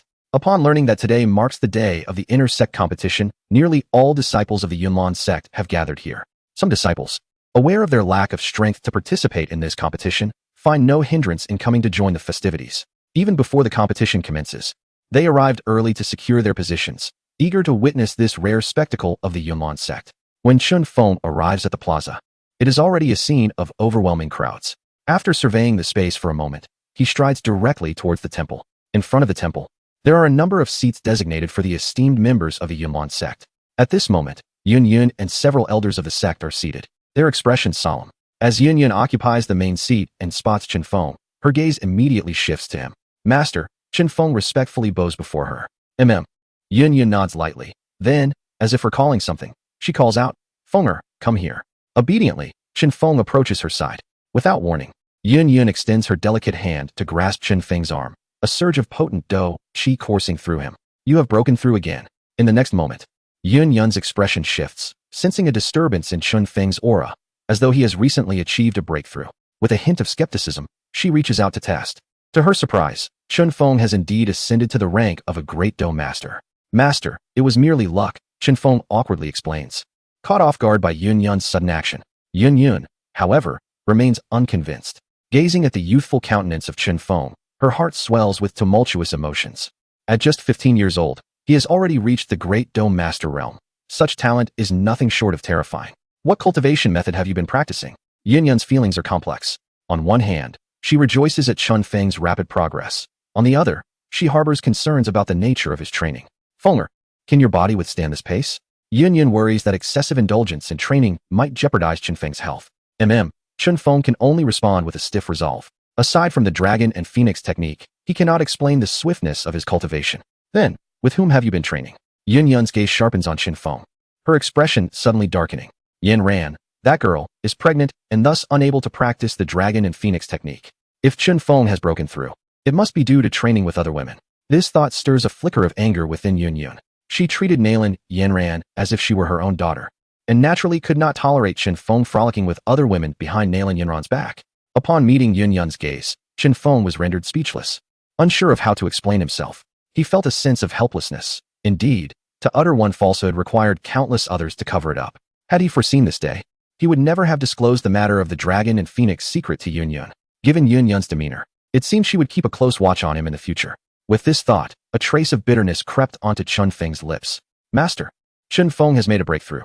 This is a good thing, so why the anger? The Grand Elder Yunling of the Cloud Mist Sect, who was seated nearby, could not help but interject, looking at Chun Fong with a cheerful smile. With such extraordinary talent, he should certainly claim first place in the grand competition today. Indeed, who was unaware that this lad was the foremost genius of the Cloud Mist Sect? With Chun Fong in action, first place was surely within reach. Chun Fong was a prized disciple of the sect leader. As the saying goes, a great master produces exceptional disciples, and his future accomplishments would undoubtedly be remarkable. The other elders present echoed their praises for Chun Fong. His talent was evident, and with Yun Yun's favor, it was highly likely that he would become the next leader of the Cloud Mist Sect. Although all present were high-ranking members of the sect, they did not display any airs before Chun Fong. After all, despite his current limited cultivation, he had already revealed immense potential, and they naturally did not dare to offend him. You elders overpraise me, Chun Fong replied, maintaining a humble demeanor in response to their compliments. I will settle this later. Given the presence of so many elders, Yun Yun refrained from pressing further, casting a glare at Chun Fong before falling silent. Look, that's senior brother Chun Fong. Truly, the first genius of the Cloud Mist Sect. Even his looks are striking. If only I could marry senior brother Chun Fong. Indeed, if senior brother Chun Fong could give me a kiss, I would willingly sacrifice 3 years of my life. Senior brother Chun Fong will undoubtedly take first place in this grand competition. In the square, many female disciples of the Cloud Mist Sect gazed up at Chun Fong, their expressions filled with infatuation. You might as well give up. I heard that senior sister Nalan is pursuing senior brother Chun Fong. Moreover, it seems he has already agreed to her advances, as Nalan's sister frequently visits his residence, spoke a knowledgeable female disciple. Upon learning that Chun Fong was already taken, the group of enamored girls immediately displayed expressions of disappointment. If Chun Fong was regarded as the grass of the Cloud Mist Sect, then Nalan Yinran was undoubtedly the flower. With Nalan Yinran's involvement, their chances were effectively extinguished. The two were a match made in heaven, both recognized as geniuses of the Cloud Mist Sect, making them exceedingly well suited together. Although senior brother Chun Fong was talented, it would not be so simple for him to seize first place in this grand competition. Indeed, while senior brother Chun Fong is exceptionally gifted, he is still quite young. In my opinion, the first place in this grand competition should rightfully belong to senior brother Yun Tao. Brother Yun Tao is indeed the beloved grandson of the Grand Elder. Although his talents may not quite match those of brother Chun Fong, he is nonetheless considered a rare prodigy within our Yunlan sect. It is said that he has recently ascended to the Do Master realm. Upon hearing the female disciples extolling brother Chun Fong to the heavens, Some of the male disciples grew somewhat discontent, as a subtle air of jealousy lingered in the atmosphere. Has Brother Yuntao truly reached the Do Master stage? If I recall correctly, he has only just turned 17 this year. Such extraordinary talent is indeed a rarity, and it seems that the first place in this grand competition is destined for Brother Yuntao. At that moment, amidst the discussions of the Yunlan sect disciples, a youth clad in a moon-white robe made his appearance in the square. Listening to the conversations of the other male disciples, a faint smile graced his lips, revealing a hint of confidence. He then cast a glance towards the higher echelons of the Yunlan sect, pausing momentarily on Brother Chun Fong, before slowly making his way in that direction. Chapter 78. The Challenge. The disciples pay their respects to the sect master, esteemed elders, and venerable seniors. The youth strides directly to the high platform, first bowing to the senior members, and then approaches the grand elder, exclaiming, "Grandfather. Ah, Tower, you have arrived." A gentle smile graces the grand elder's aged face as he gazes upon the young man before him. This youth is none other than Yun Tao, the beloved grandson of the grand elder, the very subject of discussion among many male disciples moments prior. It is said that Yun Tao has broken through to the Douqi realm. It seems that the contest for first place in this grand tournament will be between Yu and Chun Fong. As Yun Tao stands before them, the elders' faces soften with warmth. Familiar with the grand elder, they often see Yun Tao and greatly admire his talent. Although this lad possesses notable abilities, he pales in comparison to Chun Fong. Hearing the praises, the grand elder's face beams with pride, evidently pleased with his grandson's talent. However, upon hearing the grand elder's words, young Yun Tao feels a surge of discontent, casting a furtive glance at Chun Fong, his eyes darkening momentarily. He possesses extraordinary potential and nearly became the sect master's direct disciple, only to be overshadowed by the even more gifted Chun Fong. In the Yunlan sect, he feels like nothing more than a mere accessory to Chun Fong. This has left Yun Tao feeling quite frustrated, harboring resentment towards Chun Fong. Despite his inner turmoil, Yun Tao manages to present a smile as he addresses Chun Fong. "Junior brother Chun Fong, it has been a while." "Greetings, senior brother Yun Tao," Chun Fong responds, nodding with a smile. "How has your cultivation progressed lately, junior brother?" Yun Tao inquires, harboring a tinge of wariness towards Chun Feng's talent. "Fairly well, I suppose. I have heard that senior brother Yun Tao has broken through to the Douqi realm. I extend my congratulations," Chun Fong replies nonchalantly. He is well aware of the underlying thoughts of his counterpart, finding it somewhat amusing. The Douqi cultivation is trivial compared to his current standing, which has already reached a significant realm above. Chun Fong dismisses Yun Tao with ease. The title of first place in this grand tournament is destined for him alone. "Huh, a fortunate breakthrough," Yun Tao responds, a smirk creeping onto his face. "Junior brother Chun Fong, your talent is remarkable. Do remember to show some mercy during the competition." Upon hearing this, Chun Fong nods slightly, casting a fleeting glance at Yun Tao. "You are too kind, senior brother. We are all comrades here, after all." With that, Chun Fong strides towards the central area of the square, where several competition platforms await. What an arrogant fellow. Yun Tao's expression darkens as he watches Chun Feng's retreating figure. He has learned that Chun Fong only broke through to the 9-star Douqi last month. Even with his impressive talent, he is yet to reach the Douqi realm. For this grand tournament, Yun Tao has prepared exhaustively, having long felt suppressed by Chun Fong. This time, he is determined to reclaim his honor in the sect's great competition. At this moment, the Morning Breeze has leapt onto the arena. Look, how did Brother Morning Breeze manage to ascend so swiftly? The sect leader has yet to declare the commencement.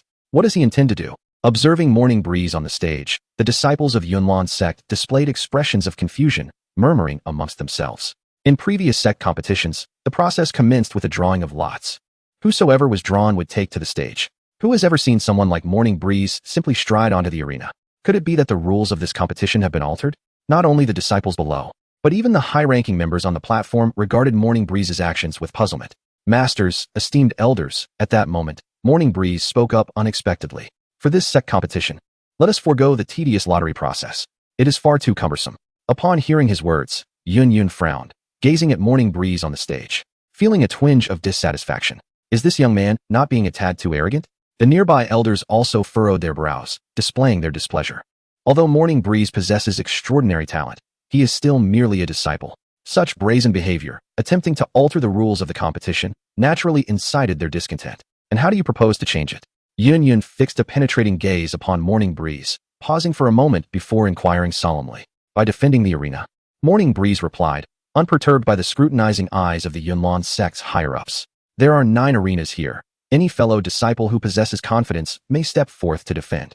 Every disciple present is afforded a chance to challenge, and those who endure until the end shall naturally be the strongest 9. Morning Breeze's gaze swept across all the disciples of Yunlan's sect. As for determining the first place in this competition, it shall arise from among these 9 strongest individuals. What do you think of this proposed rule, esteemed masters and elders? Upon concluding his proposal, he turned his gaze toward the high-ranking members of Yunlan's sect. Traditionally, sect competitions have unfolded through a lottery system, requiring several days to complete the entire event. Morning Breeze deemed it an extravagant waste of time. He had already predetermined his victory in this competition. Even the most formidable among the present disciples, Yun Tao, possesses merely the cultivation of a battle master, and is simply no match for him. As for the others, they are even less of a concern. Faced with such an array of adversaries, he was unwilling to squander days of time. Rather than prolonging the competition, he preferred a swift resolution, allowing time for cultivation. This method would swiftly eliminate those lacking in strength, ultimately leaving the 9 defenders, who would undoubtedly be the elite. Morning Breeze intended to sweep through all the disciples of Yunlan's sect with his invincible prowess. In the continent of Battle Chi, strength reigns supreme. Only by exhibiting unparalleled might could he command absolute authority once he ascends as the young sect master. The disciples found Morning Breeze's approach quite commendable. Before the senior leaders could voice their opinions, Yun Tao's eyes sparkled with enthusiasm as he was the first to express his agreement with the revised rules proposed by Chun Fong. He had already harbored ambitions to make a significant impression during this grand competition. Although the rules suggested by Chun Fong added a layer of complexity, achieving victory through such means would undoubtedly elevate the reputation of the Yunlan sect to new heights. What do the esteemed elders think? Yun paused momentarily, directing her gaze towards the dozen or so elders present. The Grand Elder, after assessing the confident demeanor of Yun Tao, contemplated for a moment before slowly nodding in affirmation. I too find Chun Feng's idea commendable. With the Grand Elder's endorsement, the other elders echoed their agreement, exclaiming, "This method is indeed ingenious." Observing the unanimous approval among the elders, Yun's gaze shifted back to Chun Fong on the platform, a subtle smile flickering in her eyes. This young man, it appears, is quite adept at garnering support for himself. She was well aware of Chun Feng's capabilities and understood the intent behind his actions. In light of this, the upcoming competition shall proceed according to the rules proposed by Chun Fong. Chapter 79, Challenging Yun Tao. The rules of this grand competition have indeed been altered. Brother Chun Fong is actually going to defend the arena. Is he not being a tad too arrogant? Indeed, does he not fear our wheel battle strategy? The disciples of Yunlan's sect were utterly astonished to hear that the higher-ups had actually acquiesced to Brother Chun Feng's suggestion. It is well known that this defensive mode presents a far greater challenge than the drawing lots method. The defender must endure the relentless challenges from numerous disciples of Yunlan's sect, and only those who remain standing on the arena can be deemed victors. By proposing such a rule and being the first to take the stage, it is evident that he is prepared to accept challenges from all. Such audacity, unless rooted in immense confidence in his own abilities, could be perceived as sheer folly. Could it be that Brother Chun Fong, like Brother Yun Tao, has also ascended to the realm of Do Master? This is a possibility. Otherwise, how would he dare to act thus? No way. Brother Chun Fong is merely 15 years old. How could he possibly have broken through to the Do Master realm? Even if he had, could he withstand so many challengers? Observing Brother Chun Fong upon the stage, the disciples of Yunlan's sect murmured amongst themselves, deeming him excessively presumptuous. Well then, since everyone has consented to this rule, let us not squander time. At that moment, Yun suddenly rose, her gaze sweeping over the disciples below, finally resting on the confidently dark-clad Chun Fong, a glimmer of amusement flashing in her beautiful eyes as she spoke. After Brother Chun Feng's breakthrough to the Great Dome Master realm, Yun was certain that this competition was destined to be his personal showcase. None among the disciples present posed a threat to him. It was precisely for this reason that she readily endorsed the rules proposed by Chun Fong. After this competition, having witnessed his prowess, declaring him the young sect master should face no opposition, Yun cast a glance at the elders surrounding her. In the past, she had suggested to these esteemed members of Yunlan's sect that Brother Chun Fong be appointed as young sect master. However, they consistently dismissed the notion, citing his youth and insufficient cultivation as excuses. If Brother Chun Fong were to sweep through the disciples present by defending the arena, they would have no grounds for objection. Fellow disciples, do come forth and engage in battle. The moment Yun's words fell, Yun Tao could hardly contain his eagerness as he strode toward the center of the square, leaping onto the arena and boldly addressing the disciples of Yunlan's sect below. His face radiated confidence.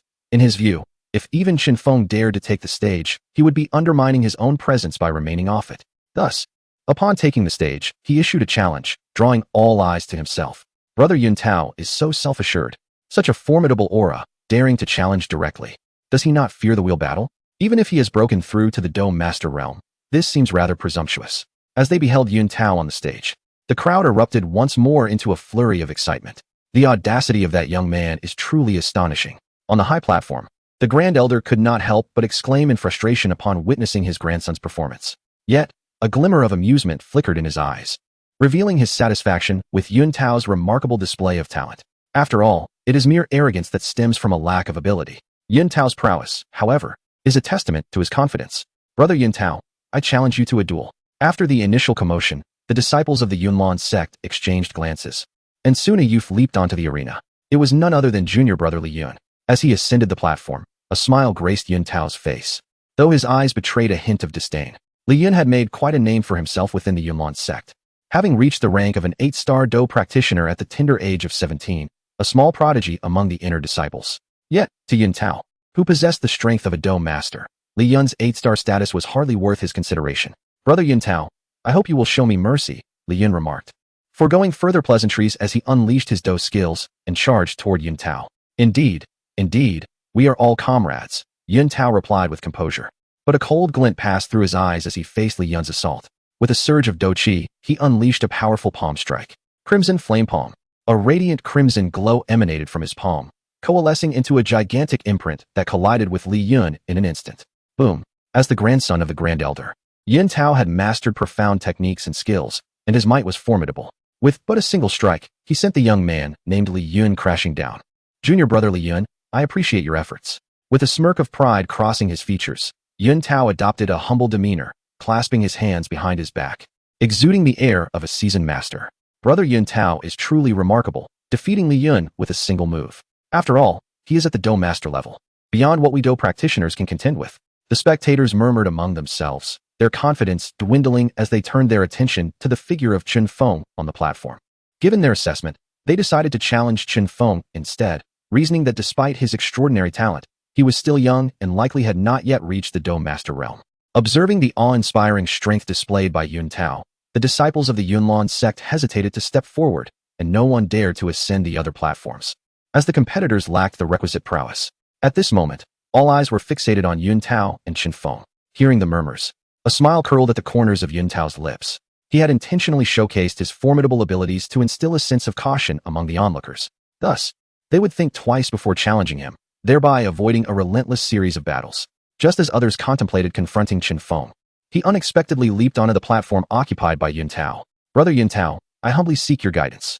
The morning breeze carried a glint of amusement across Chun Feng's visage as he gazed upon the billowing clouds ahead. His intentions mirrored those of his opponent.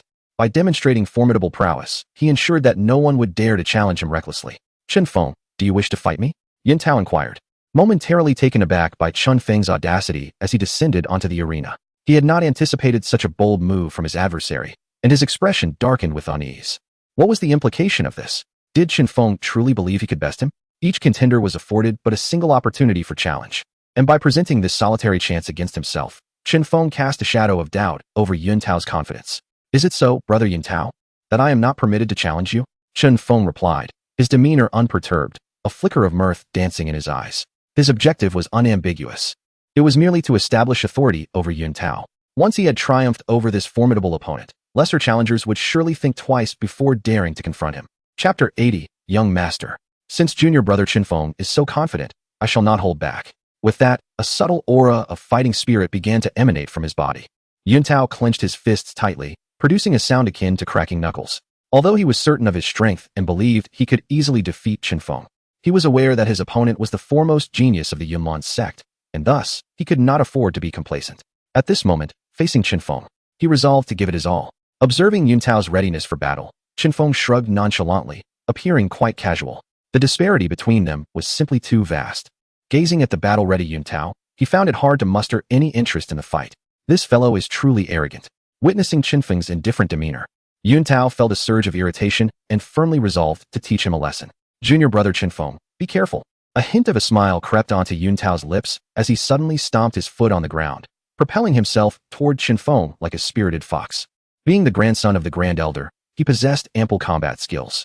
Simultaneously, he summoned a torrent of fighting spirit from his palm, crafting a colossal handprint that surged menacingly forward. As he fixed his gaze on the ferocious Yun Tao barreling toward him, Chun Feng's expression remained placid. When Yun Tao drew near, An overwhelming silver fighting spirit erupted from Chun Fong, with streaks of lightning flickering in his palm. Thunderclap palm. With a soft exclamation, a violent burst of energy accompanied by flashes of lightning erupted from his palm, striking Yuntao with tremendous force.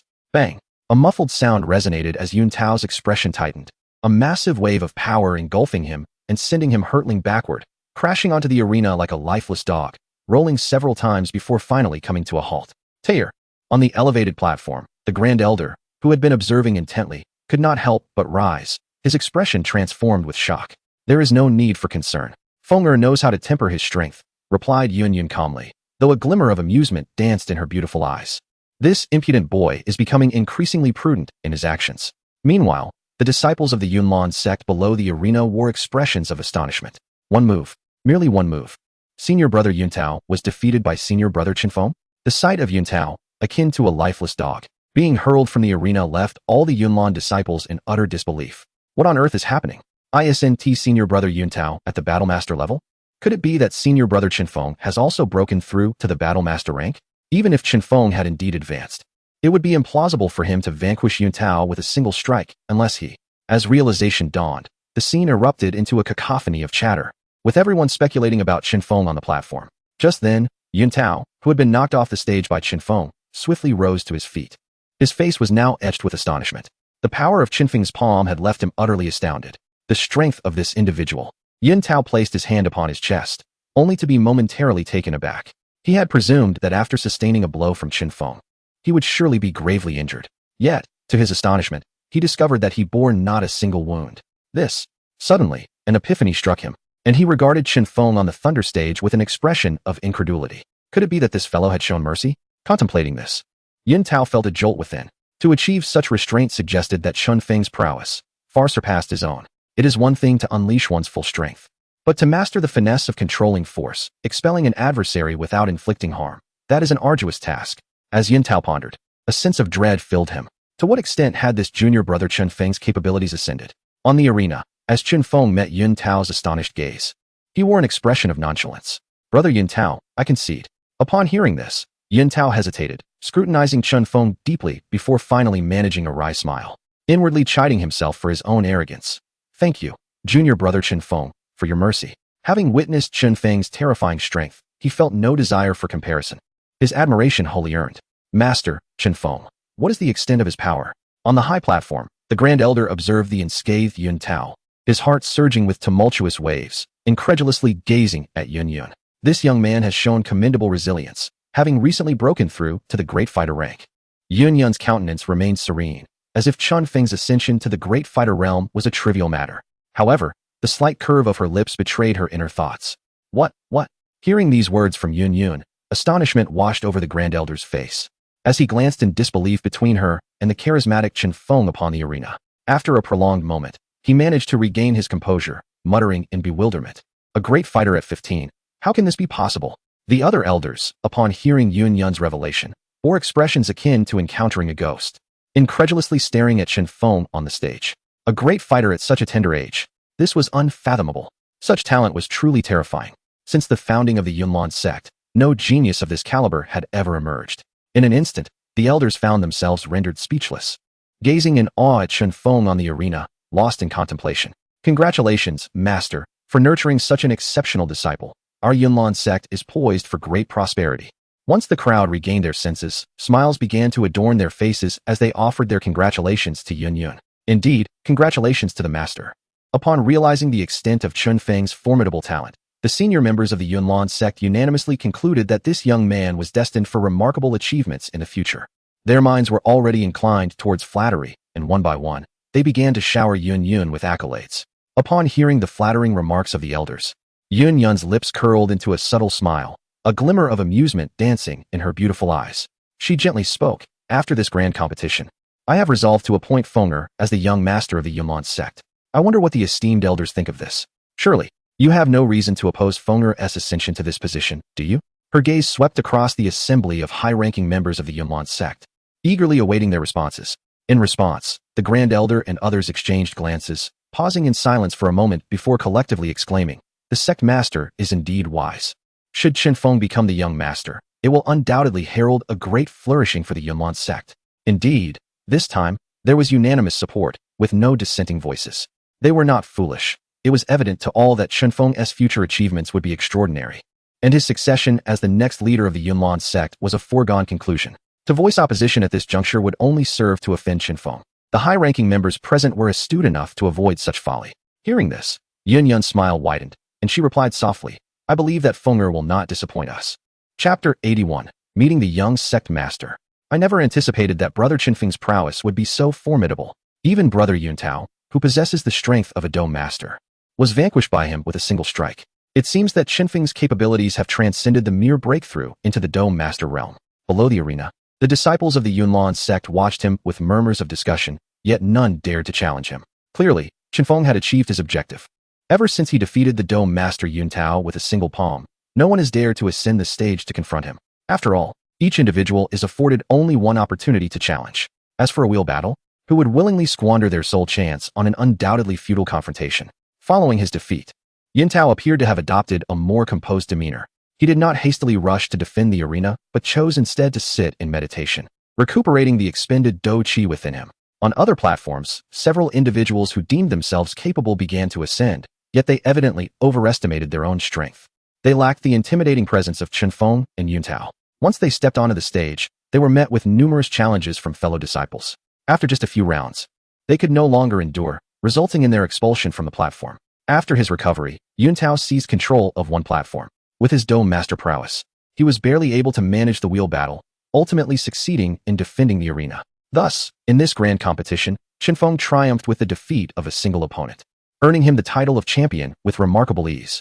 "Fenger, you performed admirably." After the competition concluded, Yun Yun gazed at Chun Fong with a smile, her heart filled with satisfaction. At merely 15, his cultivation as a great Dome Master is unparalleled within the entire Gamma Empire. Only her disciple could achieve such a feat. While the Dragon and Phoenix technique may be somewhat extravagant, it is, after all, a celestial tier art. As long as Fenger exercises a modicum of restraint, there should be no significant issues. Reflecting on how Chun Feng's rapid advancement was attributed to the Dragon and Phoenix technique, Yun Yun gradually eased her concerns. Nevertheless, she still harbored worries about Chun Feng's physical constitution. In her eyes, he was still too young. Reckless pursuit of cultivation could potentially jeopardize his foundational strength. "It seems I must visit Elder Guha to inquire about any elixirs that might assist in fortifying Fenger's physique," she contemplated inwardly. It is all due to the guidance of the master. Hearing Yun Yun's praise, Chun Fong felt a surge of joy within. Evidently, his recent performance had greatly pleased his instructor. "I never imagined you to be so adept at concealing your talents," silently breaking through to the great Dome Master realm. The Grand Elder approached, his face alight with mirth, devoid of any pretense before Chun Fong. "Truly, you are the foremost genius of our Yunlan sect, achieving such a breakthrough at such a tender age. At this rate, I believe it will not be long before you surpass us old-timers." Just moments ago, Chun Fong showed mercy towards Yun Tao's subordinates, which endeared him to the Grand Elder. Indeed, the sect master has truly acquired an exceptional disciple. The other elders also gathered around enthusiastically, showering compliments upon Chun Fong. "You flatter me, esteemed elders." In response to their accolades, Chun Fong displayed remarkable humility. In the future, as he ascends to the role of sect master of the Yunlan sect, he will undoubtedly rely heavily on these venerable figures, and he cannot afford to jeopardize this relationship. "Fenger, this is your reward for achieving first place in the recent competition." Yun Yun presented a scroll and a jade vial to Chun Fong from her storage ring. Participants who excel in the sect's competitions are naturally entitled to rewards. As the first place winner, Chun Feng's reward was indeed substantial: a high-level Xian rank combat technique and a vial of 4th-grade elixirs. However, after acquiring the storage rings from Xiao Suner and Ling Ying, Chun Fong found himself indifferent to these rewards. "Thank you, master." Chun Fong respectfully accepted the reward, his expression remaining calm. Yet, he felt a twinge of dissatisfaction. The master had promised that should he secure first place, she would grant him a request. Yet now she remained silent on the matter. He yearned to persuade her once more, insisting that the Feng chapter was indeed remarkable. Perhaps it could help him break through the bottleneck of the 3-star Do Huang? Unbeknownst to Chun Fong, Yun Yun was unaware of his thoughts. Observing her prized disciple basking in glory after clinching first place, she felt a surge of joy, and the discontent she had harbored towards him during this period swiftly dissipated. This impudent boy had ultimately not disappointed her. As she contemplated her long-held decision, Yun Yun's demeanor gradually became serious. "Fenger, step forward."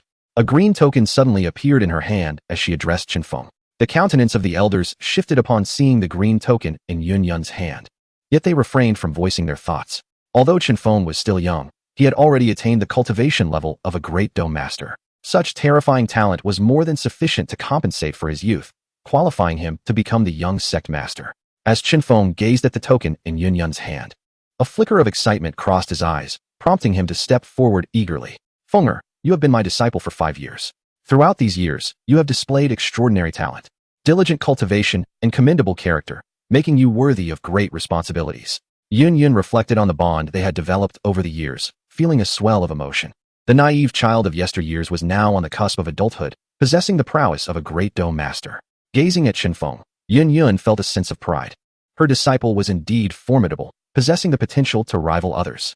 Today, I hereby appoint you as the young sect master of the Yunlan sect.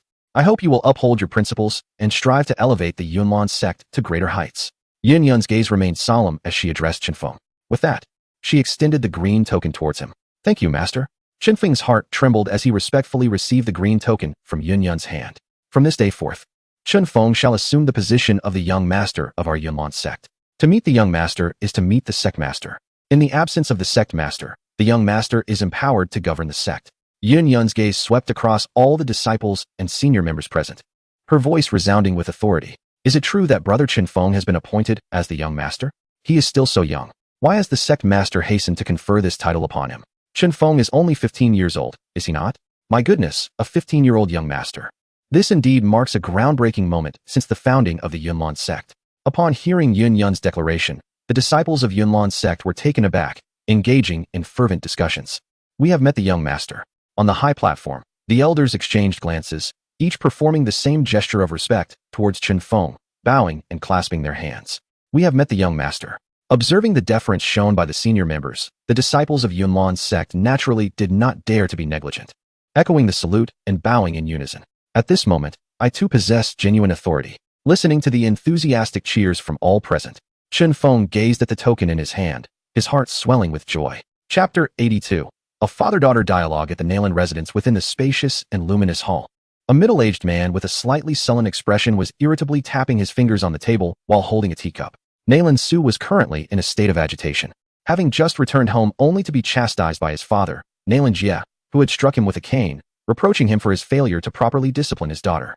He had never anticipated that after merely a year of commanding troops stationed in the western territories of the empire, his audacious daughter would dare to unilaterally annul the marriage that had been personally arranged by the patriarch years ago. In the family, everyone was aware of Nalan Jie's strong desire for face, and Nalan Yinran's current actions would undoubtedly lead others to believe that the Nalan family, seeing the decline of the Shao family's influence, had disdained to proceed with the marriage, thus breaching their commitment. The news had left Nalan Jie seething with rage at home every day. Had he known sooner, he would never have permitted his daughter to reject the engagement. To be candid, Nalan Su himself was not particularly in favor of the union between the Nalan and Shao families. After all, Shaoyan had once been synonymous with ineptitude, and the thought of marrying his daughter, blessed with both beauty and exceptional talent, to a wastrel was utterly repugnant to him. However, under his father's insistence, and for the sake of the Nalan family's honor, he felt compelled to honor the betrothal. Father, when did you return? Why didn't you inform Yinran? Just as Nalan Su's anger peaked, a melodious voice rang out in the hall. A figure clad in moonlight-colored attire gracefully emerged from behind the gauzy curtain, sweetly smiling at Nalan Su. Do you still regard me as your father? I thought that having become Yun Yun's disciple, you would have forgotten all about the Nalan family. Gazing at his daughter, who had blossomed into a more enchanting young woman, Nalan Su's ire began to wane slightly as he coldly retorted. Observing Nalan Su's displeased countenance, Nalan Yinran could only shake her head in resignation. She gestured to a nearby maid, dismissing her from the room. Father, after more than a year apart, you arrive only to reprimand me. I must tell mother about this later. Once the maid had exited, Nalan Yinran wrinkled her delicate nose and sat beside Nalan Su, playfully huffing. Why should I have rushed back? Don't you know the answer to that? At her words, Nalan Su's lips curled into a grimace. Let me tell you, your grandfather has threatened to break your legs. With a slight pout, Nalan Yinran, fully aware of the underlying meaning in Nalan Su's words, remained unfazed. Surely you understand the purpose of my return, do you not? It's regarding my decision to withdraw from the engagement, is it not? She idly toyed with a strand of her hair, speaking with a serene demeanor. Seeing her composed expression only fueled Nalan Su's irritation, and he slammed his palm onto the table, exclaiming, the marriage was personally sanctioned by your grandfather. Who gave you the authority to annul it? That is my engagement. I refuse to be wed according to your wishes. My life is mine to govern. Regardless of who granted permission, I am acutely aware that, as per our agreement. It is I who shall be wed, not my grandfather. The mere mention of this matter caused a frown to appear on Nalan Yinran's face. Her inherently independent nature resented having her significant life decisions dictated by others, even if that individual were a respected elder. Do not presume that I am unaware of your thoughts. You simply believe that Xiao Yan, once deemed a waste, is unworthy of me, do you not? Nalan Su retorted with a hint of anger. Father, whether Xiao Yan is a genius or a failure is of no consequence to me. I harbor no affection for him and shall never become his bride, Nalan Yinran replied, her delicate brows furrowing as she pressed her lips together. Her heart belonged solely to her senior brother, Chun Fong, and she vowed never to love another in this lifetime. Why? This engagement was decreed by your grandfather himself. Nalan Su exclaimed in frustration. And what of it? I have already set my heart on another. I shall marry no one but him, Nalan Yinran asserted with unwavering conviction. Who is he? You are already bound by a betrothal. How can you entertain feelings for another man? Nalan Su questioned, his brow furrowed. After a moment of contemplation, Nalan Yinran replied slowly, it is my senior brother. I love him, and he loves me in return. As for Xiao Yan, whoever wishes to marry him may do so. I would sooner die than wed him. Nalan Yinran's brows arched defiantly. Your senior brother. Are you referring to that lad from the Mittler family? Nalan Su inquired. Taken aback. Indeed. A hint of a smile graced Nalan Yinran's features at the mention of Chun Fong, and she nodded proudly. That young man is quite admirable. Nalan Su, clearly informed about Chun Fong, felt his demeanor soften considerably. In his heart, he preferred his daughter to wed a genius like Chun Fong rather than a failure. Yet, upon contemplating his father's stance, he felt a wave of exasperation. Very well, as long as you can navigate your grandfather's objections. I shall relinquish my involvement in this matter, Nalan Su finally conceded with a hint of resignation. Upon hearing this, Nalan Yinran also felt a sense of dread. Her grandfather had always been a source of intimidation throughout her life. Father, I have already arranged for my senior brother to summon Elder Douqi. Perhaps he can alleviate the affliction plaguing grandfather, Nalan Yinran informed Nalan Su. Is that truly so? Nalan Su's expression brightened at her words. For the poison afflicting the elder had long been the greatest conundrum for the Nalan family. Over the years, they had exhausted every possible remedy, even consulting the president of the Alchemist Guild, yet even he was powerless against the elder's ailment. It is indeed true. My master once told me that after this grand competition, my senior brother should be appointed as the vice master of the Numerous Sect. With his influence, we should be able to invite Elder Douqi. Remembering the promise Chun Fong had made to her, Nalan Yinran's lips curled into a smile, her chin held high, radiating an innate elegance. The vice master of the Numerous Sect, you say? Upon hearing Nalan Yinran's words, Nalan Su felt an even greater sense of satisfaction toward Chun Fong. He was well aware of the Numerous Sect's esteemed status within the Jayama Empire. If there were a Cloud Mist Sect master as a son-in-law, the Nalan family would surely thrive within the Gamma Empire, commanding respect and instilling fear in those who dared to offend them. In contrast, that waste of a Xiao Yan could never compare to Chun Fong. Contemplating this, Nalan Su could not help but reveal a hint of a smile as he remarked, You honor. If that young lad Chun Fong truly possesses the ability to cure the old master, then there should be no issue on that front. With Elder Douqi taking action, he should be able to resolve the poison afflicting grandfather. Nalan Yinjin held a favorable view of the alchemist Douqi. After all, he was a distinguished 6th-grade alchemist. Indeed, let us hope for the best. Nalan Su was well aware of Douqi's esteemed reputation and nodded in agreement upon hearing her words. Chapter 83. Procuring medicinal herbs. Upon encountering the young master, Morning Wind traversed a mountain path within the Numerous Sect, greeted warmly by the disciples he met along the way. He acknowledged them with a nod and a friendly smile, exuding an amiable demeanor. 3 days had elapsed since the inter-sect competition, and the entire Yunlan sect had become aware of Morning Wind's elevation to the position of young master. Sensing the respect of those around him, a slight smile graced his lips. However, becoming the young master of the Yunlan sect was merely the first step in his journey. After a brief moment, Morning Wind arrived at a hall located on the eastern side of the main peak, the task hall of the Yunlan sect. As the foremost sect in the Gamma Empire, the internal structure of Yunlan was inherently sophisticated. This task hall served as a venue for the higher echelons of the sect to issue tasks. Disciples who completed them would earn corresponding contribution points. With these points, they could exchange for necessary cultivation resources within the task hall. Young Master has arrived. Greetings, Young Master. At that moment, numerous individuals occupied the task hall. Upon seeing Morning Wind enter, the familiar disciples respectfully bowed. There is no need for excessive formality, he replied with a gentle smile, proceeding into the grand hall. May I inquire about the young master's purpose for visiting? A steward in charge of the task hall, upon learning of Morning Wind's presence, promptly approached with a respectful demeanor. Stewardly, I have come to exchange for some treasures, Morning Wind stated directly. Having assumed the role of young master, He now held a position among the higher ranks of the Numerous Sect. This status conferred upon him privileges not afforded to the other disciples. While the latter required sufficient contribution points to exchange for treasures, the high-ranking members of the sect could trade items directly and even procure certain Earth-grade treasures with gold coins. Furthermore, in addition to exchanging for treasures, the upper echelon could also issue tasks, delegating duties to the disciples of the Numerous Sect. Please, young master, right this way. Upon hearing Morning Wind's words, Steward Li hastily ushered him into a room and instructed an attendant to prepare a cup of hot tea. Thank you. Morning Wind acknowledged with a nod as he settled into a seat. May I inquire what treasures the young master wishes to exchange? Steward Li placed a tome before Morning Wind. This is the list of treasures. Please peruse at your leisure. I shall not bother with the reading, Morning Wind replied, glancing at the extensive inventory before him. Do you possess any treasures capable of restoring soul power? Restoring soul power? Steward Li was momentarily taken aback, then furrowed his brow. Such items are indeed rare treasures. Allow me to check. As he spoke, he picked up the list of treasures from the table and meticulously examined it for a while, shaking his head in regret. I'm afraid, young master, that items capable of restoring soul power are exceedingly rare. I have checked the inventory for this year, and we have not acquired such treasures.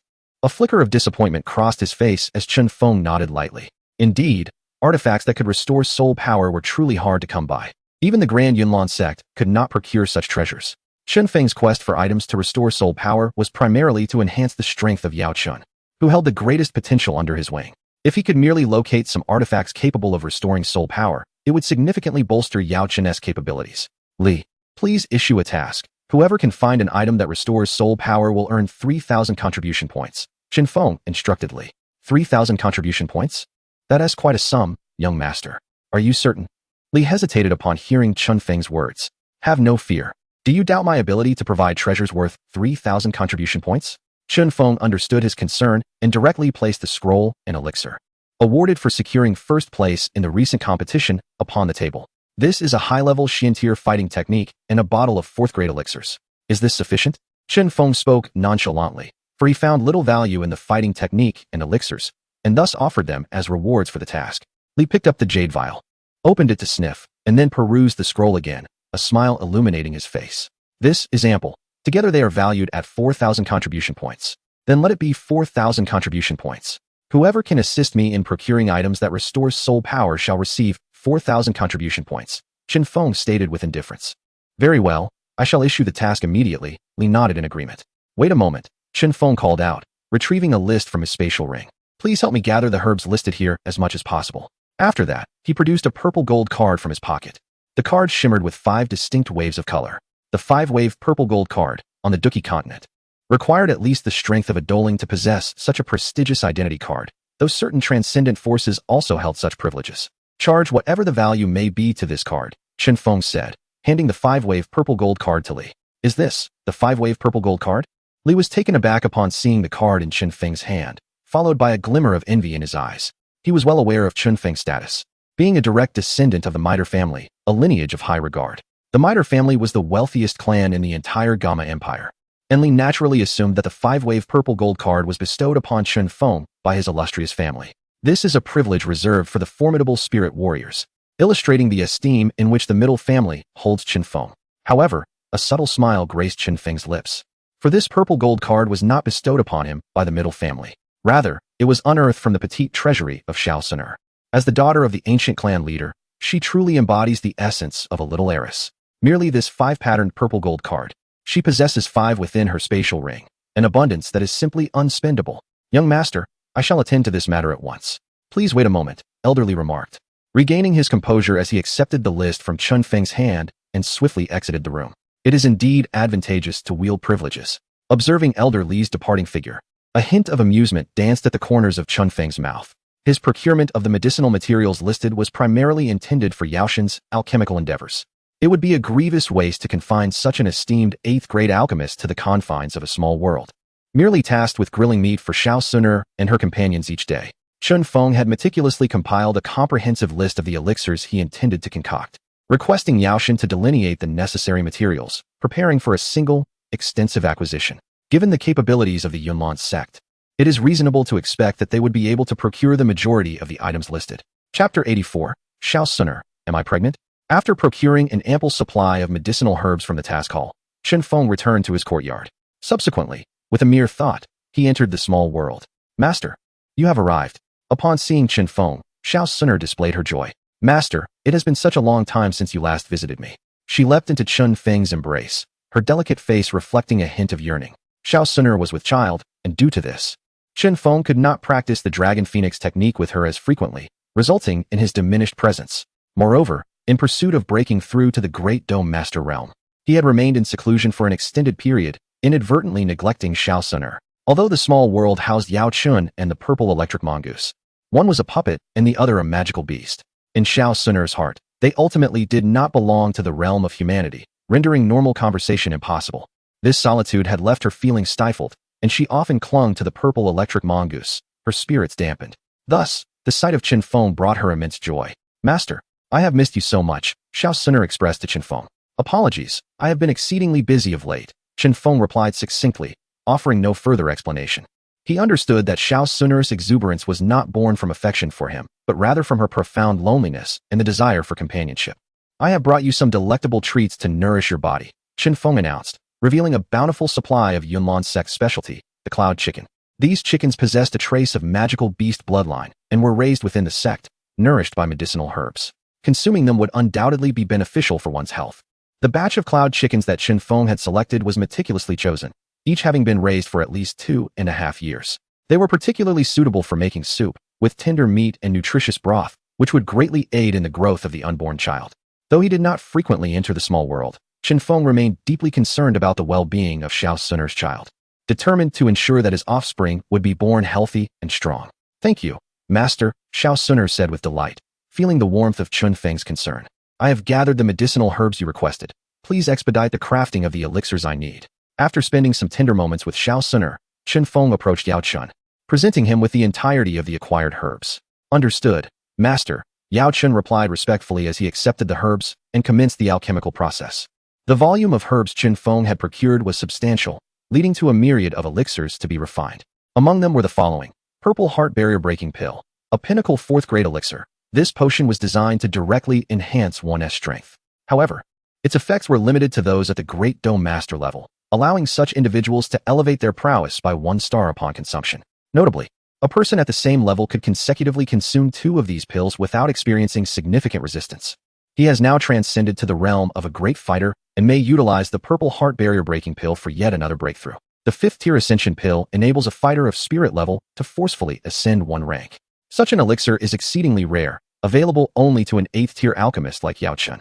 However, Chun Feng's intention behind crafting this Ascension Pill is not for his own use, but rather to administer it to his grandfather.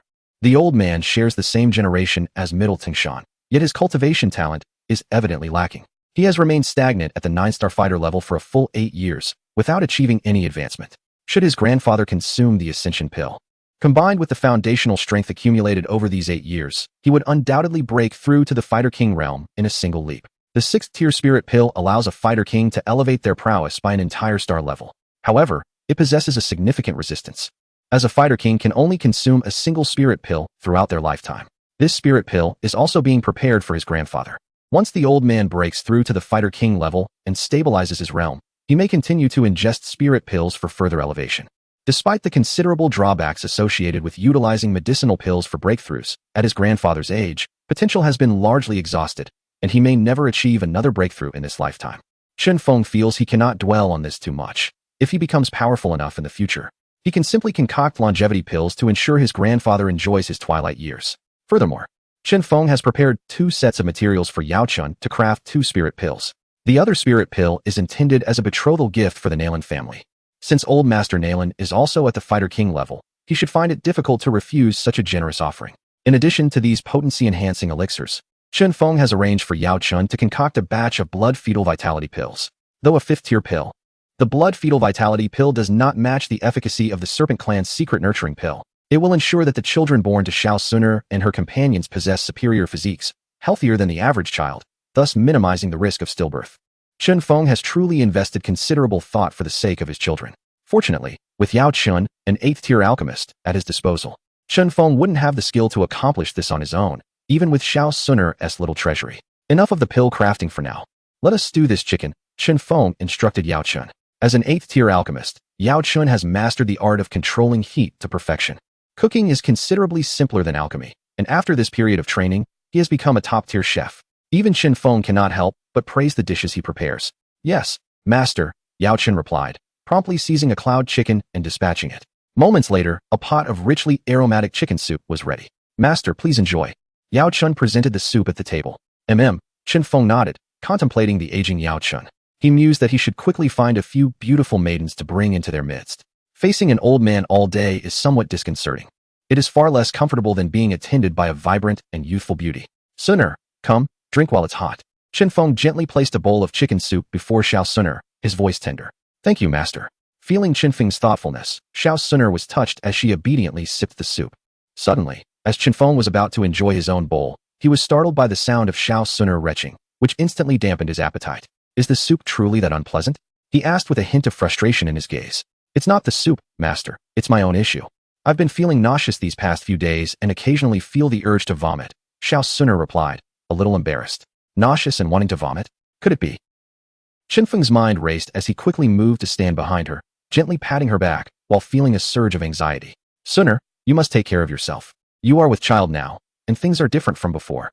Xiao Suner was momentarily taken aback by Chun Feng's words. I am pregnant.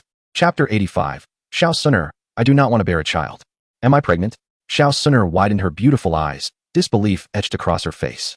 She gently caressed her flat abdomen, momentarily stunned, before forcing a faint smile. Master, are you jesting? How could I possibly be pregnant? Who claims I am jesting?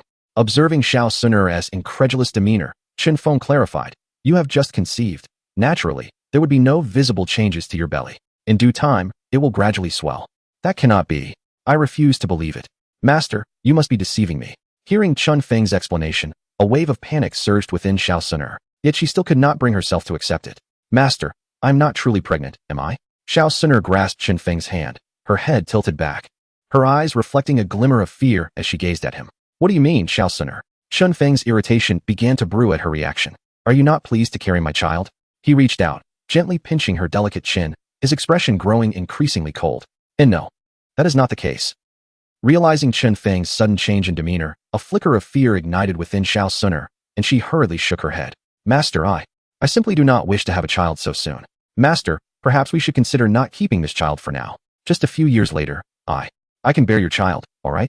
Xiao Suner implored Chun Fong. Reflecting on Chun Feng's demeanor and her own recent conduct, she began to concede the possibility that she might indeed be pregnant. Heavens, the thought nearly made her faint. How could she be with child? The mere notion of bringing a child into the world with Chun Fong was beyond her acceptance.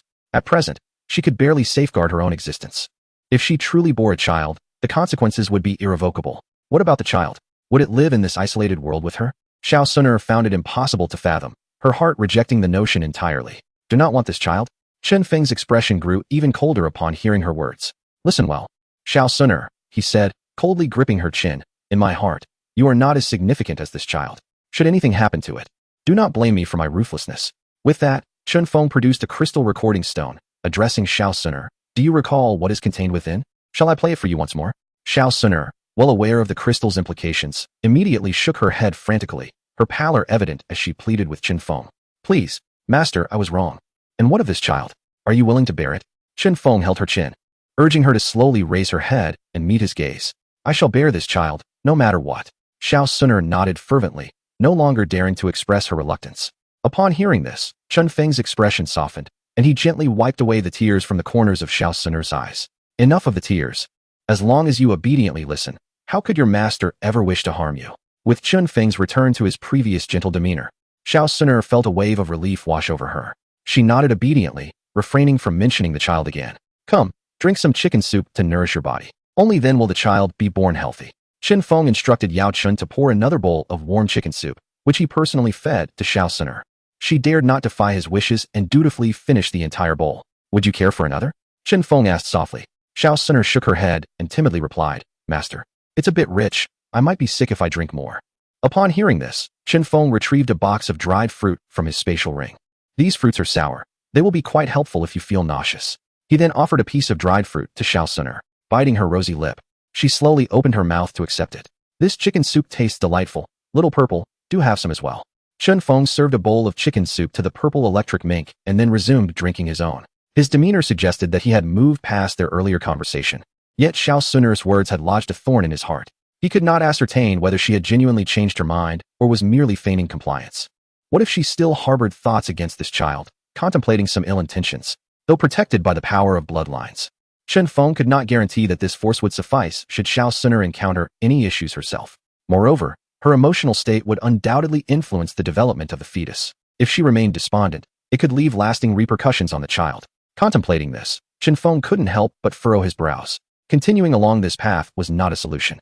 Sun'er, once the child is born, I shall grant you your freedom to come and go as you please. After a moment of silence, Chun Fong suddenly declared to Xiao Sun'er. He understood that an extended stay in this confined space could lead to feelings of depression and a yearning for freedom to explore the world beyond. He recalled how happy and relaxed she had been the last time they rode a flying beast, and he allowed her to step outside. Master, is that truly the case? Hearing Chun Feng's words, Xiao Sun'er immediately raised her head, her beautiful eyes sparkling with hope. When the child arrives, I will take you on excursions to enjoy nature and relieve your mind. Seizing the effectiveness of this tactic, Chun Fong began to weave fantastical promises for Xiao Sun'er. Thank you, master. Upon hearing this, a glimmer of longing flickered in Xiao Sun'er's eyes. Confined within this secluded little world, she felt as though she were on the brink of madness, suffocated by the lack of fresh air, and could hardly wait to escape and unwind. After a while, I shall embark on a journey to the Tagore Desert, during which I will grant you the opportunity to wander freely. Following the grand wedding, Chun Fong prepared to set off for the Tagore Desert. Isn't that the territory of the serpent people? Upon hearing this, Xiao Sun'er paused for a moment, her expression reflecting a hint of confusion. Clearly, she had heard of the Tagore Desert before. Indeed, since you find it dull, I shall bring in a few serpent maidens to keep you company, Chun Fong said with a smile. He envisioned Qing Lin, mentioned in the original text, as quite obedient, and thought she would make an excellent maid. Most importantly, she possessed the rare blue serpent triflower eyes, indicating great potential for future development. What exactly are the serpent people like? Pondered Xiao Sun'er, her heart filled with anticipation, for she had yet to encounter a serpent person. Chapter 86, Yanran. Allow me to try the following day. Under the morning breeze, Chun Fong descended from the Numerous Sect and made his way back to the imperial capital, heading directly towards the grand estate of the Nalan family. As he approached the imposing edifice, he noticed a throng of people gathered at the entrance. All of them were clad in the robes of alchemists, their chests adorned with shimmering silver waves that proudly proclaimed their status and rank. On the bustling streets, passers-by cast envious and reverent glances towards the group of whispering alchemists, for in their eyes, alchemists represented a vocation as noble as that of the aristocracy. The Nalan family, clearly aware of the formidable power wielded by these alchemists, did not dare to treat them lightly. At the entrance, some servants were respectfully conversing with the waiting alchemists, only granting entry upon confirming their qualifications. Meanwhile, those alchemists whose abilities were deemed insufficient were graciously turned away. Although this action left some of the rejected alchemists feeling disgruntled, they could only leave with a hint of dissatisfaction, thinking of the Nalan family's influence and the connection between Nalan Yanran and the Numerous Sect. Observing the scene for a while, Chun Fong noted that those permitted entry seemed to be third-grade alchemists, while the rejected individuals were predominantly second-grade or even some first-grade alchemists merely seeking to join the commotion. It appeared that the Nalan family was indeed in a state of desperation. With a resigned shake of his head, Chun Fong stepped towards the heavily guarded entrance of the Nalan estate. Parting the crowd, he advanced a step, and an elderly man, presumably the steward, hurried forward to greet him. Esteemed young master, I am the steward of the Nalan family. How may I assist you? Noticing the absence of an alchemist's emblem on Chun Feng's chest, the steward exhibited a touch of curiosity, but remained cordial. I am Miter Chun Fong. I would appreciate it if you could notify Miss Nalan, Chun Fong replied with a smile. Miter Chun Fong? Of the Miter family? The steward, upon hearing this, cast a surprised glance at Chun Fong before nodding and instructing a servant. Master Chun, please follow me to the parlor for tea. I have already dispatched someone to inform our young lady. With a slight bow, the stewardess' tone now carried a note of respect due to Chun Feng's lineage. Nodding in acknowledgement, Chun Fong maintained a gentle smile as he followed the steward through the grand entrance, disappearing within. Following the steward at a leisurely pace, Chun Feng's gaze swept across the opulent estate. The towering and majestic structures elicited a subtle nod of approval from him. The Nalan family truly deserved their reputation as one of the three great families of the Gamma Empire. Their wealth and influence were indeed unparalleled. Walking along the path paved with azure stones, Chun Feng's eyes suddenly narrowed slightly. Within his perception, as he delved deeper into the Nalan family, a myriad of covert gazes and spiritual awareness emanated from obscure corners, observing every movement of Chun Fong with keen interest. A casual glance upwards revealed dark silhouettes, shrouded in shadows, their blackened forms concealing the sharp tips of arrows that reflected no light, subtly shifting within the estate. Any minor disturbance in the air could trigger their swift attack. The defenses were indeed formidable. Chun Fong furrowed his brow, shaking his head in resignation. The current situation of the Nalan family was undeniably tense. Should anything happen to the elder Nalan, the family would face dire consequences. Thus, it was only natural for them to remain on high alert, ensuring that rival families could find no opportunity to exploit. After a brief moment, Chun Fong followed the steward to a side chamber. "Young Master Chun Fong, please wait here. I have dispatched someone to inform Miss. She should arrive shortly," the steward said, serving tea before departing the chamber. "Senior brother." As Chun Fong sipped his tea, it wasn't long before Nalan Yinran rushed in, her expression a mixture of urgency and delight. "Senior brother, I've missed you so much. Why have you taken so long to visit me?" Upon seeing Chun Fong, she leapt into his embrace like a fledgling returning to its nest. Chun Fong held her tightly, gently patting her back in a soothing manner. "I've been preoccupied with training for the sect's grand competition. Now that it's concluded, I came to see you right away. Senior brother, I heard you secured first place in the competition, and you were even appointed as the young sect master by the elders." Nalan Yinran's face lit up with excitement, her beautiful eyes sparkling with pride as she gazed at Chun Fong. In her heart, she felt an overwhelming sense of pride.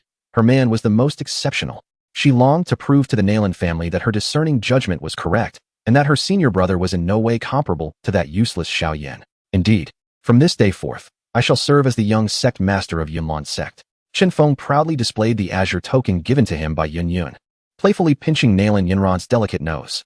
"By the way, senior brother, did you not invite Elder Douqi? With your current status as young sect master, he should grant you that courtesy, right?" Nalan Yinran scanned the hall, her brow furrowing slightly as she noticed the absence of Dan Wang Guhi. She recalled that Chun Fong had promised to invite the alchemist to assist her grandfather with his poison. "Yinran, the poison afflicting your grandfather is beyond Elder Guhi's capability to resolve," Chun Fong replied. "Ah, what shall we do?" Upon hearing this, Nalan Yinran's expression soured, anxiety creeping into her voice. "The poison cannot be delayed any longer. Yinran, allow me to attempt it. Perhaps I can unravel the affliction plaguing your grandfather," Chun Fong reassured her. "Allow you to try?" Nalan Yinran's face turned skeptical at his words. "Senior brother, if even Dan Wang Guhi cannot remedy it, how can you? You are not an alchemist. How could you possibly detoxify?" The suggestion made by Chun Fong to undertake the task of detoxification surprised Nalan Yinran. The toxin known as Lao cannot be resolved by just anyone. Even the president of the Alchemist Guild has publicly admitted his inability to do so. How could Chun Fong succeed? "Yinran, if you trust me, allow me to give it a try." Chun Fong provided no further explanation, believing that once he had successfully detoxified, Nalan Yinran would naturally place her faith in him. Upon hearing his words, Nalan Yinran hesitated for a moment, but ultimately chose to trust Chun Fong. "Then, senior brother, follow me. I shall take you to meet my grandfather." As Nalan Yinran spoke, she took Chun Feng's hand and led him away from the secluded hall. After a brief moment, Chun Fong followed Nalan Yinran to a lavish hall, where, through the slightly ajar door, he could faintly discern the presence of numerous individuals within. Chapter 87, Senior Brother. "You actually possess? Senior brother, please come in." Nalan Yinran gently pushed open the door, and the hushed whispers in the hall abruptly ceased.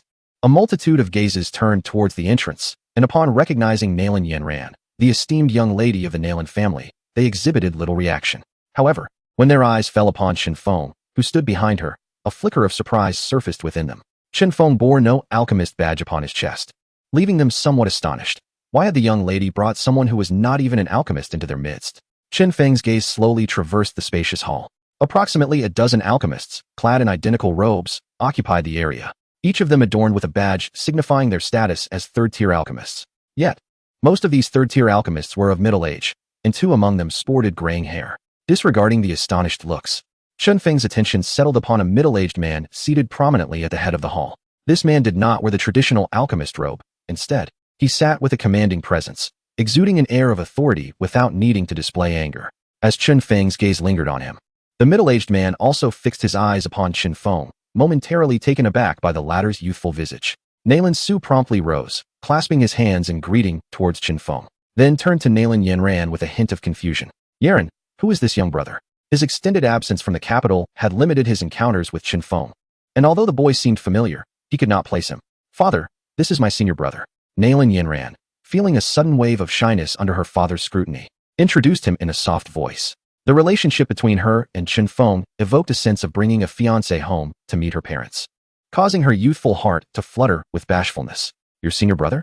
Nalan Su was taken aback by this revelation. "Junior might tell Chun Fong, greetings to Uncle Nalan." Chun Fong quickly stepped forward to pay his respects, recognizing the man as his future father-in-law and thus treating him with utmost reverence. Nalan Su's expression softened into a smile as the realization dawned upon him. Ah, so it is my esteemed nephew Chun Fong. It has been many years. You have grown quite tall. The other alchemists in the hall exchanged glances of surprise upon learning Chun Feng's identity. As the most talented youth of the Maitel family and a disciple of the Yunlan sect's leader, news of his recent elevation to the position of junior sect master had spread throughout the capital. Now, the revelation that the young man before them was the Yunlan sect's junior master left them in a state of astonishment. Amidst their shock, they were also filled with curiosity, pondering the reason for the junior master's visit to the Nalan family. Could it be related to the matter of detoxification?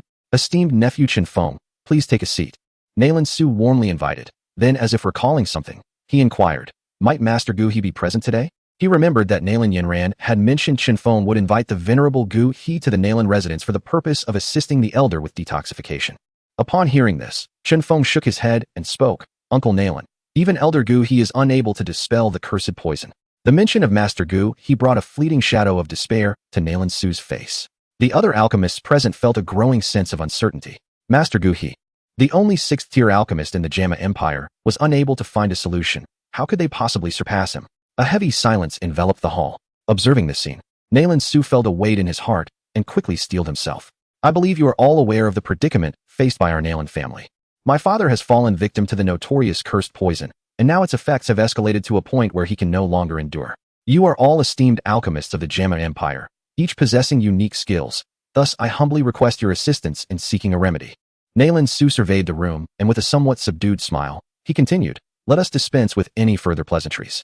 If you can restore my father to health, I assure you, the rewards will be most gratifying. With a grand gesture, he pointed towards a side chamber, saying, my father is within. I kindly ask each of you to try your hand at a solution.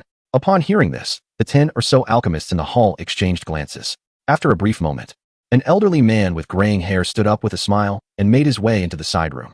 Yet, after a mere 10 minutes, he emerged, shaking his head, and returned to his seat, offering a sheepish grin to Nalan Su. I apologize, Nalan Patriarch, but the cursed poison is exceedingly stubborn. The detoxification pills I concocted proved ineffective. Hearing this, both Nalan Su and Nalan Yanran sighed in disappointment, exchanging glances and shaking their heads with a bitter smile. Following the first elder, the remaining alchemists sequentially entered the side chamber. However, after a similar span of time, they too exited awkwardly. Clearly, they lacked the capability to counteract a poison that even Master Gu He could not remedy. As each alchemist emerged with expressions of embarrassment, the disappointment on Nalan Su and Nalan Yanran's faces deepened. When the last alchemist finally exited, the atmosphere grew increasingly somber. Nalan Yanran's beautiful eyes glistened with unshed tears. Inside the hall, the previously proud and confident third-tier alchemists now wore awkward expressions, their silence heavy with embarrassment. The atmosphere gradually descended into a state of gloom. After a lengthy pause, Nalan Su sighed and forced a faint smile. Thank you all. It seems my father is indeed fated to endure this calamity. Although we have not succeeded, I will ensure that the steward prepares a substantial reward for your efforts. Upon hearing these veiled words of dismissal, the alchemists exchanged wry smiles, shaking their heads as they bid farewell to Nalan Su. Given their lack of success, they felt it inappropriate to accept any benefits from the Nalan family.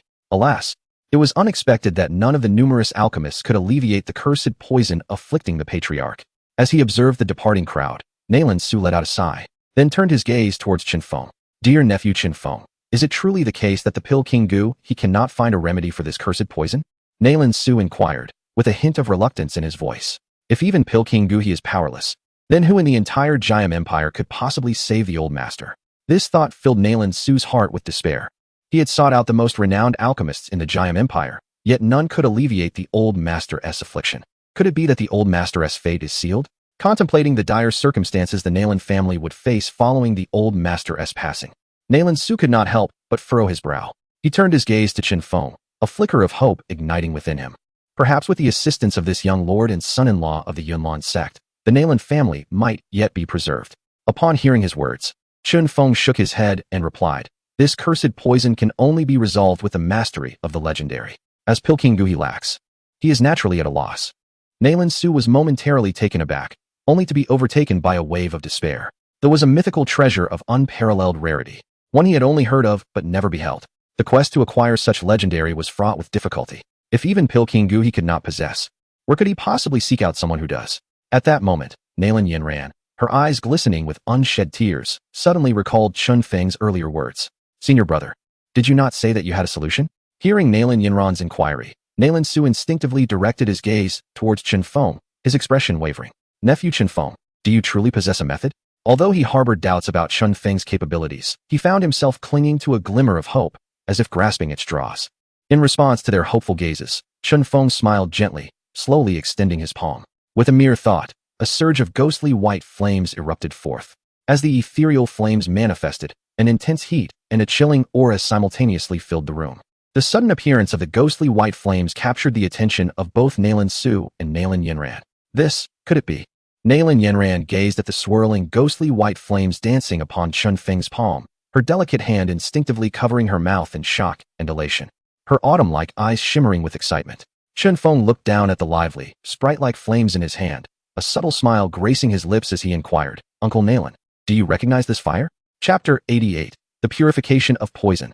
Morning breeze, my dear nephew. Is this an extraordinary flame? As I gazed upon the icy yet fervent white flames in Morning Breeze's hand, the astonishment gradually faded from my eyes, replaced by an uncontainable joy on Nalan Su's face.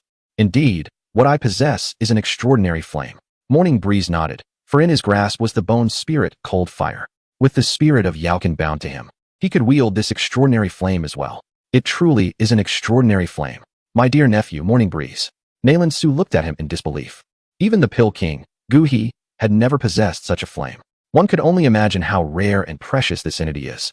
To obtain an extraordinary flame not only requires fortune, but also substantial backing. Yet, my dear nephew, Morning Breeze. Nalan Su thought of Yun Yun, the leader of the Yunlan sect. Could it be that Yun Yun assisted Morning Breeze in subduing this extraordinary flame? Though filled with questions, Nalan Su refrained from inquiring further. Senior brother, if you possess an extraordinary flame, surely you can save my grandfather, Nalan Yinran said joyfully, gazing at Morning Breeze. I shall give it a try. Morning Breeze replied, hesitant to make promises. While he could control the bone spirit Cold Fire, he was uncertain about the nature of the poison within Nalan Jia. If it proved too difficult, he would have to allow Yaoqin to temporarily take over his body and operate it himself. Then I shall be indebted to you, dear nephew. Following Nalan Su's guidance, Morning Breeze approached the side room slowly. A soft, gentle light emanated from within as he gently pushed open the door. The room was spacious, with a large bed positioned in the center, upon which lay an elderly man with a gaunt face. Several maidservants bustled around the bed, and upon hearing the door open, they turned their gazes towards him before resuming their careful attention to the unconscious elder. As Morning Breeze approached the bed, he scanned the elder's face, noting the dark gray hue that faintly clung to it, and the serene visage bore an unsettling aura of death. It truly is grave. Observing the elder's countenance, which seemed to hover on the brink of the grave, Morning Breeze murmured, indeed, this poison is such that even a Do Huang expert would hesitate to engage with it. For the old man to have endured for so many years is already a testament to his limits. Nalan Su, who followed closely behind, sighed and shook his head before cautiously saying, Dear nephew, do you see any prospects for treatment? Senior brother, you must save my grandfather, Nalan Yinran implored, nodding slightly. Her bright eyes fixed earnestly upon Morning Breeze, brimming with hope. Then it all rests upon you, dear nephew. If you can indeed restore the old man to health, there will be no obstacles to your union with Yinran, Nalan Su remarked, casting a glance at Nalan Yinran before addressing Morning Breeze. Upon hearing these words, Nalan Yinran's delicate face flushed with a hue of crimson, yet her heart swelled with joy. Uncle Nalan, rest assured, I shall exert myself to the utmost. Chun Fong nodded slightly, and then took a seat beside the bed, raising his right hand, from which a chilling white flame spiraled upward. In an instant, the temperature within the room soared dramatically. Chun Feng's gaze fell upon Nalan Jia's aged visage. Despite enduring prolonged exposure to toxins, the old man's already emaciated face appeared even more ghastly, resembling a specter. Nevertheless, hints of his namesake's defiance could still be discerned. With a gentle touch, Chun Feng's left hand alighted upon Nalan Jia's shoulder, unleashing a hidden force that reduced his garments to mere dust, revealing a skeletal frame. Observing this frail body, Chun Fong could not help but shake his head. Meanwhile, Nalan Yinran, standing nearby, felt her eyes welling with moisture, the rare mist swirling within her gaze, lending her an air of poignant vulnerability, despite her noble lineage. Gradually, she extended her soul's energy, enveloping the chilling white flame, striving to suppress its searing heat before delicately placing it upon Nalan Jia's back. As the flame made contact, it entered his body with a soft hiss, and the previously unresponsive Nalan Jia suddenly convulsed. Chun Fong's fingers rested on Nailan Jie's back, his eyes narrowing, as he guided the white flame through the main meridians, inching closer to the bones besieged by the lingering toxins. As the temperature of the white flame intensified, Nailan Jie's once expressionless countenance began to manifest signs of pain. His parched hands clenched tightly, veins bulging upon his arms. On the bed, Nailan Jie, with his eyes tightly shut, abruptly opened them, unleashing a hoarse cry of agony. A fierce aura surged forth, reminiscent of a phoenix rising from ashes. Grandfather. Witnessing the elderly man's sudden awakening and his anguished roar, both Nailan Yanran and Nailan Su hastily called out.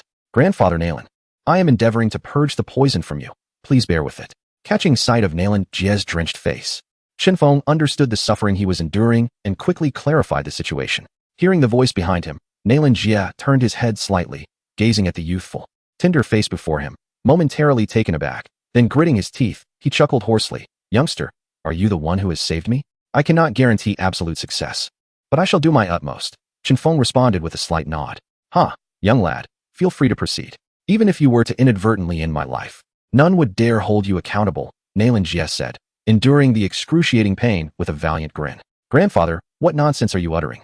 Nailan Yanran, glancing at Nailan Jie, who had just regained consciousness, let out a sigh of relief and could not help but chide him gently. How dare you return, you wretched girl?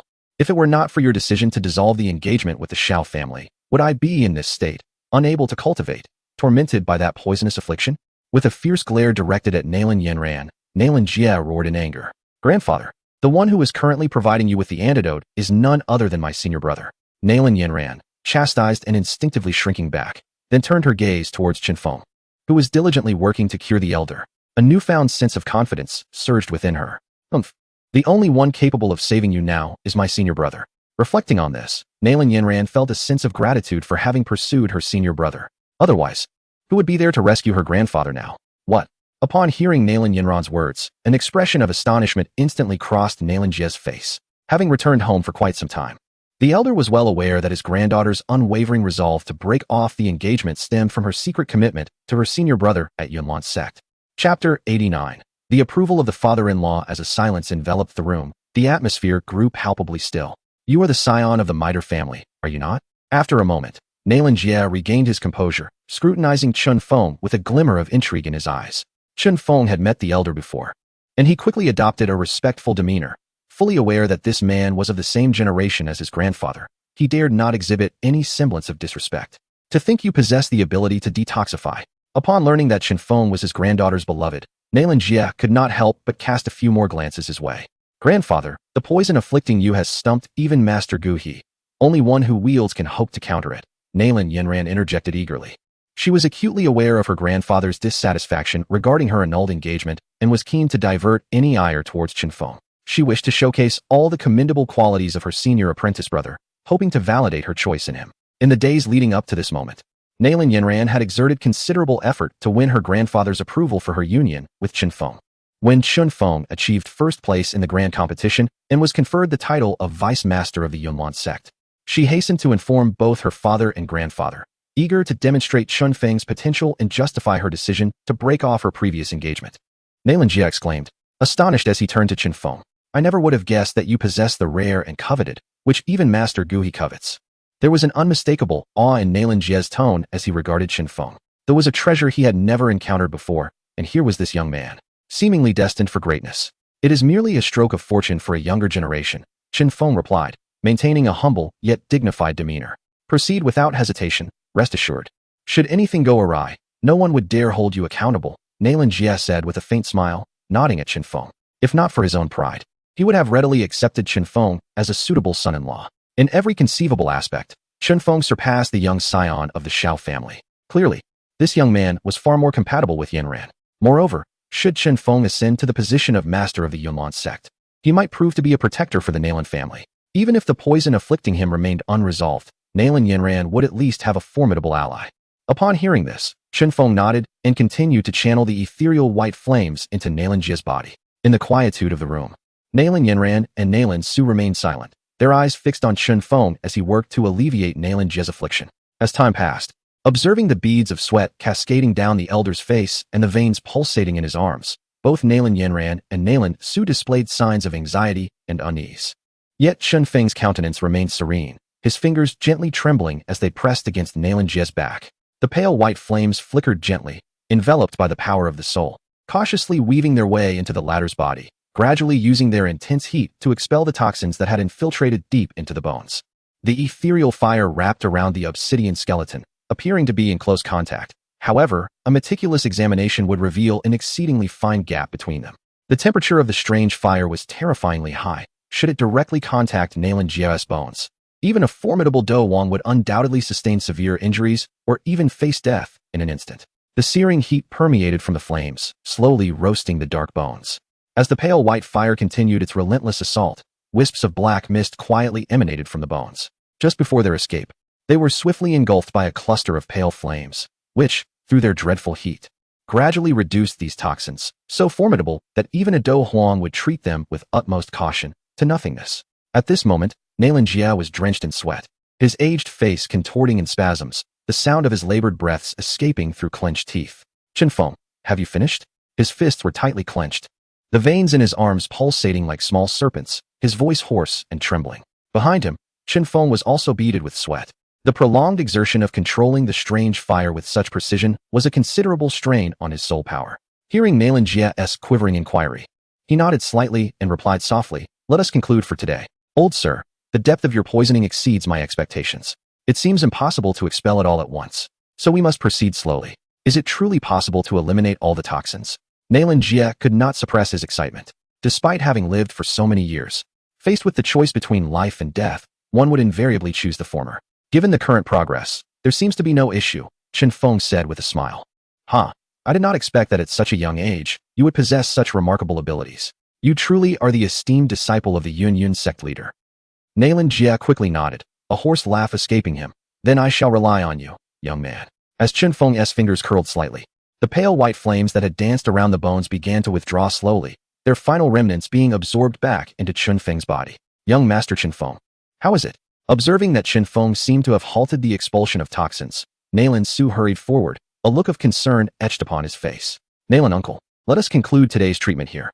At this rate, it will likely take at least 3 days to completely expel the toxins, Chun Fong remarked, glancing at Nalan Jie, whose complexion had improved somewhat. As he looked upon Nalan Jie's slightly revitalized visage, the heavy burden that had weighed upon Nalan Su's heart finally lifted.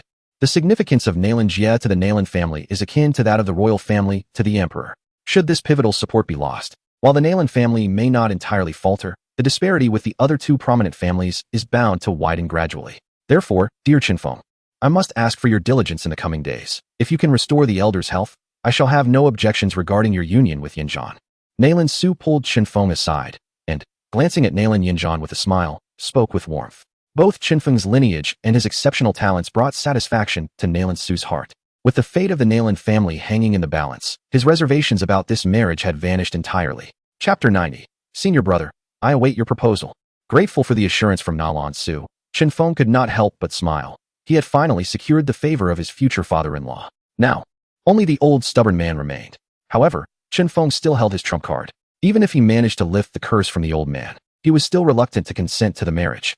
Chun Fong had also prepared the spirit combat pill, confident that the allure of the pill would be irresistible. Beside them, Nalan Yanran felt a surge of joy upon hearing her father's words. Although Nalan Su had previously assured her that he would not obstruct her union with Chun Fong, hearing her father explicitly affirm it to Chun Fong filled her with pride. Chun Fong, my esteemed nephew, you have worked hard. Why not stay for a meal before you depart? Nalan Su warmly suggested to Chun Fong. Perhaps another day. I am rather fatigued today and wish to return home early to rest. Chun Fong politely declined, having expended a considerable amount of spiritual energy with his recent exertion. He intended to continue treating the old man tomorrow and needed to ensure he was in optimal condition. Very well, Nalan Su replied, not insisting further. He turned to Nalan Yanran, saying, Yanran, please accompany Chun Fong as he leaves. Of course, Nalan Yanran smiled and nodded, then walked out of the grand hall alongside Chun Fong. Father, how do you feel? After Chun Fong and Nalan Yanran had departed, Nalan Su approached Nalan Jie with concern in his voice. This young man possesses some skills. It seems I may have temporarily evaded my demise. Nalan Jie sat up, feeling considerably better, and a hint of a smile graced his face. Father, it appears that the Mitter family's young man is rather impressive. Noticing his father's improved mood, Nalan Su hesitated before cautiously probing. Do not attempt to gauge my opinions. Nalan Jie retorted sharply. his keen wisdom recognizing Na Lan Su's intentions as he shot him a reproachful glare. Had you been stricter in your upbringing, that foolish girl would not have acted so disgracefully without my consent.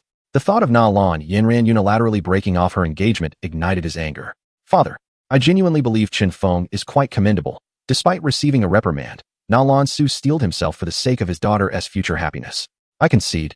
The lad is indeed admirable, Na Lan Jia acknowledged with a nod, yet maintained a serious demeanor as he continued. But does his merit allow our Na Lan family to breach our vows? This marriage was arranged by my own word. Now that the Shao family has fallen into disarray, shall we renege on our promise? What would become of our families standing in the imperial city? Where would I place my dignity? Na Lan Jia almost shouted in exasperation. Should those old fellows become aware of this matter, they would undoubtedly mock themselves mercilessly.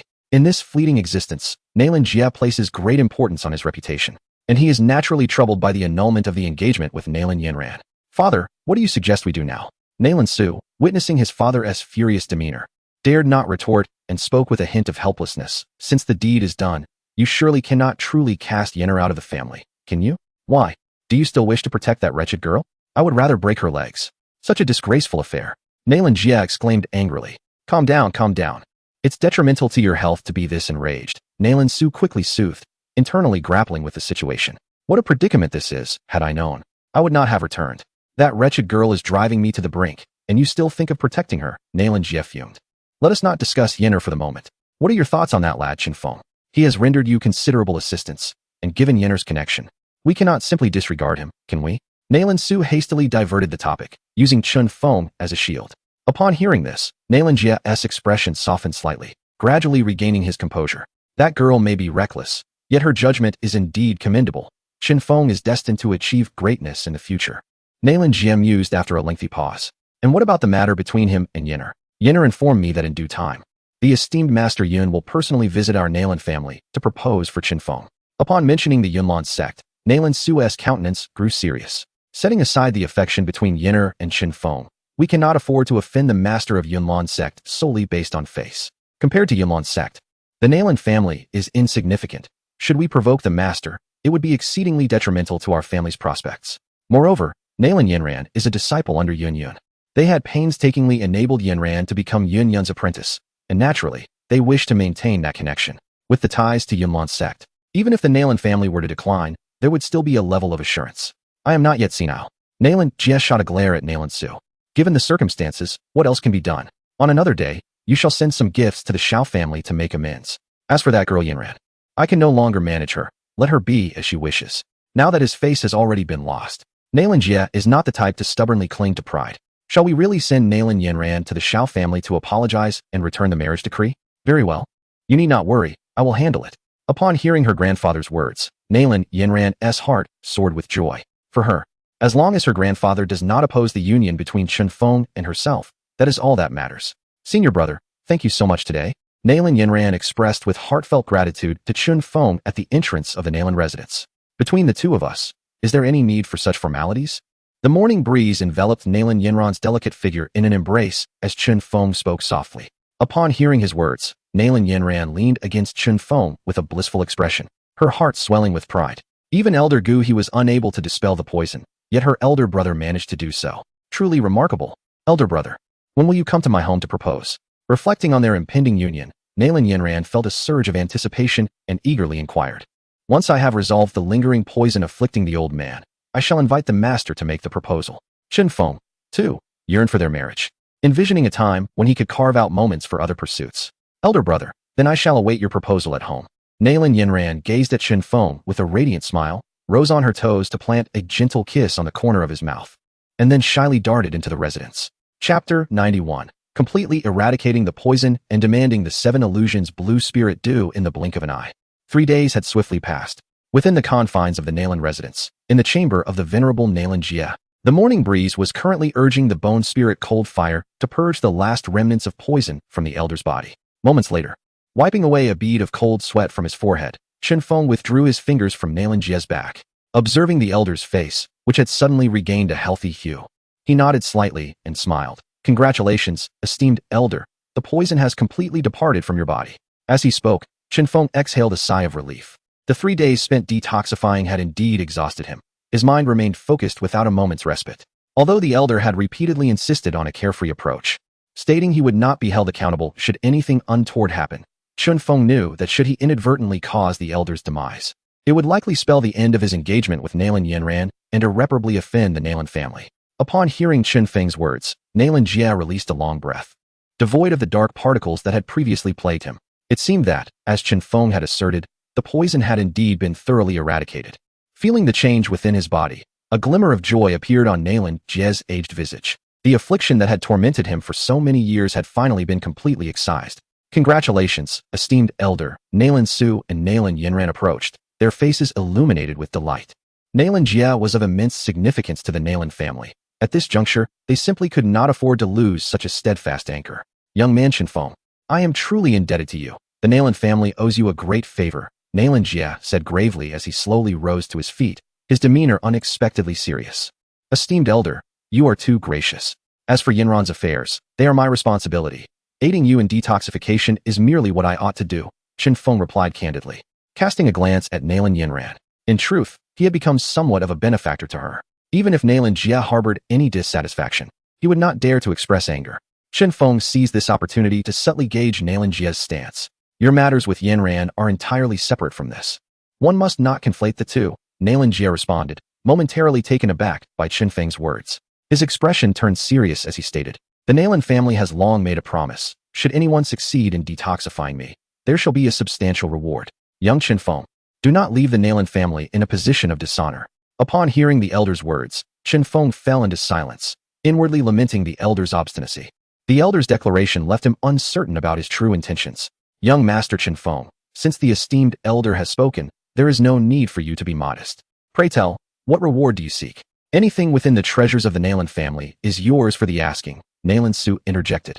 Perceiving Chun Fong's silence and fearing he might be sulking, based on Chun Fong's behavior over this period, Nalan Su has already acknowledged Chun Fong as his son-in-law. He does not wish to witness this young man clashing stubbornly with the elder, resulting in an unpleasant spectacle. With this in mind, the junior shall not hold back. Upon hearing Nalan Su's words, Chun Feng's eyes narrowed slightly, and an idea struck him, causing a subtle smile to grace his lips.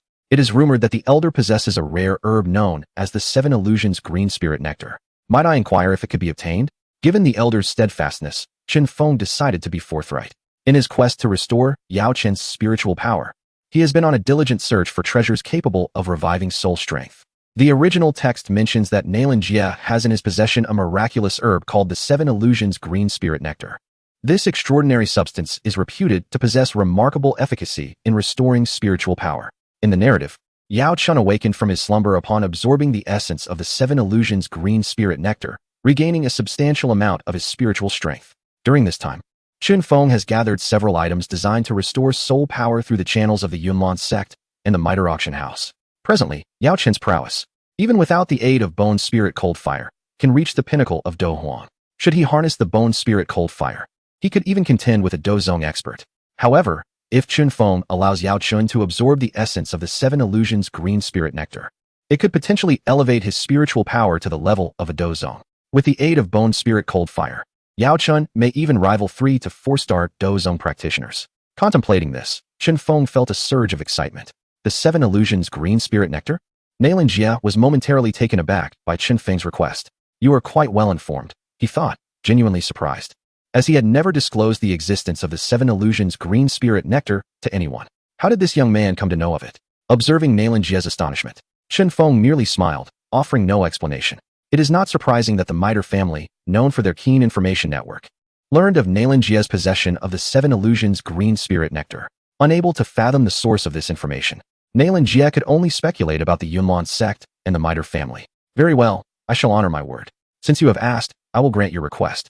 Though reluctant, Nalan Jia remained true to his word and instructed Nalan Su to retrieve the Seven Illusions Green Spirit Nectar. Moments later, Nalan Su entered, cradling a plant nestled within an exquisite jade pot. As the plant appeared, an ethereal fragrance enveloped the room, instilling a sense of tranquility. Captivated by the scent, Chun Feng's gaze fixated on the plant in her hands. The plant exhibited a verdant hue, resembling a finely carved piece of jade. At its apex, a flower with 7 colors was gently unfurling, and as the petals blossomed, Chun Fong was astonished to observe that the 7 hues were gradually transitioning, creating a mesmerizing spectacle. Morning wind, dear nephew, This is the 7 Illusions Azure Spirit Essence. It is said that when refined into liquid form using an alchemist's flame, it can swiftly rejuvenate exhausted souls. The old master exerted considerable effort to obtain it, enduring the scorching poison in the process of harvesting this very substance. Nalan-Su chuckled. As he gazed upon the 7 Illusions Azure Spirit Essence, a fervent light flickered in Morning Wind's eyes. Ah, Morning Wind. This 7 Illusions Azure Spirit Essence now belongs to you, Nalan-Su said with a warm smile. Thank you, Uncle Nalan, Morning Wind replied, bowing slightly in gratitude. Without further ado, he stepped forward, accepting the essence from Nalan-Su's hand, his gaze filled with excitement as he examined it closely.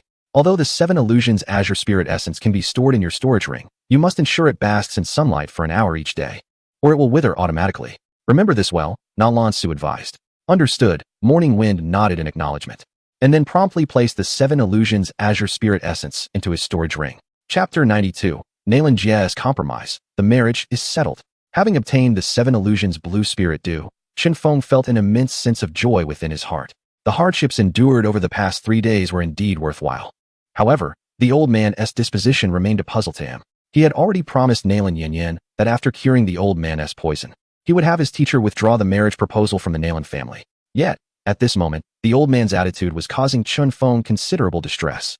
What if the old man proved obstinate and refused to grant even his teacher any favor? Would he not be left in an awkward position?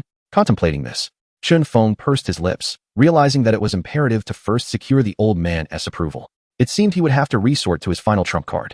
Reflecting on the numerous elixirs that Yao Chun had concocted during this period, a resolution formed in his mind.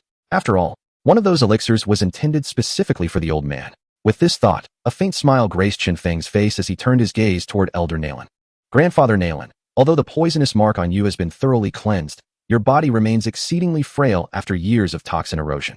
I have brought some nourishing elixirs that I hope may assist you. With that, Chun Fong produced 2 jade vials from his spatial ring. You young rascal. I appreciate your kind intentions, yet my Nalan family is not in need of such trifles, Nalan Jie replied, casting a dismissive glance at Chun Fong, directly refusing his offering. Chun Fong's intentions were clear to him. It was merely an attempt to curry favor with the Nalan family. If he were to accept Chun Fong's gifts, it would be tantamount to tacitly agreeing to the marriage between Chun Fong and Nalan Yin. Although he harbored no objections to this union, he was not inclined to reveal his stance simply for a handful of elixirs. Grandfather Nalan, please do not be hasty in your refusal. Although turned away, Chun Fong maintained his smile. Perhaps you might first allow me to introduce the effects of these elixirs, and then you can decide whether to accept them. After a brief glance at Nalan Jie, Chun Fong began to elucidate the properties of the elixirs in his possession. This is the 5th grade elixir, Xian Yuan Dan. Upon consumption, it can fortify and restore your essence, rapidly revitalizing your weakened body to its peak condition. As I understand it, after being afflicted by the poisonous mark, your strength has diminished from a 3-star Do Wong to a 1-star Do Wong. If you were to take this Xian Yuan Dan, I assure you that within a month, you will regain your cultivation to the level of a 3-star Do Wong. The Xian Yuan Dan was indeed one of the elixirs that Chun Fong had Yao Chun refined during this time. He had procured an abundance of medicinal materials from the Yunlan sect and the Maitel auction house, all entrusted to Yao Chun. Presently, he possessed numerous precious elixirs like the Xian Yuan Dan, including several 6th grade elixirs. 5th grade elixir, Xian Yuan Dan? Upon hearing Chun Fong's introduction, Nalan Jie was momentarily taken aback. He had anticipated that the elixirs presented by Chun Fong would at most be of the 3rd or 4th grade, never expecting him to produce a vial of 5th grade elixirs. The value of a 5th grade elixir is, even for the Nalan family, exceedingly precious. You, young man, have shown great intent, yet no merit comes without reward. Thus, you should take this elixir back. A faint smile appeared on Nalan Jie's face as he declined once more. Though he felt a flutter of interest within, the Nalan family could indeed procure 5th grade elixirs. A mere vial of such an elixir was akin to asking him to part with his footwear. Apologies, but you have misjudged me. Grandfather Nalan, please hold your horses. I have yet to fully introduce another elixir. Once I have presented it entirely, you may refuse at your leisure. Chun Fong smiled gently, unperturbed, eager to see if Nalan Jie could maintain his composure after hearing about this other elixir. He picked up the 2nd vial, uncorking it, and in an instant, a rich aroma of the elixir wafted through the room. This is, upon catching a whiff of the enticing fragrance, Nalan Jie's expression shifted, astonishment washing over him as he gazed at the jade vial in Chun Feng's hand. What sort of elixir is this? Beside him, Nalan Su and Nalan Yinran also displayed expressions of surprise. Grandfather Nalan, have you ever heard of the Doling pill? Noticing the change in Nalan Jie's demeanor, Chun Feng's lips curled slightly. What? The Doling pill? Upon hearing those words, Nalan Jia could no longer maintain his composure. Are you saying that the elixir inside is the Douqi pill? His gaze fixated on the jade vial held by Chun Fong. His tone grew urgent. He was well aware of the esteemed reputation of the Douqi pill. This was a 6th-grade elixir, and within the entire Gamma Empire, aside from the alchemist Douqi, no one else could concoct it. In the past, he had been stuck at the 3-star Douwang realm for several years and had even contemplated seeking Douqi's assistance in crafting a Douqi pill. However, acquiring the necessary materials for a 6th-grade elixir was no trivial matter, and persuading the renowned alchemist Douqi to lend his expertise was an exceedingly arduous task for Nalan Yinran.